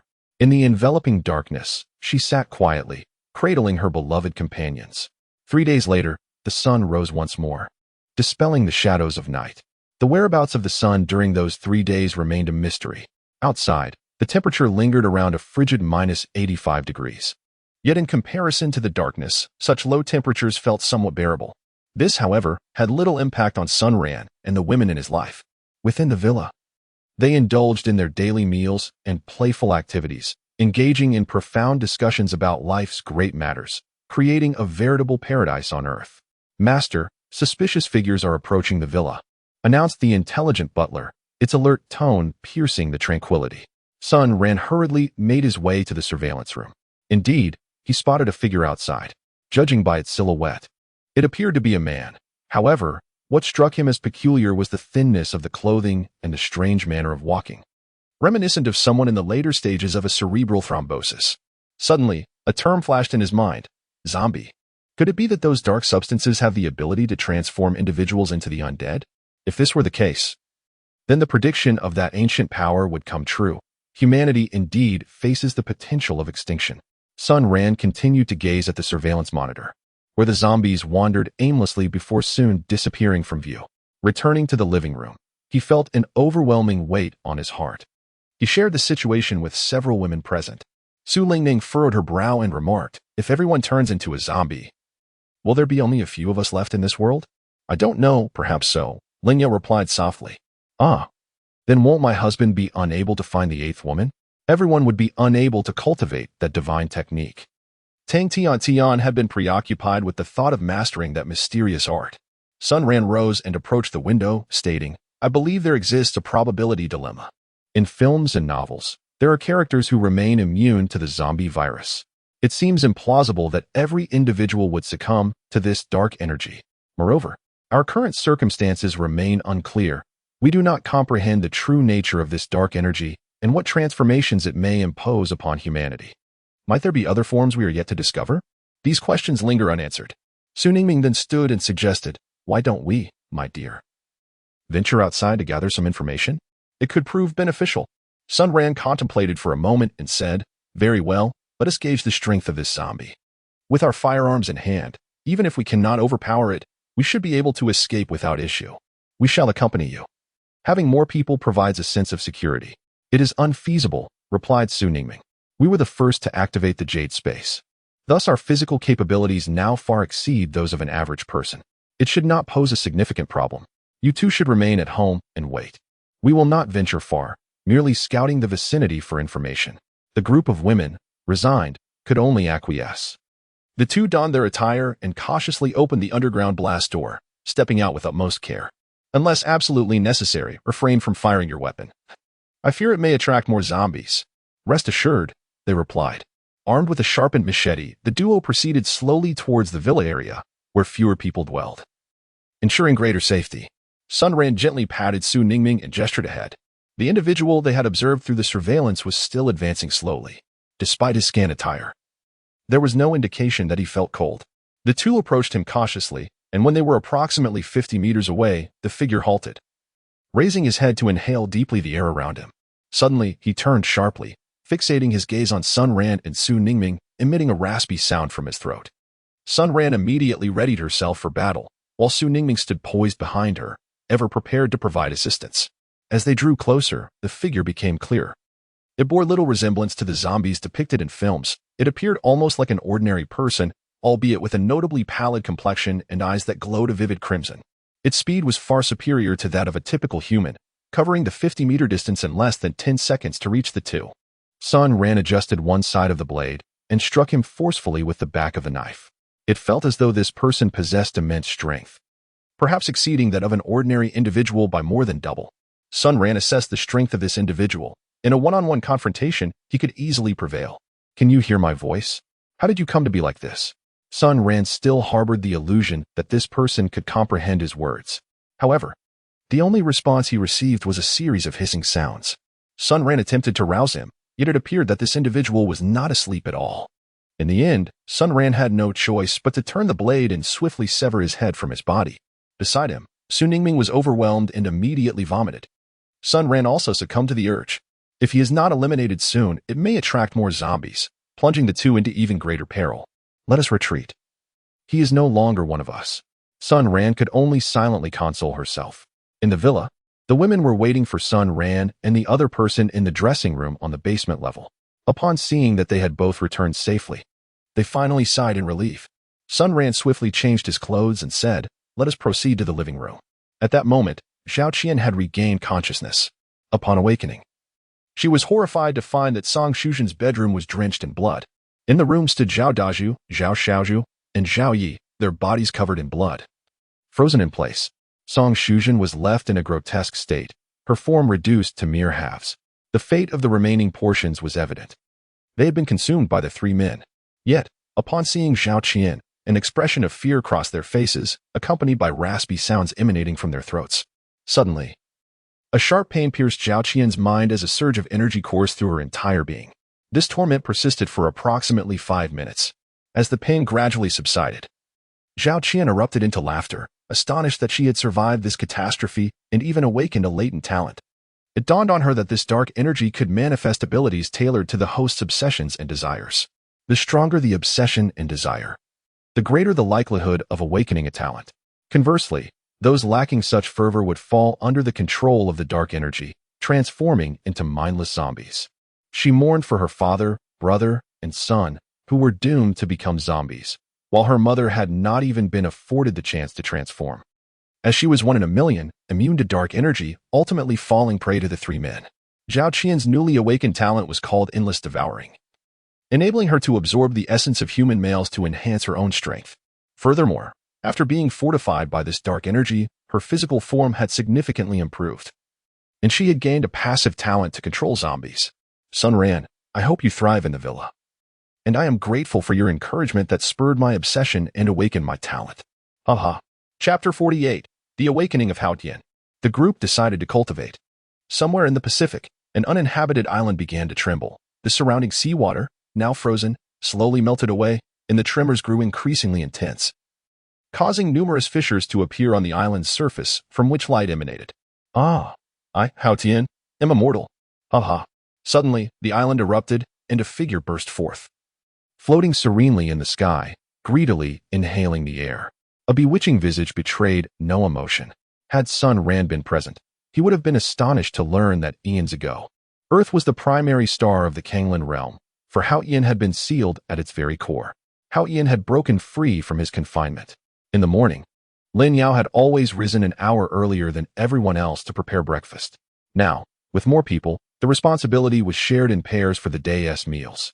Today, it was the turn of Su Ningming and Lin Yao. The two busily chatted and laughed as they prepared breakfast for the large group. Suddenly, Lin Yao exclaimed, "Ningming, look! I can control water." Initially, Lin Yao intended to boil noodles, yet the tap water had long since ceased to flow, compelling her to pour bottled water into the pot. She mused to herself, if only the water could flow directly into the pot, she would not have to bend down to lift the heavy container. To her astonishment, the water in the bottle seemed to comprehend her thoughts, coalescing into a stream that obediently poured into the pot.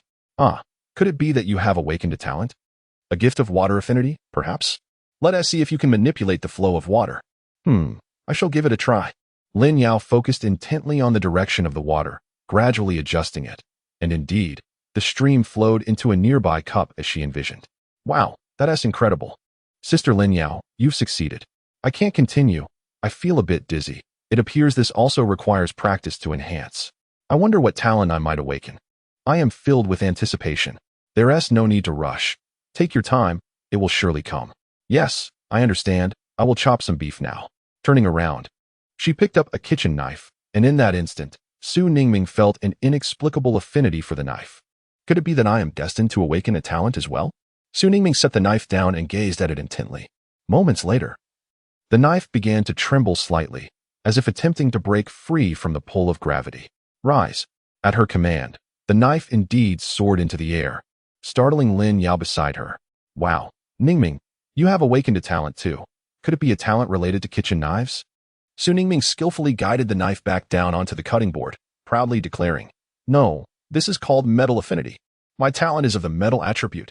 Then you must be able to control all metals. How impressive. I am not yet certain, but it seems promising." During breakfast, Lin Yao and Su Ningming excitedly reported their situation to everyone, who rejoiced at their newfound abilities. Sun Ran swiftly finished his breakfast and then, with a mysterious smile, announced, "Let me present a little performance for everyone."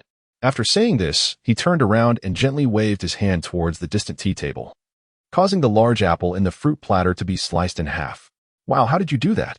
Have you awakened a skill as well, my dear?" Sun Ran nodded and stated, "What awakened this morning is a spatial talent. What I just employed was spatial slicing. This is merely the most rudimentary application, and the range of its release is quite limited. Can anyone discern the nature of my talent?" After Qian Xiaya spoke, she radiated a pure and ethereal glow. "Well, Sister Xiaya is even more beautiful now." Sun Ranxin remarked, "This evening could certainly benefit from an additional performance. Yours appears to possess a luminous attribute. And what of mine?"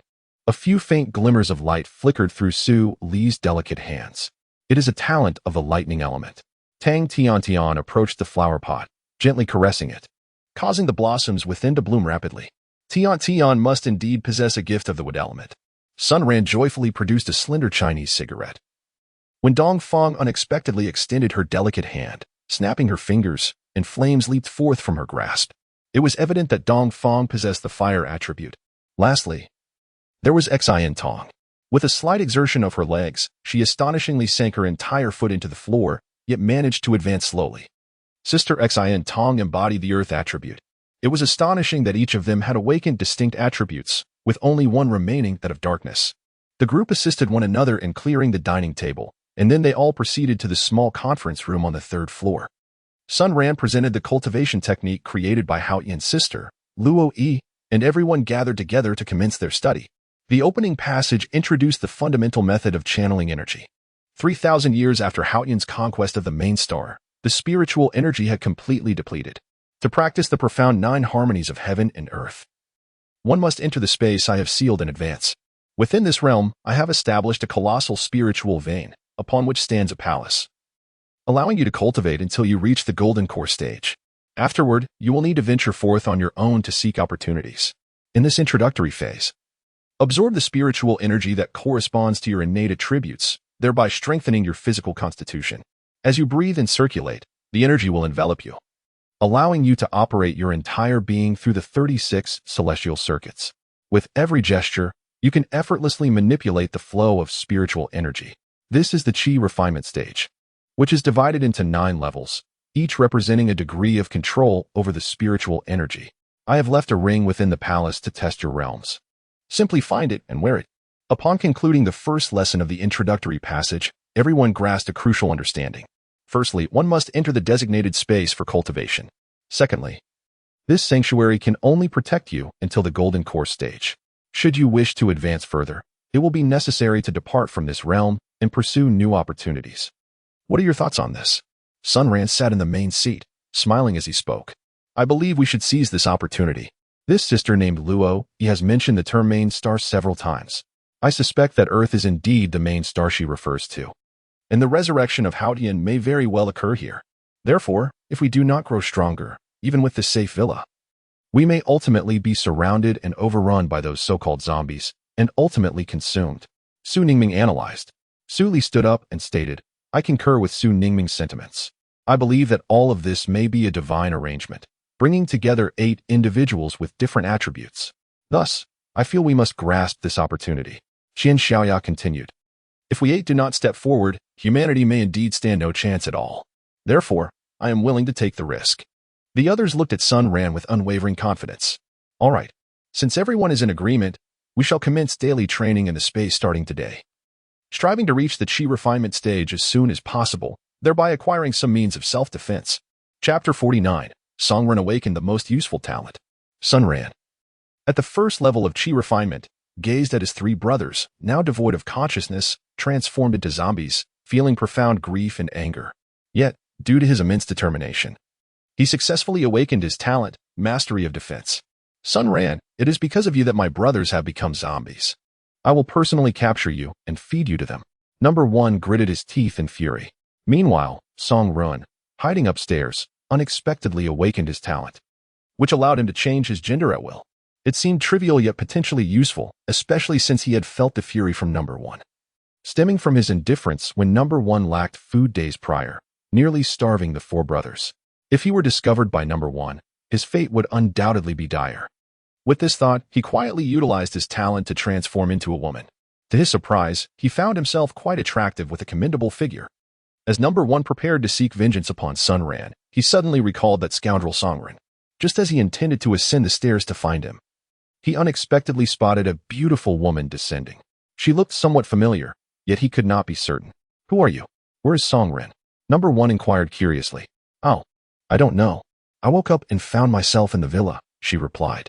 Humph, this brat must be afraid of me killing him and fled in the night. What is your name? Song Ran shyly responded. I am called Rin Song Song. Number 1, not dwelling too long on it, continued to ask. As far as I know, if humans do not awaken their talent, they will turn into zombies. What talent have you awakened? This time, Song Ran was flustered and, unable to fabricate a response, exclaimed, I don't know. My head hurts so much. It's quite distressing. With that, she collapsed into the embrace of the first one. The first one had not touched a woman for several months, and in that moment, enveloped by Song Ran's fragrant and delicate presence, his desires were completely unleashed. No, please, not like this. Song Ran never anticipated that she would be so brazenly taken by this brute. An hour later, Song Ran curled up on the sofa, remnants of tears still glistening at the corners of her eyes. Rin Song, from now on, you shall be my woman. As for sustenance, do not worry. I shall take responsibility. Despite having awakened their innate abilities, they still required nourishment, and that nourishment consisted of human blood and flesh. Very well, just be careful. Here's a little heart for you, Song Ran shyly replied. Ah, how quickly you have assumed your role. The first one led his 3 zombie brethren to the underground parking lot. Now, they were impervious to the cold, empowered by the dark energy surrounding them. Upon returning to Sun Ran's fortified entrance, the scene had drastically changed. The 4 brothers had transformed into entities that were neither fully human nor entirely spectral. You 3, smash the door with all your might. The 3 zombies comprehended the first one's command perfectly and began to swing their heavy hammers tirelessly against the door. 10 minutes passed. Yet the fortified door remained unmoved. The first one stood with a furrowed brow, contemplating. Although he had activated his innate abilities, the energy within him was still too scant.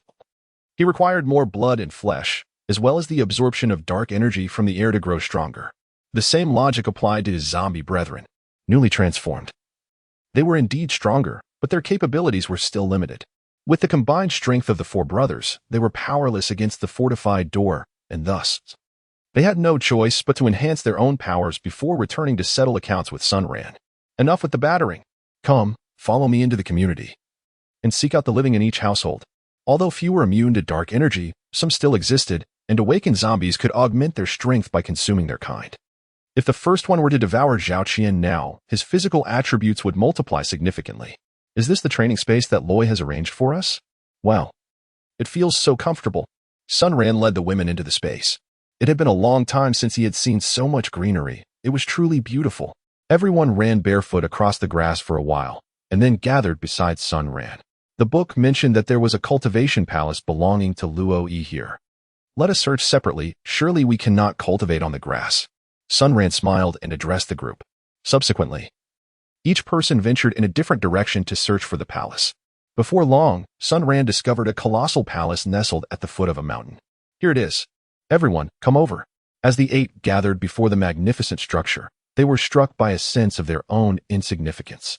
Could it be that humans from 1 billion years ago were exceptionally tall? Why else would such a grand palace be constructed? Perhaps it was a testament to their wealth. Let us go inside and explore.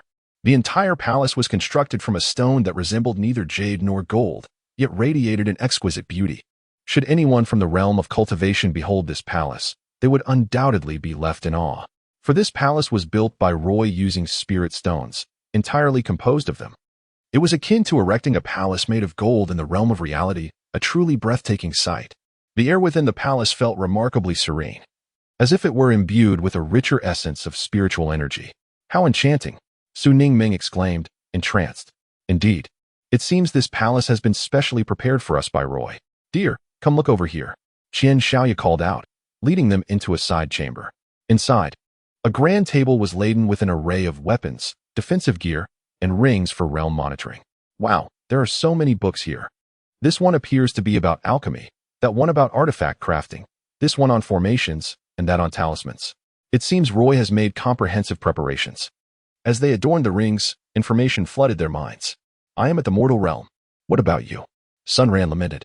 So am I, but it's all right. Let us strive to reach the Qi refinement stage soon. Adjacent to the equipment room were several small training chambers. Before entering, Sun Ran glanced at his watch and announced, it is currently 9:30 in the morning. We will train until 11:30 for lunch and a nap. Then, we'll resume at 2 o'clock until 6 in the evening. After which we'll return home for dinner. In the evening, it's voluntary. Anyone who wishes to come, I will assist in bringing them in. Now, let us begin. Once inside the training room, Sun Ran commenced his practice of the first chapter of the 9 harmonies of heaven and earth, focusing on the introduction to Qi absorption. Initially, he needed to perceive the elemental essence present in the air, drawing it into his body and transforming it into his own vital energy. Spiritual energy encompasses all things. Composed of 9 distinct elements, evenly distributed throughout the atmosphere. Sun Ran soon sensed the spatial elements within the spiritual energy, and it appeared that they, too, were aware of his presence. He endeavored to draw these lively little entities into his body. However, what is easily spoken of is often difficult to achieve. It seemed that these spatial elements were reluctant to enter his being. After numerous attempts, he found himself unsuccessful. Alas, it appears that cultivation is indeed a formidable endeavor. Sun Ran took a moment to recalibrate his breathing, finding tranquility within, and once again sensed the spatial elements of spiritual energy. He endeavored to establish a communion with these elements, striving to render them serene and stable, ultimately absorbing them into his being. Remarkably, he succeeded. The initial endeavor proved challenging. Yet with this auspicious beginning, the subsequent progress unfolded with greater ease. Not only did the spatial elements enter his body, but other elements followed suit, transforming into his own vital energy. While absorbing these elements, Sun Ran also had to multitask, guiding the energies within his body to flow according to the meridian diagrams outlined in the Qi guidance. Juggling these tasks was undeniably taxing, yet it incessantly enhanced his spiritual fortitude. 2 hours swiftly elapsed, and Sun Ran completed a full cycle of meridian flow, feeling invigorated and revitalized. Suddenly, the ring in his hand emitted a brilliant light, and an intriguing piece of information appeared in his mind. Sun Ran, the woman who can control cats, has appeared in the first layer of the Qi refinement stage, Chapter 50. So, what have you gained from a morning of cultivation? Sun Ran observed as the group of women emerged from the training room, a smile gracing his lips. Su Ningming energetically bounded over to his side, her exuberance evident as her 2 ample treasures caught his eye. Darling, I have now reached the first level of chi refinement. She exclaimed. Darling, darling, I too have attained the first level, Lin Yao proudly declared. Inquiring about the others, he found that they too had achieved the same level. It seemed that their bodies had been significantly enhanced by the Roy Jade ornaments, showcasing their remarkable talents. Let us return home to prepare a meal. I am famished and feel as though I could devour an entire cow. Sun Ran led the group in silent departure, and they returned to the villa. Everyone was famished, so they decided to indulge in some ready-made meals. Feel free to explore the pantry and take whatever you desire. There is more than enough to satisfy your hunger. Sun Ran declared with a grand demeanor. Hooray! I want beef noodles, with plenty of beef and an abundance of noodles. I'm so hungry. A few individuals selected their favorite dishes from the space and placed them in the living room. Darling, why didn't you grab any food from the space? Qian Shaya inquired. Hiki, you all have enough. Just feed me a bite each, and I'll be satisfied, he replied. You certainly know how to be lazy. Here, let me feed you a piece of the big chicken leg. Come, darling, allow me to serve you a bite of beef noodles. Suli leaned forward, picking a generous portion of beef noodles for him. The 7 beautiful women took turns feeding him, and soon everyone was satiated. After a brief session of exercise, they indulged in a half-hour nap before re-entering the cultivation space. This time, they directly entered the palace's interior rather than the grassy area outside as they had previously. Let us go, everyone. Sun Ran encouraged them enthusiastically.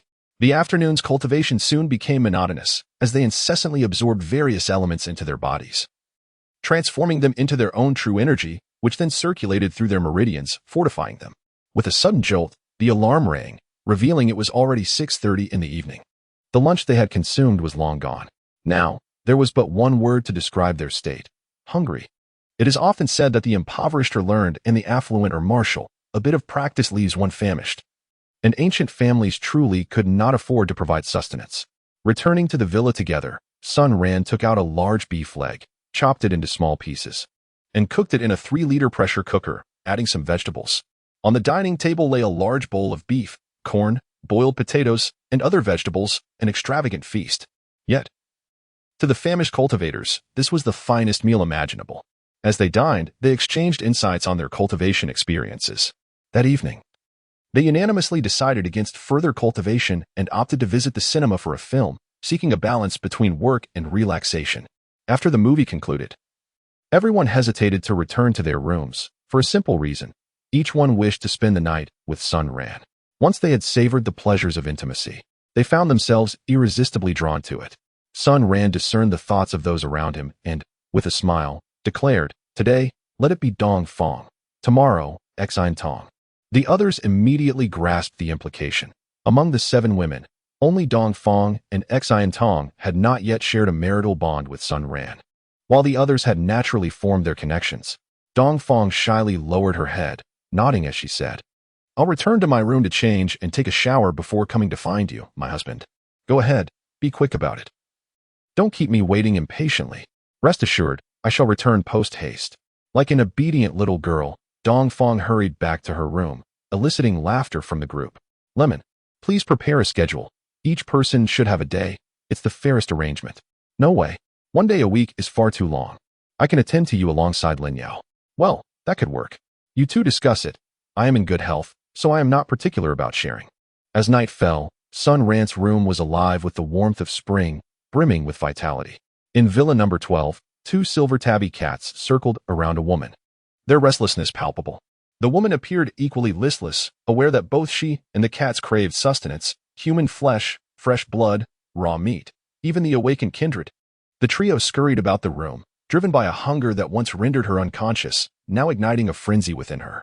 The darkness inside her surged forth, whispering a singular command: slaughter, relentless slaughter.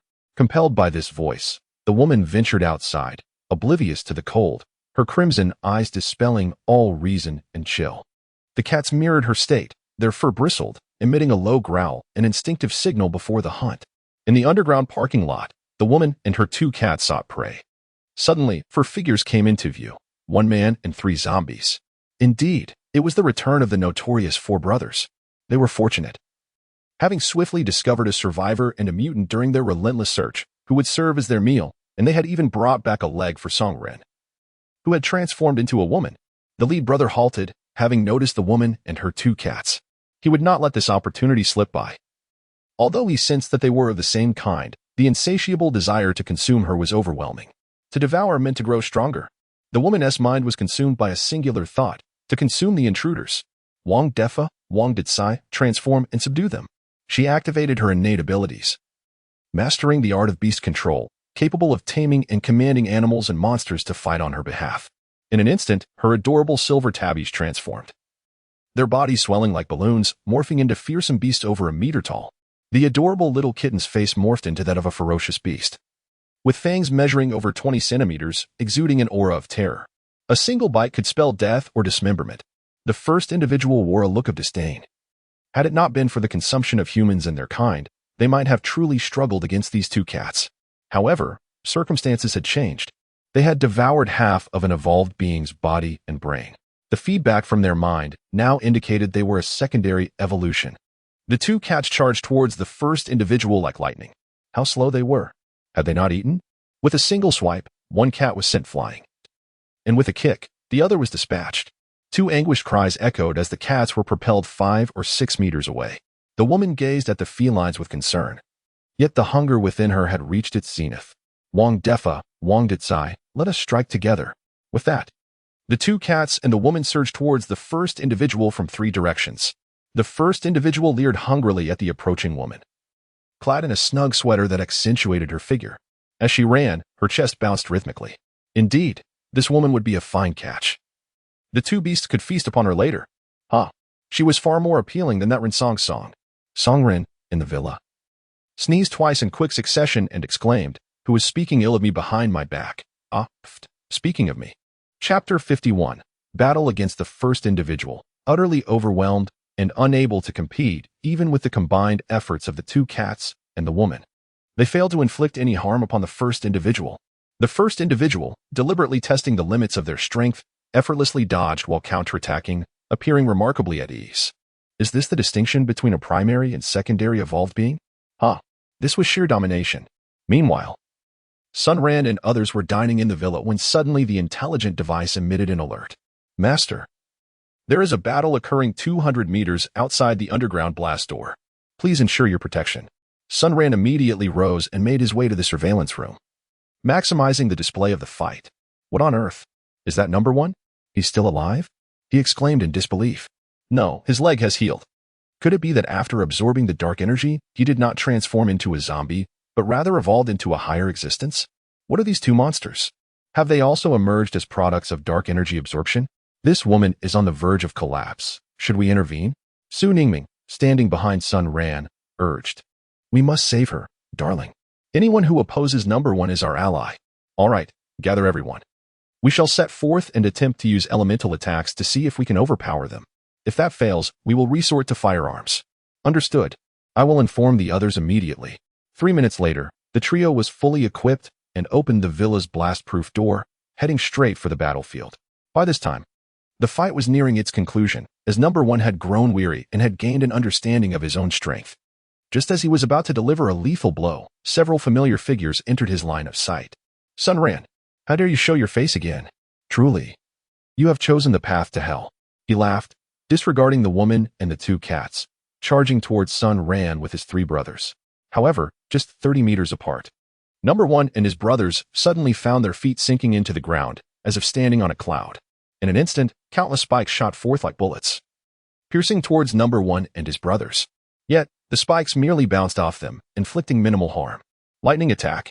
A bolt of purple lightning, thick as a cucumber, struck number one's head, also affecting the 3 brothers behind him.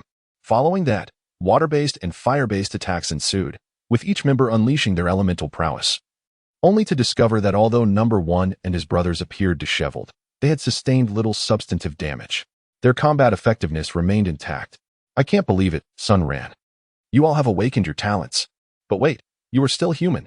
How is it fair that you can awaken talents while remaining human? Nonetheless, it matters not. Soon you shall all perish. I will drink your blood and savor your flesh. Meanwhile, the woman and the 2 silver tabby kittens, restored to their diminutive size, stealthily approached Sun Ran's group. Sun Ran, the young sage, commanded, You must retreat with this woman to the villa immediately. I can hold them off using spatial elements. Hurry. Otherwise, none of you will escape. The first and third zombies had already approached Sun Ran, as everyone had previously utilized their elemental skills. They were now devoid of offensive capabilities and could only heed Sun Ran's instructions, swiftly dragging the woman and 2 kittens towards the villa. It was too late to flee.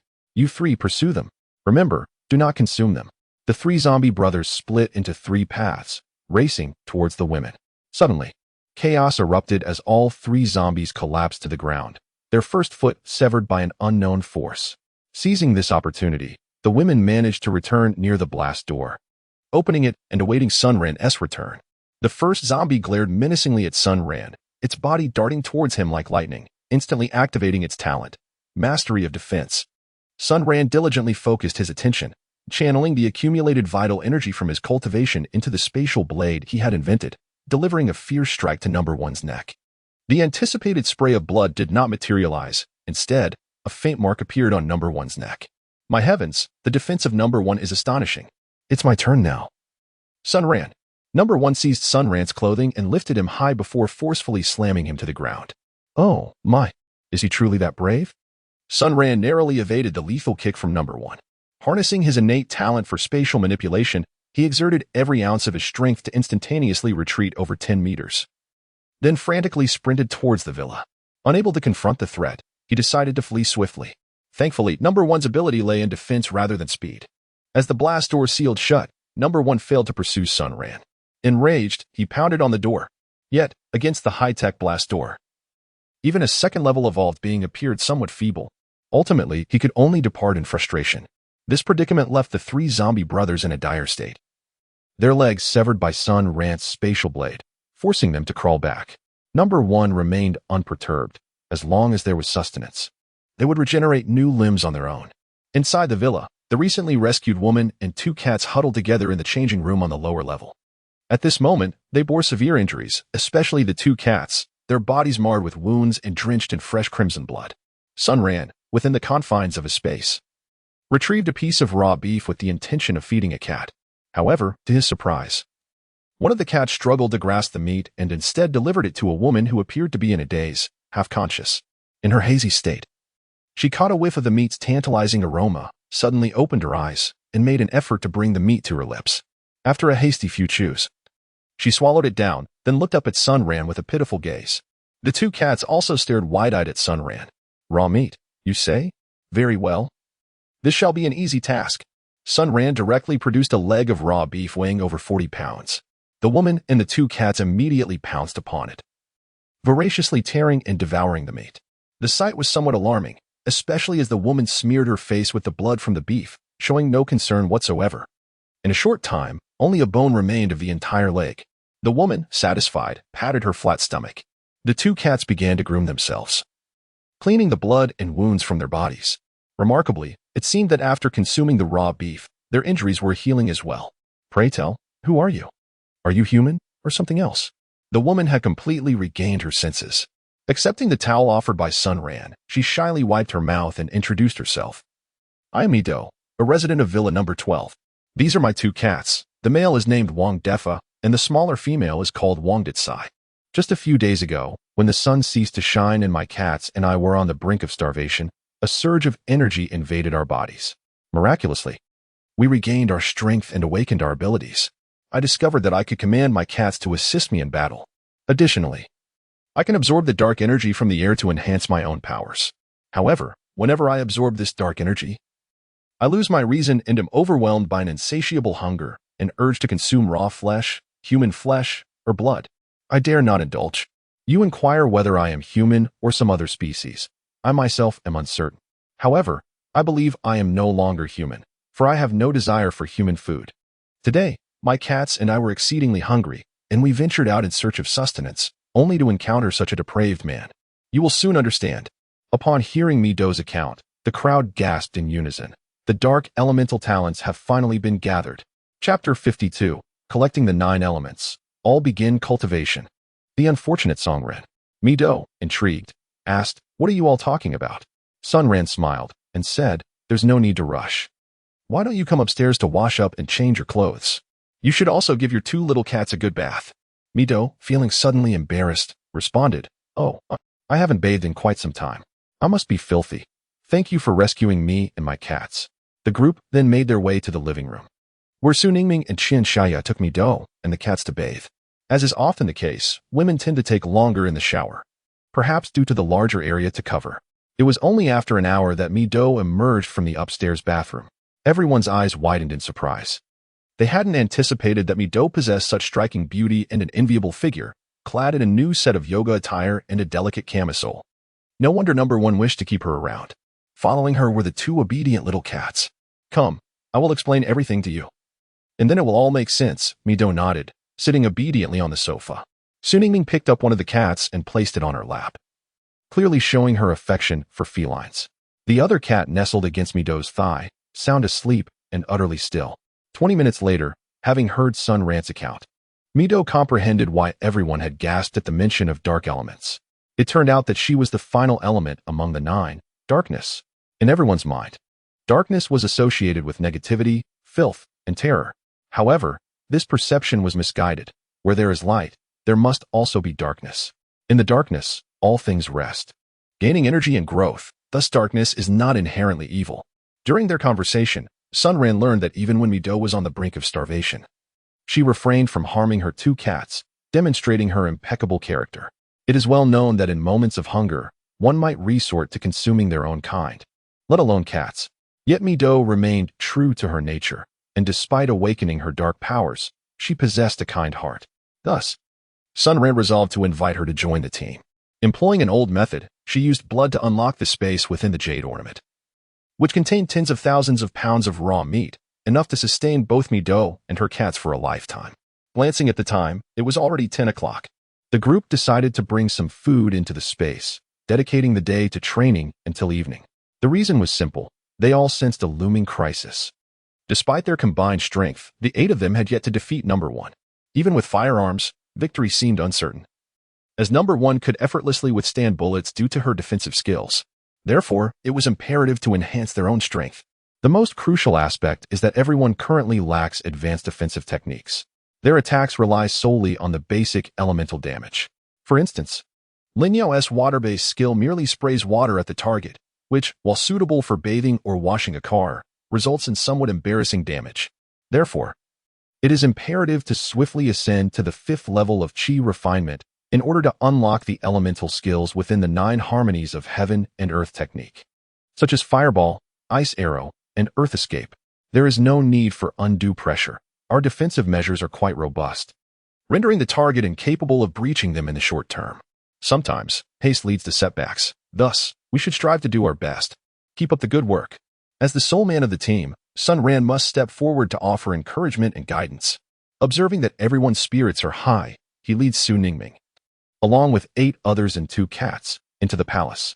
Once everyone has returned to their respective training rooms, Sun Ran hands the Qi refinement manual to Mi Do and escorts her to the final training chamber. Mi Do, you shall train here from now on. The spiritual energy within the palace is abundant, and with your innate talent, you should swiftly attain the 1st level of Qi refinement. Should you have any questions, feel free to seek me in the first training room. All right, Sun Ran. I can see that you are a good person, and they are all your women. In this apocalyptic era, I wonder if I have the honor of becoming one of your women. Rest assured, I am indifferent to the number of women I have, for we are in the midst of an apocalypse. Furthermore, you have mentioned that if our hearts are in sync, we shall cultivate the 9 harmonies of heaven and earth even better in the future. Sun Ran gazed at her, a smile gracing his lips as he remarked, "It is my honor to possess a girl as beautiful and kind as you. Focus on your cultivation. As for other matters, take your time. Keep up the hard work." In Sun Ran's perspective, cultivation resembled the act of filling a tank with water, albeit with its own nuances. Once full, one must operate and compress the energy, solidifying it in preparation for future foundations. Every second, this process repeated itself, mundane, indeed. Yet the thought of an aberrant number 1 and an unknown multitude of similar evolved beings loomed outside. Thus, to survive, one must diligently cultivate. Only through cultivation could one vanquish Haoten and save the earth and humanity. The most crucial aspect is that cultivation can prolong life. Just imagine living for several thousand or even 10,000 years. The tedium of cultivation would vanish without a trace. Upon returning to the villa, number 1 spotted Song Ren. Or rather, Ren Song sprawled on the sofa, soundly asleep. Instantly, a surge of irritation welled within. Seizing Ren Song, he pinned him to the sofa and swiftly dealt with him. Bewildered, Song Ren sensed a sudden lightness in his body. Upon opening his eyes, he found himself suspended in midair, confronted by number one's fierce visage, rendering him speechless. The next moment, a chilling sensation enveloped him, and he thought, alas, my innocence has once again been lost. 10 minutes later, Song Ren, enduring physical pain, cautiously observed the individual beside him who was drooling over his leg. Go on and eat, he muttered, exasperated. Ever since he beheld the unparalleled beauty and figure of Mi Do, Ren Song now elicited a growing sense of repulsion. Moreover, she appeared increasingly familiar, as if he had encountered her before. Without even donning his clothes, Song Ren crouched on the floor, ravenously tearing into the leg before him. So sweet, so fragrant. This is true delicacy. Number one reclined on the sofa, reflecting on the events of the day. Sun Ran and his companion have all awakened their inherent skills, yet their essence remains distinctly human.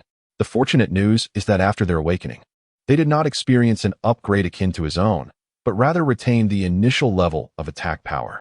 Thus, facing 8 opponents poses no challenge to him.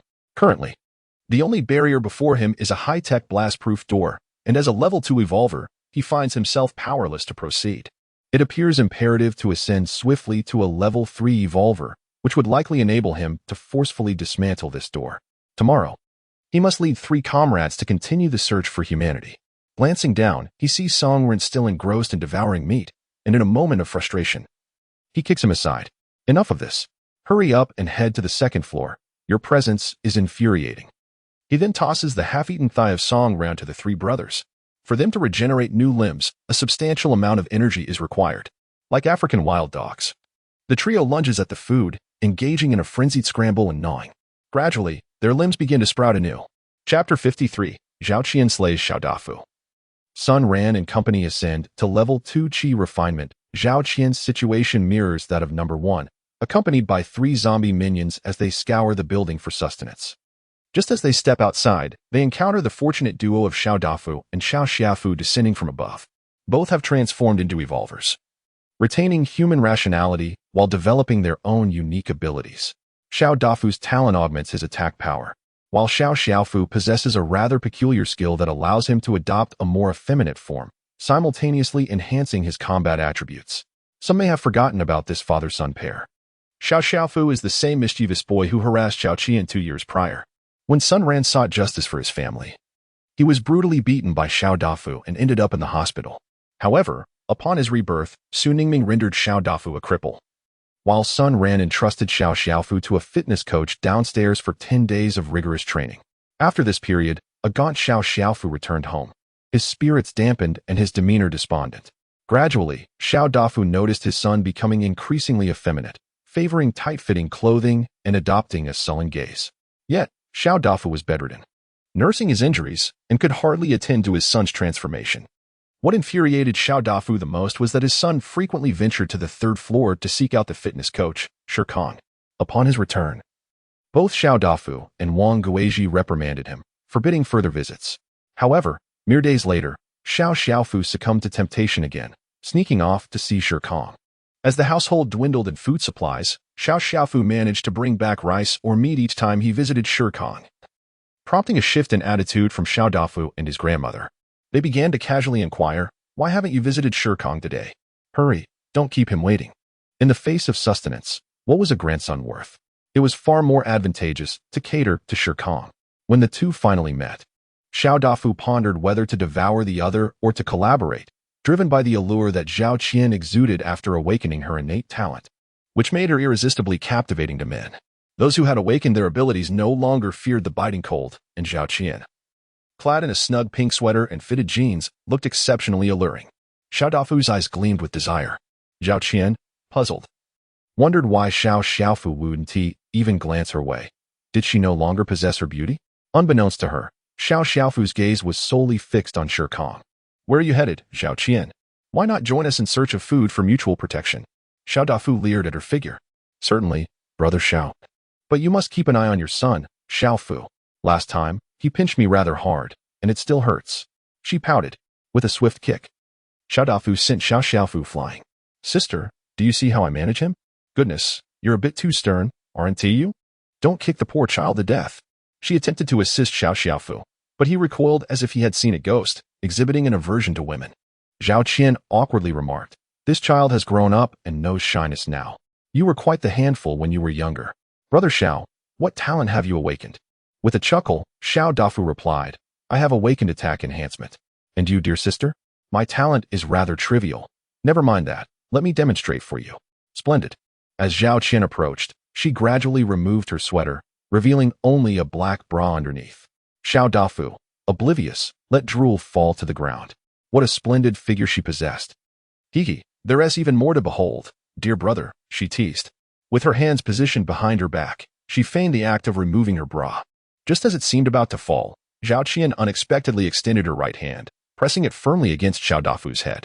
An overwhelming force drew forth the dark energy, vitality, and essence from his body, all of which were absorbed into her own being.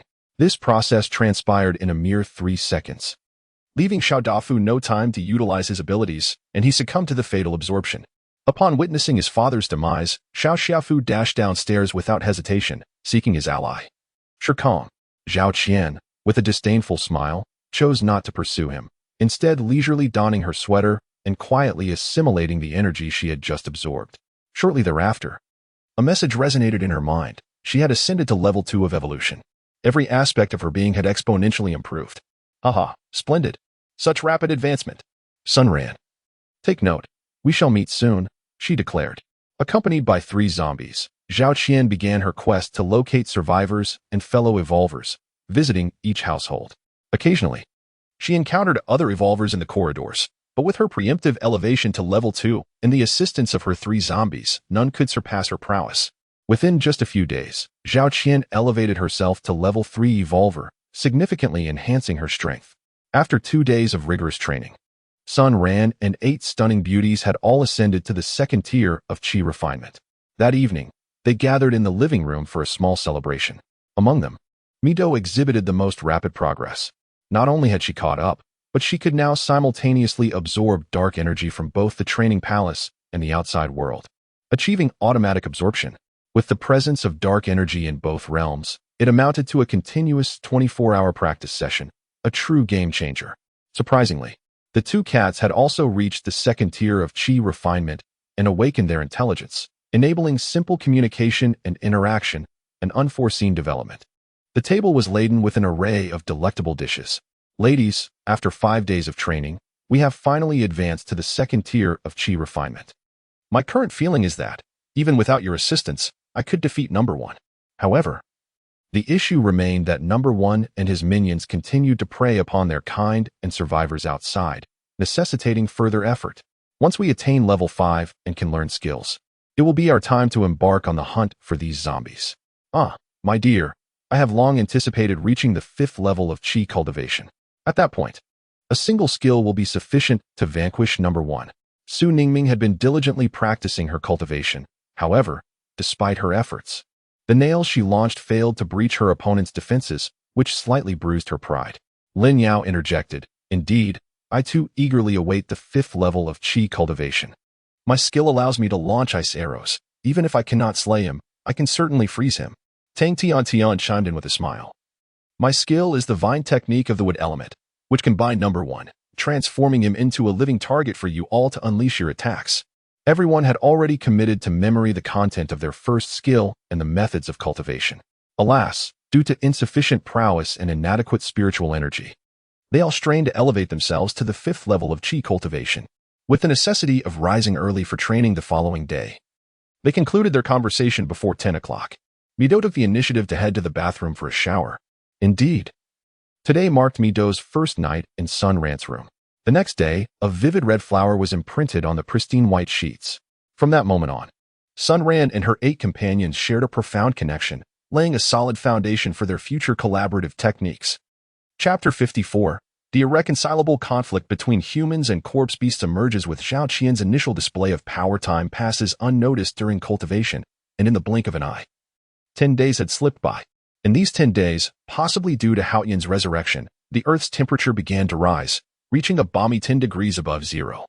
The snow began to melt, leading to severe urban flooding. However, compared to the previously frigid temperatures, this was merely a trifling inconvenience. The extreme weather had finally subsided, and the surviving humans naively believed this heralded a return to prosperity, oblivious to the fact that it was merely the onset of the apocalypse. Some of the surviving humans ventured outside in search of sustenance, while the awakened corpse beasts and zombies, drawn by the sweet sin of humanity, began to emerge in droves to hunt them down. A great battle loomed on the horizon. Uninfected humans were utterly incapable of distinguishing between the corpse beasts and their fellow survivors. One moment, they might be engaging in idle chatter, and the next, they would find their hearts ripped from their chests. Such tragedies unfolded on the streets of the city.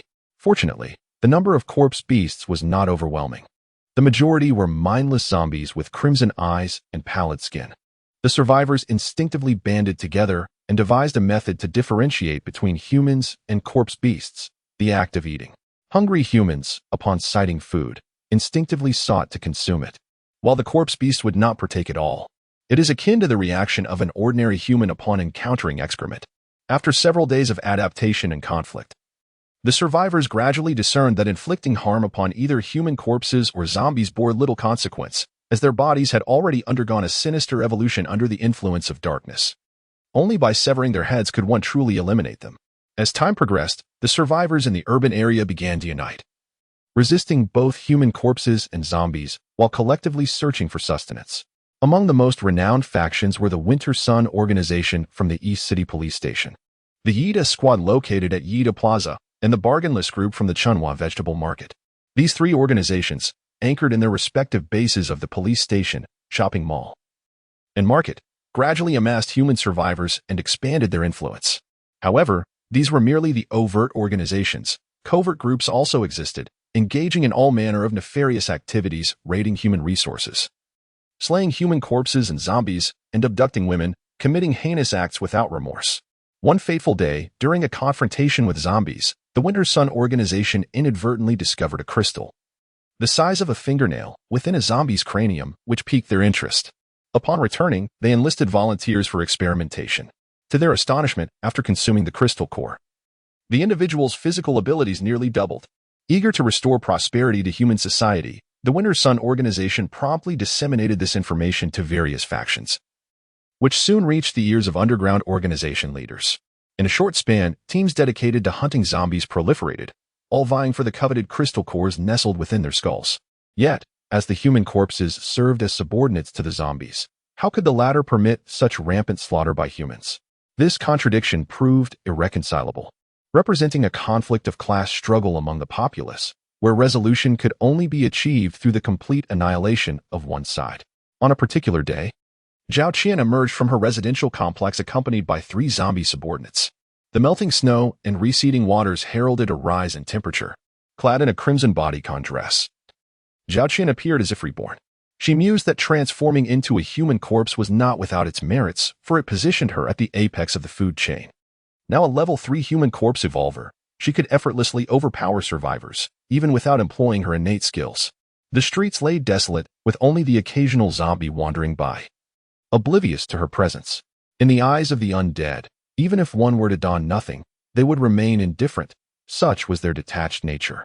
Most zombies remained confined within their homes, and given the limited number of human corpses, they would not emerge unless driven by hunger.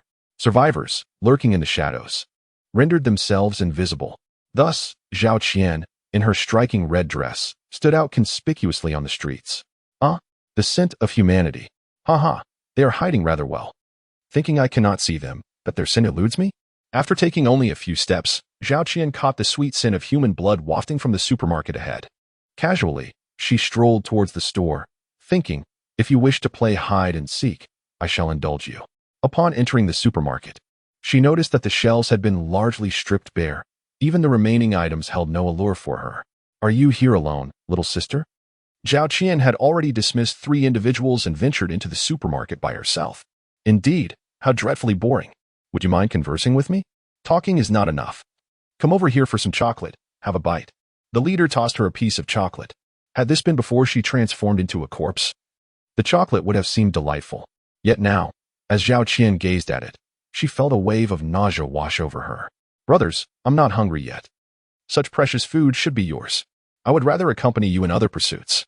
Don't flatter yourself. I fear that before we can enjoy ourselves, you might devour it. Brothers, grab your weapons. Let us get to it. We've got a big catch. In an instant, 7 or 8 burly men surged from within the room, with the leader having already consumed 2 zombie cores, making him nearly a match for a level 2 corpse. Oh dear, so many of you. A frail woman like me feels quite frightened. If you let me go, I shall comply with whatever you desire. Is that agreeable? Zhao Qian feigned vulnerability. The men exchanged glances, realizing this woman was indeed striking. Her figure and beauty were captivating. Today, whether living or dead, she must be captured. Apologies, little sister. Do not hold it against us for our ruthlessness. Attack. This team exuded experience, as 2 of them worked together to ensnare Zhao Qian in a fishing net. She made no attempt to evade. To her, their movements unfolded in slow motion, yet she deliberately allowed herself to be captured. Ouch, that hurts. Could you not be gentler? The leader felt a twinge of doubt. This was far too easy. One fishing net had subdued her? Regardless, the situation was currently in their favor. Quickly, bind her with rope. After we've had our turn, we'll crack open her skull to see if there's a zombie core inside. Understood, brother. Zhao Qian pleaded with a pitiful tone. Brother, just one go is enough. Why must you kill me? Isn't that a bit excessive? The leader approached, reaching into her clothing with a firm grip. Chuckling as he said, humans and corpses cannot coexist.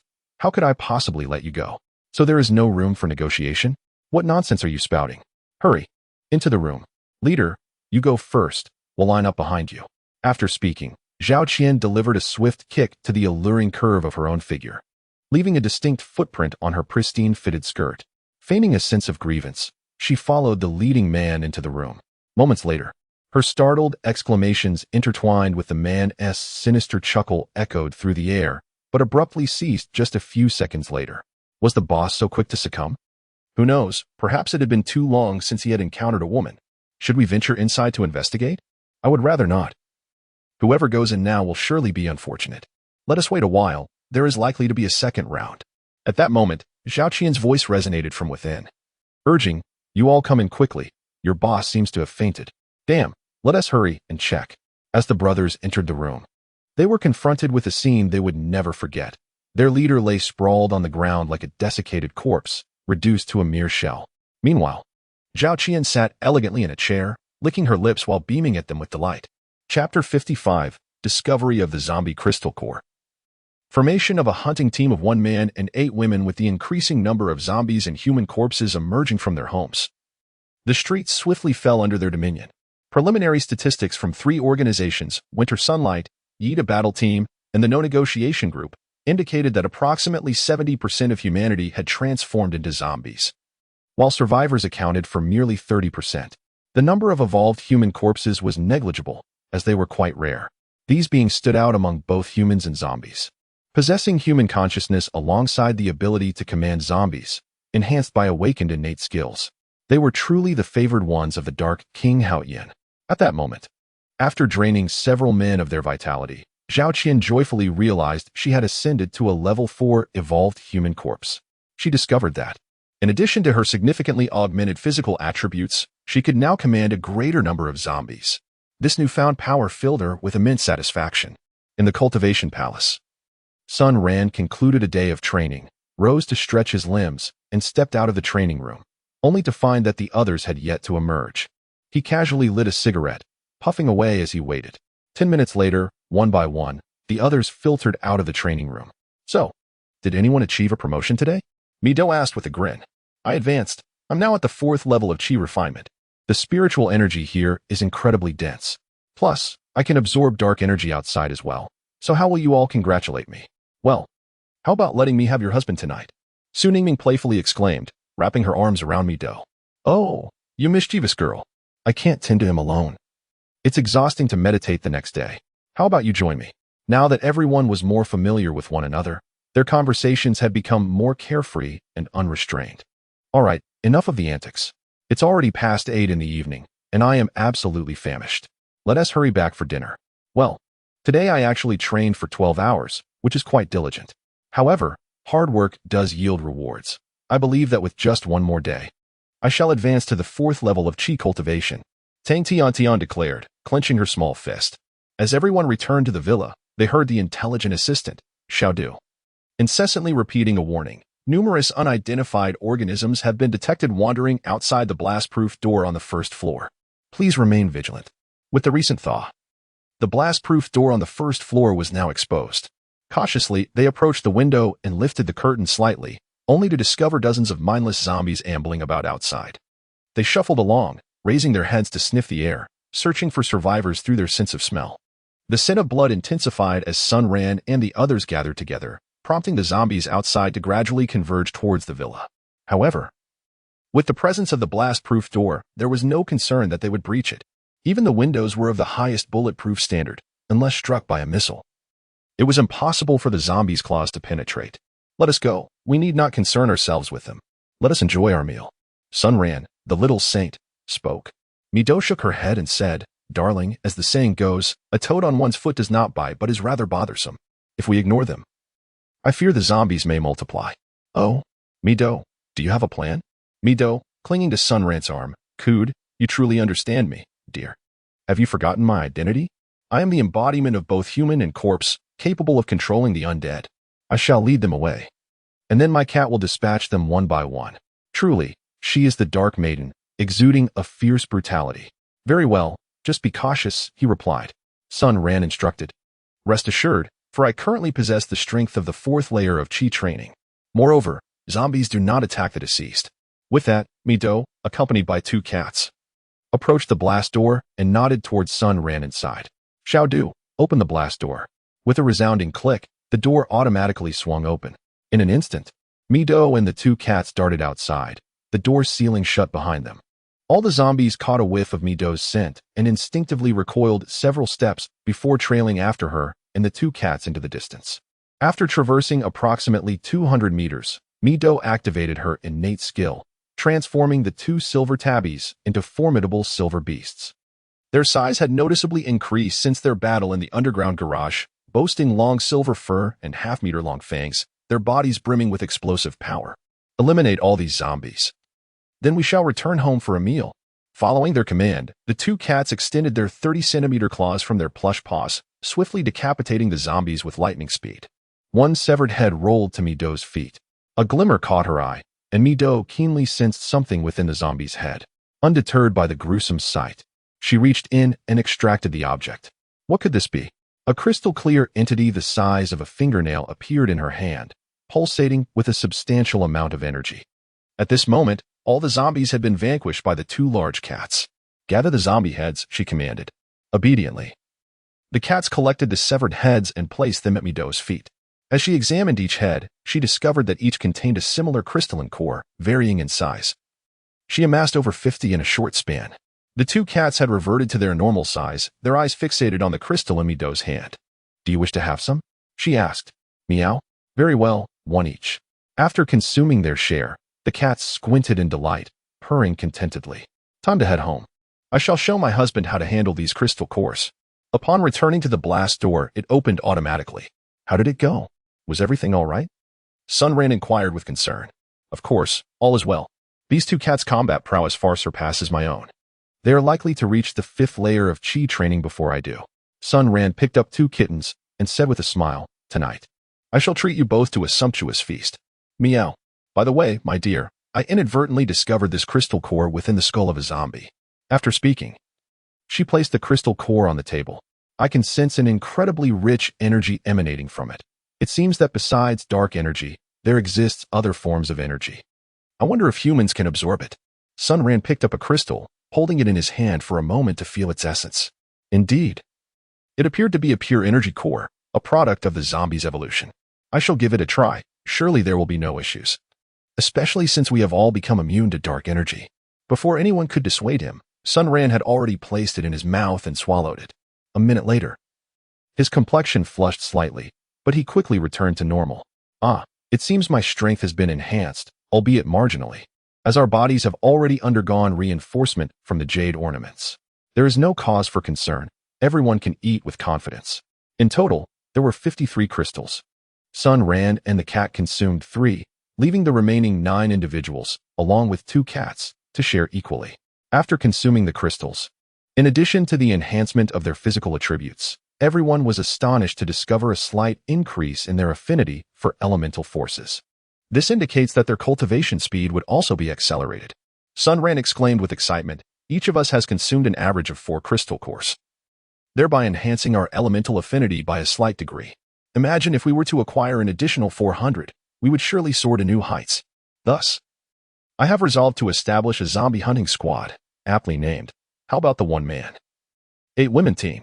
Our mission will be to gather crystal cores and accelerate our cultivation speed." Chapter 56. The zombie hunting squad forms its own faction. The neighborhood was increasingly besieged by wandering zombies. Initially, Sun Ran found these creatures to be a nuisance, but now they had transformed into a coveted resource. With the zombie hunting squad officially formed, Sun Ran decided to dedicate an hour each day to venture out and hunt zombies, allowing everyone to consume more crystal cores and swiftly enhance their elemental affinity. The goal was to reach the 5th level of Qi cultivation as soon as possible and master new skills. That evening, after a day of cultivation, the group retired early. However, Sun Ran found himself unable to rest, as Mi Do and Su Ningming had already bathed and were waiting for him in the room. There are times when having multiple women around can indeed be quite a source of vexation. The following day, the group awoke early, had breakfast, and set out to hunt zombies. As anticipated, the presence of numerous living beings in Sun Ran's residence had attracted over 50 zombies during the night. Mi Do and the 2 cats took the lead. Everyone was eager to participate, as it was an opportunity to assess the results of their training thus far. In an instant, as the 2 cats transformed, Sun Ran and the others burst through the blast door. Before they could even make a move, the heads of the zombies began to fall one after another. Sun Ran's spatial blade was unleashed, as effortless as slicing through tofu. "Darling, can't you slow down a bit? Leave some for me to practice with," Sun Ran cheerfully remarked. "All right, then come on." Su Ningming deftly manipulated a fruit knife that glided through the neck of a zombie, resulting in a dull thud as its head fell to the ground. "Wow, my elemental power is growing stronger by the moment." The zombies, sensing the sin of humanity, surged forward with frenzied determination, only to be effortlessly thwarted by 2 agile cats. This allowed the group of women to unabashedly experiment with their primal elemental attacks.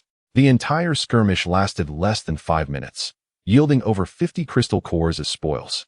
Upon returning to the villa, they cleansed themselves with fresh water, each receiving 5 cores. After consuming them, their elemental affinity indeed rose a notch higher, reaffirming the wisdom of gradual accumulation. Although half an hour was spent dealing with the zombies, sharpening one's tools does not hinder the chopping of wood. After absorbing the crystal cores, they collectively entered their space to commence their cultivation. Meanwhile, the first and 3 zombie brethren had observed Sun Ran and the women's battle from a distance, feeling a sense of trepidation. They were astonished by the rapid growth of these individuals, especially the 2 cats. If a confrontation were to occur now, the outcome was uncertain. Realizing the urgency to hasten their own advancement, they directed their 3 companions towards the villa district to begin their scavenging for the day. However, survivors had become increasingly concentrated, making it challenging to locate any new ones, while human-zombie hybrids were even more elusive. The crystal cores within the zombies' heads were not absorbable by these hybrids. Therefore, to ascend in power, it was imperative to find areas densely populated by humans and consume their flesh and blood, which was the quickest means of progression. Yet, he had ventured into such populated areas before, barely escaping with his life. Survivors, having absorbed the zombie crystal cores, had become immensely powerful and quick. In one-on-one confrontations, he felt no fear, but in group scenarios, he had narrowly avoided decapitation. Thus, the first was hesitant to venture out alone. The existence of humans and hybrids was inherently antagonistic. He mused, "The strength of one is indeed feeble. I must establish a faction in order to contend with human strongholds and secure more sustenance." Just as he contemplated the formation of his own power, a figure suddenly appeared before him. It was none other than Zhao Qian. Trailing behind her were not 3 zombies, but over 20. What did this signify? It indicated Zhao Qian's formidable strength, powerful enough to command such a multitude of zombies. The first recognized Zhao Qian from a previous gathering at her home during the self-help meetings. They had crossed paths once before. From a distance, they sensed an aura that confirmed they were both human-zombie hybrids. The first spoke first. "Zhao Qian, I am the first. Do you remember me?" "Of course," she replied. "You and Song Ren came to my house for a meeting." Zhao Qian smiled gently and remarked, "I must admit, Zhao Qian is truly stunning. Otherwise, Sun Ran would not have been enamored for 5 long years. Remember this well. I am now a level 3 human corpse evolver. and as you can see, the situation is dire. The human survivors have gathered, and food is becoming increasingly scarce. Therefore, I need to establish my own faction. Will you join me? Zhao Qian fixed her gaze on number 1 and declared, I am a level 4 human corpse evolver. I agree to the formation of a faction, but I shall claim the position of leader. Number 1 furrowed his brow, casting a discerning glance at the alluring woman before him, suddenly feeling uncertain. Fear not. The position of leader is mine, and I shall grant you the position of second in command. After a moment's contemplation, he thought to himself, women typically regard power with indifference. The titles of leader and second in command are merely nominal. I shall seize the opportunity to outmaneuver this woman later. The position of leader will ultimately remain mine. Very well. Since Miss Zhao Qian insists, let us agree upon this. You shall be the leader, and I shall be the second. Zhao Qian covered her mouth and chuckled, saying, The term second lacks charm. You are my elder, so henceforth you shall be my second brother. Number 1 spirit soared, exclaiming, Excellent. I have always longed for a sister. I never expected my dream to come true in such a time. Sister, second brother. A rather awkward conversation ensued, and the zombies behind them hung their heads, scratching the ground with their toes as if excavating a modest abode. Sister, what plans do you have next? Zhao Qian's alluring lips curled slightly as she replied, Second brother. Since we are forming a faction, what we lack are subordinates. Come, I will lead you to recruit some human corpses. Oh, do you know where to find them? Of course. Just follow me. As they walked ahead, the two groups of zombies amalgamated into a formidable throng, marching towards the building where Zhao Qian resided. On the 3rd floor, at Shi Kang's residence, Shi Kang and Xiao Xiaofu were engrossed in a fencing practice when they suddenly heard a knock at the door. Just as Shi Kang was about to speak, Xiao Xiaofu gestured for silence. The two quickly donned their attire and approached the door. Shi Kang, Xiao Xiaofu. I know you are inside. I am number 1. I have come to discuss matters with you. Rest assured, we are of the same kind and will not harm you. Shi Kang responded from within. Number 1, my brother and I have decided not to join your faction, but we appreciate your kindness. No. One remained unfazed and responded patiently. You must understand that the human survivors have now congregated, and acquiring food will only become more challenging. Do you intend to starve at home, or would you prefer to be killed by fellow humans while foraging for food, only to have your heads severed and your cores extracted for their consumption? If you join us, we, the human corpse evolvers, can unite, and, through our innate skills, resist humanity in order to procure more sustenance. Is that not appealing? I must say, the eloquence of this individual is truly remarkable. As just a few words persuaded the two, Shi Kang opened the door, and Xiao Xiaofu immediately spotted Zhao Qian standing behind the first individual. This woman is a devil. Upon uttering this, he fainted from fright. Chapter 57. The initial establishment of Zhao Qian's power. What about Song Run and Sun Song? In Shi Kang's abode, the first individual and Zhao Qian sat on one side of the sofa, while Shi Kang occupied the opposite side, with Xiao Xiaofu cowering behind him, clutching his shirt and too intimidated to speak. Zhao Qian retrieved a vial of crimson liquid from her bag and poured a glass for each person. I procured this from a survivor last night. It's relatively fresh. Do give it a try. It was revealed to be a bottle of blood. Shi Kang and Xiao Xiaofu licked their lips, feeling somewhat bashful. Drink up. Survivors are becoming increasingly elusive.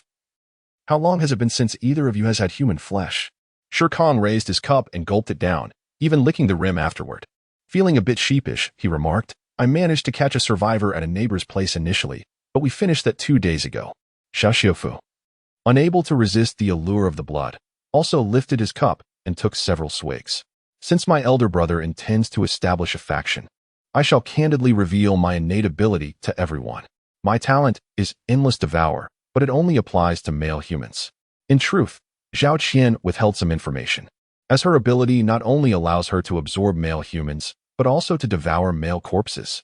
However, she feared that the first individual might harbor reservations towards her. My innate skill is defensive enhancement. The first individual introduced himself. I possess strength enhancement, Shi Kang declared, flexing his muscles for emphasis.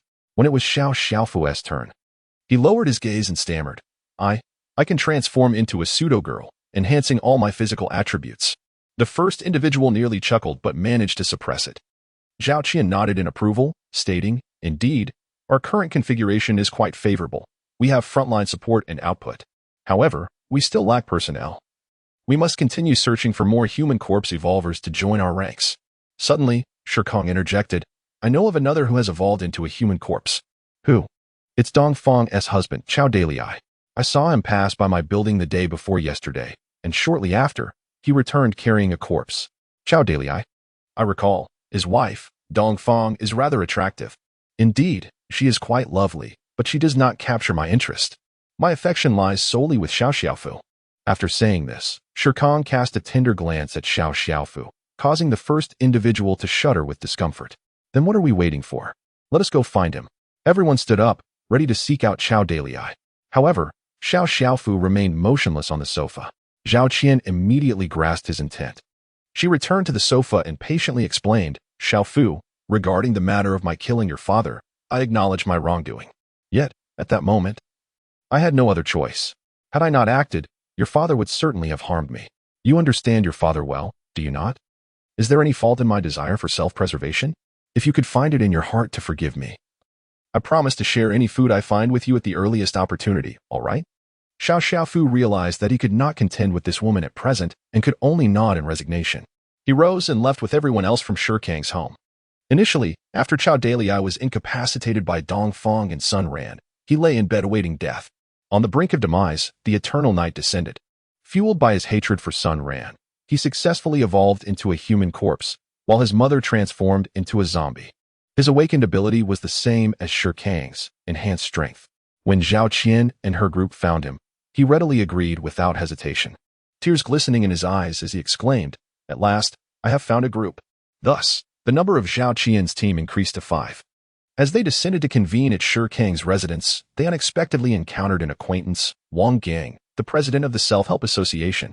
Upon seeing number 1, Wang Gang's legs began to tremble involuntarily. Relax, we won't harm you. Come with us to the meeting, they assured him. Consequently, Wang Gang unintentionally joined Zhao Qian's organization. Before the meeting commenced, Wang Gang introduced his ability, which allowed him to rally and inspire others before a battle, thereby enhancing their combat effectiveness, a supportive skill. Zhao Qian occupied the main seat, with number 1 beside her. The current situation was dire. Human survivors were united, and as evolved beings, we could not remain scattered, lest we be defeated one by one. Therefore, we must exploit our ability to control zombies to attract survivors, then execute a strategy akin to the mantis stalking the cicada. With the yellow bird waiting in the wings, number 1 quickly added, I concur with my sister's plan. The crystal cores within the zombies' heads hold immense value for human survivors, akin to gold in prosperous times.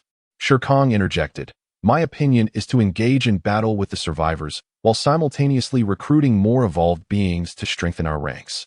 Wang Gang sighed from the sidelines, stating, Evolved beings are exceedingly rare. The fact that we have come together is truly remarkable. Zhao Qian nodded, asserting, Quality is more valuable than quantity. First, we must devise a solution to our food predicament, and then we can gradually seek out our kind. Suddenly, number 1 interjected. We have another task, Sun Ran. It is peculiar how she awakened her ability while still retaining her human identity. The most alarming aspect was their rapid advancement in strength, with their combat abilities growing increasingly formidable. Previously, I had engaged in a battle with them, single-handedly overwhelming them to the point of near annihilation, almost taking one of their lives.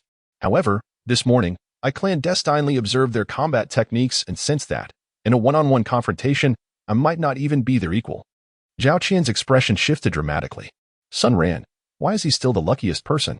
As a human, he awakened his innate skills. Why? Rest assured, second brother. Sun Ran is also my adversary. My current success is entirely due to him.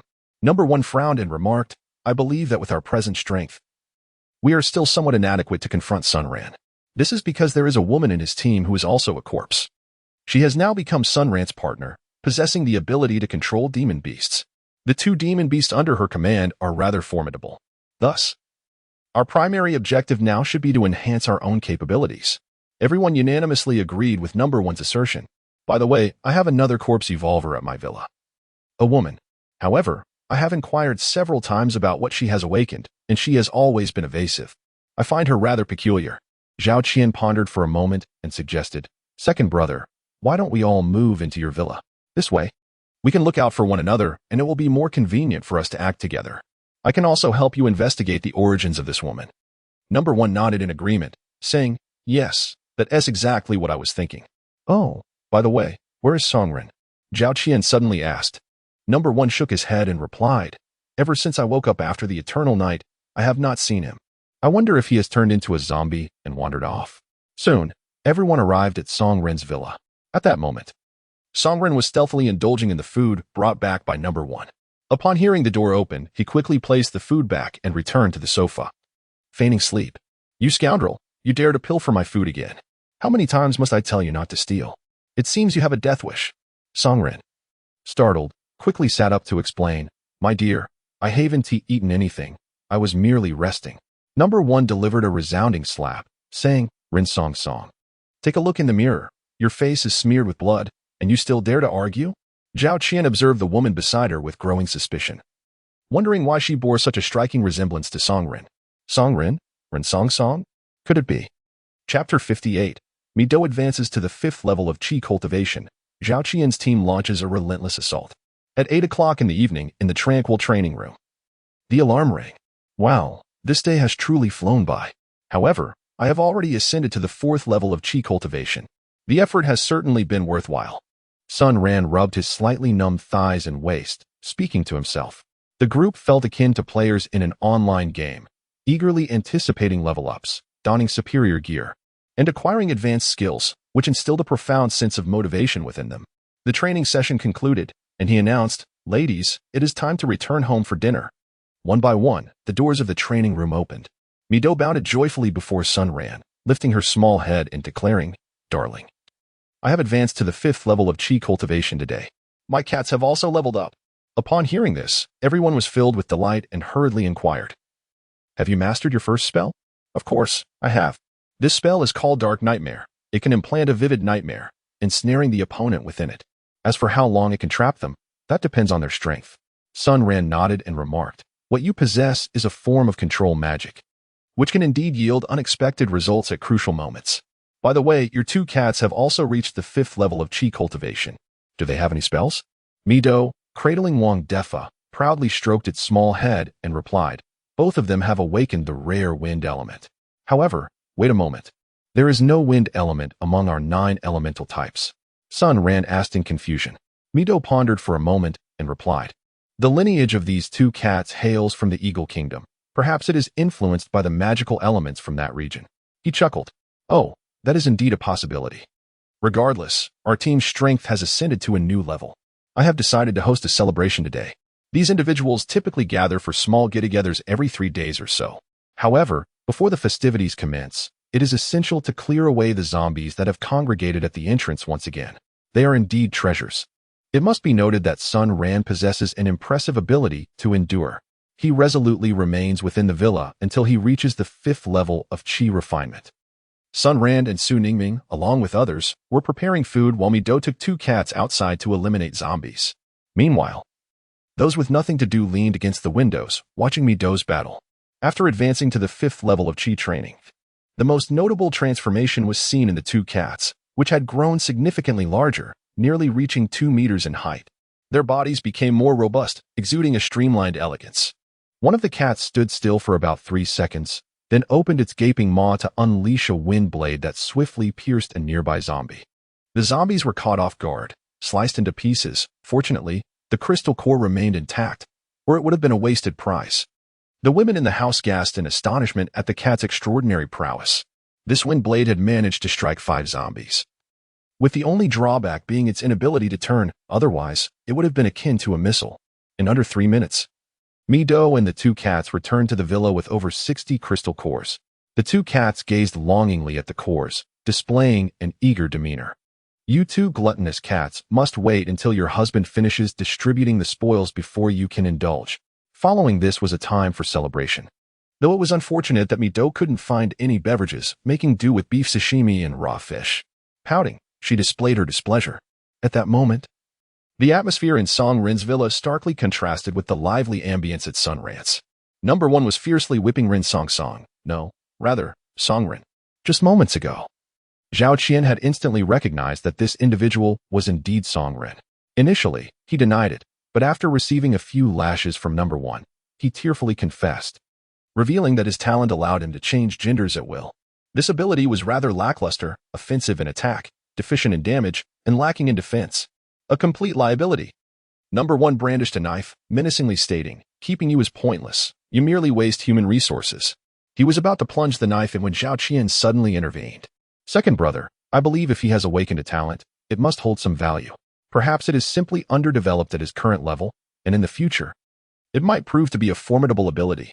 After all, a knight spent as husband and wife brings 100 nights of affection. They have shared some bond over the years." Number 1 pondered briefly before lowering the knife. Turning to Song Run, he commanded, "Transform back into Rin Song Song. You appear even more repugnant as a man." Song Run, relieved to escape death, cast a grateful glance at Zhao Qian and immediately activated his talent. In 3 seconds, he transformed into a fully voluptuous woman. To be fair, her figure was quite impressive. Wang Gang and Chao Dalai immediately reacted to the change. Once they had dealt with Song Rin's situation, Zhao Qian announced, "The food supply in the villa is dwindling. I believe we can implement the zombie attraction plan today." Number 1 nodded and remarked, "I am currently able to command 10 zombies, while you, dear sister, can control 20. The remainder can manage 3 each. Altogether, that constitutes a considerable force. Yes, let us embark at nightfall, as it will enable us to remain better concealed." Within the bustling Springhua market, the atmosphere was lively.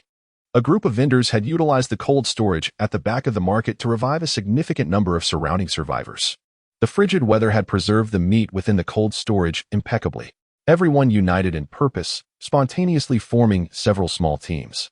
Adult men banded together to form a supply-seeking expedition, while those who had consumed zombie cores constituted a hunting squad, tasked specifically with eliminating zombies and procuring cores. Women organized into a logistics team, dedicated to cooking and caring for the homeless children. Some elderly individuals assisted with tasks suited to their capabilities. Overall, the ambience in the No Bargain group at Springhua Market was exceedingly pleasant and harmonious, primarily because the members were familiar neighbors, accustomed to getting along. Dinner was simple: chicken stewed with potatoes, a resilient vegetable that had withstood the harsh cold, ultimately finding its way to human consumption. The staple was rice. With the snow melting and the flood receding, the supermarket doors had been opened, providing ample rice and flour for the over 300 members of the No Bargain group for some time.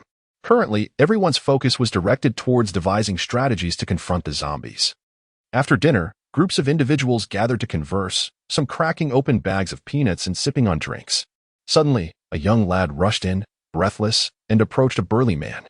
"Captain Zong, over 30 zombies have unexpectedly emerged from somewhere outside." Upon hearing this, Captain Zong set down his beer and inquired, "Where? How far from us?" "Approximately 500 meters away, near the entrance of Longxi community. It's too dark for me to see clearly." "Oh, could it be that the zombies from the community have wandered out?" "Brothers, what are your thoughts?" The hunting squad consisted of 30 individuals, all enhanced by the course, fervently addicted to the exhilaration derived from their newfound strength. "We must act, brother. It's night now. The living must be asleep while the zombies roam freely." Captain Zong considered this possibility, took a hearty swig of beer, and declared loudly, "Hunting squad, assemble. There's a horde of zombies outside. Let us eliminate them and then return to rest." "Yes, Captain." Chapter 59. The hunting squad is annihilated.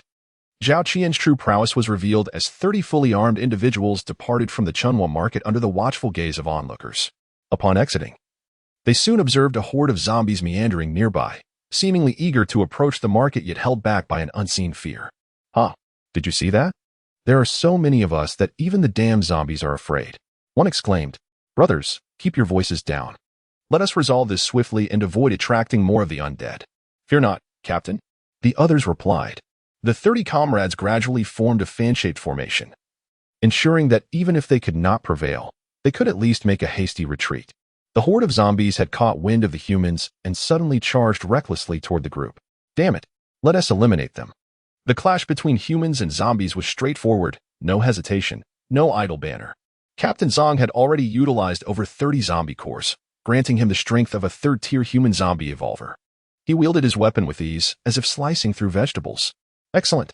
Brothers, put in more effort. Once we finish, we can return to our revelry." Yet, no one responded. Turning around, a cold sweat broke out.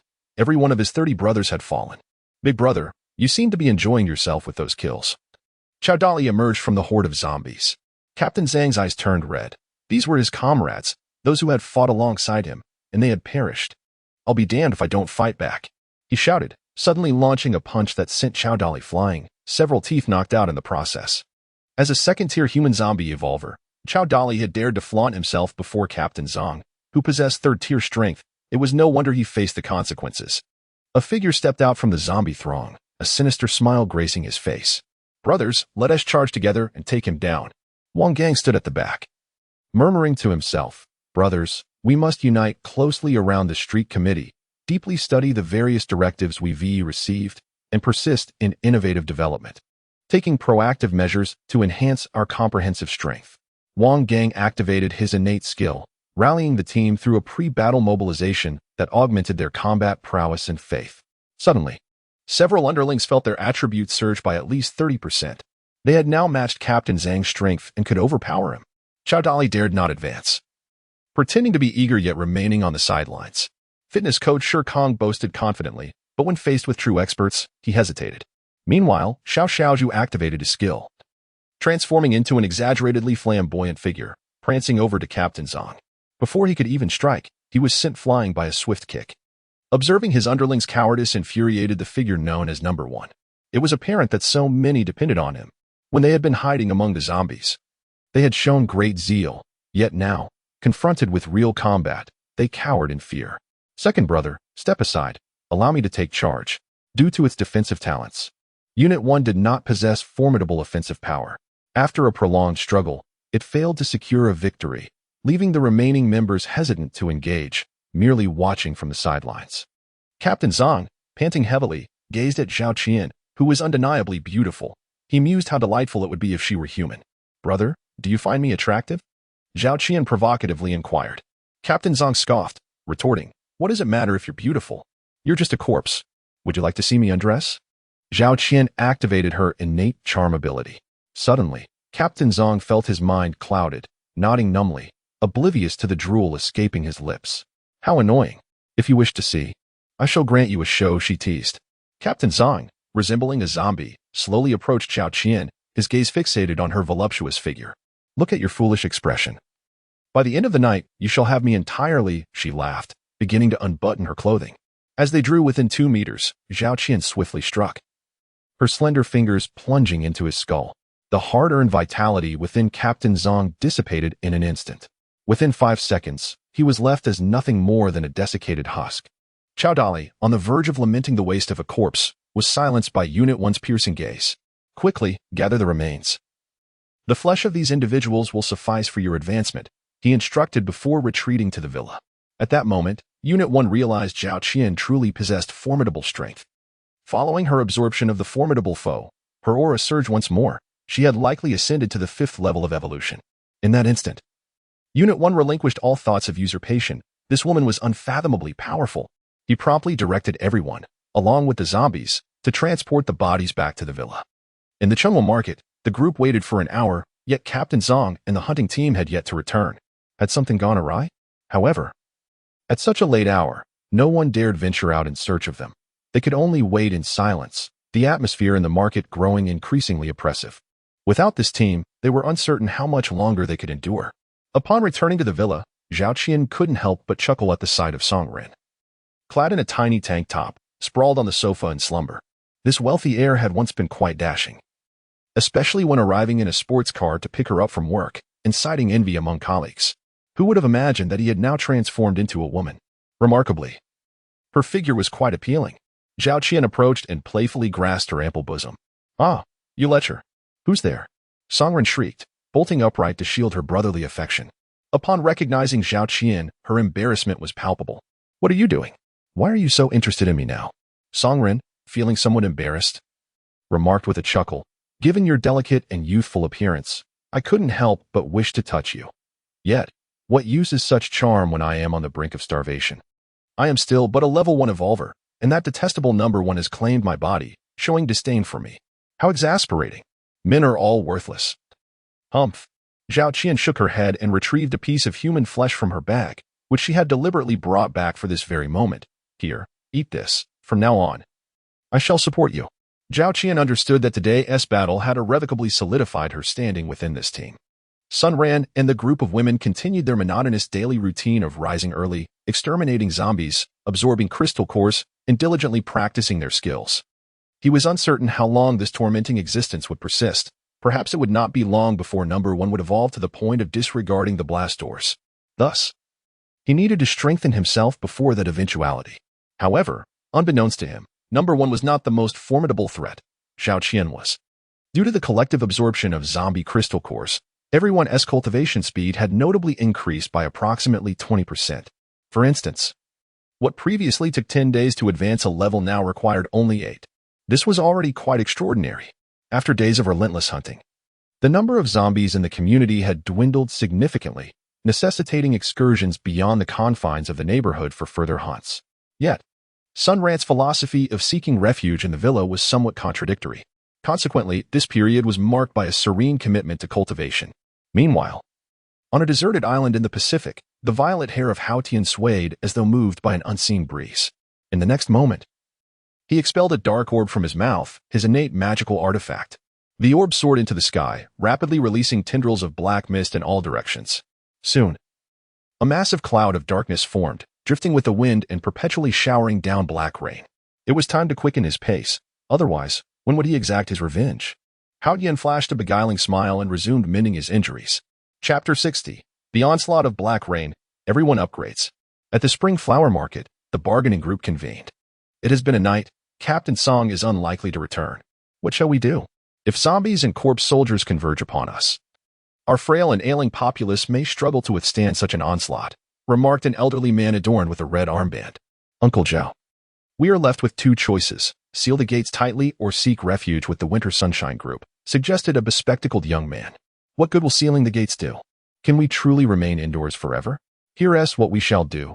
Xiao Qian, take the supply team to the Winter Sunshine Group and ascertain their situation.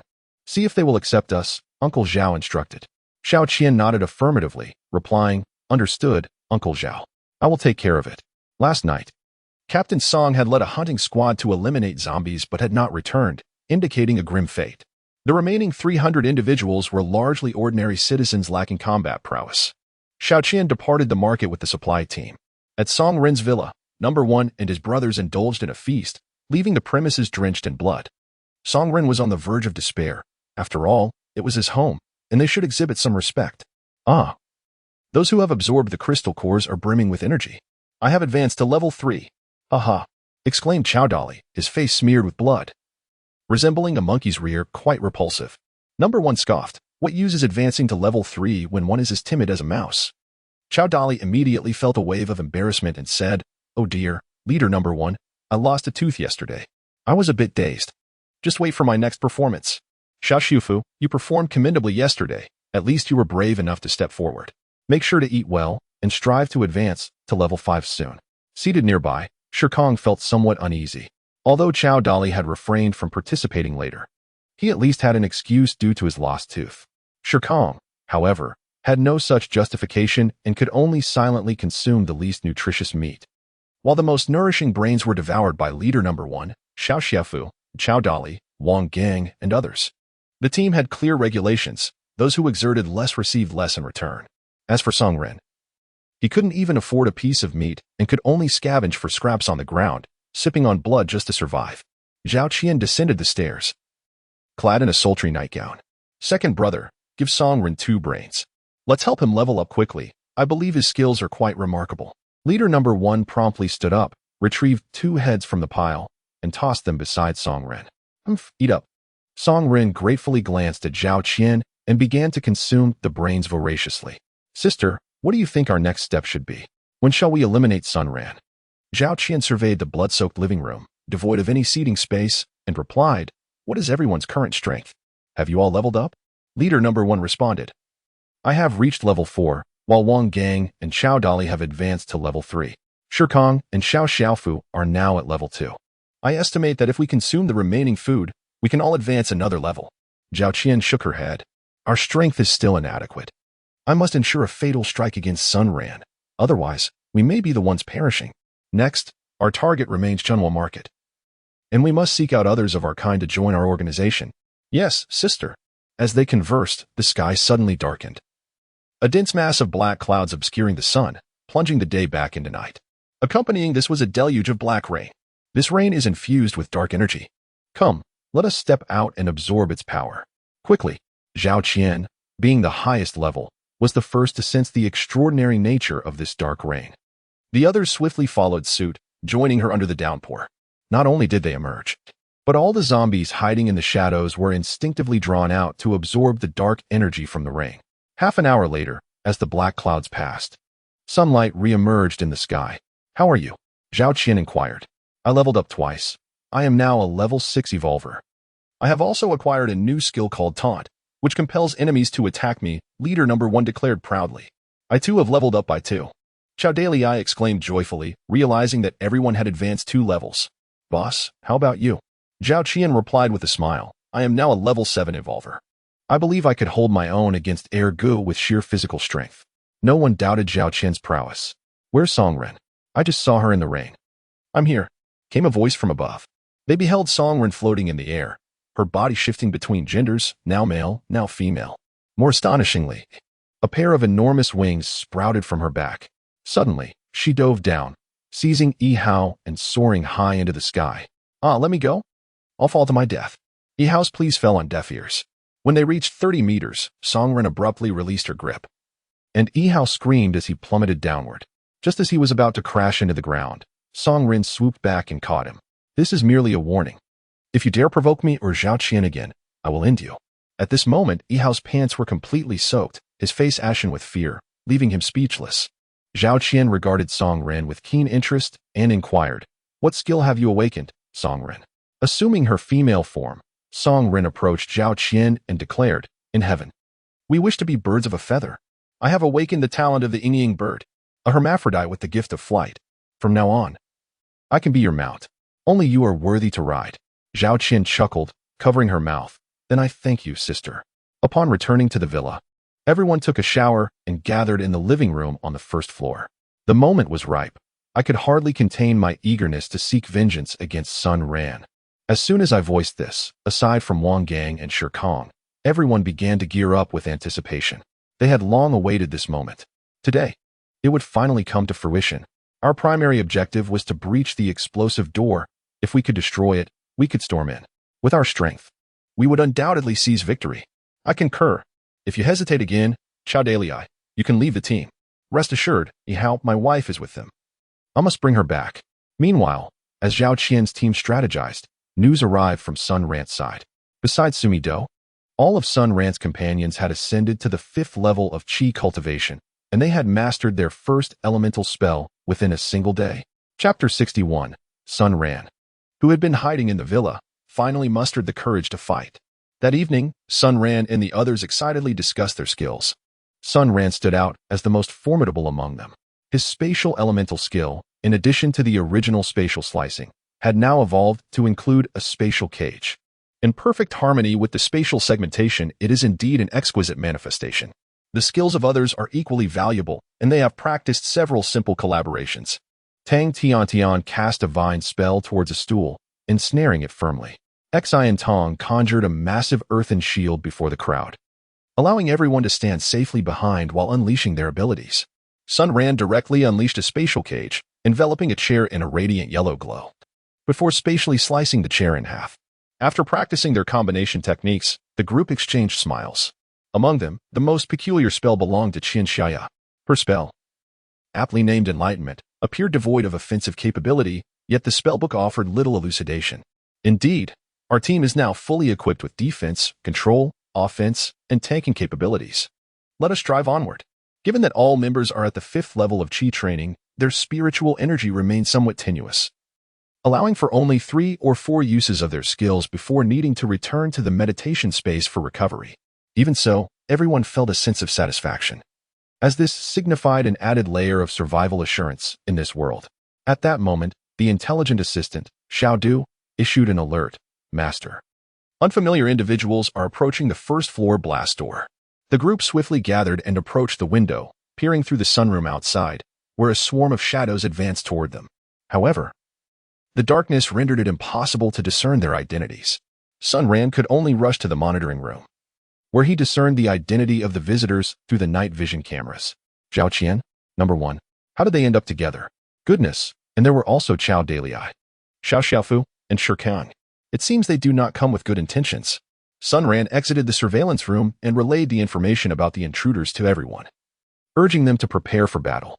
Indeed, as these individuals approached the blast-proof door, they wasted no time and commenced a violent assault on it. This time was markedly different. When Individual 1 swung the sledgehammer down, the entire sunroom trembled. At this rate, there was a genuine threat that they could breach it. This was not the outcome Sun Ran desired, especially since they had all ascended to the 5th layer of Qi cultivation and were brimming with confidence in their abilities. Would they dare to confront them? Su Ningming, brimming with enthusiasm, declared, "I've long grown weary of restraint. Let us step forth and engage them in true combat." Mi Do, stroking the small cat, nonchalantly replied, "Humph, I fear them not. If a fight ensues, I shall unleash my wand to finish them off." The others echoed their desire to join the fray, believing that constant evasion would be detrimental to their future cultivation. "Very well," Sun Ran acknowledged. "Let us first devise a strategy. 2 of our beast allies will take the lead, and we shall coordinate as we did previously, but with a degree of flexibility. Above all, we must prioritize our safety." After attentively absorbing Sun Ran's tactical arrangement, everyone nodded in agreement. "All right, follow me to the underground parking lot. We will maneuver around and launch a surprise attack from behind." They swiftly made their way to the blast-proof door below ground and soon found themselves positioned behind the enemy. Just as they prepared to sneak up and catch their adversaries off guard, to their astonishment, Zhao Qian detected them ahead of time. Their overwhelming aura had given them away from hundreds of meters away, and Zhao Qian, an advanced level 7 human corpse, shouted, "Stop hammering, they are coming out." Individual 1, now drenched in sweat and nearly exhausted, dropped the sledgehammer and, upon spotting Sun Ran in the distance, widened his eyes in disbelief. Neither side rushed to engage. Instead, they cautiously drew closer. "Darling, we meet again. Who would have thought that after the extreme weather, you would still exist in human form? Are you truly distant? Or merely pretending to be?" Sun Ran smiled nonchalantly and remarked, "I never expected that you would not transform into a zombie, but rather into a human corpse. How intriguing. I hope the crystal core within your mind meets my expectations." Zhao Qian's expression shifted, but she quickly responded with a seductive smile. "As long as my dear husband desires it, I will certainly grant you your wish. Come, let me provide it for you right now." With that, she activated her innate passive abilities, charm combined with infinite devouring, preparing to drain him the moment she drew near. Sun Ran felt a sudden confusion in his mind, as if he had been transported back to the days following his marriage. During that time, Zhao Qian had treated him with kindness, at least occasionally gracing him with a smile. Those days were truly beautiful. He was so handsome, his physique so perfect, and he willingly devoted everything to her. As their bond deepened, Su Ningming, who had been observing from behind, sensed something amiss. She immediately activated her elemental skill, Golden Blade Piercing. The gold element within her coalesced into a sharp blade, aimed directly at Zhao Qian's head. Zhao Qian was forced to interrupt her spell casting, swiftly evading the lethal strike, leaving her drenched in cold sweat. She hadn't anticipated that a mere girl could be so formidable. The allure had been shattered, and Sun Ran would undoubtedly be on guard. Moreover, facing a group of women rendered her skills somewhat ineffective. She decided to initiate a chaotic battle. Brothers, charge. Wang Gang, at level 5, had already prepared the frontline rallying, delivering a barrage of motivational phrases that had nearly worn their ears raw. However, the benefit was a direct increase of 40% in all attributes. Level 6 Number 1, along with Level 5 Chao Dalai, Level 5 Song Ren, and Level 5 Shirkang and Xiao Xiaofu, transformed into formidable fighters under the leadership of Level 7 Zhao Qian, charging headlong towards Sun Ran's defenses. After a brief moment of confusion, Sun Ran was completely alert. Observing Zhao Qian and the others who had returned, he instinctively took 2 steps back. Adhering to the plan, Xian Tong unleashed a massive earthen wall, 20 meters wide and 5 meters high, 100 meters ahead, effectively blocking Zhao Qian's path. In a hurried flight, Song Ren failed to halt his momentum and crashed into the wall, sliding down in a rather comical fashion. "Useless. Get up quickly," Zhao Qian shouted. At that moment, 2 towering beasts, each over 2 meters tall, suddenly emerged from behind the wall, lunging at Zhao Qian and Number 1. Number 1 immediately activated his defense mode, engaging one of the beasts in a fierce confrontation, while Zhao Qian, leveraging her agility as a level 7 evolver, deftly evaded the attack and retaliated with a punch. To her astonishment, the blow resulted in a stalemate with the beast. Sun Ran cast a spatial cage directly into the most densely populated area, ensnaring Shirkong, Xiao Xiaofu, and Xiao Dalei together. He then executed a precise spatial cut.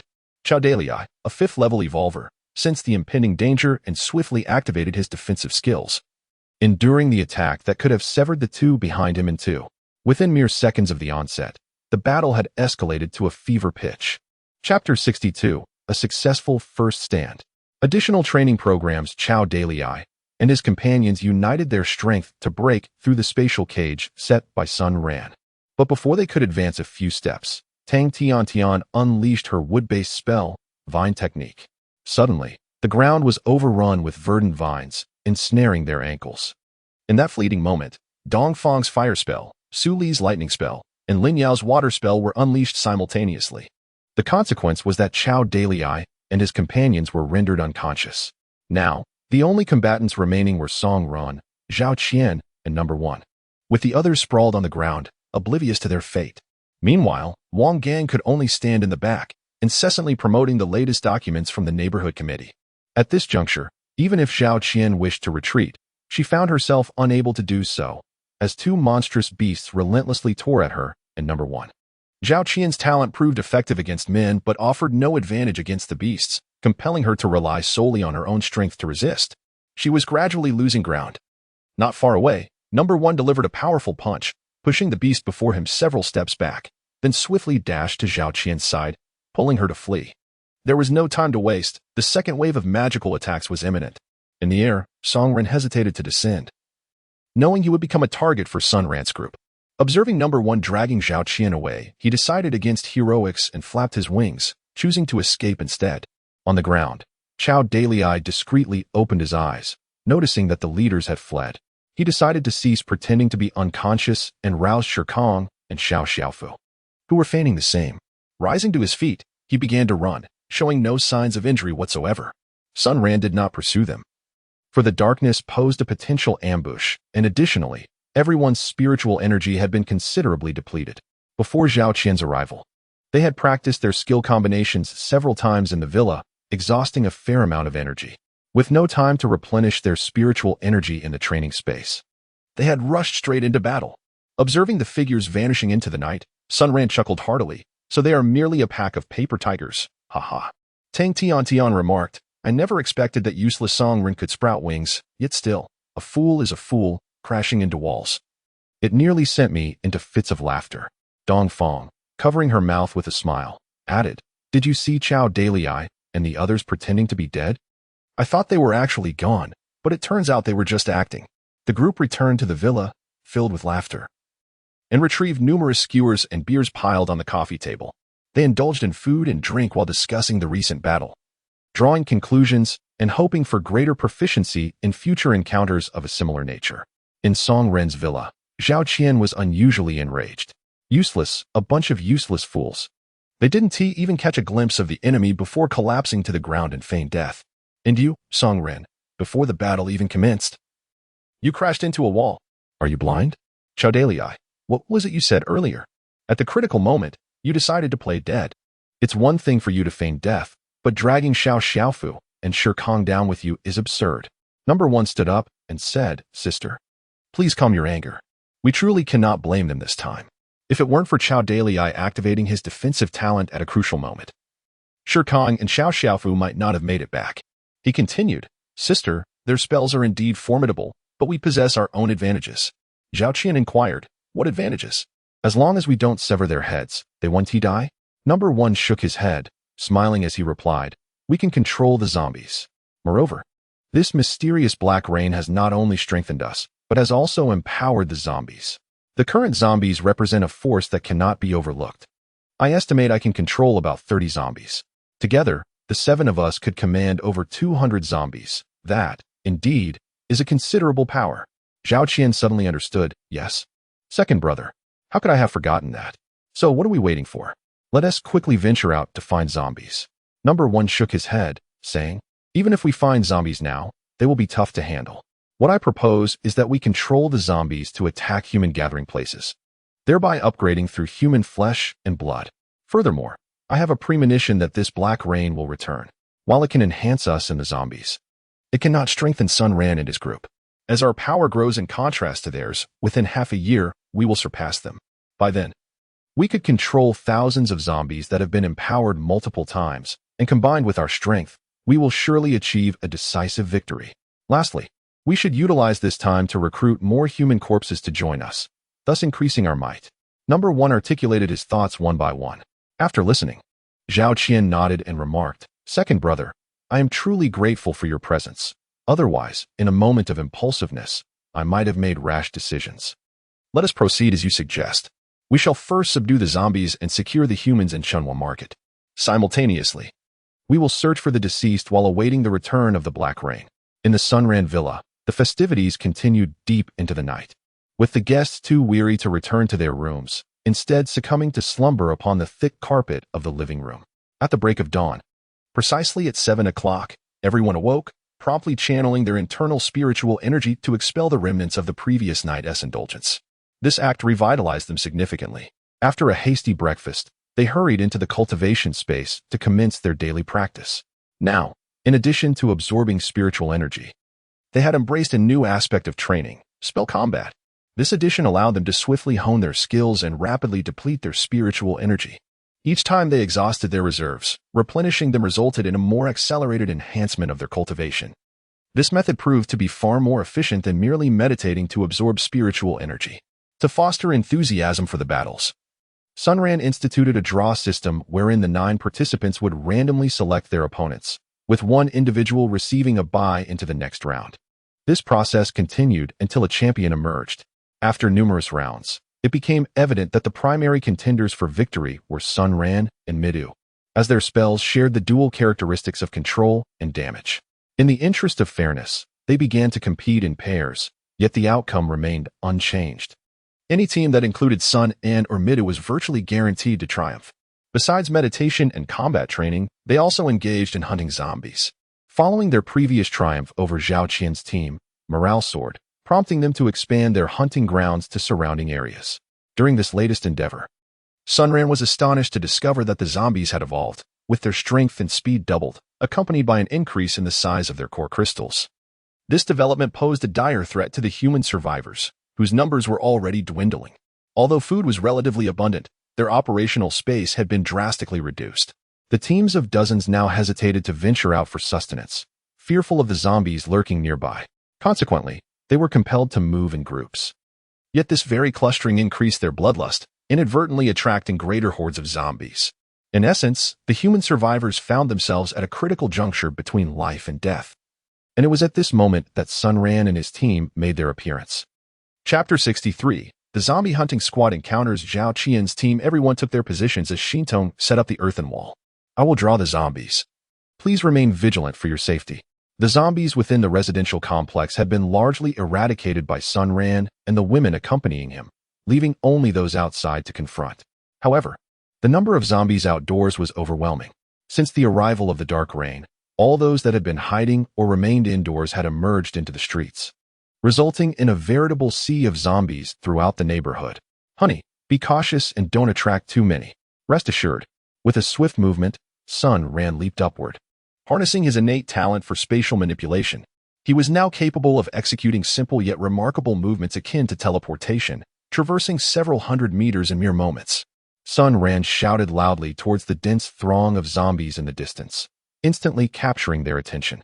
Upon confirming the direction, they began to surge towards him with a fervent urgency. Sun Ran waited for a few seconds before dashing towards the entrance of the community. "He has arrived. My husband is back. Everyone, pay attention," Su Ningming said with great concentration. When they were 50 meters away from the zombies, they reached the distance where everyone could cast their spells. A wall of earth materialized out of thin air at Xian Tong's command. The zombies, unable to halt their advance, crashed into the wall. "Ladies, attack." With a decisive order, Su Ningming's blade pierced through, followed by Su Li's thunderous strike, Lin Yao's icy blade, Dong Fang's fireball spell, and Tang Tiantian's vine technique, all indiscriminately hurled into the horde of zombies.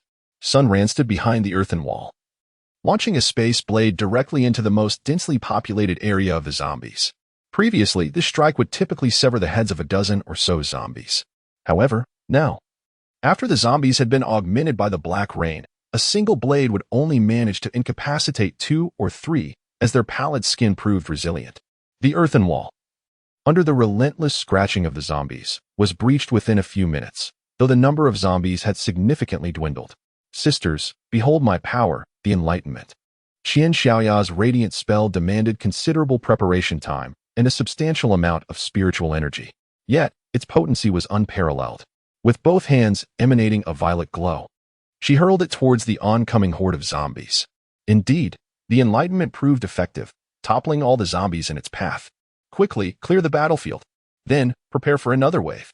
Sun Ran established the objective that each individual must absorb 10 crystal nuclei daily, thereby enhancing elemental affinity and accelerating cultivation speed.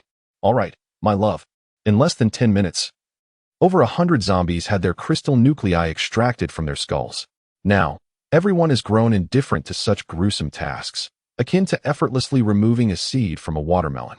The second wave was similarly dispatched with ease, employing the same set of skills. With today's mission accomplished, everyone is free to return home.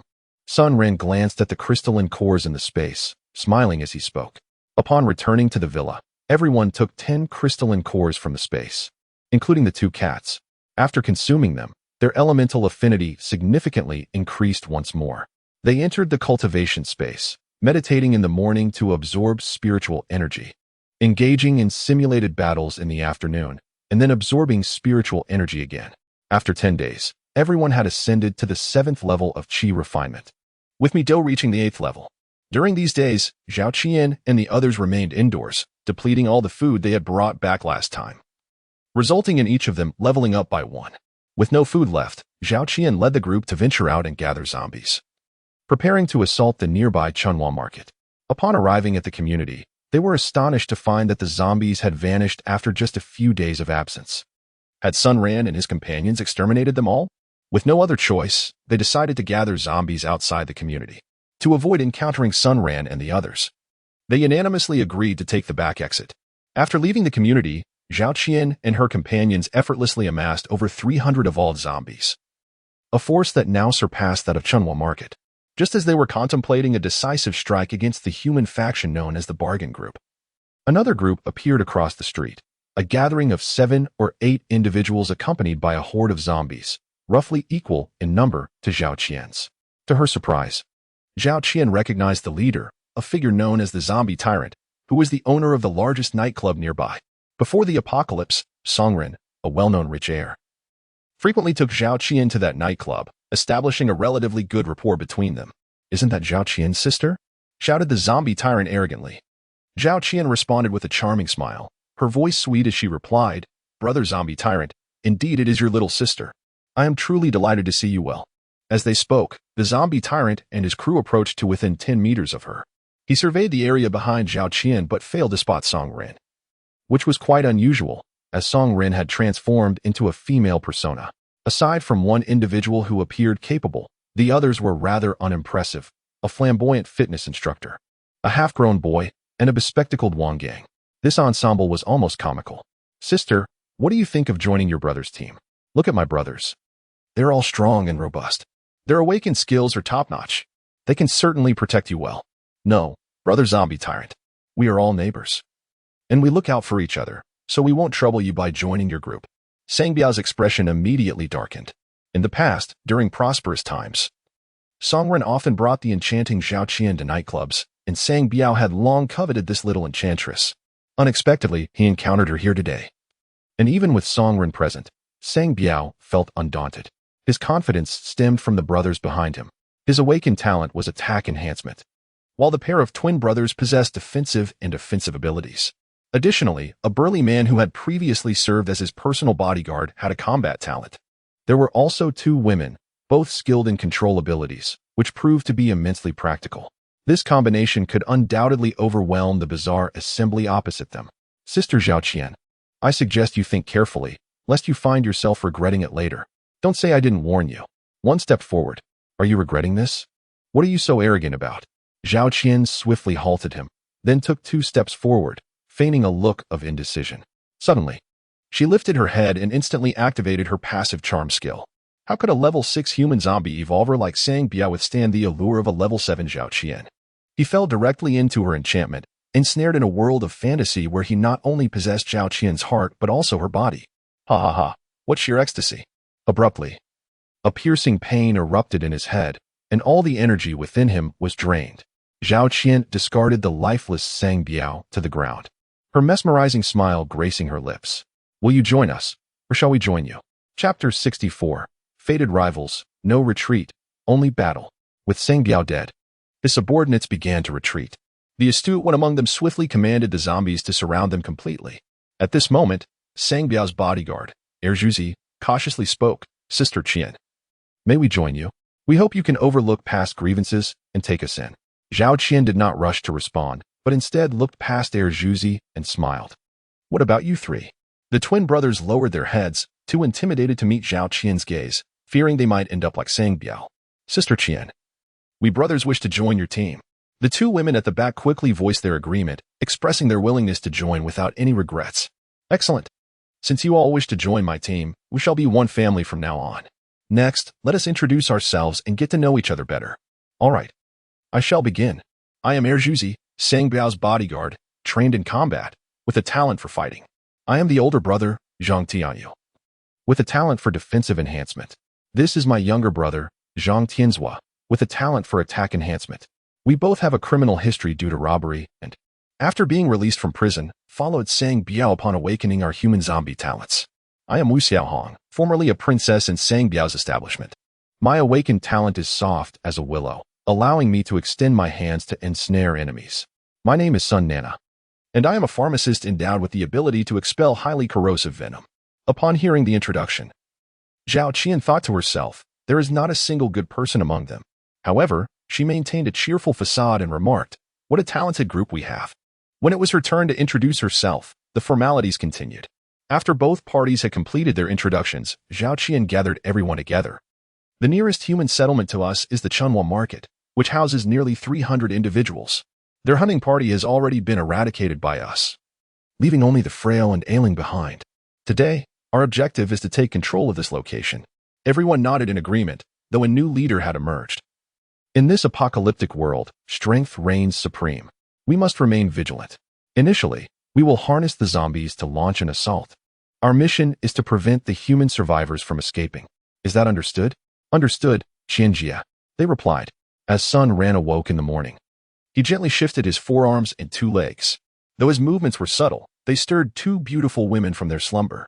Qianshaya opened her large eyes and, pouting slightly, said, Darling, it's only 6:30. Let's sleep a little longer. Sun Ran playfully patted her rear and remarked, Today, it is my turn to prepare the meal. Rise early, my little gluttons, for I shall cook something delightful for you.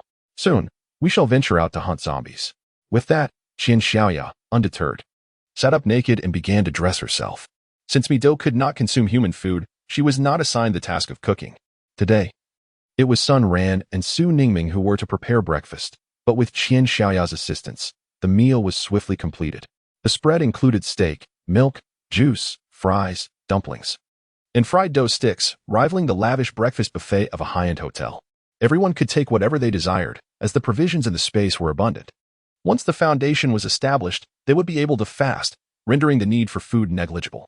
After breakfast, Sun Ran commenced organizing their tasks. We have successfully cleared the route to Chunhua Market. As far as I know, there should be quite a few survivors there. My intention is to eliminate the zombies surrounding the market today, thereby providing a relatively safe area for these survivors to forage for supplies. With the number of human survivors dwindling, we should extend a helping hand whenever possible.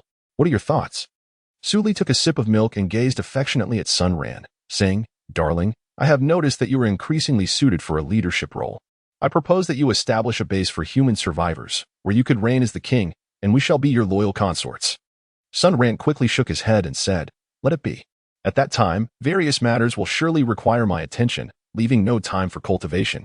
Our primary mission is to hone our skills and ultimately eliminate the mastermind, Hao Tian. As for our secondary mission, we shall assist humanity to the best of our abilities whenever possible. The women unanimously expressed their support for Sun Ran's decision. Since everyone was in agreement, let us gather our belongings and set forth. Remember, the foremost priority is our own safety.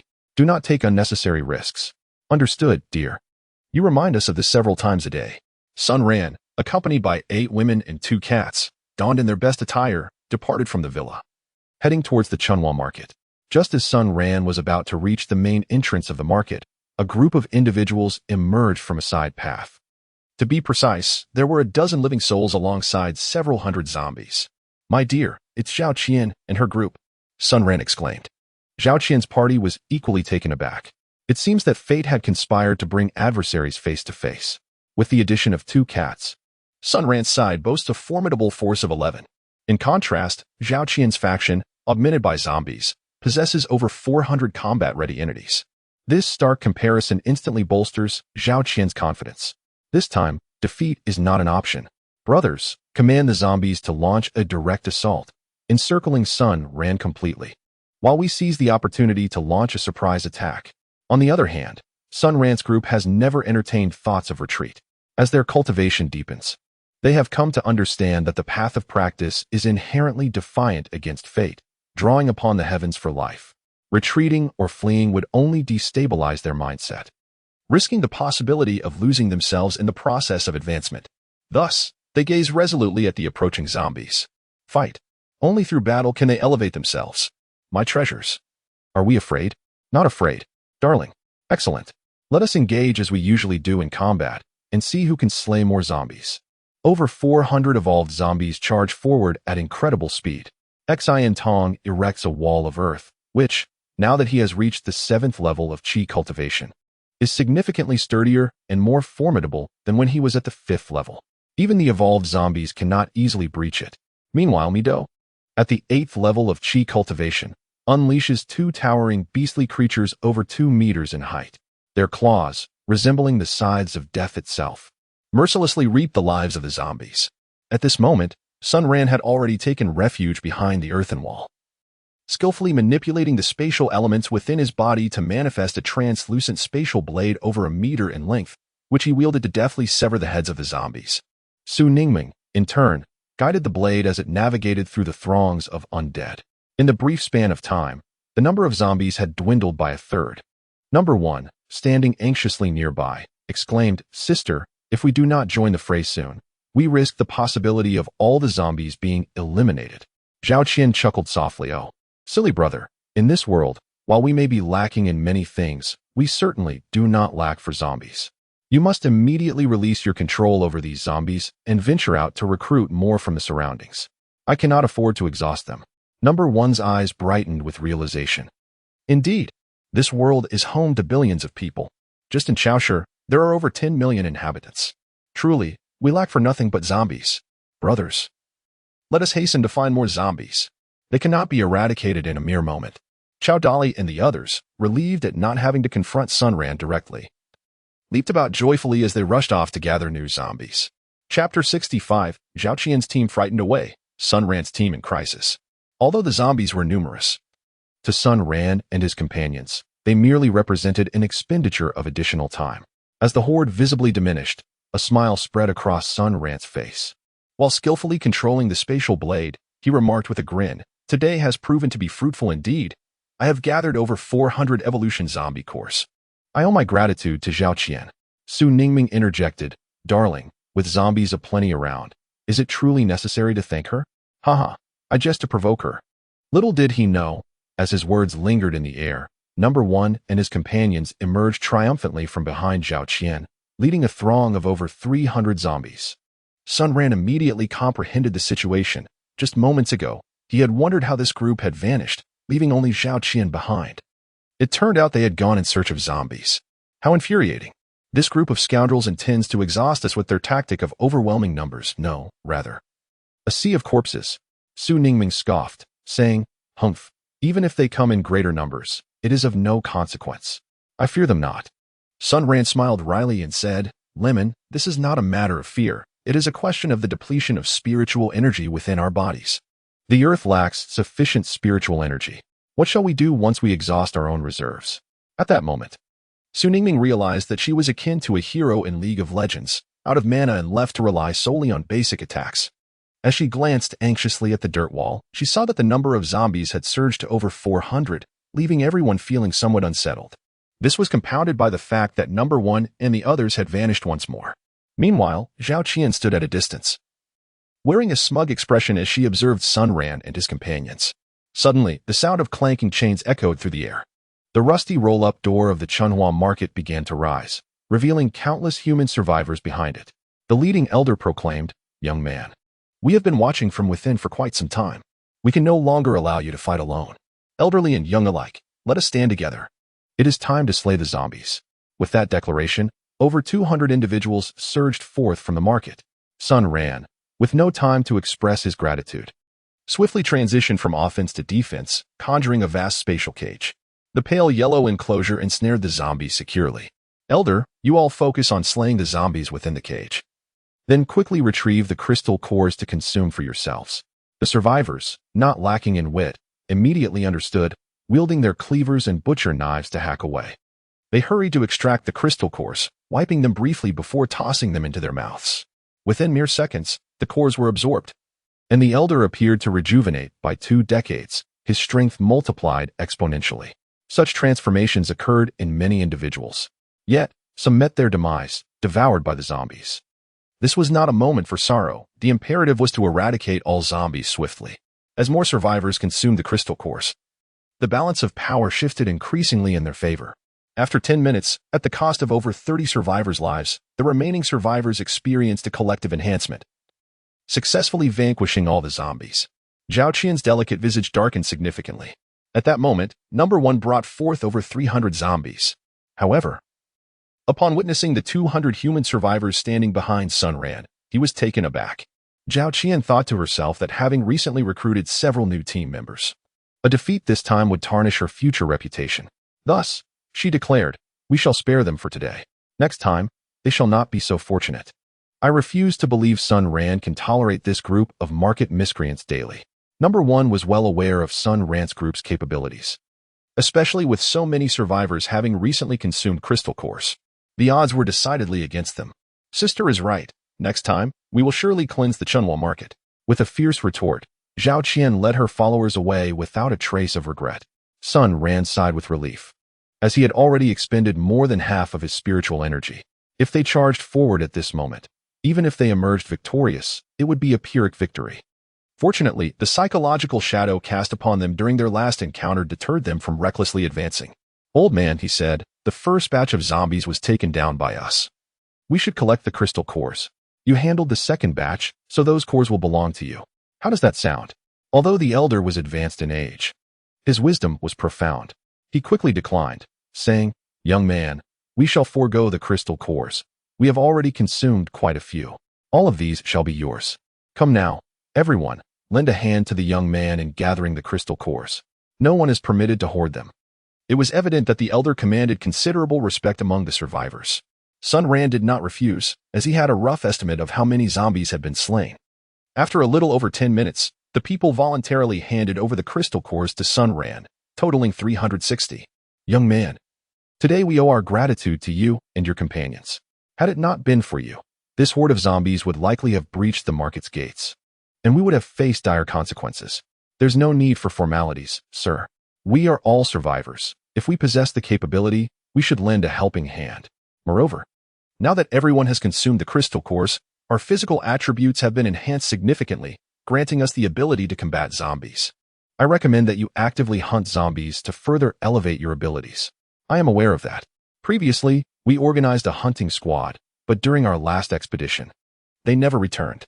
I fear they fell victim to the horde." Sun Ran nodded and remarked, "It is highly probable. Henceforth, you must exercise utmost caution. In case of emergencies, you may seek me at Villa number 32 in Longxi Garden." After leaving the address, Sun Ran returned to the villa with the group, preparing to absorb the crystal cores before embarking on their cultivation. Each individual was set to receive over 30 crystal cores, all of which were evolved zombie cores, effectively doubling their original value. Su Ningming meticulously cleaned the crystal cores and distributed them among everyone. Following the absorption of the cores, the group's elemental affinity significantly increased. Upon entering the cultivation space, Sun Ran closed his eyes and sensed for a moment before stating, "The absorption of these crystal cores has at least accelerated my cultivation speed by 30%. I am confident that within 10 days, I shall break through to the 8th level of Qi refinement." The others also attuned themselves and exclaimed in delight, "Indeed, It seems that merely sitting in meditation and self-isolation is insufficient. In the ensuing days, Sun Ran and his companions rose early to slay zombies, followed by absorption and cultivation. Meanwhile, the survivors in the market were diligently enhancing their own strengths. A few exceptional individuals emerged, and under their leadership, the survivor team grew increasingly formidable. Zhao Qian, on the other hand, turned her attention to other small human settlements. Given their smaller populations, these survivor enclaves were swiftly overtaken by Zhao Qian's team. As time progressed, the strength of Zhao Qian's team gradually escalated. Rise and shine, ladies. Time to get to work. Early in the morning, Sun Ran knocked on each door. In a short while, the doors swung open, revealing a procession of drowsy beauties. After groggily completing their morning routines and enjoying breakfast, everyone ventured out to commence their first task of the day, hunting zombies. After 10 days of relentless hunting, the zombie population around the market had been nearly eradicated. To engage in large-scale zombie slaying, they would have to venture further afield. This was precisely why Sun Ran had roused everyone so early. After a 15-minute walk along the road, they finally spotted a horde of zombies at the entrance of a nearby community. Just as they were poised to launch their attack, a massive black cloud swiftly approached from the sky nearby. Within mere breaths, it loomed over Sun Ran. Accompanying it was a torrential downpour of black rain, plunging the surroundings into complete darkness. Countless zombies surged from all directions. Sun Ran and his companions found themselves immediately ensnared in a dire predicament. Chapter 66. Surrounded on all sides. Mi-Do's successful foundation establishment. The surroundings were engulfed in darkness, with torrential rain cascading down. As Sun Ran and his group were besieged by a horde of zombies, Wang Defa, Wang Dicai transform. In an instant, the two silver tabbies morphed into colossal beasts, wreaking havoc among the undead. Their ferocity incited the zombies' wrath, prompting a retaliatory assault. Everyone, fight while retreating. Do not linger in battle. The two monstrous creatures successfully drew the attention of the zombies, yet countless more surged towards Sun Ran and his companions. Earth Wall. A massive earthen barrier arose to obstruct the relentless pursuit of the zombies, but the sheer number of the undead proved overwhelming, merely slowing them down. The downpour further diminished the wall's efficacy. At this juncture, Mi-Do had summoned the beast back, and the group engaged in combat, employing spells to vanquish the zombies while retreating towards Longxi Homestead. Darling, zombies have also appeared behind us, and their numbers are alarmingly high. Suli cried out. Indeed. It was a scenario of being besieged from both front and rear. Ladies, do not hold back your energy. We must carve a path through no matter what. Follow me. Sun Ran directly mobilized his physical and spiritual energy, providing ample vitality to the spatial blade, allowing it to carve a path ahead. Two demonic beasts flanked the spatial blade, assisting in the effort. However, the horde of zombies was overwhelming, even with the combined strength of the beasts and the spatial blade. They could not penetrate the mass of undead. At this rate, their survival was virtually impossible. Just then, Qian Xiaoya spoke up. Darling, sisters, protect me. I may have a solution. Her element was light, yet the others had only witnessed her using the pinnacle skill and had never seen her employ basic elemental spells. All right.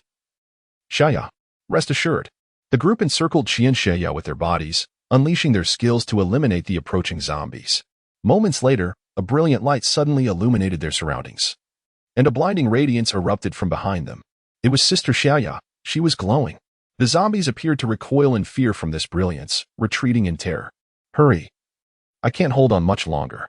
Qian Xiaoya struggled to say. Let us go. Wherever the light reached, the zombies withdrew, and the group swiftly made their way toward Longxi Homestead. Mi-Do, why aren't you coming? Darling, you all go ahead. I need to absorb the energy from this rain. I must establish my foundation. All right. Take care of yourself. Mi-Do, being a being of both human and zombie essence, was not targeted by the undead. In fact, they feared her. Just as they were nearing the entrance of Longxi Homestead, Qian Xiaoya suddenly collapsed from energy depletion, and the radiance vanished in an instant. The zombies trailing behind surged forward like frenzied dogs, lunging at Sun Ran and the others. Damn, these zombies are truly relentless. Run. Fortunately, the zombies within the community had been cleared previously. Otherwise, they would have been caught in a dire predicament. The zombies, energized by the black rain, moved swiftly but remained at a distance from Sun Ran and his companions. At that moment, a whooshing sound echoed from behind. Darling, look, I can fly now. Haha. Mi-Do was seen standing atop a sword, one that each person possessed, retrieved from the Palace of Cultivation. She landed ahead of the group with confidence and declared, "Everyone, stop running and prepare to collect the zombie course." With that, the flying sword she had just stood upon sprang to life, transforming into a streak of azure light that darted through the horde of zombies, their heads falling like durians from trees in a cacophony of sound. Sun Ran and the others were utterly astonished. Is this the formidable power of a Foundation establishment cultivator? The ability to manipulate flying swords for the purpose of slaying? At that moment, a singular thought consumed their minds. They must immediately devote themselves to cultivation. They would not emerge until they reached the Foundation establishment stage. A few minutes later, the 1,000-strong horde of zombies that had followed was completely annihilated. The Black Rain arrived swiftly and departed just as quickly. The sky brightened once more. The community was now a scene of chaos, littered with the severed heads of the undead. Fortune awaits. Ladies, hasten to collect the crystal cores. I, Sun Ran, declare that I shall not return to the villa until I reach the Foundation establishment stage. Mito rushed over, clutching Sun Ran's arm, and remarked, "Silly husband, there is no need to rush. I was already aiming for the 9th layer of Qi refinement. That recent downpour of dark rain propelled me directly to the 9th layer. Subsequently, I experienced an epiphany, continuing to absorb the essence of the rain, which allowed me to shatter my bottleneck and ascend to Foundation establishment. Take your time. Haste makes waste." Upon hearing Mito's words, Sun Ran was instantly drenched in a cold sweat, as his heart had already begun to waver. First, he had been relentlessly pursued by zombies, and then he felt utterly powerless to protect the woman he cherished. Finally, witnessing Mito's formidable strength, a pang of jealousy blossomed within him. Such a mindset was decidedly unsuitable for cultivation. Thank you, Mito, for your insightful reminder. I understand now that haste makes waste. It is best to go with the flow. Indeed, my dear, take your time. You are the most formidable among us. I shall go and collect the crystal cores. Sun Ran shook his head and joined the ranks of those collecting crystal cores. The moment the Black Rain descended, Zhao Qian and her companions swiftly brought their zombie allies outdoors to absorb the power of the Black Rain. Just as number 1 had predicted, this ominous rainfall returned, seemingly orchestrated to bestow energy upon both the undead and the living, enabling them to continually evolve. Zhao Qian, having reached level 8, ascended directly to level 10 after this deluge, awakening a new skill, the Lethal Kiss. This ability transformed the dark energy within her into a searing kiss that shot forth. Anyone struck by it would be enchanted for several seconds, regardless of gender. At long last, this skill filled the void left by her previous lack of control abilities. Meanwhile, her companions mostly advanced to levels 8 or 9, while the zombies attained level 4. The overall strength of Zhao Qian's team had significantly increased. However, they did not rush to seek revenge on Sun Ran. Instead, they diligently searched for more human corpses to expand their ranks. After the Black Rain, the newfound confidence surged within them due to their level advancements. Sister Qian, where shall our next destination be? Zhao Qian lifted her head, inhaling the air, and said, "Before the apocalypse, I adored shopping at Yida Plaza. It has been ages since my last visit. Let us explore there." Everyone eagerly gathered their zombie allies, ready to accompany her to Yida for shopping. Yes, Sister Qian. With their upgrades, nearly everyone could now control around 50 zombies, while Zhao Qian alone commanded over 100. A grand procession made its way to Yida Plaza. Zhao Qian's intuition proved correct. There indeed existed a considerable gathering of humans here, numbering around 2,000. They were scattered across various floors, lacking a unified leader, each fending for themselves, reminiscent of a pre-apocalyptic community. There were fights, thefts, and other desperate acts occurring all around. Trouble. A horde of human corpses is leading zombies toward us. Quick, alert those on the upper floors. Prepare for battle. Panic erupted among the crowd, chaos ensued. Those on the first floor scrambled to the second, while those on the second rushed to the third. The third floor occupants ascended directly to the fourth. However, those on the fourth could only await their fate, as the Yida Mall had but 4 levels. Chapter 67. In Pursuit of Foundations. Sun Ran and his companions took the initiative to seek methods of advancement. When Zhao Qian arrived at the first floor of Yida Plaza, not a single living soul remained. Only a plethora of tattered shoes, worn socks, and an abundance of refuse littered the ground. What foolish humans! Since they are all hiding upstairs, we shall not rush to devour them. When hunger strikes, we will ascend to catch a few fresh morsels, Zhao Qian remarked with a smile. I agree. In this heat, the corpses would surely rot. Fresh human flesh is far more delectable. Second brother, Take the brothers and fetch a few people down. For now, we shall make this our abode. All right, sister. Chao Dalai, Er Zhuzi, Shirkong, Tianyu, Tianzhua, Song Run, follow me. The named individuals stepped forward, accompanying the leader upstairs to apprehend individuals. Upon reaching the second floor, they found it empty. The third floor yielded the same result. Were this group of people all crammed onto the fourth floor? This would simplify the search. Upon arriving on the fourth floor, a remarkable sight greeted them. Over 2,000 individuals huddled together on one side, crouched on the ground, trembling in fear. The most unfortunate were those at the front, many of whom had already lost control of their bladders. Would you prefer to obediently select 10 individuals to accompany us, or shall we take matters into our own hands? This moment served as a true test of humanity. In an instant, a surge of individuals rushed forward, as there was now a glimmer of hope for survival. However, upon hearing that only 10 were required, those at the front were shoved forward by those behind them. What the hell? Who pushed me? One exclaimed. The leader chuckled. It's you. He then exchanged a knowing glance with Songren. Without hesitation, Songren spread his arms and swiftly flew forward, seizing the individual and tossing him down to the hall below. As soon as someone was pushed out, Songren would dart over, capture another, and hurl them down. Before long, the quota of 10 was filled. The leader smiled and declared, "All right, today's quota is fulfilled. You may all live. We shall continue tomorrow." With that, he led the group back downstairs. The survivors exhaled in relief. As long as they were alive, that was all that mattered. Sun Rant's Villa. Wow, this time we have harvested over 1,200 crystal cores, all from level 4 zombies. I wonder how much our cultivation speed will increase after absorbing them. Su Ningming gazed at the table piled high with crystal cores, nearly drooling with anticipation. It should at least enhance our progress by 50%. Let us divide them quickly, and then we shall commence our training. Sun Ran began distributing crystal nuclei to everyone. Each person received nearly 100, including 2 silver gradient cats that also obtained crystal nuclei. After absorbing them, everyone entered the cultivation space together to commence their ascension to the 9th layer of Qi refinement. Meanwhile, Mido, by a fortunate twist of fate, had already established a foundation, thus he was not in a hurry to cultivate but instead began to study the spells of the foundation establishment period. The spell associated with the dark element during this phase is called Dark Illusion. Upon its release, it can ensnare enemies within its vicinity into an illusion. However, if the opponent's cultivation is higher than his, they will not be entrapped. It can be regarded as a crowd control skill. Its significant drawback, however, is the extraordinary consumption of physical stamina and spiritual energy. By the time the enemies are trapped, his own spiritual energy may well be exhausted. Nevertheless, this is of little concern, for Mido has teammates. Controlling them for mere seconds would likely result in Sunran and the others vanquishing them swiftly. 3 months passed in a flash. The richness of spiritual energy in the cultivation space, combined with the massive absorption of zombie crystal nuclei, enabled everyone to ascend to the 9th layer of Qi refinement. The next step is to prepare for the breakthrough to the foundation establishment stage.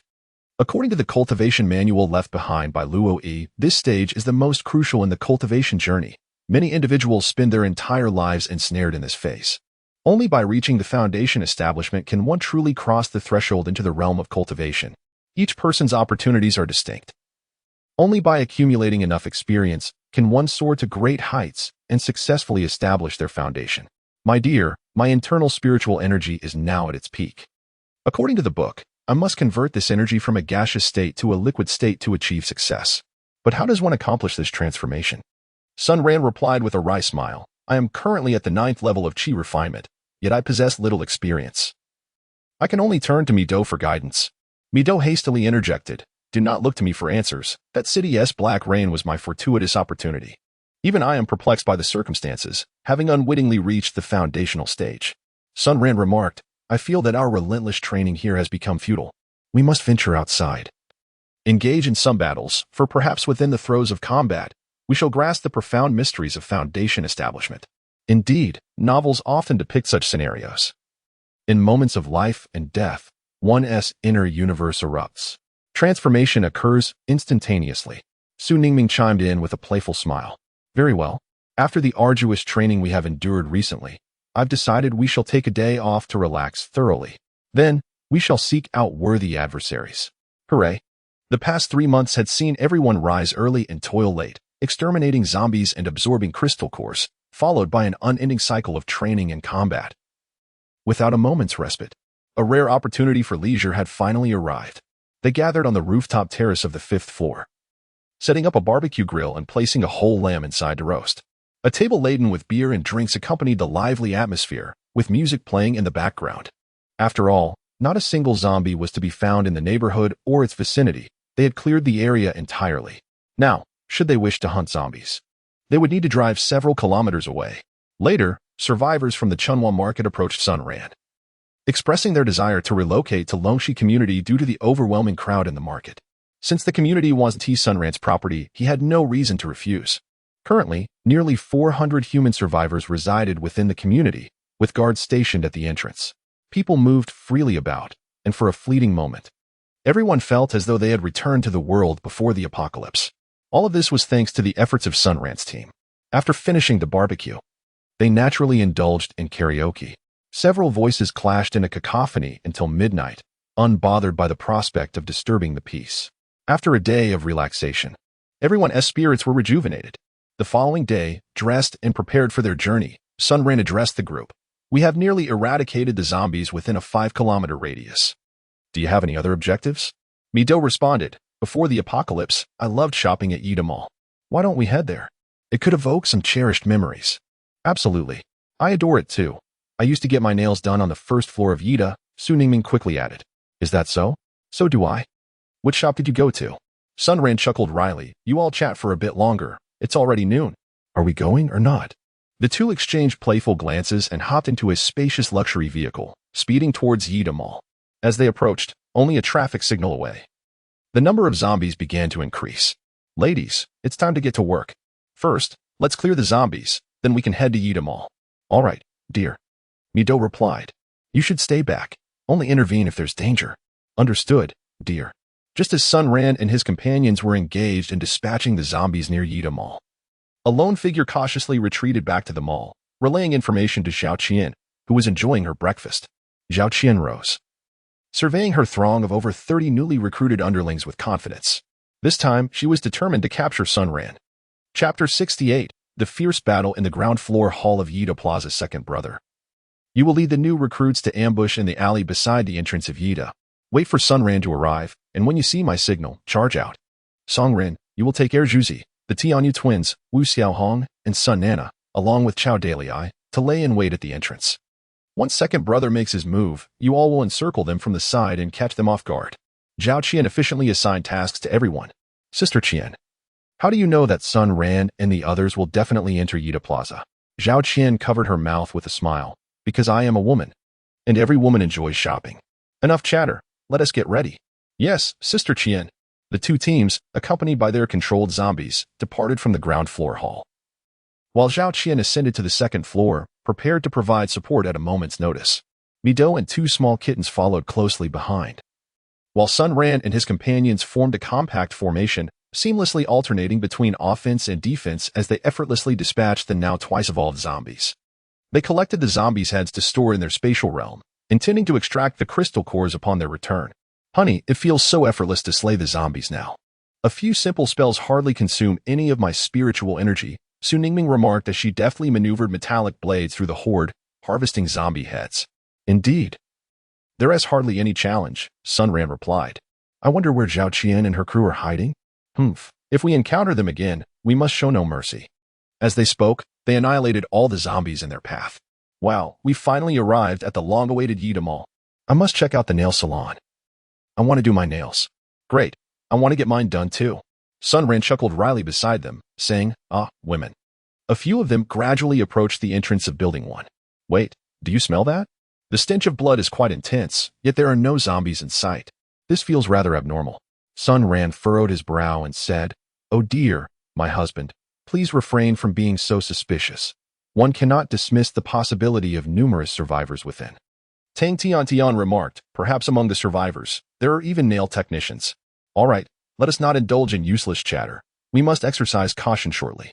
Upon noticing Sun Ran's stern expression, Tang Tian and Su Ningming promptly fell silent, exchanging glances and playfully sticking out their tongues, which was utterly adorable.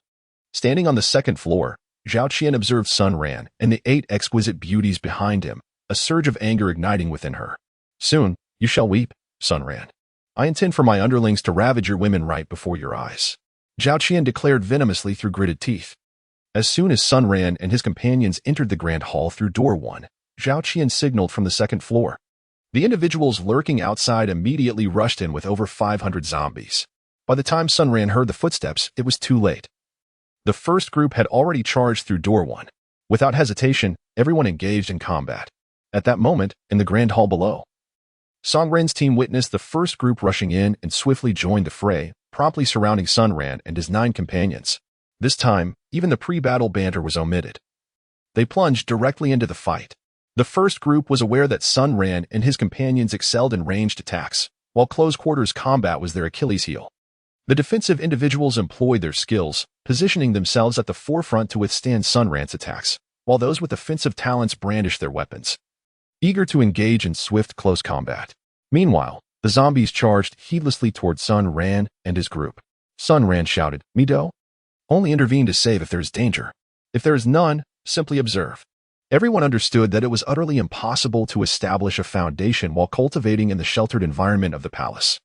It is only through grappling with the heavens and contending with others that one can truly comprehend the essence of life.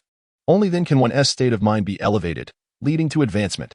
Without enduring storms, how could one ever behold the rainbow? Sun Ran's spatial cage was the first to be released, ensnaring the approaching Number 1 and his companions within. However, Number 1, being a level 9 entity, shattered the cage in mere seconds and continued to charge recklessly forward.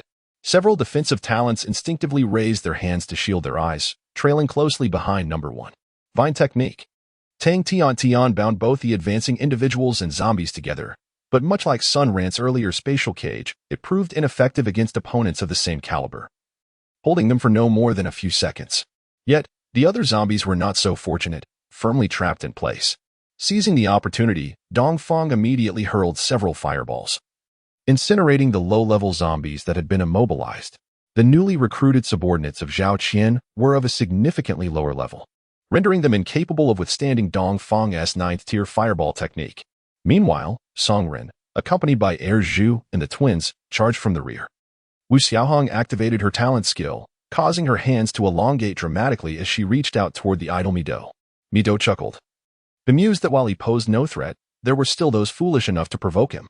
With a swift motion, he manipulated his spiritual sword, slicing her rubber-like arms into countless pieces. "Ah, my hand. My hand is shattered."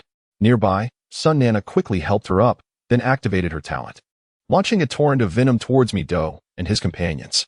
Just then, Xian Tong witnessed the scene and swiftly erected a dirt wall in front of the venom. The toxic substance splattered against the wall, sizzling ominously. Seeing this, Su Li erupted in anger, exclaiming, "These two wretches are truly disgusting, spitting at us." With that, 2 thunderous bolts struck accurately, obliterating the heads of Wu Xiaohong and Sun Nana. Song Ren was taken aback, recalling the words of Number 1 before the battle, that this group was invincible at range and must be confronted in close combat. Resolving to act, he spread his wings and soared into the air, while Chao Dalai and others took cover behind the zombies, preparing to charge at Mido and his allies. Sun Ran stood back-to-back with 9 others, engaged in a fierce 2-front battle. The only concern weighing on his mind was the continued absence of Zhao Qian. The lurking enemy concealed in the shadows posed the greatest threat. Suddenly, a prickling sensation coursed through his scalp as he sensed a formidable energy surging towards him. Acting on instinct, he forcefully shifted his body half a meter to the left. A stream of pink gas brushed past him, a manifestation of Zhao Qian's level 10 talent skill, the Lethal Kiss. Any contact with this pink mist would render one susceptible to control, the duration of which depended on the strength of the afflicted. Before Sun Ran could catch his breath, 2 more tendrils of pink gas surged towards him, effectively sealing off his escape routes on both sides, leaving him unable to evade. To dodge directly would mean endangering those behind him. The current scenario depicted a relentless frontal assault by Unit 1, with Song Ren spearheading the charge from the rear, while Zhao Qian concealed herself amidst the horde of zombies, launching her skills with cold precision. Was it truly the case that only Mido could resolve this crisis? No, there remained a trump card, a final ace up his sleeve. Chapter 69. The curtain falls on Zhao Qian. The first volume concludes. As the ominous pink mist drew ever closer, Sun Ran found himself with no refuge, compelled to unleash spatial blades in a desperate bid to block the impending threat. Yet, Even if he were to cleave the mist in two, it would prove futile. Sun Ran could only brace himself and endure the onslaught. The pink mist was instantly infused into his body. In the next moment, a wave of dizziness washed over him, rendering his limbs unresponsive as he stumbled forward in a daze. Suddenly, a violet beam of light descended upon his head, Qian Xiaoya's illuminating elemental spell, a moment of divine revelation. At this critical juncture, it was once again Qian Xiaoya. Her abilities were twofold. They could inflict damage upon both the undead and the living. When cast upon allies, her magic could dispel all forms of control. Sun Ran immediately regained consciousness, while Xiao Qian was taken aback, astonished that her skill had been effortlessly dispelled. Ladies, do you recall the elemental fusion strike? At this moment, everyone's spiritual energy had been nearly depleted, as they had been casting spells as though they were of no cost. Remember, my dear. What do you mean? Sun Ran kicked the approaching zombie away and swiftly unleashed a spatial blade to intercept the charging figure known as Number One, proclaiming loudly, "Commence elemental fusion." Perhaps this is the key to our ascension. The ancient text left by Luo Yi had stated that to defeat Hao Yan, relying solely on a single elemental spell would prove futile. Only by merging the 9 elements into one could this feat be accomplished. However, such a harmonious elemental strike required a profound connection of minds among the participants, as well as a cultivation level above the foundational stage. Given the current circumstances, they had no choice but to gamble on this last resort. Although Xiao Qian was unaware of the specifics of elemental fusion, she surmised it to be a formidable technique, and thus shouted, "Charge! Eliminate them before they can unleash their ultimate attack." The close-quarters combat commenced at last. Due to a lack of spiritual energy, the efficacy of their spells diminished, and Number One and his companions finally reached Sun Ran's side, brandishing their weapons to strike. At that very moment, an unexpected turn of events occurred. Number One and his allies felt an overwhelming force propelling them backward. Sun Ran and the women formed a circle, holding hands. 9 distinct radiances began to whirl rapidly around their bodies. Upon witnessing this, Xiao Qian immediately unleashed 3 deadly kisses. However, before they could reach their target, they were scattered by the force of the light. As the luminescence accelerated, the momentum of Sun Ran and his companions surged dramatically. The once depleted spiritual energy within them began to replenish, transitioning gradually from a gaseous state to a liquid form. The 9 elemental energies circulated within their bodies, and after mere moments, the transformation concluded. A formidable power erupted, breaking through the barriers of the 8 individuals, successfully elevating them to the foundational stage of cultivation. Sun Ran controlled the rapidly swirling energies of 9 distinct spiritual essences, gradually bringing them to a halt. Opening his eyes, he beheld the figures of Number One and the others in the distance, and with a grin, he expressed his gratitude. "Thank you for aiding us in our ascension to the foundation establishment stage. Now, I shall escort you to meet the King of Hell." With that, the 9 of them simultaneously summoned their flying swords, transforming into 9 streaks of light, indiscriminately bringing death to both zombies and human corpses alike. Mere moments later, the hall on the first floor of Yida fell silent, the ground strewn with bodies, a testament to the ferocity of the recent battle. Xiao Qian crouched on the ground, shrieking in terror. "Enough with the screams, Xiao Qian. Weren't you curious why Su Lemon and I have persistently targeted you?" With a sinister calmness, he continued. "Since you're on the brink of death, allow me to enlighten you. It was not merely the betrayal by you and Song Ren that has tormented me for 5 years. Rather, both Su Lemon and I are reincarnated souls, and our rebirth is entirely due to your actions. In the frigid depths of winter, devoid of sustenance, you and your family cruelly bound Su Lemon and me and slaughtered us for your own survival. Yet, our suffering has granted us another chance at life. Thus, in this lifetime, our foremost mission is vengeance." Trembling, Xiao Qian rose to her feet. Finally grasping how Sun Ran had acquired his grand villa and abundant resources, it was all a consequence of her own deeds. "Darling, let me join you. I promise to obey you from now on. I can cultivate as well. Will you teach me how to improve, just as you once taught me to drive? I still love you." Before she could finish her plea, a sharp blade from Su Lemon's sword through the air, severing her head from her body. "I've heard this lamentation 1,000 times. Can there not be a hint of originality?" Thus, the life of Xiao Qian, the green tea who had conspired against Sun Ran and Su Lemon in this apocalyptic world, came to a definitive end.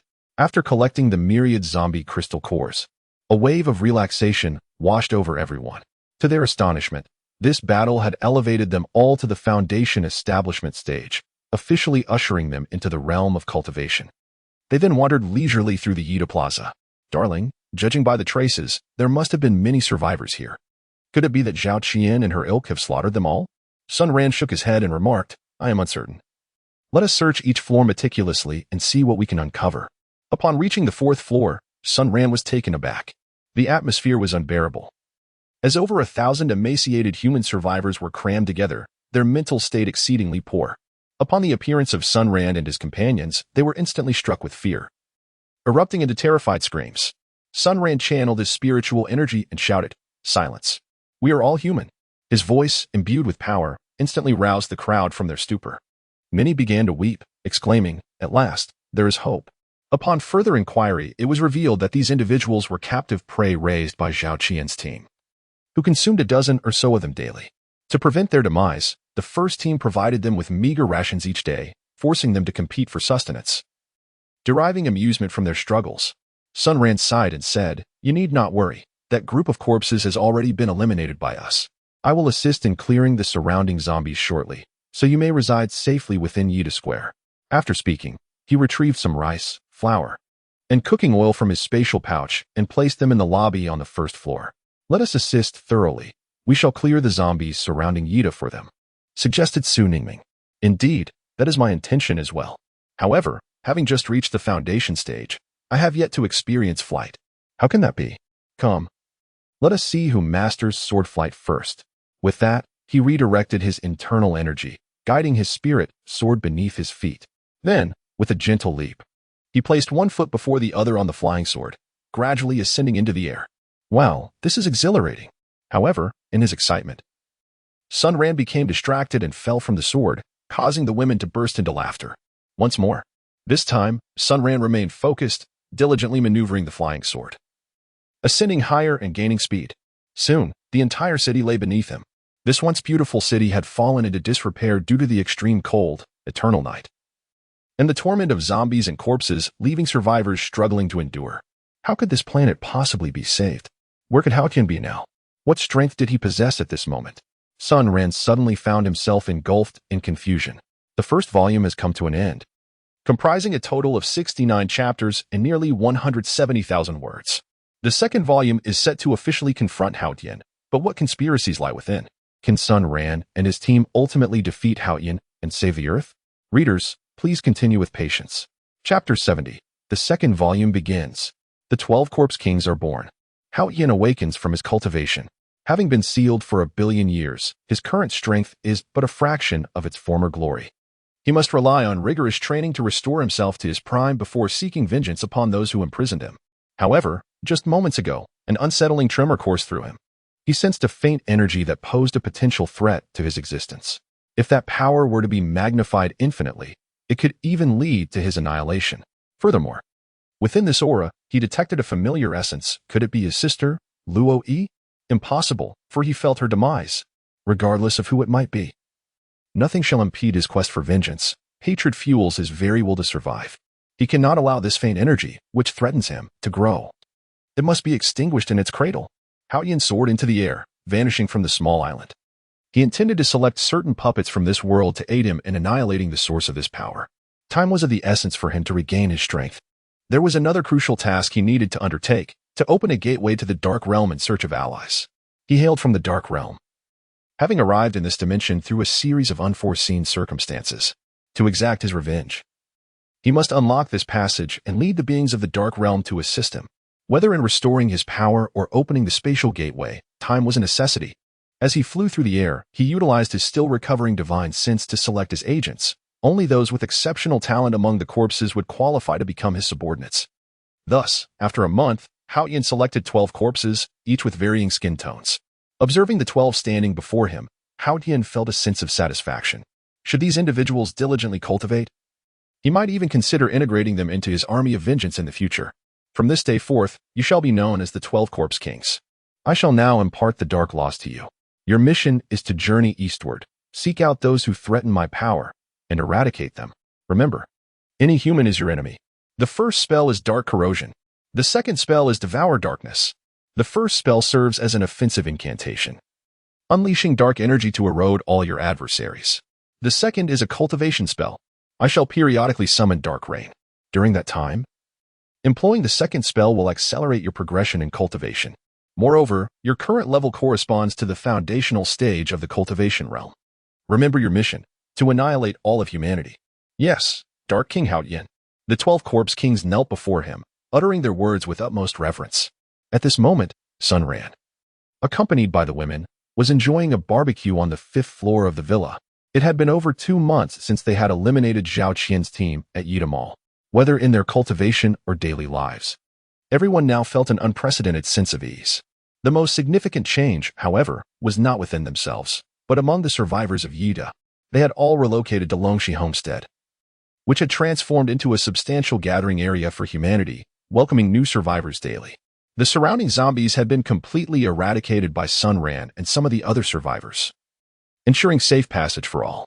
As for sustenance, they had returned to an agrarian lifestyle. The community cleared green belts to cultivate grains and vegetables. Many young individuals, finding the pace slow, spontaneously organized resource teams to venture out in search of supplies, returning to trade goods.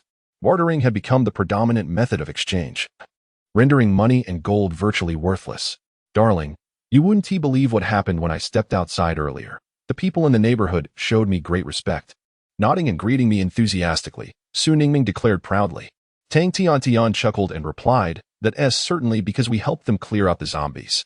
But I noticed quite a few young girls were casting flirtatious glances at our husband. What do you think of that, dear? Sun Ran, holding a pair of tongs, flipped the food on the grill back and forth, chuckling. What thoughts could I possibly have? Dealing with you all is quite exhausting. I hardly have the energy to spare for other young ladies. Lin Yao, cradling a small infant in her arms, softly remarked. We must keep a close eye on our husband. Otherwise, a mere outing might steal his heart away with those little girls. Upon seeing Lin Yao ascend the stairs, Sun Ran promptly set down the tongs and carefully took the baby from her embrace. Last month, Lin Yao had successfully given birth to a baby girl, marking Sun Ran's first child in the truest sense. She was a precious gem, named Sun Jingxin. Little Jingxin awoke, displaying a sweet disposition. She would eat, sleep, and then awaken to eat again. Qian Xiaya burst into laughter, saying, Darling, if you find no flattering words to offer, you need not force them. Today marked Jingxin's full moon celebration, and the 9 adults gathered to host a feast in her honor, wishing her a healthy and prosperous growth. As 6 months swiftly passed, little Jingxin had already learned to lift her head, growing plump and fair, adored by everyone. During their training, the group would often seek the assistance of 2 elderly aunts from Longxi Garden to care for her. Over this half-year, they had stabilized their foundational cultivation and continuously assimilated crystal cores, enhancing their affinity for the elements. Their progress in cultivation had become remarkably swift.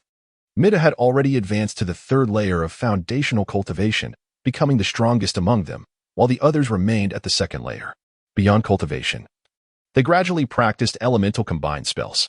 Following the tome left by Luo Yi, they learned that such techniques required an initial fusion of 2 elements before gradually incorporating others. After much discussion, they decided to center their efforts around Sun Ran, as his spatial abilities allowed for the fusion of any element. Su Limon's metal-based spells integrated seamlessly, marking the first successful and rapid elemental combination. Following this fusion, Sun Ran's spatial blade evolved into a metal-based spatial blade, while Su Limon's razor-like impact now carried spatial elements, causing its trajectory to become increasingly erratic and its speed to multiply several times over. The next step was to incorporate water elements. However, despite Lin Yao's diligent efforts, she was unable to succeed in the fusion. Sun Ran analyzed that it was likely due to everyone's insufficient strength. The fusion of elements is a practice that can only be undertaken by those at the Golden Core stage or above. Even if everyone possesses high comprehension now, expecting elementary school students to solve university-level mathematics is inherently impractical. Thus, we must adhere to our previous methods. Aside from meditative cultivation, we shall commence battle training once more. King Luo, we have now landed in this mysterious Orient. What shall we do next? Eagle King, the Ghost King Haotian has provided us with specific coordinates, approximately where we have landed. My intention is to advance directly from here, slaying survivors and gathering their corpses for our own. With a larger number, our strength will increase, allowing us to swiftly locate the humans mentioned by the Ghost King. I concur with King Luo's plan, stated a Black Corpse. I also agree. These individuals are the 12 Corpse Kings personally trained by Ghost King Haotian. After more than half a month of travel, they have finally arrived at this enigmatic eastern continent. Chapter 71. Sun Ran discovers treasure. The 12 Corpse Kings lead their army to the morning market. Among the 12 Corpse Kings, the leader is named Luo, a Caucasian who is the head of the entire team. Luo addressed the group. Brothers and sisters, we have landed on this mysterious continent. However, we are only 12 in number, and our power remains too feeble. Therefore, each of us must control 10,000 zombies. Additionally, we must seek out human corpse evolvers to assist us in our quest for that mysterious power. Yes, in 1 week, we shall gather in Jincheng, right here. Should we encounter the individuals mentioned by the Ghost King, we must absolutely avoid conflict. Memorize their locations, and once we regroup, we shall set out together. Understood, King Luo. The other 11 summoned their flying swords, dark energy surging within them as they took to the skies, preparing to recruit their zombie armies. 1 week later, the 12 convened in Jincheng, each accompanied by an army of 10,000 zombies, along with hundreds of human corpse evolvers. Brothers, you have done excellently. However, along our journey, we encountered many human survivor bases, yet none of the groups mentioned by the Ghost King. Have we taken a wrong turn? Luo produced a map. Studying the densely packed red lines. King Luo, it should be this way. Therefore, how about we head north next? That route will lead us directly to the morning market. If they are not there, we shall proceed to Xinqing. I refuse to believe we cannot find them. Luo nodded and said, that seems to be the only option. Once we reach the morning market, we shall deploy the corpses to scour each community and street. Their chances of success will exceed ours. A plan has been meticulously devised. With 12 formidable leaders commanding an army of 120,000 undead, accompanied by over 3,000 evolved corpses, making their grand approach toward the marketplace. Upon their ascension to the foundational stage, Sun Ran and his companions were astounded to discover that the palace they inhabited was entirely constructed from spirit stones. This revelation stemmed from their ignorance of spirit stones during their chi refining period. However, upon reaching the foundational stage and unlocking a wealth of knowledge within the ancient texts, they were struck by the astonishing realization that the currency of the cultivation realm, spirit stones, had been employed by Roy to erect an entire palace. It was no wonder their advancement to the foundational stage occurred with such swiftness, as it was purely a matter of financial investment. Darling, Su Li mused while caressing the spirit stone walls of the palace. Do you think that by absorbing the spiritual energy from the air while simultaneously drawing from the spirit stones, we could achieve even greater progress? Sun Ran was taken aback for a moment and replied, I must admit, I had not contemplated this matter. It should be feasible. Allow me to extract a piece of the spirit stone from the steps, and we shall ascertain its effectiveness. Sun Ran fiercely swung his sword towards the steps. And with a sharp crack, a small fragment of the stair shattered into countless pieces. The onlookers picked up several suitable pieces of spirit stones to grasp in their hands and proceeded to return to the cultivation chamber for practice. After 2 hours, the spirit stones in their hands had turned into gray stones, no longer emanating any light. The outcome was a remarkable acceleration in their cultivation speed. 2 hours of practice equated to what previously required 4 hours. When they emerged from the cultivation chamber, everyone was filled with joy. This magnificent palace of spirit stones was more than sufficient for their training needs. Moreover, Loy mentioned that there existed a colossal spiritual vein underground.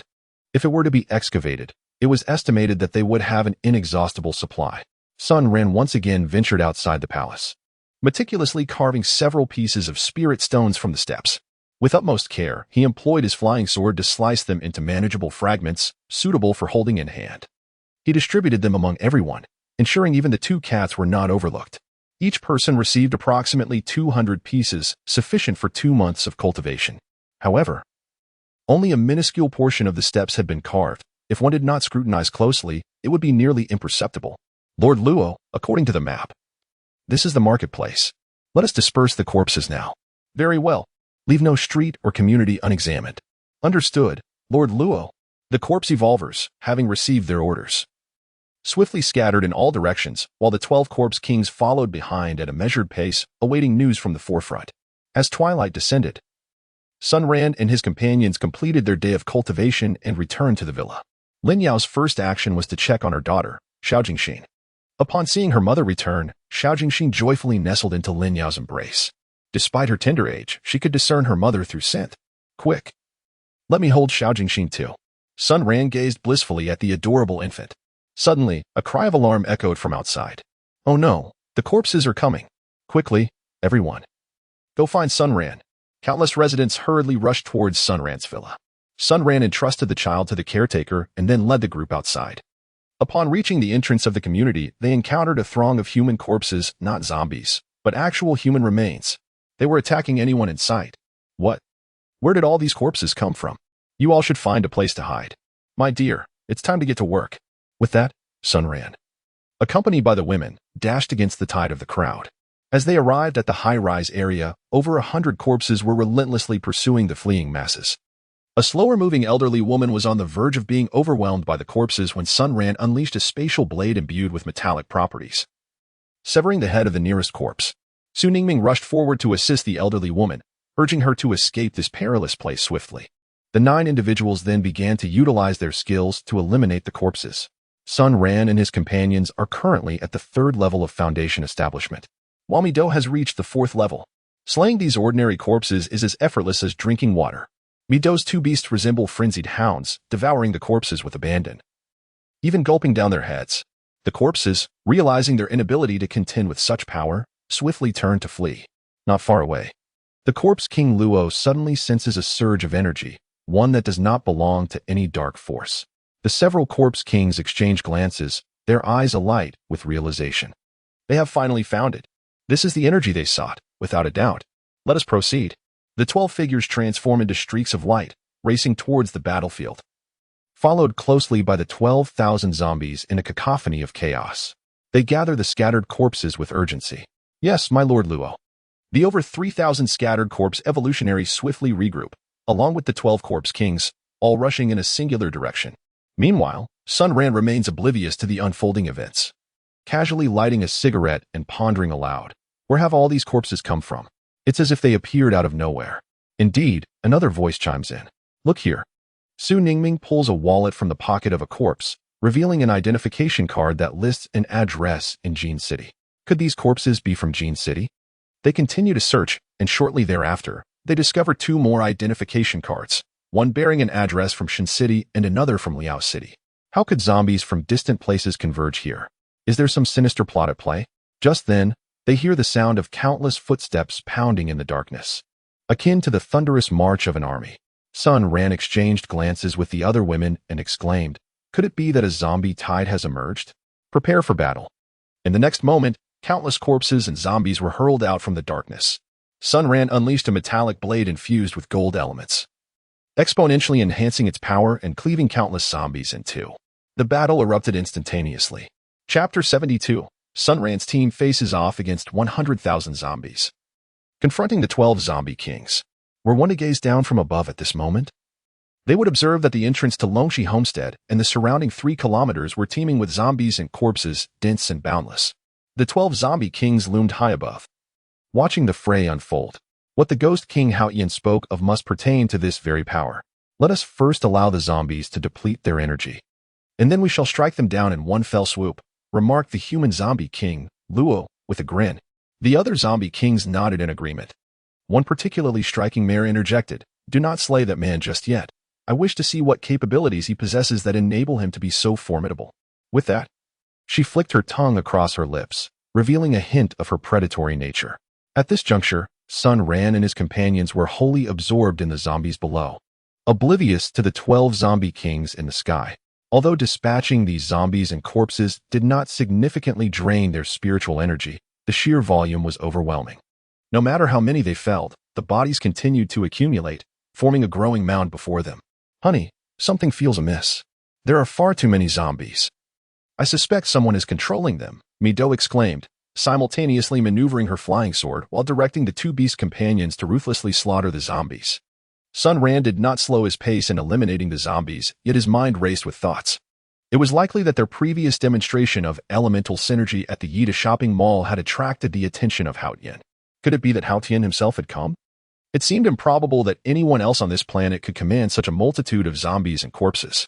Yet, why did the Ghost King Haotian refrain from intervening directly? Dear wives, continue your fight against the zombies. I shall venture out to see if I can uncover the mastermind behind the control of this horde. In truth, they could all soar into the air to evade the onslaught of the undead, but that would leave the thousands of survivors behind vulnerable. This was precisely why Sun Ran had initially opposed the formation of a survivor base. However, through a twist of fate, a base had spontaneously emerged here. Now that they had chosen to rally behind him, he felt a sense of obligation to ensure their safety to the best of his abilities. Sun Ran leapt into the air, his flying sword swiftly positioning itself beneath his feet. As he ascended, he was taken aback by the seemingly endless horde of zombies below. How could he possibly eliminate them all? Even if he were to duel his spirit sword, it would still be an arduous task. At that moment, he suddenly lifted his gaze towards the darkened sky, sensing an overwhelming force residing there. Yet, the impenetrable darkness obscured his view. Could that be Hao Tian? Sun Ran swiftly descended to the ground, conveying the mysterious force he had perceived and experienced to everyone. After listening, Su Ningming anxiously exclaimed, "Darling, what should we do now? Is there any solution? We have several thousand survivors behind us. Indeed, if we were to flee, it would spell doom for them." Lin Yao was the most distressed. As her child remained in the villa, Sun Ran remarked, "Do not be anxious. If my assumptions are correct, these zombies are targeting us. Therefore, we merely need to divert their attention, ensuring the safety of the survivors behind us. As for what comes next, we shall take it one step at a time." "Very well. We shall follow your lead. Dear husband, where shall we lure the zombies?" Su Li casually unleashed a bolt of lightning, instantly dispatching a dozen zombies. "To the east gate of our community. That entrance is relatively spacious, and the street beyond is quite wide. Let us see if this plan succeeds. You all begin to retreat now. Mido, Su Ningming, and I will cover the rear. This is not the time for modesty. Everyone should retreat in an orderly fashion." At this moment, Qian Xiaoya retrieved the neatly cut spirit stones that Sun Ran had prepared earlier from her space and distributed them to everyone. Quickly, 2 pieces each. These will restore your spiritual energy. Only then did everyone recall the existence of the spirit stones. Tang Tian smiled and said, "I have noticed that every time it is critical, it is always little sister Xiaoya who steps forward. All right, sister Tian, absorb the spiritual energy quickly." "We will likely need to fight for quite some time," she replied. As Sun Ran had imagined, these zombies were indeed fixated on their group of 9. No matter where they ventured, the zombies followed suit. Even if there was a considerable distance between the trailing zombies and the corpses, they would not stray to attack other survivors within the community. Instead, they remained tightly focused on Sun Ran and his companions. Before long, Sun Ran and the others had exited the community. The area around them had become spacious, which was not a favorable sign for Sun Ran, as emptiness signified an impending onslaught of even more zombies. "We cannot stop. We must continue to run. This place is too open. We need to lead these zombies far away." Fortunately, the horde of zombies closely pursued them, while the 12 flying corpses leisurely followed behind. Little did they expect that Sun Ran was a man of compassion, willing to divert the zombies to protect the human survivors. What good will that do? Once they are exterminated, these survivors will meet their end anyway, just a matter of time. Thus, Sun Ran led the women in a flight ahead, with over 100,000 zombies hot on their heels. After half an hour, nearing the edge of the market city, Sun Ran finally halted. "Everyone, ascend into the sky with me. We must seek the one controlling from above." Instantly, everyone stepped onto their flying swords and soared into the air. The zombies and corpses below gaped in astonishment, thinking, "Why on earth did you not fly sooner? We have been running for half an hour following you, you foolish boy." Sun Ran paid no heed to the thoughts of the zombies. As everyone soared into the air, it was unexpectedly Qian Xiaoya who first sensed the surge of energy. Due to her affinity for the element of light, she possessed a heightened sensitivity to dark energies. "Darling, they are positioned diagonally above us, approximately 500 meters away." "They?" Sun Ran questioned. "Isn't it just one person?" Qian Xiaoya shook her head, replying, "It is not a single individual, but rather a throng. Their dark energy is exceptionally potent. Strength is of no consequence. We shall confront them head-on. Xiaoya, you will initiate the light elemental spell. It will serve to illuminate our path and pose a threat to them. Everyone, do not hold back. We shall engage them directly. All of you, heed my command. Diagonally above, 500 meters. Charge." Sun Ran took the lead, soaring directly upwards. A cultivator must never fear life and death, otherwise they will never ascend. Yet, one must also refrain from recklessly courting demise. Qian Xiaoya followed closely behind, and after flying 300 meters, she suddenly exclaimed, "They are coming." In an instant, her body erupted with a radiant, holy light, illuminating the darkened sky as if it were midday. This was Qian Xiaoya at the third level of the Foundation establishment stage. Her power magnified tenfold compared to her previous encounter during the Black Rain. It is the energy of light. Fall back. Everyone. Heed my command and unleash the Dark Erosion. Chapter 73. Successfully slaying the 12 Corpse Kings and merging the third element. Quickly, everyone. Unleash the Dark Erosion. The 12 individuals hastily invoked the first spell taught to them by the Ghost King. Waves of dark energy, almost alive, enveloped Sun Ran and the others from all directions. Even the brilliance of Qian Xiaoya's light element spell dimmed into obscurity. Most infuriating was that this dark energy followed them relentlessly, shadowing their every move. Whether Sun Ran ascended or descended, the dark energy perpetually encircled them, continually siphoning the spiritual essence from their bodies and transforming it into an ever-increasing mass of black mist. Sun Ran shouted into the thick fog, "Who are you? Why do you seek to kill us?" The Corpse King, Luo, laughed heartily and replied, "Since you are destined to perish anyway, it matters not if I reveal this to you. We are the 12 Corpse Kings under the command of the Ghost King. As for the reason behind your demise, it is simply because you irk us." Haha. Upon hearing his words, Sun Ran was taken aback. The inevitable had indeed arrived. Confirming his suspicions, the collective ascension to the Foundation establishment stage had stirred an overwhelming commotion, ultimately inviting disaster upon them. We must break through, otherwise, once the spiritual energy within us is depleted, death shall be our fate. Everyone follow my lead. With that, Sun Ran wielded his flying sword and surged toward the direction of the Corpse King Luo. The women followed suit, yet no matter how swift their pace, the ominous black mist maintained its relentless pursuit, seemingly intent on clinging to them. Luo, observing Sun Ran's attempt to breach the black mist, sneered contemptuously. "Since you have come to meet your demise, do not blame me." With that, he exhaled a multitude of black mist, enveloping himself entirely. The other Corpse Kings swiftly merged into the darkness, and as the two clouds of black mist converged, Sun Ran's group officially encountered the 12 Corpse Kings. Before them stood 12 figures, individuals of African, Caucasian, Asian, and mixed descent, all sharing a singular, chilling trait. Their eyes glowed a deep crimson, far more vivid than those of Zhao Qian and her companions, resembling fresh blood. Sun Ran promptly cast the spatial cage, enveloping them before unleashing a wave of spatial slicing. Yet, in the next instant, the spatial cage was shattered, and the once infallible spatial slicing merely impeded their advance momentarily. Do not waste your strength. Within this realm of darkness, your spells will be infinitely weakened. He scoffed. Boast all you like, but I refuse to believe I cannot vanquish you wretched beings. Su Ningming summoned her physical energy, wielding her blade with fervor in a desperate assault upon their forms, yet no mark was left upon them. Suddenly, the corpse warrior Luo felt the world spin chaotically, turning to strike at his own companions. It was Mido who had taken action. They remained oblivious to the fact that Mido was also a corpse. In this dark expanse, she not only remained unaffected but rather enhanced her prowess.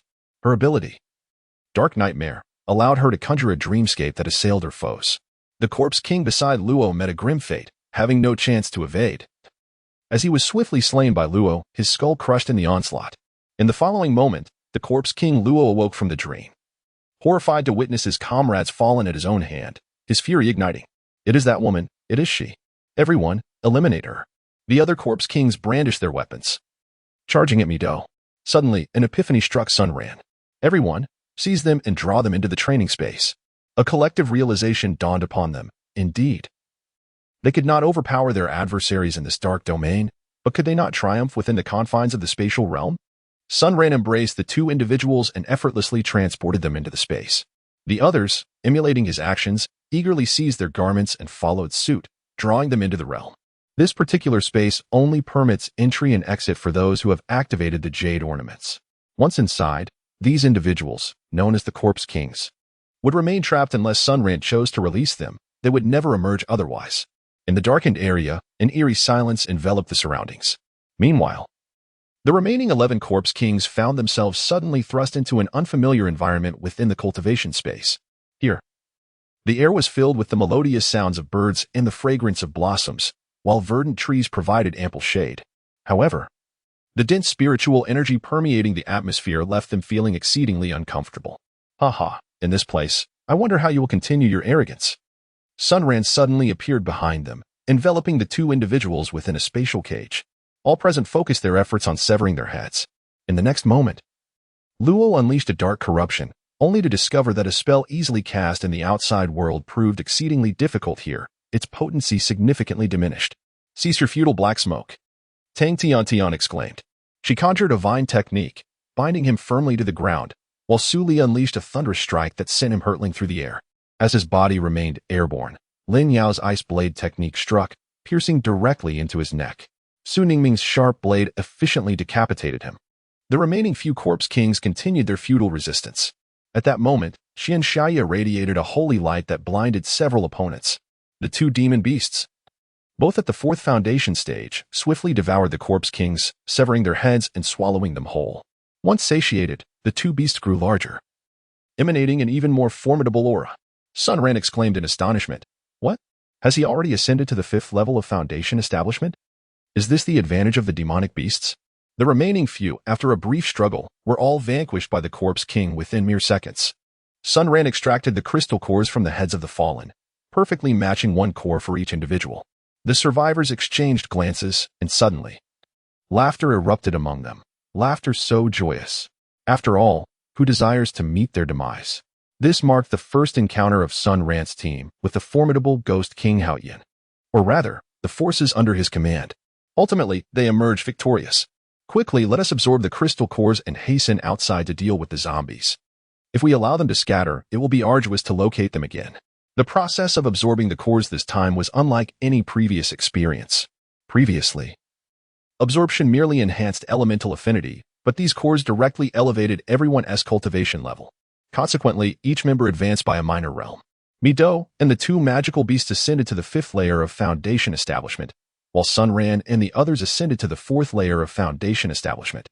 Though the process bore its share of dangers, the outcome proved favorable. Indeed, who could have anticipated such a direct ascension to a minor realm? Su Ningming exclaimed with delight. By the way, my dear, we previously failed to merge our water affinity. Now that we have ascended to a minor realm, shall we attempt it once more? Lin Yao interjected suddenly. Sun Ran pondered for a moment and said, all right, let us give it a try.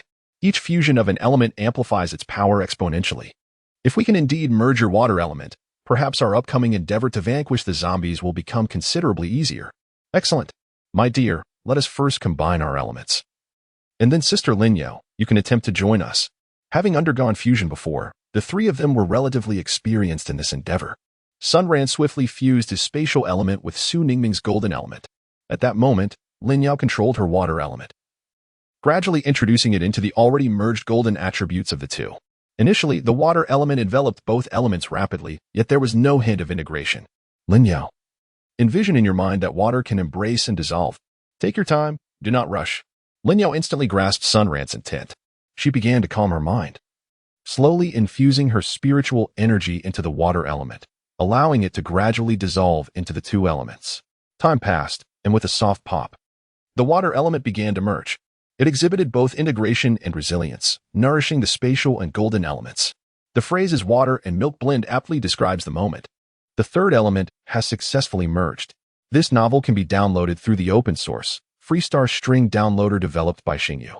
If you acquire the novel file through a proxy download and the merchant has not provided the software's source code or open source address, please request an immediate refund and report the merchant. Author's email, xingyuoutlook.com. Author's QQ, 201-759-3710. Official QQ Group, 149050832. Official TG Group, https, t. MeFQ Tool Chapter 74. A decade later. It worked. It truly worked. Lin Yao exclaimed joyfully. Her spell was ice blade, and the transformation after the fusion was nothing short of astounding. The outer layer of the ice blade was enveloped in a golden outline, becoming sharper than ever. While also possessing the attributes of the spatial element, it could suddenly vanish from the enemy's sight, only to reappear before the target in the next moment, exemplifying its elusive nature. Meanwhile, Su Ningming's blade, infused with the softness of water, not only enhanced its power but also carried a group freezing effect, significantly increasing its penetrating strength. Sun Ran's spells have acquired the unique attributes of two elements, significantly amplifying both their offensive power and cutting capability multiple times over. Outside, there are hundreds of thousands of zombies awaiting us. Each of us will take 2 spirit stones. Let us swiftly restore our spiritual energy. Soon, we shall embark on a grand slaughter. My dear, there are indeed hundreds of thousands of zombies outside. It would be impossible for us to eliminate them all. Would it not be wiser to lure them away? Sun Ran contemplated and realized the truth of the matter. With over 100,000 zombies, even if a few individuals stood by and allowed themselves to be slain, it would likely take several days to eradicate them all. The notion of annihilating every last one was indeed impractical. Very well, let us lure them all away to the agricultural park ahead, where demonstration fields abound and human presence is minimal. After deliberating on a strategy, the group began to restore their spiritual energy in preparation for diverting the zombies. At that moment, Hao Tian was in a cave on a small island, racing against time to regain his strength. Suddenly, his body trembled as he lost contact with the 12 Corpse Kings. This could only signify two possibilities. Either these Corpse Kings had departed from this realm, or they had met their demise. Was it that force that annihilated my Corpse Kings? Curse it! If not for the frailty of my current form, I would have personally hunted you down. Even the residual power left by my sister could not restrain me. I shall eradicate every human on this planet. I seek vengeance. Just grant me 10 years, and I shall reclaim 1% of my peak state. I shall open the portal between realms. That will mark the end for all of you. Having vented his fury, Hao Tian once more immersed himself in his cultivation. Sun Ran and his companions stood upon their flying swords, occasionally casting spells into the throng of zombies to divert the attention of the undead and the deceased, gradually leading them towards the experimental fields on the outskirts. After an hour, they finally arrived at a vast and level expanse of farmland, devoid of any human presence. In prosperous times, aside from the occasional fishermen, few ventured here, let alone during the apocalypse. Once the horde was drawn to the very center of the demonstration field, several individuals suddenly accelerated, swiftly ascending and momentarily escaping the zombies' line of sight. The remaining hundreds of thousands of zombies gazed at one another in confusion, pondering their existence. Before long, Sun Ran and his companions returned to Longxi Garden, where the survivors emerged to assist in gathering the valuable zombie crystal cores. Once the collection was complete, they collectively amassed the corpses of the zombies. Dongfang, wielding fire attributes, unleashed over 20 fireball spells, igniting the remains. Dense black smoke billowed into the dark night sky, and the flames raged for an entire day and night before reducing the bodies to ashes. All the survivors released a collective sigh of relief. Had it not been for Sun Ran and his companions' timely intervention, the fate of these thousands would have been sealed. Accepting the grateful cheers and thanks from the survivors in silence, the group finally returned to the villa. Exhausted, they collapsed onto the sofa, the harrowing experience weighing heavily upon them. Lin Yao cradled little Jingxin and began to feed her. As she gazed into her daughter's innocent, wide eyes, tears streamed silently down Lin Yao's cheeks.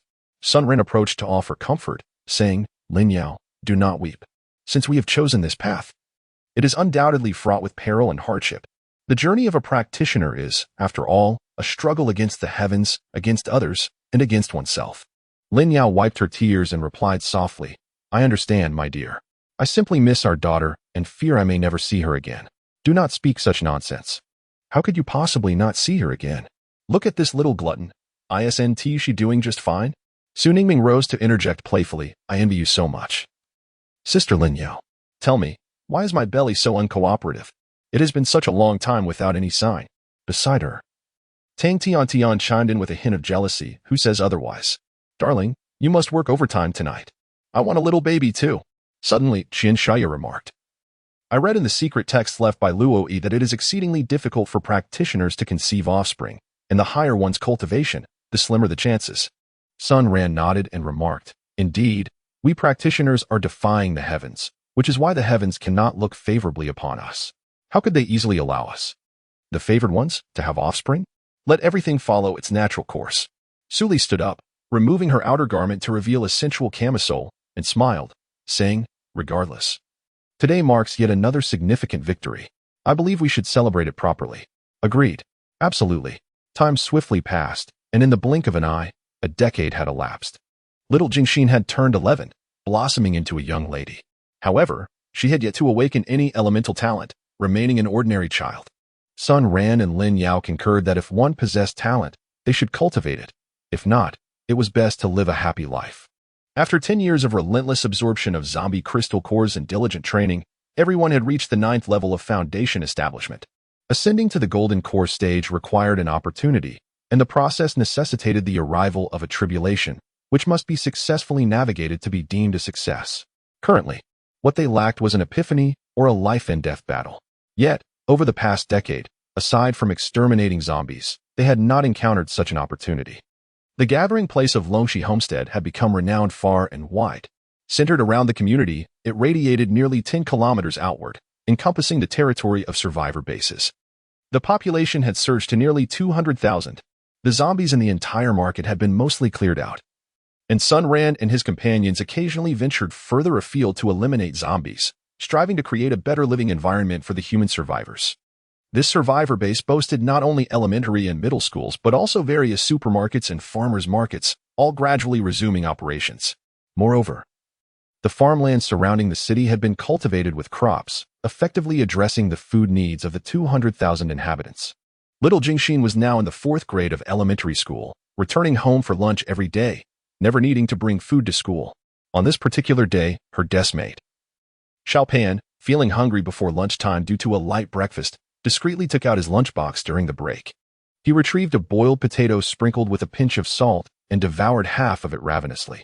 Little Jingxin, curious, inquired, "What are you eating?" Xiao Pan replied, "Potato. Boiled potato. Haven't you ever had this? Does your family have no food at all?" He instantly displayed a sympathetic expression towards little Jingxin, offering her half of his potato with his small, dirty hands, saying with a smile, "Here, have some. You must be starving." Little Jingxin accepted the potato, her heart brimming with curiosity. However, upon taking a bite, she promptly spat it out. How could it taste so terrible?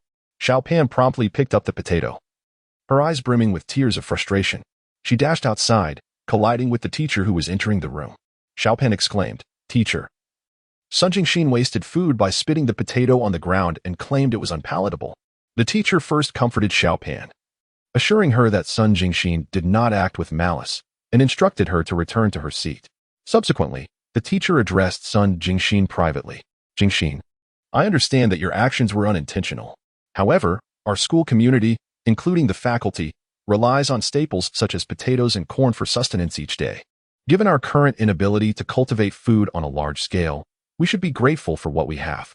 Do you comprehend my perspective?" Jingxin nodded, appearing to understand outwardly. Yet inwardly, she felt perplexed. Why was it that she enjoyed a variety of foods, including fresh vegetables, meats, and seafood at home, while other children did not? After a long day, Lin Yao came to pick her up from school.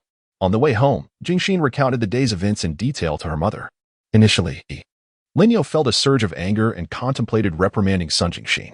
However, upon reflection, she realized that a child's habits are often shaped by their parents. What right did she have to criticize another child? Thus, Lin Yao resolved that tonight's dinner would consist of potatoes, boiled potatoes, to be precise. Chapter 75, The Emperor of Ghosts. 100,000 ghost soldiers arrive in another realm. Upon returning home that evening, Sun Ran and others emerged from their training space, refreshed after a bath and ready for dinner. As they were still in the foundational stage of their cultivation, they required the energy of grains. Once they reached the golden core stage, meals would no longer be necessary. They would subsist on spiritual energy pills, or, in some cases, could forego food altogether, relying solely on spiritual energy for sustenance.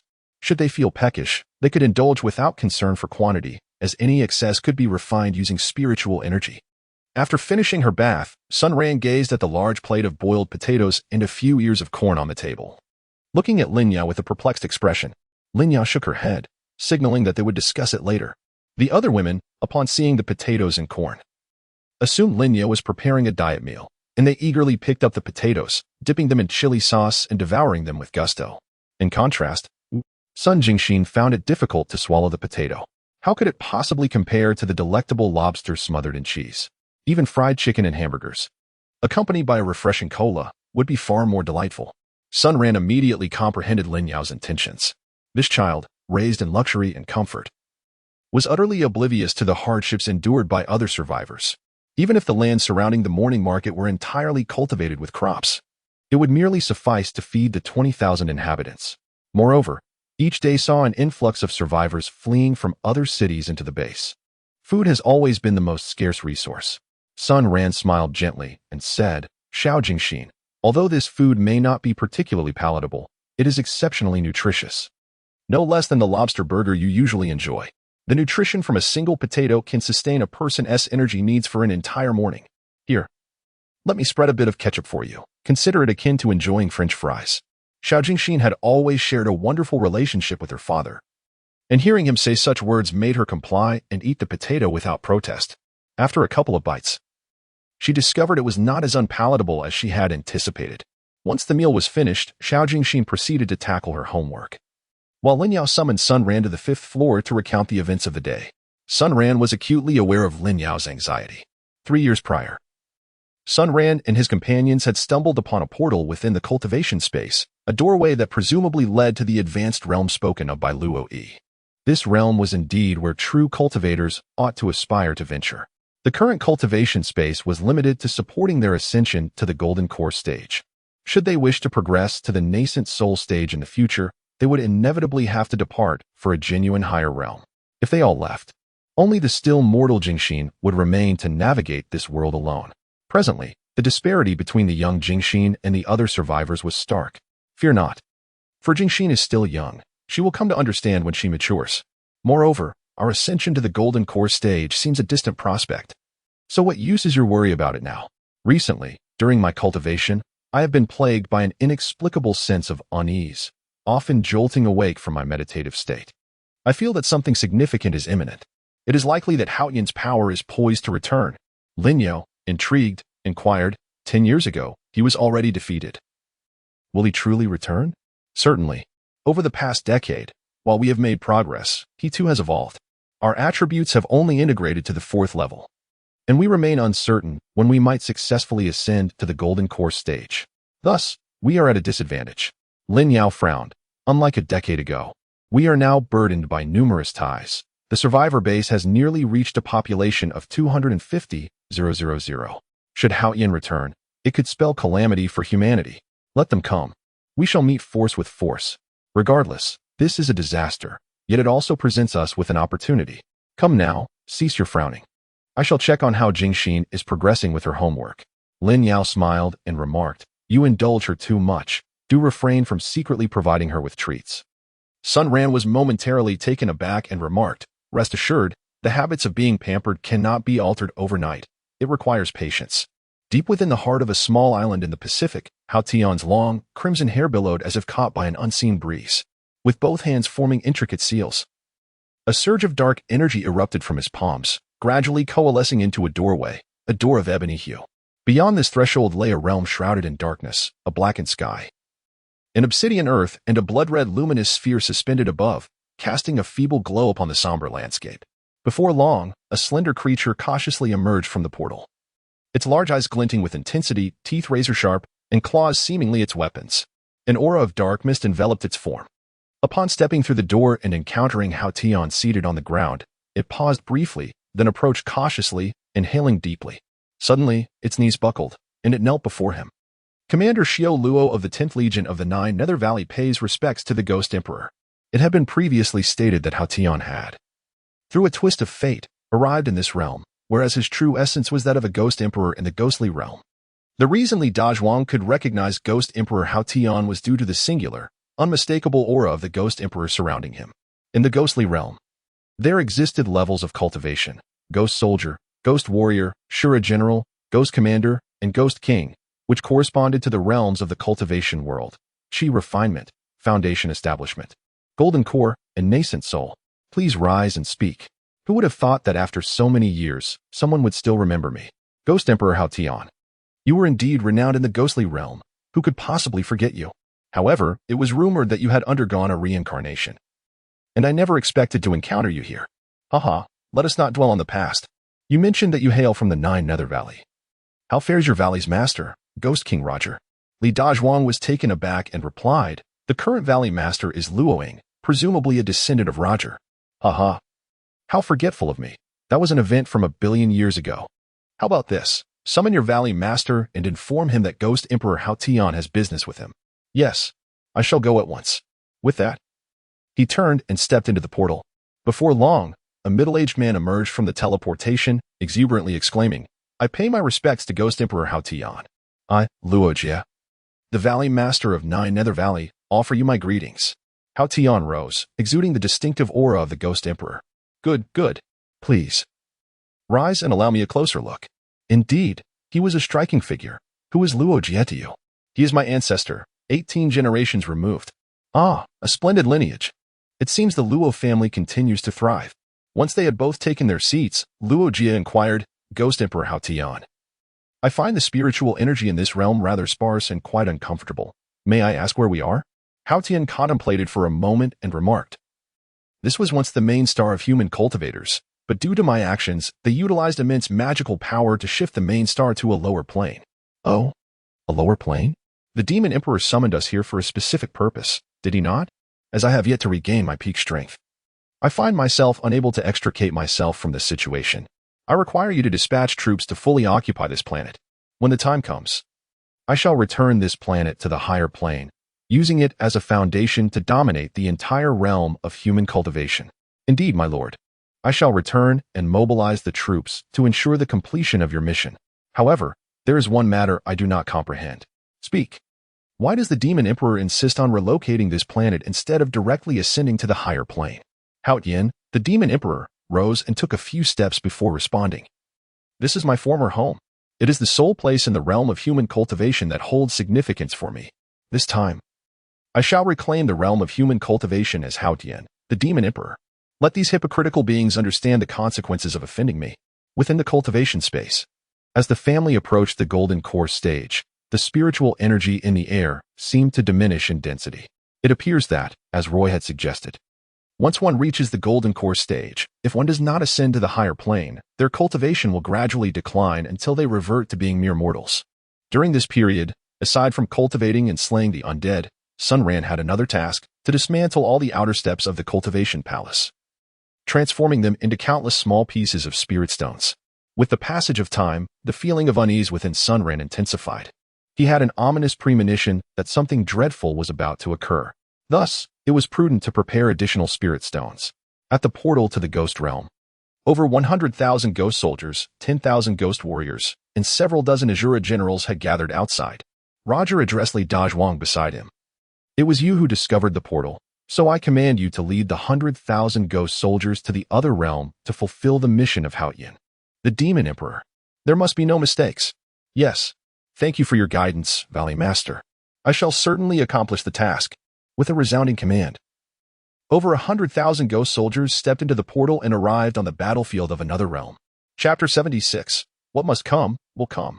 In the early morning, the first rays of sunlight illuminated the earth, and the survivors in various markets began their busy routines, planting crops, harvesting, gathering supplies, working, and studying, creating an illusion that this was not the apocalypse. In the villa, Sun Ran woke early and stood by the window, lighting a cigarette. Su Lingming lay in bed, furrowing her brow as she remarked, Darling, you haven't had breakfast yet, and you're already smoking. It's quite detrimental to your health. Sun Ran turned his head, extinguished his cigarette, and smiled as he said, So, are you implying that smoking after a meal is beneficial for one's health? Oh no, that's not what I meant at all. Regardless, I want you to stay with me a little while longer. Sun Ran shook his head and remarked, What was meant to come has indeed arrived. Su Ningming, puzzled, inquired, What has arrived? Why can't I sense it? Perhaps it was due to my connection with the jade ornament. This morning, the patterns upon it emitted a signal, as if hinting that a dark force was drawing near. I pondered whether it would be prudent to relocate the survivors. What a jest. There are over 200,000 survivors. Where could we possibly move them? Anywhere would suffice. Living is preferable to dying. I have faith in the signals conveyed by the jade ornament. Su Ningming rose, approached Sun Ran from behind, and embraced him. Darling, whatever you decide to do, I stand by you. Very well, we shall forego our training today and focus on devising a strategy. Breakfast consisted once again of boiled potatoes and corn. After a heartfelt conversation yesterday, Sun Ran and Xiao Jingxi no longer found these foods so unpalatable. Once breakfast was finished, they took Xiao Jingxi to school. And then everyone gathered on the sofa to begin their deliberations. Sun Ran informed everyone about the jade ornament, intending to relocate the survivors. Initially, the collective response was one of skepticism, deeming the task impossible. However, if the message conveyed by the jade ornament were indeed authentic, failing to relocate would only complicate matters further during any ensuing conflict involving Sun Ran and the others. Ultimately, the group resolved to support Sun Ran's proposal. The next question that arose was, to where should they relocate? Sun Ran remarked, Ping County, under the jurisdiction of our city, is a significant agricultural hub. renowned for its unparalleled grain production and expansive arable land. My suggestion is to relocate there. Tang Tiantian interjected, I am familiar with Ping County. My grandmother's home is situated there. However, it is nearly 100 kilometers from our city, and the journey may pose some challenges. She continued. The distance is not a major concern. We can gather vehicles from the city. Covering a distance of over 100 kilometers should pose no issue. Although they referred to it as a discussion, it was predominantly Sun Ran who made the decisions, while others merely contributed minor suggestions. Within 10 minutes, the plan was largely finalized. Sun Ran rose to his feet and declared, currently, we lack communication, so we must rely on each other to relay information. I am uncertain when that ominous force will arrive, but the sooner we embark, the better. Let us prepare today and tomorrow, and set forth at dawn the day after. Those who choose not to accompany us shall fend for themselves. With that, everyone donned their coats and departed the villa, commencing the dissemination of information across various factories, schools, farmlands, and communities. One conveyed to 10 to 100. Within a single day, nearly 250,000 individuals received the news. Subsequently, they began to gather their belongings, seek suitable vehicles, and queue at the gas station for fuel. The following day, the entire survivor base was a hive of activity. Schools were closed, factories ceased operations, and the farmlands were left unattended. Sun Ran specifically retrieved a portion of provisions from his own reserves to distribute among the group, serving as a transitional measure for the development of the new base. At the break of dawn on the third day, regardless of preparedness, they departed promptly at 8 o'clock. Countless vehicles formed a serpentine line, gradually leaving the bustling market. Meanwhile, Li Dazhuang led an army of 100,000 ghostly soldiers and generals from a small island. Those capable of flight soared through the skies, while the others swam through the waters. After 3 days, they finally set foot on the mysterious continent of the East. Thanks to the precise location provided by the Haotian Ghost King, the army avoided any detours. Upon reaching the land, they accelerated their pace, roaring forward with fervor. Along the way, zombies and corpses fled in terror, for even they feared this formidable force. However, the unfortunate survivors they encountered bore the brunt of their wrath, becoming mere sustenance for these ghostly cultivators. Boss, I must confess, these humans are far sweeter than those from our ghost realm. I find myself reluctant to return. One of the subordinates remarked. Nonsense. Just wait until the Haotian Ghost Emperor invades the human cultivation realm. Then you will truly understand the meaning of sweetness. Li Dazhuang retorted, giving his subordinate a swift slap. If I could ever reach the human cultivation realm, I would have been obliterated long ago.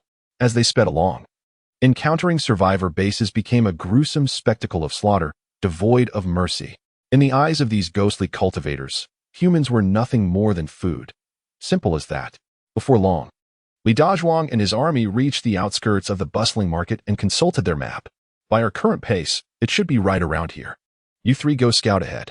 The Haotian Ghost King warned us that these individuals are not to be underestimated. We must not falter. Yes, Commander. The 3 ghostly warriors swiftly soared into the air atop skeletal heads, disappearing in an instant. 10 minutes later, the 3 warriors returned in a flurry of urgency. Commander. It is dire. I saw humans seated within an iron box moving swiftly, and there are many of them. Upon hearing this, Li Dazhuang pondered. Could it be that these humans are aware of our impending arrival? Regardless, they must not be allowed to escape. Failing the mission would likely lead to death. There is no mercy in the ghost realm. Pursue. Everyone, follow my command. Kill with ferocity. I refuse to believe they can elude us. With a frenzy akin to rabid dogs, the 100,000 ghostly soldiers charged furiously in the direction of the fleeing survivors. Sun Ran gazed at the seemingly endless convoy stretching for over 10 kilometers, a look of concern etched upon her face. Darling, you need not worry. Once we have exited the city, we shall be able to drive faster. The road had been cleared the day before their departure, with Sun Ran and her companions having eradicated all the zombies and corpses along the way. Furthermore, they had lured the zombies from the urban area of Pingping, allowing Dongfang to incinerate them all in one fell swoop. It is not merely a matter of speed. They have already arrived. I can feel it. Sun Ran stood at the city's edge, gazing into the distant mist, murmuring softly to himself. Suddenly, a shadow burst forth from the fog, clad in black. The figure appeared gaunt, its skeletal features accentuated by extreme emaciation, with only a few rebellious strands of hair clinging to its head. This was a ghostly cultivator, having consumed the spiritual and yang energy of others, resulting in a complex and diverse internal energy that was difficult to assimilate. The advantage was rapid enhancement of power. Yet the downside was a gradual transformation into something neither human nor ghost, with increasingly erratic temperaments. Then, from behind him, more such figures emerged, densely packed and multiplying by the moment. They emitted guttural sounds, bubbling from their throats. Upon witnessing these dark entities, a smile unconsciously crept onto Sun Ran's lips. At last, they have arrived. I have awaited your presence. After a month of trepidation, when these forces of darkness finally made their appearance, Sun Ran felt an unexpected sense of ease. For it was the unseen enemy that instilled the greatest fear. Drawing forth his spiritual sword, he addressed the women behind him.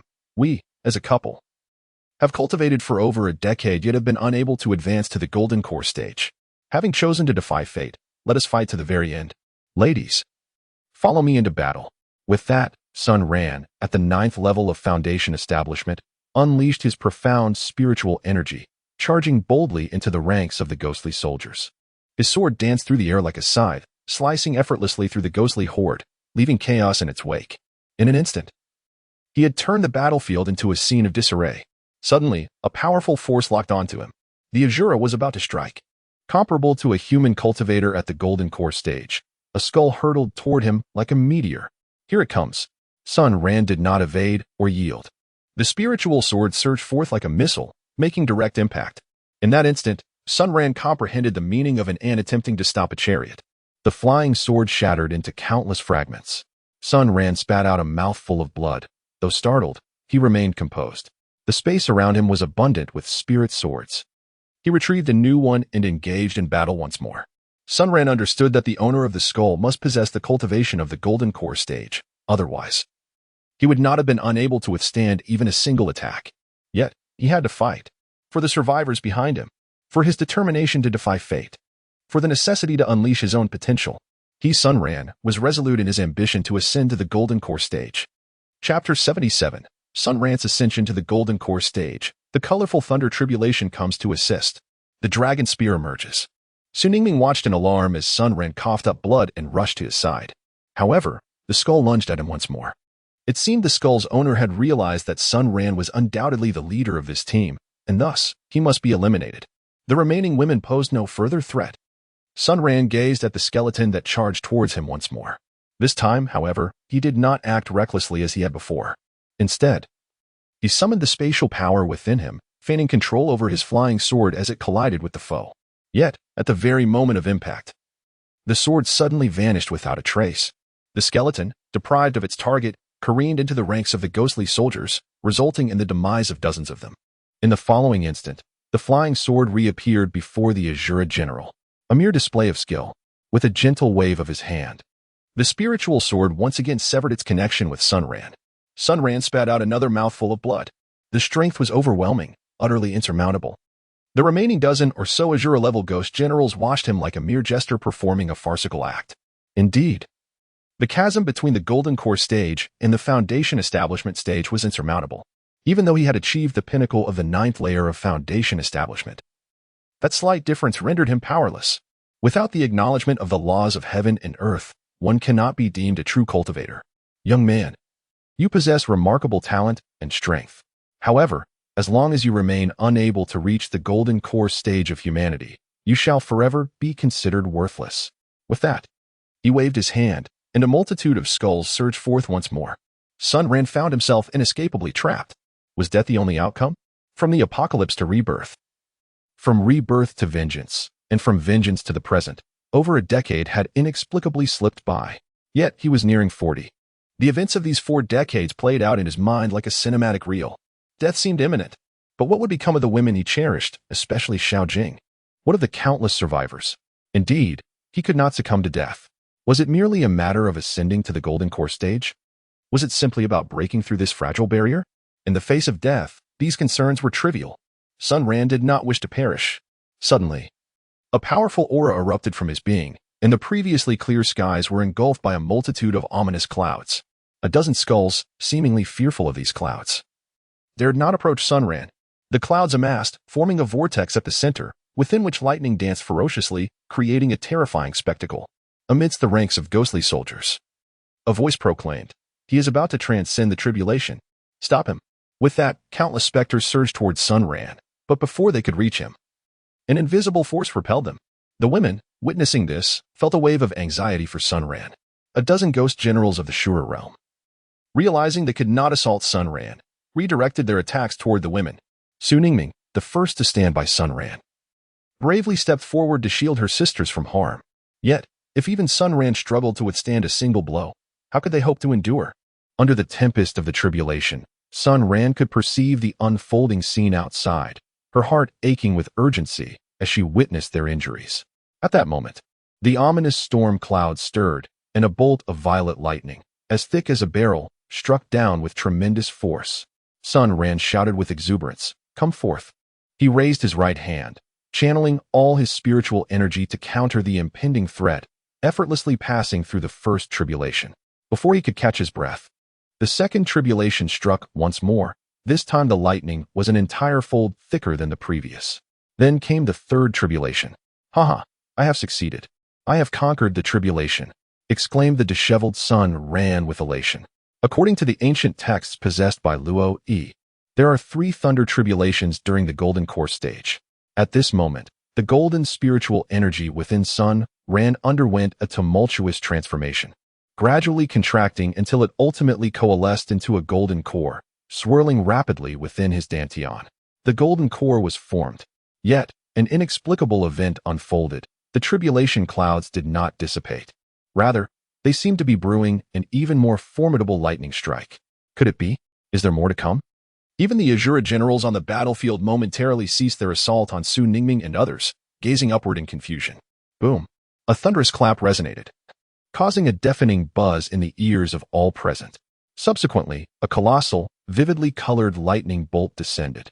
At that moment, Sun Ran had just ascended to the Golden Core stage, his internal energy depleted, rendering him incapable of wielding his spiritual force for defense. Damn it, I'm finished this time. Just as the colorful lightning was about to strike Sun Ran, the jade ornament adorning his chest suddenly shone with brilliant golden light, shielding his vital organs and brain. With a crack, the lightning bolt descended. Sun Ran valiantly endured this thunder calamity, thanks to the golden light shielding his vital organs. He not only experienced a tingling sensation throughout his body, but remarkably survived. The calamity clouds, unable to inflict harm upon Sun Ran, dissipated in frustration. In that moment, Sun Ran glanced at his golden core, which, prior to the descent of the 4th colorful thunder calamity, was roughly the size of a peanut. Astonishingly, after the 4th thunder calamity struck, it grew by more than double. This indicated that his current prowess surpassed that of practitioners in the mid-stage of the Golden Core realm. Moreover, the colorful thunder calamity signified an individual as potential, as the intensity of the calamity is determined by one's inherent capabilities. Typically, practitioners in the Golden Core stage face 3 thunder calamities, though a few prodigies may encounter 4. However, a colorful thunder calamity such as this is a rare occurrence in the true cultivation world, reserved for the most exceptional talents. Yet, in this lower realm, no one paid heed to such matters, as they remained oblivious.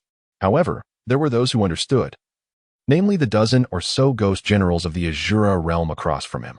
They had all endured their own tribulations to ascend to the Azura general realm, and they recognized the immense value of this colorful thunder calamity. This was indeed a prodigy, one who emerged at the pinnacle, capable of challenging others beyond their level. They exchanged glances, resolving, we can only confront him together. The women are not in a hurry. We can no longer hold back. If we falter, we risk failing our mission and losing our lives here. Li Dazhuang, the leader of this expedition and a ghost general of the Azura realm, naturally concurred with his words. Very well. Let us stand united and extinguish this prodigy in his cradle.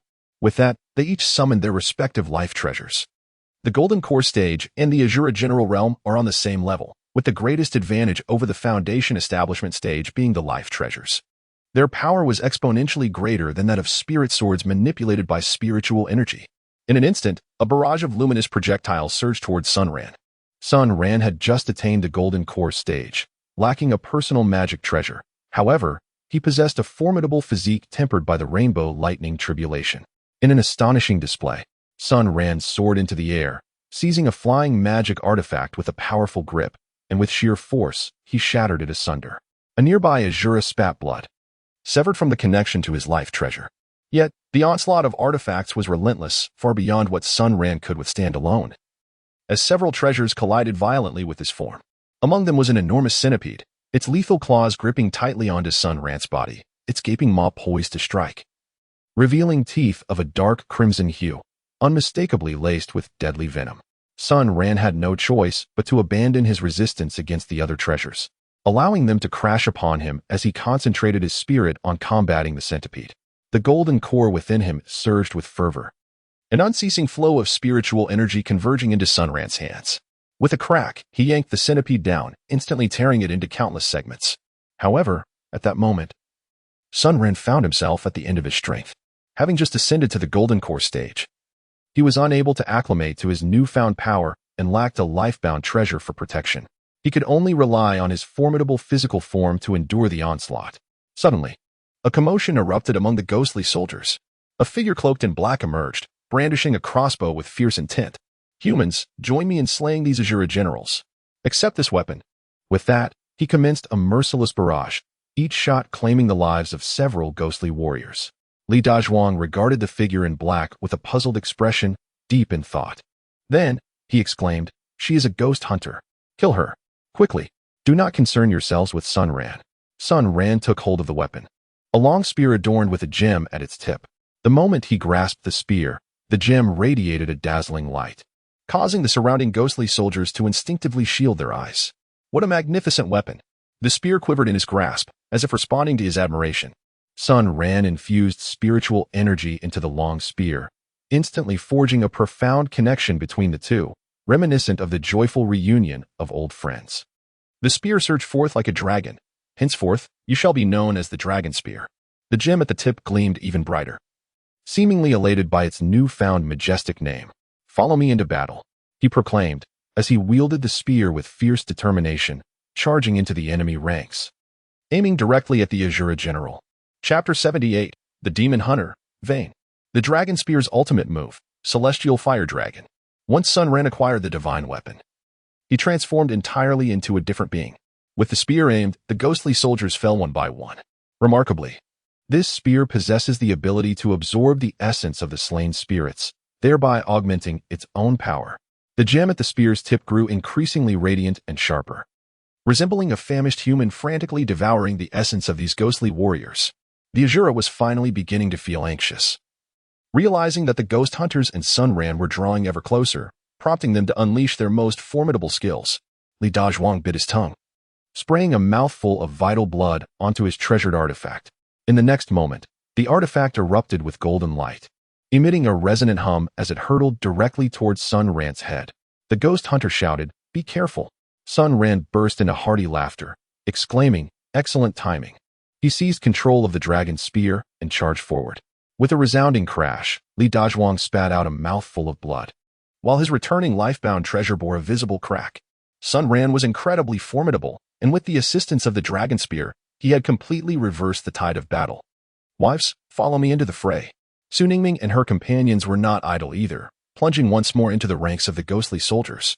All of them were at the 9th level of Foundation establishment, making them invincible among the lower realms of the Golden Core stage.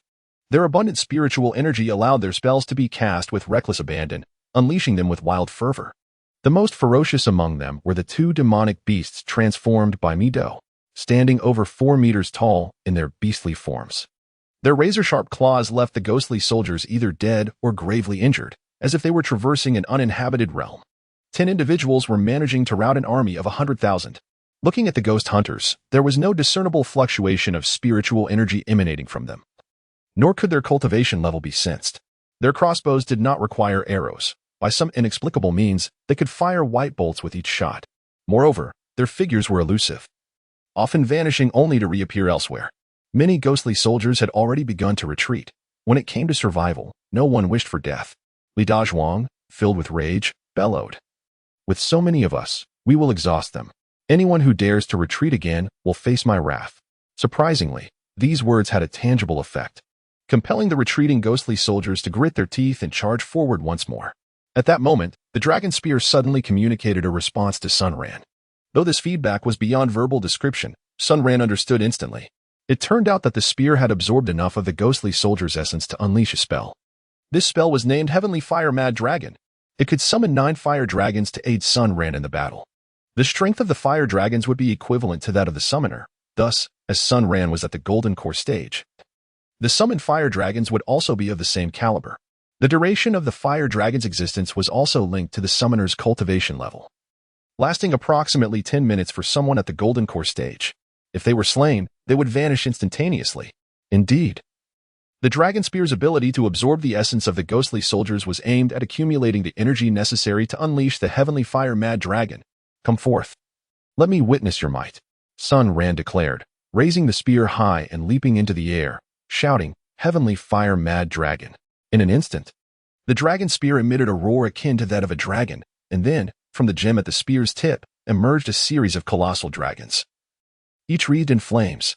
Each dragon measured over 30 meters in length, true five-clawed golden dragons. The 9 fire dragons roared at the ghostly soldiers on the battlefield, and in the next moment, they charged into the throng of their foes. The ghost hunters watched the 9 fire dragons with tear-filled eyes. Father, can you see? The fire dragons have returned. If Sun Ran's previous assaults on the ghostly soldiers were singular, now the fire dragons unleashed a devastating area attack, cloaked in flames. Any ghostly soldier that came into contact with them was instantly reduced to ashes. The 9 fire dragons weaved through the ranks of the ghostly soldiers, ultimately becoming the final straw that broke the camel's back. Li Dazhuang, along with the nearby Azura general, disregarded the ghostly soldiers under their command and made a hasty retreat. If it were only Sun Ran and the demon hunter, there might still be a glimmer of hope.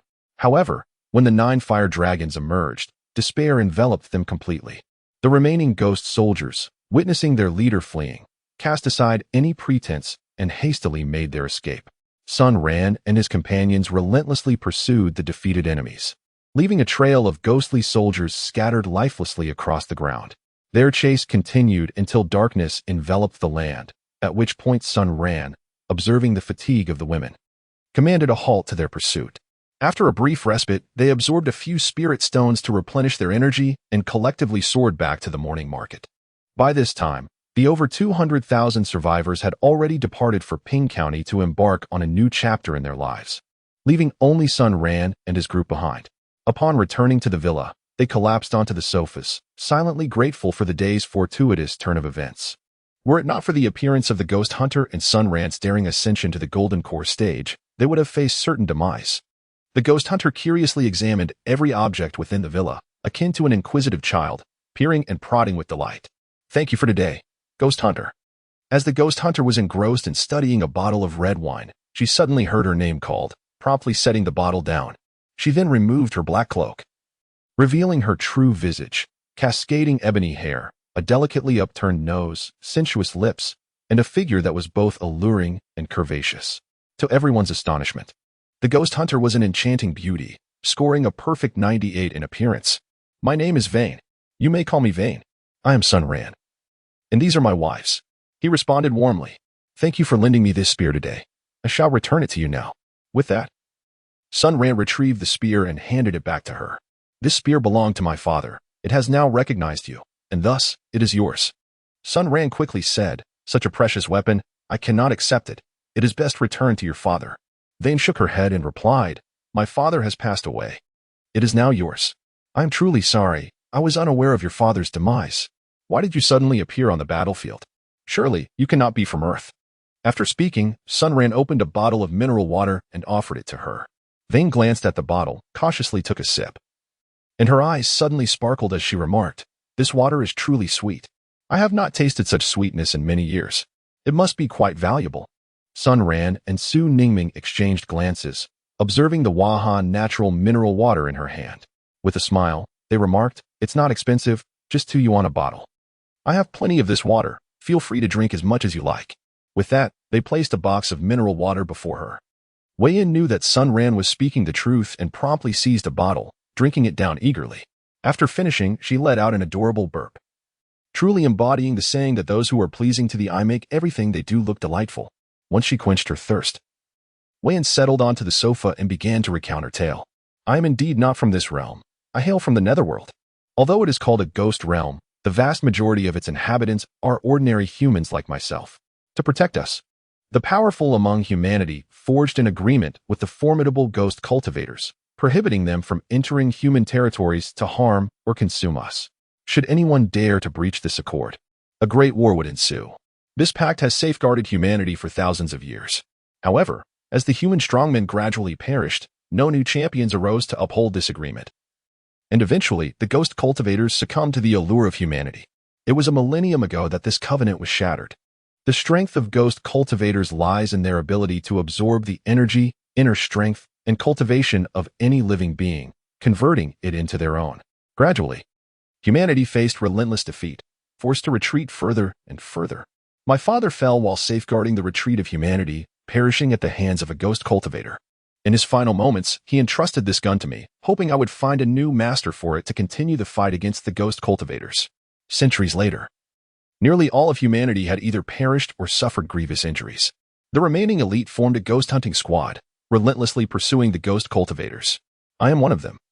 A ghost hunter. Through Wei Yan's narrative, one can sense the profound tragedy faced by the humans of the netherworld, where even a sip of pure water is savored as a rare delight. And how did you end up here? Wei Yan smiled wryly. During a mission to hunt a ghost cultivator, we fell into an ambush, surrounded by countless formidable foes. To preserve a flicker of hope, the captain sacrificed himself to ensure my escape, while the rest perished. Now, I am the sole survivor of the ghost hunting squad.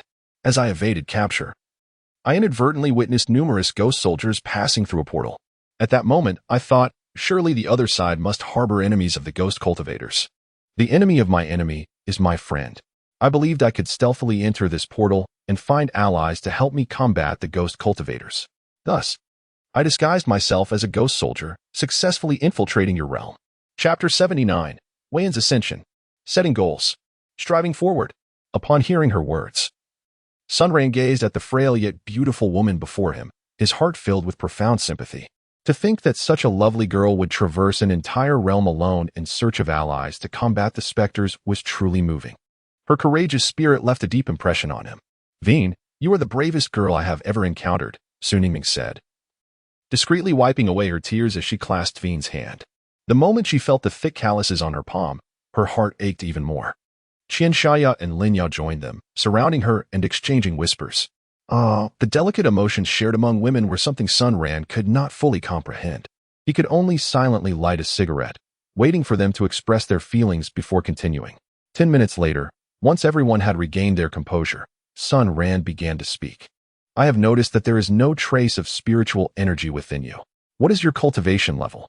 Humans are born in the realm of the underworld, which is not conducive to cultivation. However, humanity is the most adaptable of all races.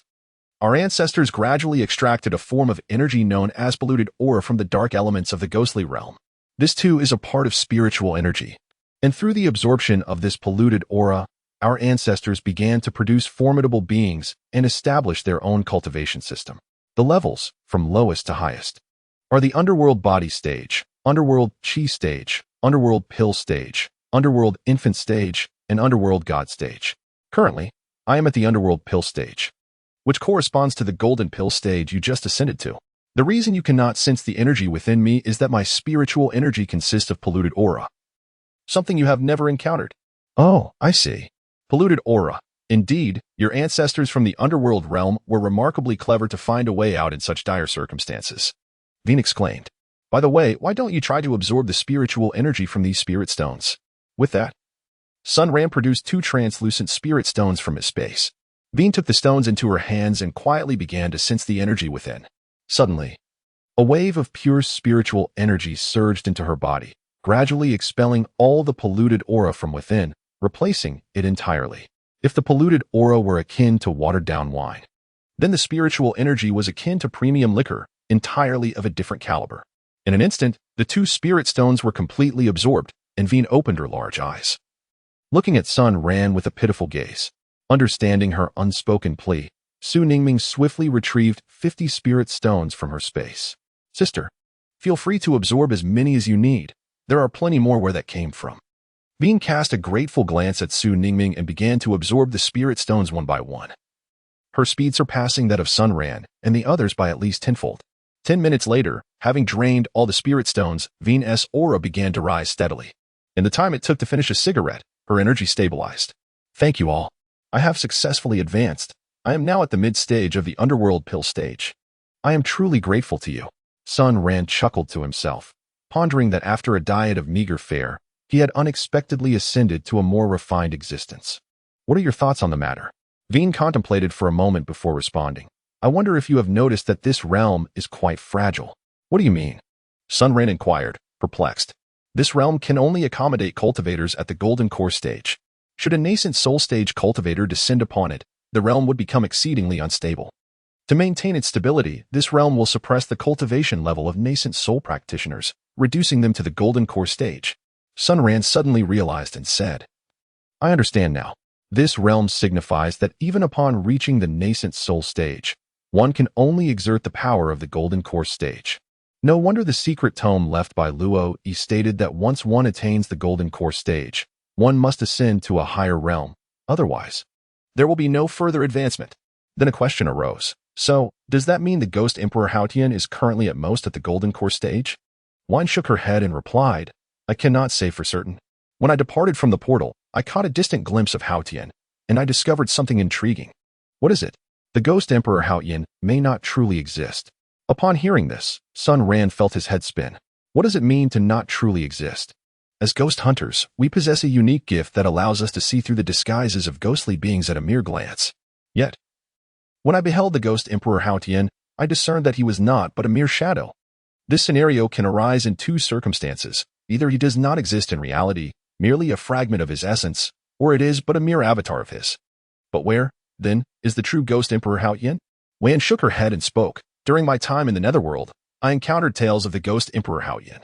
According to legend, he mysteriously underwent a reincarnation process billions of years ago, and the reasons remain shrouded in mystery. In any case, he vanished without a trace. And who would have thought I would encounter him here? It is worth noting that there are only 12 Ghost Emperors in the Netherworld, and he is the mightiest among them. He commands countless ghostly cultivators, and with a mere stomp, the entire Netherworld trembles beneath his might. Sun Ran nodded and remarked, he has reincarnated into the realm of human cultivators, embodying the essence of a great demon. Well, it is getting late. Everyone should retire for the night. Let us discuss everything tomorrow. Su Ningming linked her arm with Wen, smiling as she said, Sister, allow me to take you for a bath. And then I shall provide you with a new outfit. Such a splendid figure as yours deserves more than these drab black garments. Wen glanced up at Sun Ran, a hint of shyness in her voice. In our Netherworld, we only possess black clothing. If we wear anything too ostentatious, it attracts the attention of the ghostly cultivators. Fear not, for this is Earth, and my husband is the mightiest being on this planet. No one would dare to harm you. A group of women ascended the stairs. Leaving Sun Ran alone below to ponder the information one had just revealed. Several keywords echoed in his mind. Earth realm, fragile space, power suppression, Golden Core stage. If this were indeed the case, once Su Ningming and the others reached the Golden Core stage and integrated the 9 elemental forces, they could vanquish the Ghost Emperor Haotian, who also held the Golden Core as his highest cultivation level. Yet, the final keyword lingered, a wisp of essence, a clone. Where exactly does the true form of this Ghost Emperor Haotian reside? If this clone were to be slain, would it suffice as the completion of the task? After much contemplation and finding no clarity, he extinguished his cigarette and retired upstairs to sleep. Meanwhile, Li Dazhuang and his companions scrambled back to Haotian's side, reporting their defeat with utmost honesty. It is fate. It appears that she is indeed the one chosen by destiny. You may return to the Netherworld. I shall summon you when the need arises. Yes, Emperor Haotian. Li Dazhuang was taken aback at having retained his life and swiftly traversed back to the ghost realm through the portal, rising to his feet. Haotian soared into the air above the island, gazing into the east, lost in thought. The following morning, one awoke to a lavish breakfast spread before her, and she could hardly contain her drool. Do you eat this every day? She asked in astonishment. Indeed, what else would we eat? Sun Ran replied, surveying the rice porridge. Steamed buns, flour rolls, pickled vegetables, and a generous portion of boiled beef without noticing anything amiss. You are truly fortunate, she exclaimed. Well then, please enjoy your meal. Although one need not eat upon reaching the Golden Core stage, humans have been accustomed to eating from a young age, typically only ceasing to do so upon reaching the nascent soul stage. After breakfast, Sun Ran and the group proceeded to the cultivation space. 1. Feeling the rich spiritual energy enveloping her, was nearly overwhelmed with happiness. Sun Ran, I realize my request may be presumptuous, But I sincerely hope that if you ever attain the ability, you will assist me in combating the ghost cultivators in the netherworld. I wish to avenge my father and countless other humans." Sun Ran gazed upon the resolute young woman before him, his fingers brushing over the dragon spear, absorbing its essence. He nodded affirmatively and declared, "Indeed, one day, when I have perfected my cultivation, I shall accompany you to the netherworld, where we will vanquish those so-called ghost emperors and ghost generals, leaving naught but devastation in our wake. We shall restore the glory of humanity. However, our foremost task at present is to eliminate Hao Yin." Su Ningming interjected, "Did not Sister Wine mention yesterday that no matter how formidable one may be, within the confines of this earthly realm, one can only manifest the prowess of the Golden Core stage? Thus, we must intensify our cultivation efforts to attain the great perfection of the Golden Core stage at the earliest opportunity. At that point, we shall undoubtedly be capable of effortlessly defeating Hao Yin." Sun Ran shook his head and said, "Have you forgotten? It requires the fusion of 9 elements to truly vanquish him. Therefore, while we cultivate, we must also seize the opportunity to merge the elements." In Chapter 80, a decade had passed, and everyone had ascended to the Golden Core stage. In the training space, Wei Yin and Su Ningming were approximately a dozen meters apart. "Sister Wei Yin, as long as you don't kill me, unleash your full strength. I want to extract my potential in this life and death battle and ascend to the Golden Core stage, just like my husband." Wei Yin nodded earnestly and replied, "I understand. Sister Ningming, give it your all. I believe you can do it." With that, Wei Yin took out the crossbow her father had crafted for her and charged towards Su Ningming, swiftly releasing a white arrow. The seemingly unremarkable arrow resembled the scythe of death itself. Su Ningming summoned her spiritual energy, her figure darting to evade the arrow, aiming for close combat. Yet, the arrow seemed to possess a will of its own, relentlessly pursuing her regardless of her evasive maneuvers. Left with no choice, she braced herself and commanded her spirit sword to block the arrow from behind, but it merely delayed the inevitable. In the next moment, the arrow struck Su Ningming's back with force. "Ouch, that hurts." Fortunately, Wei Yin had not manifested an arrow with a point. It was merely a slight sting. Again, one was at the 9th level of Foundation Establishment, and the other was at mid-Golden Core. These two were not even in the same league. However, in order to unlock her potential, Su Ningming was repeatedly knocked down, only to rise again. Thus, after a month of relentless training, during yet another battle, Su Ningming could no longer endure the torment, and her latent power erupted. Dark clouds gathered in the sky. "Wow, I'm about to transcend tribulation. Sisters, I have succeeded." 3 bolts of thunder struck Su Ningming, leaving her tender yet resilient. But as long as she survived, the tribulation would refine her body and strengthen her. Just when everyone thought it was coming to an end, a 4th bolt of thunder suddenly appeared. Su Ningming had manifested a 4th tribulation. Although it wasn't a rainbow tribulation, it was still a rare display of genius. "Ningming, quickly, channel all your spiritual energy to withstand it. Do not let your guard down." Sun Ran shouted from outside. Indeed, the power of this thunder tribulation exceeded the previous 3. Standing beneath the ominous clouds, Su Ningming gazed intently at the brewing thunderstorm and cried out, "My fate is dictated by me, not by the heavens. My life is mine to command." With a fierce cry, she soared directly into the thunderstorm. Crack! The thunder struck down, and Su Ningming let out a wail as she plummeted from the sky. As the dark clouds dispersed, Sun Ran rushed forward, cradling Su Ningming in his arms, channeling his spiritual energy into her. "Darling, I succeeded," she uttered before fainting. Su Ningming became the second person to ascend to the Golden Core stage. In the following decade, Wei Yin, Su Ningming, and Sun Ran took turns training a few others, subjecting them to rigorous trials daily. Eventually, all of them reached the Golden Core stage, each facing 4 thunder tribulations. Throughout these 10 years, the Ghost Emperor Hao Yin remained silent, as if he had vanished entirely. Upon achieving the Golden Core stage, they began the process of elemental fusion. Everyone thought that ascending to the Golden Core stage was already extraordinary, yet they soon discovered that merging elements was even more daunting. A slight instability could lead to elemental explosions, resulting in countless injuries over the decade. The silver lining was that they all became tougher and more resilient. Finally, after fusing the dark element, all 9 elements were successfully combined. Post-fusion, the spells of the 9 transformed into a dazzling array of colors, their power beyond mere enhancement. It could be said that although all 9 were at the early stage of the Golden Core, they could easily overpower those at the late stage. During this decade, the number of surviving humans reached 1 million, living a stable life in the peaceful town of Pingxian. Xiao Jingxin, now 24, had blossomed into a beautiful young woman, resembling Lin Yao, and was regarded as a stunning beauty in Pingxian, attracting suitors from all corners. As winter approached, snow began to fall in the north. Sun Ran stood before the villa, gazing at the gently falling snowflakes, when a memory of the extreme weather from over 20 hours ago emerged, as vivid as if it had transpired yesterday. "Darling, what are you pondering?" Su Ningming inquired from behind him. "I am contemplating whether we should bring an end to the matter of the ghost Emperor Hao Yan," he replied, knowing him better than anyone else. Su Ningming intertwined her arm with his and remarked, "What troubles you? Are you reluctant to remain on Earth, yearning to depart from this place?" Sun Ran turned his gaze towards the eternally youthful and beautiful Su Ningming, smiling as he remarked, "I have come to realize that you are like the worm in my belly. You seem to know my every thought. Now that we have reached the golden core stage, we possess a lifespan of several millennia. However, the monotonous existence on this planet threatens to extinguish our ambition. Therefore, I wish to resolve the matters concerning the ghost Emperor Hao Tian and then venture forth into the world beyond to explore realms outside our own. This desire is not solely Sun Ran's. It resonates within all of us. It is akin to a young adult in their 20s being confined to a kindergarten, forced to endure a life of childish routines.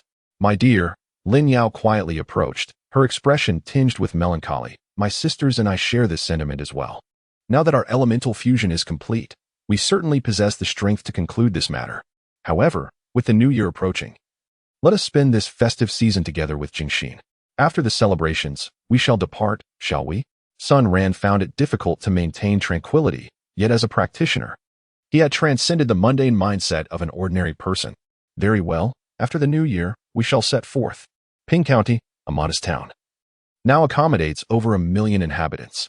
Some residents, feeling the congestion, have gradually returned to the morning market, embracing a self-sufficient lifestyle, free from worldly competition. It has been 24 years since the onset of the apocalypse, and the resources produced during the era of prosperity have become largely obsolete. Presently, the food consumed by the populace is cultivated by their own hands. Although the variety and types are limited, they are favored for their health benefits, being pure organic produce devoid of excessive additives. Human society is slowly recovering. It is estimated that in a millennium, humanity will once again reclaim dominion over the earth. During the New Year festivities, Sun Jingxin was brought back to the villa. She is currently a research scientist in Ping County, engaged in the restoration of advanced technologies from the pre-apocalyptic era, such as communication devices and satellites. Sporting glasses, she bears a striking resemblance to Lin Yao. "Dad, I want to eat hamburgers and fried chicken. It has been ages since I last indulged. I'm absolutely craving it." Upon entering the villa, Sun Jingxin exclaimed. Sun Ran smiled and said, "You little glutton, today I shall let you indulge to your heart's content." The dinner was truly splendid. Although several of them had reached the golden core stage and no longer required sustenance, they still chose to accompany Sun Jingxin for the meal. After finishing dinner, Sun Ran called Sun Jingxin to the side.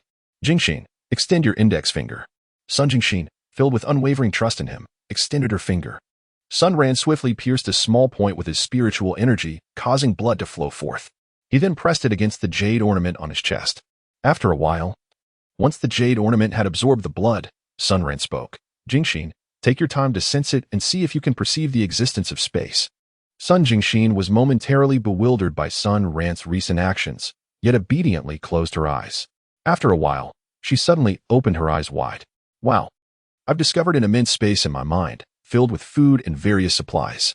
This is truly astonishing." Lin Yao approached and sat on the sofa, crossing her arms as she said, "Silly child, this is your father's portable space. All the resources within will belong to you in the future." Upon hearing this, Sun Jingxin fell silent immediately. "Are you all leaving?" Lin Yao nodded and replied, "My dear daughter, you have grown up. Your godmothers and I have reached the golden core stage. We have decided to address the matter of the ghost Emperor Hao Yan after the new year, and then we shall depart from this place." Sun Jingxin silently nodded, for previously, Sun Ran and others had already subtly conveyed to her their intentions regarding her departure. "All right. Mom, Dad, I am now an adult, so you need not worry about me any longer.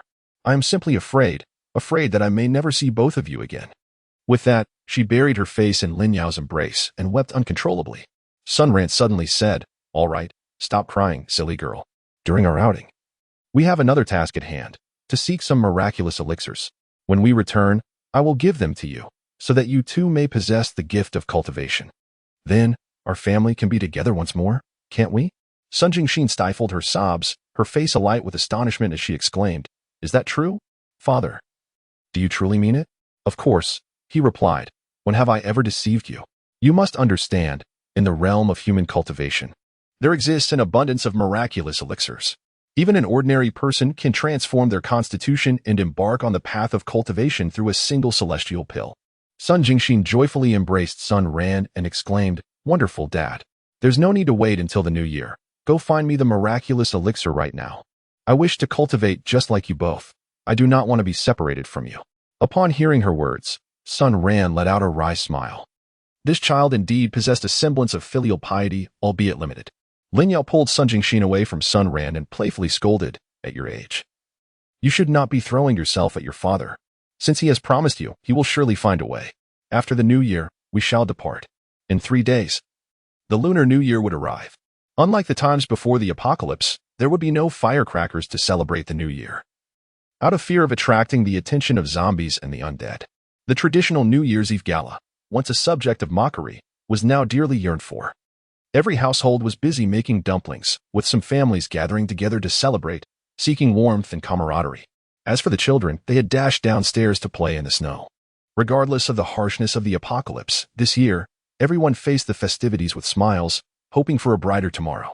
In the villa, Sun Ran, along with 8 women, Veen, and Sun Jingxin, totaling 11 individuals, gathered around the table. Sun Ran raised his glass and proclaimed, "It has been 24 years since the resurrection of the ghost Emperor Haotian. We have endured the bitterest of winters, faced both the undead and the fallen, confronted the king of the corpse and the ghostly generals. Yet, we have all survived. We have triumphed. Only one final step remains, to vanquish the ghost Emperor Haotian. I firmly believe that victory shall be ours. Cheers." Chapter 81. My name is Luo Yi, and I am Haotian. The day of departure has finally arrived. Sun Jingxin assisted Sun Ran and others in tidily organizing their equipment, reluctantly bidding them farewell as they departed from the villa. "You should return to Pingping for work. The rise of humanity still relies on the vigor of your generation." Sun Ran gently patted Sun Jingxin's small head and smiled. "Dad, you must promise me to find the elixir swiftly. I cannot bear to part with you all." As he spoke, tears welled in his eyes once more. He had already cried several times that morning. Su Ningming embraced Sun Jingxin and reassured her, "Do not worry. Even if your father cannot find it, your godmother will take responsibility. I will definitely help you find the elixir, so you too can become a cultivator." "Thank you, godmother. I will wait for your return." Lin Yao joined in, hugging Sun Jingxin and urging her to eat well, reminding her that she could indulge in the provisions in the space without reservation. Afterward, Sun Ran cast a glance at the villa, stepped onto his flying sword, and transformed into a streak of light, with the other women following closely behind. They were reluctant to leave the villa that had been their home for over 20 years, yet they swiftly severed that attachment, knowing they would return in due time. As the group soared above the vast ocean, they extended their divine senses to locate the position of the ghost Emperor Haotian. After 3 days of continuous sensing, they finally detected a powerful energy emanating from a deserted island. Sun Ran glanced back at the group of women, who all nodded in agreement. To his surprise, finding Haotian here had proven to be quite a challenge. "Let us proceed cautiously. If things turn dire, we shall retreat into the cultivation space for safety." It had been many years since Sun Ran had offered such pre-battle counsel, and it felt somewhat unfamiliar. Su Ningming chuckled. "Understood, my dear, do take care." As the group descended upon the small island, they were greeted by pristine beaches, untouched by human footprints for over 20 years, and the ocean was devoid of debris. In a sense, Haotian had inadvertently done the earth a favor. They followed the shoreline into the woods, soon spotting a towering mountain in the distance. "Haotian must be hiding within a cave in that mountain. Let us go." The group formed a line, with Sun Ran leading the way, expertly guiding his flying sword to clear away vines and branches effortlessly. Swarms of palm-sized mosquitoes buzzed angrily, attempting to bite, but were repelled by their protective energy shield, infuriating them as they relentlessly battered against the barrier. After a brief trek of 10 minutes, they reached the foot of the mountain, where a massive cave loomed before them. Suddenly, a dark mist billowed from within. "Ah, you finally arrived. I have awaited your presence for quite some time." The voice echoed even before the figure emerged. The black mist dissipated, revealing a tall silhouette with flowing purple hair, a robust physique, and a resolute countenance. It was impossible to discern that this was the man who had nearly upended the realm of human cultivation years ago, the Ghost Emperor Haotian. You are the Ghost Emperor Haotian? Sun Ran queried. Indeed. You must be the chosen one selected by my sister. How splendid. To have advanced to the Golden Core stage under such adverse conditions. You possess the strength to challenge me. Do not feign bravado, Haotian. This space will suppress your powers, rendering our strengths nearly equal. Sun Ningming interjected from behind Sun Ran. Ha ha ha. You speak wisely. If that is the case, let us engage in a true battle. With that, the Ghost Emperor Haotian flicked his right hand, and a dark energy orb shot forth at great speed towards Sun Ran. Sun Ran brandished his dragon spear, channeling his energy into his right hand, and charged forward, colliding with the dark energy orbs. With a resounding explosion, he staggered back 4 or 5 steps, while Hao Tian remained unfazed, a subtle smile gracing his lips as he observed Sun Ran. Despite the effortless nature of his opponent's attack, which had sent him reeling, it was evident that a gap in their prowess still existed. Undeterred, he prepared for another attempt. Hao Tian alternated his hands, his fingers flicking with precision, unleashing 10 dark energy orbs that surged towards Sun Ran in an unrelenting barrage. Sun Ran exclaimed, "Excellent," and channeled the energy infused with 9 distinct elements into the dragon spear. Fire. Under Sun Ran's command, the dragon spear whirled at high velocity, resembling the blades of a helicopter, as the 9-colored energy coalesced into a protective shield, astonishingly drawing in all 10 black gas entities into the spear. Impressive, young man. I never anticipated you could truly merge 9 elements together. Now, I shall become serious. Suddenly, the Ghost Emperor Haotian soared into the sky, releasing countless tendrils of black mist that enveloped everyone, transforming the previously clear sky into a realm of utter darkness. Everyone, remain calm. Xiaoya, it's your turn. Qian Xiaoya smiled gently and declared, enlightenment. With that, an overwhelming radiance erupted from her, forcing the black fog to recede. Everyone, combine your elemental powers. With this command, 9 individuals concentrated the purest essence of their 9 elements together, forming a vibrant, multicolored elemental sphere in the sky. Sun Ran stood at the forefront, directing the elemental sphere straight towards Hao Tian. In that moment, Sun Ran perceived a blend of fear, relief, and solace in Hao Tian's eyes. The 9-colored elemental sphere transformed into a luminous streak, dispelling the ominous black mist and colliding forcefully against Hao Tian's chest. Moments later, Hao Tian's body erupted as if in a cataclysm, dissolving into a swirling cloud of black smoke, vanishing without a trace. Subsequently, the dark energy that pervaded the air dissipated, rendering the inhabitants of this world, both human and undead, unable to evolve through the absorption of this malevolent energy. Perhaps, in a decade or so, they would gradually succumb to decay, becoming mere piles of bones fading away from the earth. My dear, have we succeeded? Was it truly this effortless? Sun Ran furrowed his brow, unable to comprehend how he had so effortlessly vanquished the Ghost Emperor Haotian. He had anticipated a fierce battle, yet a mere elemental combination had led to his demise. Brother Sun, come and see what this is, Vayne called out as she approached the spot where Haotian had fallen, noticing a black crystal orb lying on the ground. Sun Ran picked it up and examined it for quite some time without discerning any differences. Suddenly, the black crystal orb erupted with dark mist, enveloping everyone within. The voice of Haotian emerged, urging them not to panic, for they were within his memory sphere, a gift he had intentionally left for them. If they patiently observed, the answers to all their questions would be revealed. In an instant, time and space shifted, and the group found themselves in an unfamiliar realm. A small boy was playing alone in a village, his large eyes and long eyelashes rendering him irresistibly adorable. Abruptly, a pair of enormous feet appeared before him. You are a child most suited for cultivation. Will you join me in training? A harsh voice rang out. The boy looked up, seemingly confronted by a sight that instilled great fear within him, causing him to retreat in trepidation. I shall ask you once more, will you join me in training? The boy shook his head. Very well, you shall change your mind. The scene shifted, and flames engulfed the boy's village, claiming the lives of its inhabitants, including his parents. The boy stood helplessly by the inferno, weeping uncontrollably. At that moment, the man reappeared. Your parents are gone, your village reduced to ashes, and you have no home to return to. Only with me can you find a path to cultivation. Will you agree? The boy gazed at the flames, then at the strange man, ultimately nodding in resignation. The man scooped him up and soared into the sky. After an indeterminate flight, the man finally landed atop a mountain. There stood an immense palace, filled with many children of similar age, all gazing at him with wide, emotionless eyes. The boy silently followed the man. Listen closely, children. This boy shall represent you all. There are 100 of you in total. I will teach you the ways of cultivation and combat. In 3 years, there will be an examination. Only the first and second places will survive. A larger child stood up and questioned, why only the top 2? The man erupted in laughter. Because the others will perish. All the children gasped, their mouths agape, acutely aware of the meaning of death. In the days that followed, the man began to impart his teachings without reservation, instructing them to absorb the foul energies of the place. Gradually, the small boy distinguished himself from the crowd. Some of the older children realized that should this boy continue to grow stronger, they would likely be the ones to face death. Thus, they formed an alliance, seeking opportunities to torment him, depriving him of rest and peace even in his training. At this juncture, a young girl stepped forward, aiding the boy in resisting the older children. During one fierce confrontation, both emerged battered and bruised, sitting together to tend to each other's wounds. By the way, sister, I still do not know your name, the boy inquired. The girl, with wide eyes, smiled and said, my name is Roy.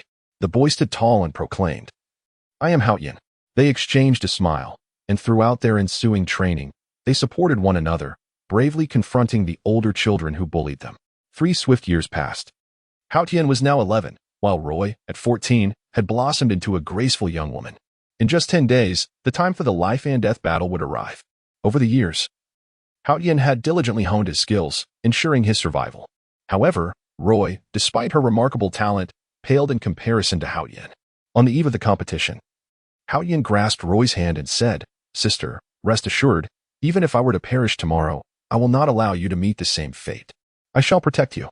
Looking down at her younger brother, who was shorter than her by half a head, Roy replied, Thank you for your willingness to protect me, dear brother. But I do not require your guardianship. Focus on surviving for yourself. Haotian stubbornly retorted, No. You protected me when we were young. Now it is my turn to safeguard you. Roy gazed at the 3 years younger boy, her heart swelling with gratitude. The following day, the man reappeared, waving his hand to conjure a portal. This is an illusion I have crafted. Upon entering, you will be transported to random locations. When only 2 of you remain, this illusion will close. The last 2 standing will emerge safely. Go forth and embrace your challenge. As the scene shifted, Haotian found himself in a dark and eerie forest, separated from Roy. Steadying his resolve, he inhaled deeply and sprinted forth, his aim not to engage in battle but to locate his sister. Fortunately, the space was not vast, and soon he heard Roy's startled cry. Accelerating, he burst through the underbrush to find 2 tall boys attacking her. Armed, he charged in, executing a swift and clean ambush, swiftly dispatching both assailants. Roy, upon seeing Haotian, joyfully leapt into his embrace. Together, they faced the remaining adversaries, and gradually, only 4 individuals remained in the space, 2 of whom were the very boys who had tormented them over the past 3 years. Fate had brought them together, and without uttering a word, they plunged into battle. However, the disparity in strength was evident. The 2 boys were formidable, while Roy was significantly weakened and injured, leaving Haotian to face them 2 against 1. However, Haotian grew increasingly valiant in battle, adopting a reckless approach, for he believed that if he were to vanquish the 2, it mattered not if he perished, as Sister Li would survive. Thus, Haotian successfully eliminated one of them, and under Luoyi's onslaught, he dispatched the other boy as well. In the end, both Haotian and Luoyi emerged alive. As the scene shifted, Haotian and Luoyi, having survived, underwent a decade of rigorous training under the enigmatic figure, achieving the profound cultivation of the 9th layer of the Nether Chi realm. They blossomed into striking young men and women, developing mutual affections. One day, they received their first life-altering mission, to assassinate a pivotal figure among the human race. Throughout their 10 years of training, they had primarily honed skills related to assassination. Understanding that this might be their future vocation, Haotian and Luoyi worked in tandem, initially gathering intelligence on their target, followed by an ambush and execution, executing this process flawlessly and seamlessly. Thus, they continued to cultivate while fulfilling the tasks assigned by the mysterious figure. 20 years swiftly passed, and the duo had become renowned outlaws, their prowess having advanced to the mid-stage of the Nether Pill realm. The scene shifted once more, during an inadvertent encounter.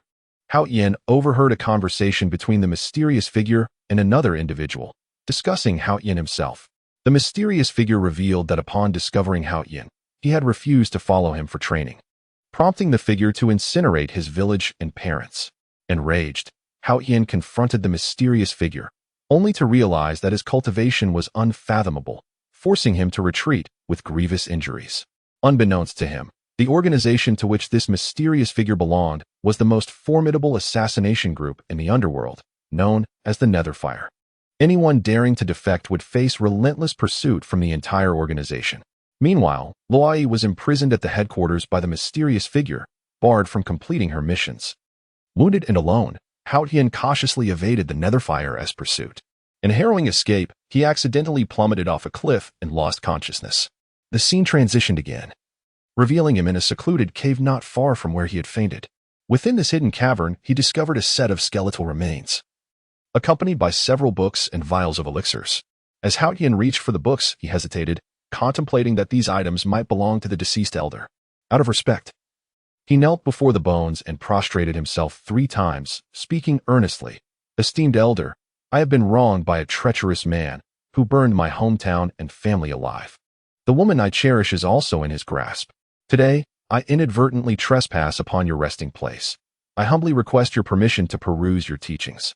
As soon as he finished speaking, the skeletal figure transformed into a wisp of green smoke and vanished.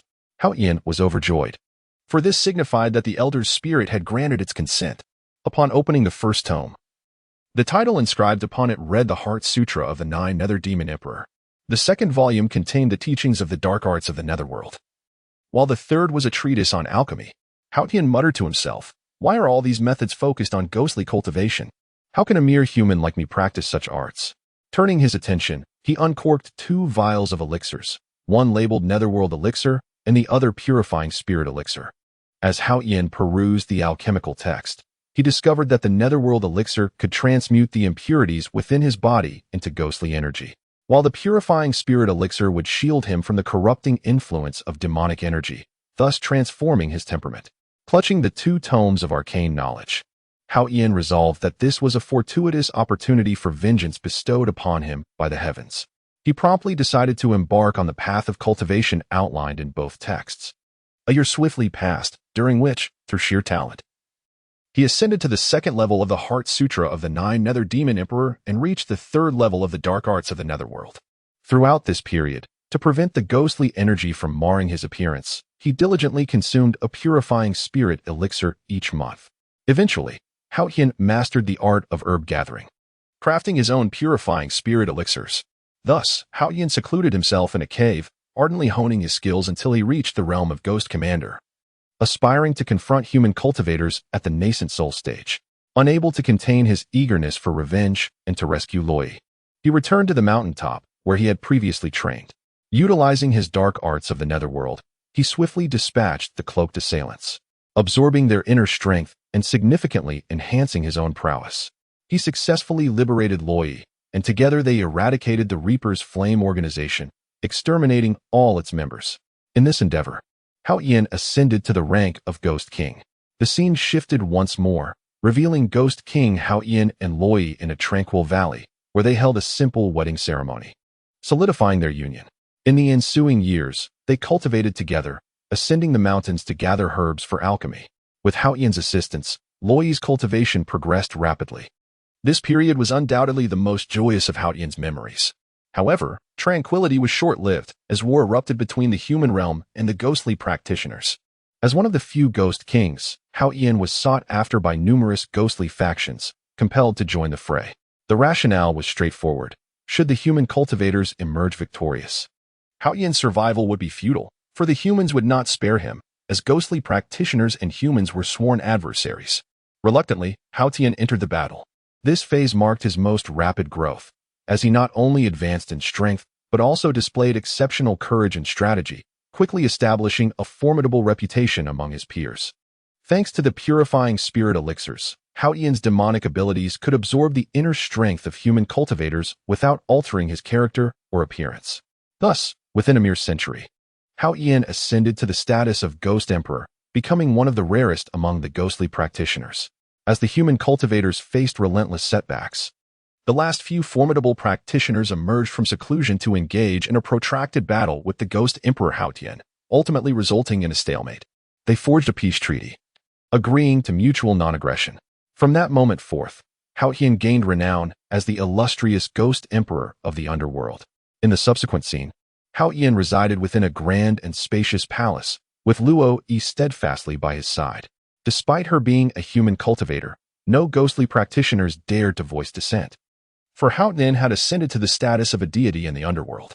Should he successfully navigate the tribulations, he would elevate to the realm of ghost immortals, transcending to a higher plane of existence. Thus, he stood as the most formidable force within this realm. One day, a subordinate reported the discovery of a crystal mine at a precarious cliff in the Nine Nether Valley, boasting astonishing reserves, likely constituting a large-scale mine. This crystal mine surpassed spirit stones in quality, containing a greater concentration of spiritual energy, accessible to both ghostly and human cultivators. Hao Tian promptly rushed to the site, only to uncover that it was not merely a large mine, but a colossal one, with the core vein housing countless exquisite crystals. It had been many years since such a significant crystal mine had been unearthed in the underworld.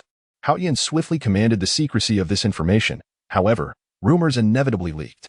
One fateful day, a tremor in the fabric of space heralded the arrival of 12 individuals, specifically 12 powerful practitioners. Hao Tian laughed heartily, remarking on the unexpected stir caused among the cultivators of the Kanglan realm over a mere crystal mine. Recognizing them as Kanglan cultivators, he understood their objective was the coveted crystal mine. What followed was a fierce confrontation. Hao Tian summoned the 12 ghost emperors of the ghostly realm to join forces against the human cultivators of the ascension stage. As the battle raged on, the number of ghost emperors dwindled, and Hao Tian found himself outmatched. In a moment of desperation, Luo Yi soared forth to lend her aid, only to be grievously wounded by a human cultivator. With no other recourse, Hao Tian relinquished the crystal mine and departed with the severely injured Luo Yi. Tragically, not long after, Luo Yi succumbed to her wounds. Consumed by despair, Hao Tian sought out the most ancient deity of the underworld, imploring the divine statue to reveal Luo Yi's reincarnation. To his astonishment, the statue communicated that Luo Yi had been reborn in the Kanglan realm. Hao Tian then declared, "I am willing to sacrifice all my cultivation and reincarnate into the Kanglan realm. Is this permissible?" The statue responded affirmatively, though it warned that he might endure countless years of confinement, and that whether he would reunite with Luo Yi remained uncertain, dependent on fate. Without hesitation, Hao Tian consented. He then disbanded his essence, transferring all of his cultivation to the deity. In the next moment, he found himself reborn in Luo Yi's household, becoming her younger brother.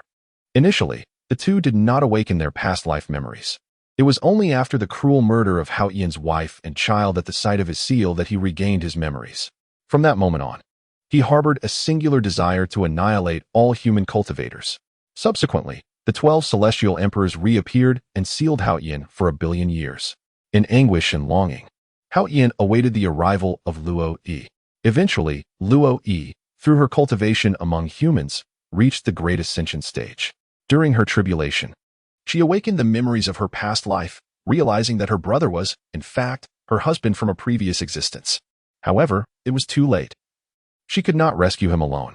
Revenge seemed even more daunting, as the 12 celestial emperors had grown exponentially stronger since acquiring the crystal mine, amassing a formidable legion of transformation stage experts. How could she possibly seek vengeance on her own? Thus, she began to explore the possibility of reincarnation, hoping for another chance to reunite with Hao Tian, even if it took 1 billion years. To her astonishment, through her efforts, she discovered a method of reincarnation that could be activated after each death, documenting it in her secret tome. At that moment, Sunran realized that the method for seeking reincarnation recorded on the last page of the tome was, in fact, intended to locate Luo Yi. Later, Luo Yi learned that the main star sealing Hao Tian had been relocated to the lower realm, where it was utterly impossible for anyone to kill Hao Tian, as the highest cultivation level in that realm only reached the golden core stage. To facilitate Hao Tian's death and subsequent reincarnation, it was essential to uncover a method to kill him. After diligent research, Luo Yi finally conceived a method involving elemental combinations. She left a message at the site of Hao Tian's seal, instructing him that only through death could he have a chance at reincarnation, urging him not to pursue revenge. Upon breaking free from his seal, Hao Tian received Luo Yi's message. However, due to the prolonged sealing, he could not control the surge of demonic energy, resulting in a catastrophe on the main star. As everyone exited the crystal memory orb, a profound silence enveloped them. Darling, it's so touching, I feel like crying. Indeed, darling. Who would have thought Hao Tian was such a devoted man? He willingly embraced a billion years of sealing for the sake of Luo Yi, simply to find his beloved. Darling, let us assist them. Using the method left by Sister Luo Yi, we can help them reunite. Yes, darling. Those human cultivators are utterly vile. We expected them to be magnanimous, but they turned out to be a bunch of despicable individuals.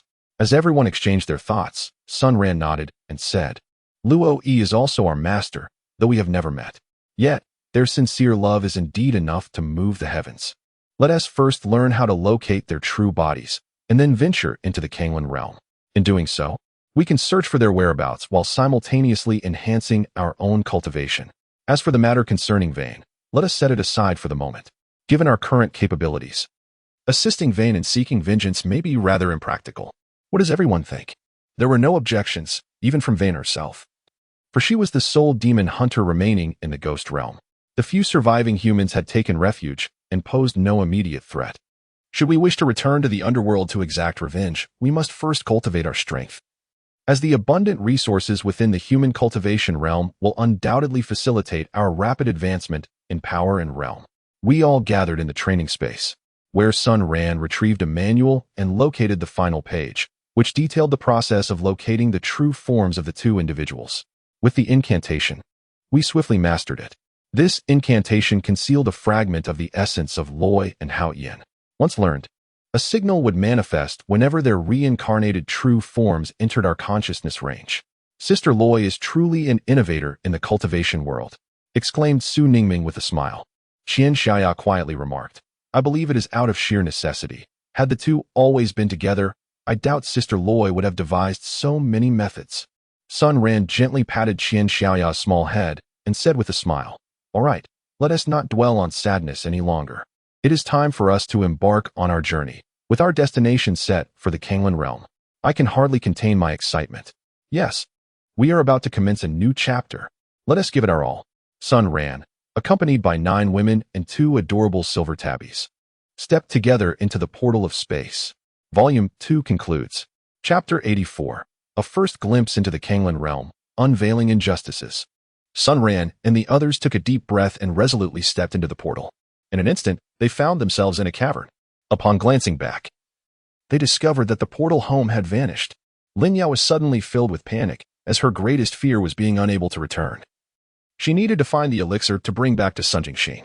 Sun Ran stepped forward, gently caressing the wall, when suddenly his hand slipped into it. In the next moment, he too vanished into the wall, reappearing before everyone. Rest assured, the portal remains intact.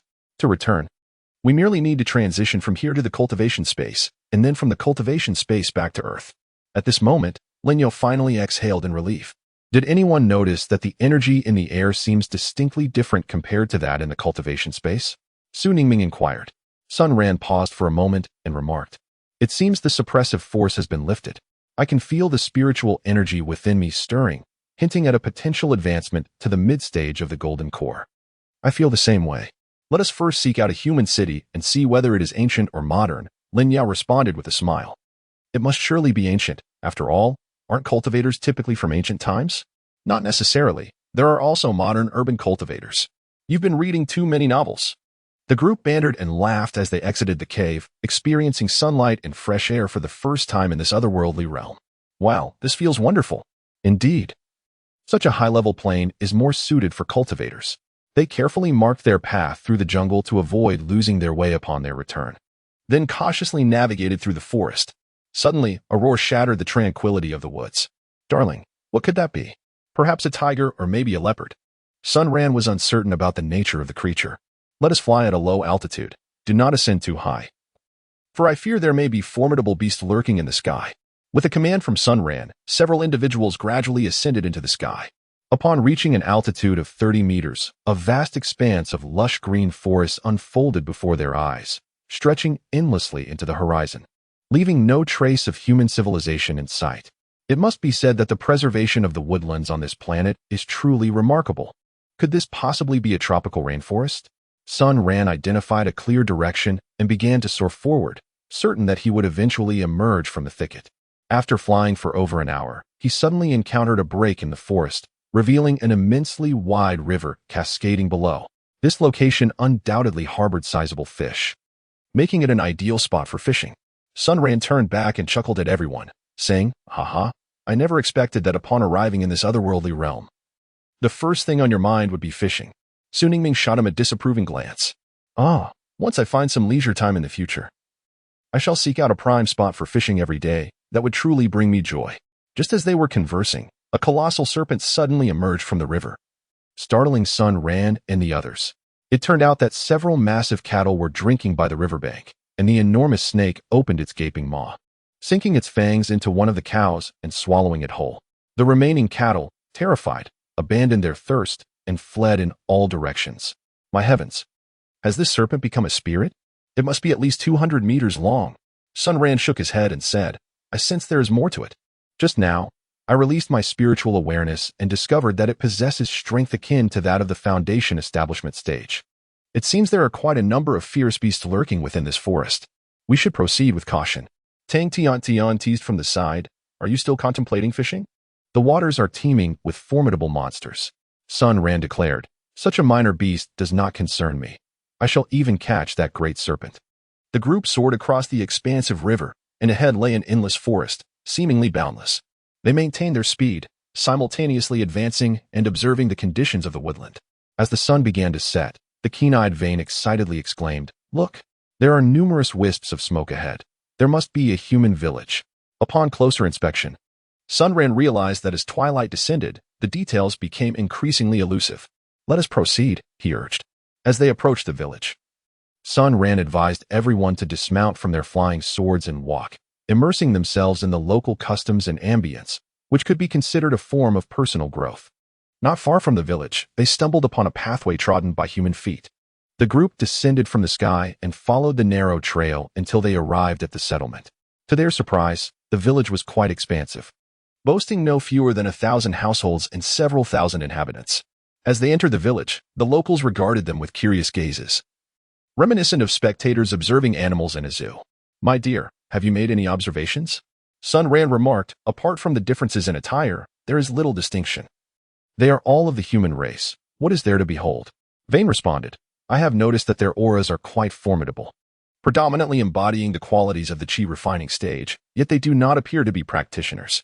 Sun Ran elucidated that this phenomenon is intrinsically linked to their place of residence, having grown up in such an environment rich in spiritual energy, even without deliberate cultivation. One could naturally attain the Qi refinement stage. A collective realization dawned upon everyone as they proceeded to the heart of the village, where a vast clearing lay before them, dominated by a towering bonfire at its center. "Darling, what is that?" she inquired, pointing towards a row of wooden cages that imprisoned 10 small children. 5 boys and 5 girls, each around the tender age of 5 or 6. Why are the children confined? Even if they have erred, such punishment seems excessively harsh. Upon witnessing the pitiful gazes of the children, several women stepped forward, intent on liberating them. "Halt! Who are you? And why do you seek to release the offerings of our village?" An elderly man, leaning on a cane, approached, followed closely by a group of young individuals. "Offerings? You dare to treat children as sacrificial offerings? Are you even human?" Su Ningming exclaimed vehemently. You outsiders know nothing. If we do not present 10 young boys and girls as sacrifices each year, our entire village faces annihilation. Look there. The beasts of the demon beast forest are ravenous for human flesh." Sun Ran stepped forward and said, "Are you suggesting that these offerings are intended for the forest mystical beasts?" "No," came the reply. "They are meant for the esteemed lord of the city. When the time comes, the Lord will be responsible for communicating with the beasts of the forest, ensuring the safety of our entire village. Therefore, travelers, it would be best for you to depart." Sun Ran coldly remarked, "The city lord is not concerned with how to eradicate the beasts in the demon forest. Instead, he demands offerings from you. I find the city lord's negligence quite unacceptable. Now that I have witnessed this matter, I must intervene. You must understand. We have just emerged from the so-called demon forest, and we did not encounter any formidable beasts." "What? You claim to have come from that demon forest? That is impossible. For years, no one has managed to return alive from there. Why would I deceive you? Tell me, when will the city lord come for the offerings?" The old man pondered for a moment. Perhaps these young individuals truly possessed the ability to alter the course of this situation, for among them was his own grandson. It pained him deeply, yet for the safety of the entire village, he had no choice but to consider his grandson as a sacrificial offering. According to the city lord's decree, the children must be starved for one day. On the following day, he would send someone to collect them. In addition to the children from surrounding villages, the total number would reach 100. And what of the neighboring villages? Indeed, there are over a dozen villages like ours on the outskirts of the demon forest, each required to sacrifice 10 children. So, this means that tomorrow, the city lord will send someone, correct? Yes, at dawn tomorrow, someone will come to take the children away. Sun Ran scoffed coldly. I must observe for myself. Is the realm of cultivators truly shrouded in such darkness beneath the vast heavens? The elder replied with a bitter smile. Cultivators are likely to be those who would devour a person without leaving behind a single bone.